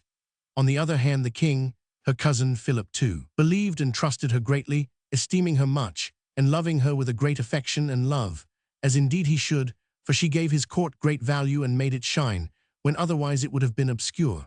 Though afterwards, as I have been told, he did not treat her too well in the matter of her estates, which came to her as dowry in the Duchy of Milan, she having been married first to Duke Sforza, for, as I have heard say, he took and curtailed her of some. I was told that after the death of her son she remained on very ill terms with 1,000. De Guise and his brother, the cardinal, accusing them of having persuaded the king to keep her son on account of their ambition to see and have their near cousin adopted son and married to the house of France, besides which she had refused some time before to take 1,000. De Guise in marriage, he having asked her to do so. She, who was haughty to the very extreme, replied that she would never marry the younger of a house whose eldest had been her husband, and for that refusal 1,000. De Guise bore her a grudge ever after, though indeed he lost nothing by the change to Madame his wife, whom he married soon after, for she was a very illustrious birth and granddaughter of Louis XII, one of the bravest and best kings that ever wore the crown of France, and what is more, she was the handsomest woman in Christendom. I have heard tell that the first time these two handsome princesses saw each other, they were each so contemplative the one of the other, turning their eyes sometimes crossways, sometimes sideways, that neither could look enough. So fixed and attentive were they to watch each other. I leave you to think what thoughts they were turning in their fine souls, not more nor less than those we read of just before the great battle in Africa between Scipio and Hannibal, which was the final settlement of the war between Rome and Carthage, when those two great captains met together during a truce of 2 hours, and having approached each other, they stood for a little space of time, lost in contemplation the one of the other, each ravished by the valor. Companion, both renowned for their noble deeds, so well represented in their faces, their bodies, and their fine and warlike ways and gestures. And then, having stood for some time thus wrapped in meditation of each other, they began to negotiate in the manner that Titus Livius describes so well. That is what virtue is, which makes itself admired amid hatreds and enmities, as beauty among jealousies, like that of the two ladies and princesses I have just been speaking of. Certainly their beauty and grace may be reckoned equal, though mme. De Guise could slightly have carried the day, but she was content without it, being not at all vain or superb, but the sweetest, best, humblest, and most affable princess that could ever be seen. In her way, however, she was brave and proud, for nature had made her such, as much by beauty and form as by her grave bearing and noble majesty, so much so that on seeing her one feared to approach her, but having approached her one found only sweetness, candor, gaiety, getting it all from her grandfather, that good father of his people, and the sweet air of France. True it is, she knew well how to keep her grandeur and glory when need was. Her Highness of Lorraine was, on the contrary, very vainglorious, and rather too presumptuous. I saw that sometimes in relation to Queen Marie Stuart of Scotland, who, being a widow, made a journey to Lorraine, on which I went, and you would have said that very often her said Highness was determined to equal the majesty of the said Queen. But the latter, being very clever and of great courage, never let her pass the line or make any advance, although Queen Marie was always gentle, because her uncle, the Cardinal, had warned and instructed her as to the temper of her said Highness. Then she, being unable to be rid of her pride, thought to soothe it a little on the Queen Mother when they met. But that indeed was pride to pride and a half, for the Queen Mother was the proudest woman on earth when she chose to be. I have heard her called so by many great personages, for when it was necessary to repress the vainglory of someone who wanted to seem of importance, she knew how to abase him to the center of the earth. However, she bore herself civilly to her Highness, deferring to her much and honoring her, but always holding the bridle in hand, sometimes high, sometimes low, for fear she should get away, and I heard her myself say 2 or 3 times, "That is the most vainglorious woman I ever saw." The same thing happened when her Highness came to the coronation of the late King Charles IX. at Rheims, to which she was invited. When she arrived, she would not enter the town on horseback, fearing she could not thus show her grandeur and high estate. But she put herself into a most superb carriage, entirely covered with black velvet, on account of her widowhood, which was drawn by 4 Turk horses, the finest that could be chosen, and harnessed all 4 abreast after the manner of a triumphal car. She sat by the door, very well dressed, but all in black, in a gown of velvet, but her head was white and very handsomely and superbly coiffed and adorned. At the other door of her carriage was one of her daughters, afterwards Mme.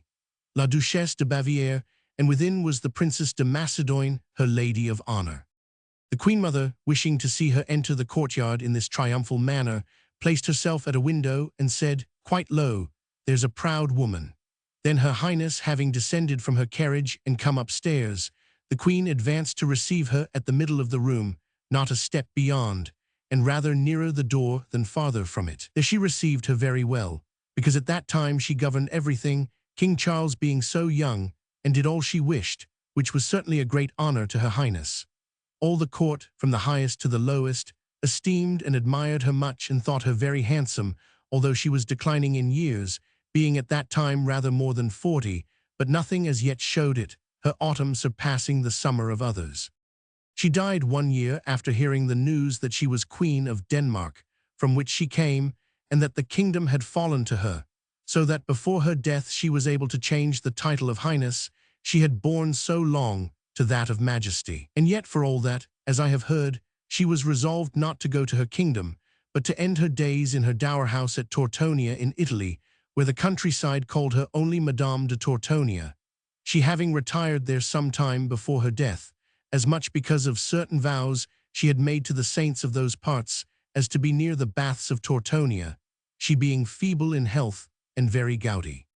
Her practices were fine, saintly, and honorable, to wit, praying God, giving alms, and doing great charity to the poor, above all to widows. This is a summary of what I have heard of this great princess, who, though a widow and very beautiful, conducted herself virtuously. It is true that one might say she was married twice, first with Duc Sforza, but he died at once. They did not live a year together before she was a widow at 15. Then her uncle, the Emperor Charles V, remarried her to the Duc de Lorraine to strengthen his alliance with him. But there again she was a widow in the flower of her age, having enjoyed that fine marriage but a very few years, and those that remained to her, which were her finest and most precious in usefulness, she kept and consumed in a chaste widowhood. Marie d'Autriche, wife of the Emperor Maximilian II. This empress, though she was left a widow quite young and very beautiful, would never marry again, but contained herself and continued in widowhood very virtuously, having left Austria and Germany, the scene of her empire, after the death of her husband. She returned to her brother, Philip II. In Spain, he having sent for her and begged her to come and assist him with the heavy burden of his affairs, which she did, being a very wise and judicious princess. I have heard the late King Henry III say, and he was a better judge of people than any man in his kingdom, that to his mind she was one of the ablest and most honorable princesses in the world. On her way to Spain, after crossing the Germanies, she came to Italy and Genoa, where she embarked. And as it was winter and the month of December when she set sail, bad weather overtook her near Marseille, where she was forced to put in an anchor. But still, for all that, she would not enter the port, neither her own galley nor the others, for fear of causing suspicion or offense. Only once did she enter the town, just to see it. She remained there 8 days awaiting fair weather. Her best exercise was in the mornings, when she left her galley where she slept and went to hear Mass and service at the Church of St. Victor with very ardent devotion. Then her dinner was brought and prepared in the abbey, where she dined. And after dinner she talked with her women or with certain gentlemen from Marseille, who paid her all the honor and reverence that were due to so great a princess. For King Henry had commanded them to receive her as they would himself, in return for the good greeting and cheer she had given him in Vienna. So soon as she perceived this, she showed herself most friendly, and spoke to them very freely both in German and in French, so that they were well content with her and she with them, selecting 20 especially, among them 1,000. Castellan, called the Seigneur Altivity, captain of the galleys, who was distinguished for having married the beautiful Chateauneuf at court, and also for having killed the Grand Prior, as I shall relate elsewhere. It was his wife who told me all that I now relate, and discoursed to me about the perfections of this great princess, and how she admired Marseille, thinking it very fine, and went about with her on her promenades. At night she returned to her galley, so that if the fine weather and the good wind came, she might quickly set sail. I was at our court when news was brought to the king of this passing visit, and I saw him very uneasy lest she should not be received as she ought to be, and as he wished. This princess still lives, and continues in all her fine virtues. She greatly helped and served her brother, as I have been told. Since then she has retired to a convent of women called the Barefooted Carmelites, because they wear neither shoes nor stockings. Her sister, the Princess of Spain, founded them. Blanche de Montferrat, Duchesse de Sèvres. While I am on this subject of noble widows, I must say 2 words of one of past times, namely, that honorable widow, Madame Blanche de Montferrat, one of the most ancient houses in Italy, who was Duchesse de Sèvres, and thought to be the handsomest and most perfect princess of her time, also very virtuous and judicious, for she governed wisely the minority of her son and his estates, she being left a widow at the age of 23. It was she who received so honorably our young King Charles VIII, when he went to his kingdom of Naples, through all her lands, and principally her city of Turin, where she gave him a pompous entry, and met him in person, very sumptuously accoutred. She showed she felt herself a great lady, for she appeared that day in magnificent state, dressed in a grand gown of crinkled cloth of gold, edged with large diamonds, rubies, sapphires, emeralds, and other precious stones. Round her throat she wore a necklace of very large oriental pearls, the value of which none could estimate, with bracelets of the same. She was mounted on a beautiful white ambling mare, harnessed most superbly, and led by 6 lacqueys dressed in figured cloth of gold. A great band of damoiselles followed her, very richly, daintily, and neatly dressed in the Piedmont fashion, which was fine to see, and after them came a very long troop of noblemen and knights of the country. Then there entered and marched King Charles beneath a rich canopy, and went to the castle where he lodged, and where Madame de Sèvres presented to him her son, who was very young. After which she made the king a fine harangue, offering her lands and means, both hers and her son's, which the king received with very good heart, and thanked her much, feeling greatly obliged to her. Throughout the town were everywhere seen the arms of France and those of Sèvres interlaced in a great lover's knot, which bound together the 2 escutcheons and the 2 orders with these words, Sanguinis Arctus Amor, as may be read in the Chronicles of Sèvres. I have heard several of our fathers and mothers, who got it from their parents, and also Mademoiselle the Sénéchale de Poitou, my grandmother, then a damoiselle at court, affirm that nothing was talked of but the beauty, wisdom, and wit of this princess, when the courtiers and gallants returned from their journey, and above all, by the king, who seemed from appearance to be wounded in his heart. At any rate, even without her beauty, he had good reason to love her, for she aided him with all the means in her power, and gave up her jewels and pearls and precious stones to send them to him that he might use them and pledge them as he pleased, which was indeed a very great obligation, for ladies bear a great affection to their precious stones and rings and jewels, and would sooner give and pledge some precious piece of their person than their wealth of jewels. I speak of some, not all. Certainly this obligation was great, for without this courtesy, and that also of the Marquise de Montferrat, a very virtuous lady and very handsome, he would have met in the long run a short shame, and must have returned from the semi-journey he had undertaken without money, having done worse than that Bishop of France, who went to the Council of Trent without money and without Latin. What an embarkation without biscuit! However, there is a difference between the 2, for what one did was out of noble generosity and fine ambition, which closed his eyes to all inconveniency, thinking nothing impossible to his brave heart, while as for the other, he lacked wit and ability, sinning in that through ignorance and stupidity it was not that he trusted to beg them when he got there. In this discourse that I have made of that fine entry, there is to be noted the superbness of the accoutrements of this princess, which seemed to be more those of a married woman than a widow. Upon which the ladies said that for so great a king she could dispense with mourning, and also that great people, men and women, gave the law to themselves, and besides, that in those times the widows, so it was said, were not so restricted nor so reformed in their clothes as they have been since for the last 40 years, like a certain lady whom I know, who, being in the good graces and delights of a king, probably Diane de Poitiers, dressed herself much a la modest though always in silk, the better to cover and hide her game, and in that respect, the widows of the court, wishing to imitate her, did the same. But this lady did not reform herself so much, nor to such austerity, that she ceased to dress prettily and pompously, though always in black and white.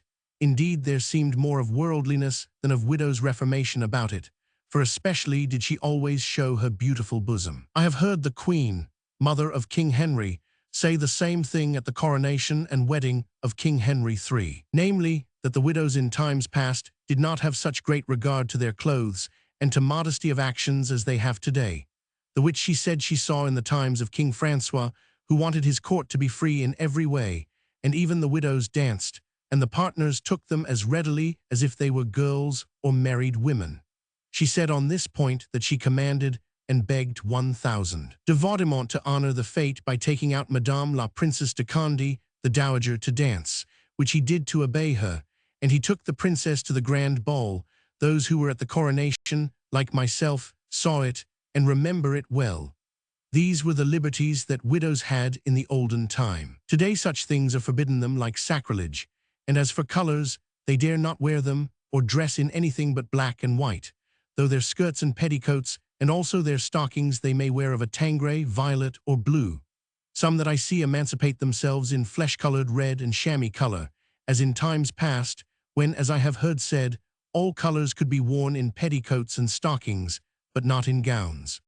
So this duchess, about whom we have been speaking, could very well wear this gown of cloth of gold, that being her ducal garment and her robe of grandeur, the which was becoming and permissible in her to show her sovereignty and dignity of duchess. Our widows of today dare not wear precious stones, except on their fingers, on some mirrors, on some hours, and on their belts, but never on their heads or bodies, unless a few pearls on their neck and arms. But I swear to you, I have seen widows as dainty as could be in their black and white gowns, who attracted quite as many and as much as the bedizened brides and maidens of France. There is enough said now of this foreign widow.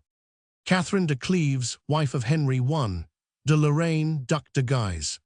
Madame de Guise, Catherine de Cleves, one of the 3 daughters of Nevers' 3 princesses who cannot be lauded enough either for their beauty or their virtues, and of whom I hope to make a chapter, has celebrated and celebrates daily the eternal absence of her husband Le Balafre, killed at Blois 1588. But oh, what a husband he was, the none such of the world. That is what she called him in several letters which she wrote to certain ladies of her intimacy whom she held in esteem after her misfortune, manifesting in sad and grievous words the regrets of her wounded soul. Madame de Bourdeille. Madame de Bourdeille, issuing from the illustrious and ancient house of Montbaron, and from the Counts de Périgord and the Vicomte d'Aulnay, became a widow at the age of 37 or 38, very beautiful in Guyenne, where she lived. It was believed that none surpassed her in her day for beauty, grace, and noble appearance, and being thus in fine estate and widowed, she was sought in marriage and pursued by 3 very great and rich seigneurs, to whom she answered.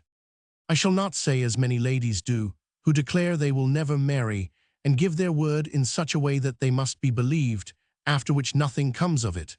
But I do say that, if God and flesh do not give me any other wishes than I have at present, it is a very certain thing that I have bade farewell to marriage forever. And then, as someone said to her, But, Madame, would you burn of love in the flower of your age? She answered, I know not what you mean, for up to this hour I have never been even warmed, but widowed and cold as ice. Still, I do not say that, being in company with a second husband and approaching his fire, I might not burn as you think. But because cold is easier to bear than heat, I am resolved to remain in my present quality and to abstain from a second marriage.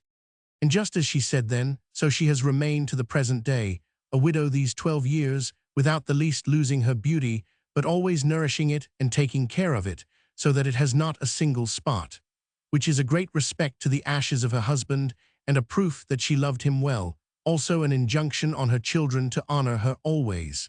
The late 1000. Strozzi was one of those who courted her and asked her in marriage, but great as he was and allied to the Queen Mother, she refused him and excused herself kindly. But what a humor was this, to be beautiful, virtuous, a very rich heiress, and yet to end her days on a solitary featherbed and blanket, desolate and cold as ice, and thus to pass so many widowed nights. Oh, how many there be unlike this lady, but some are like her too.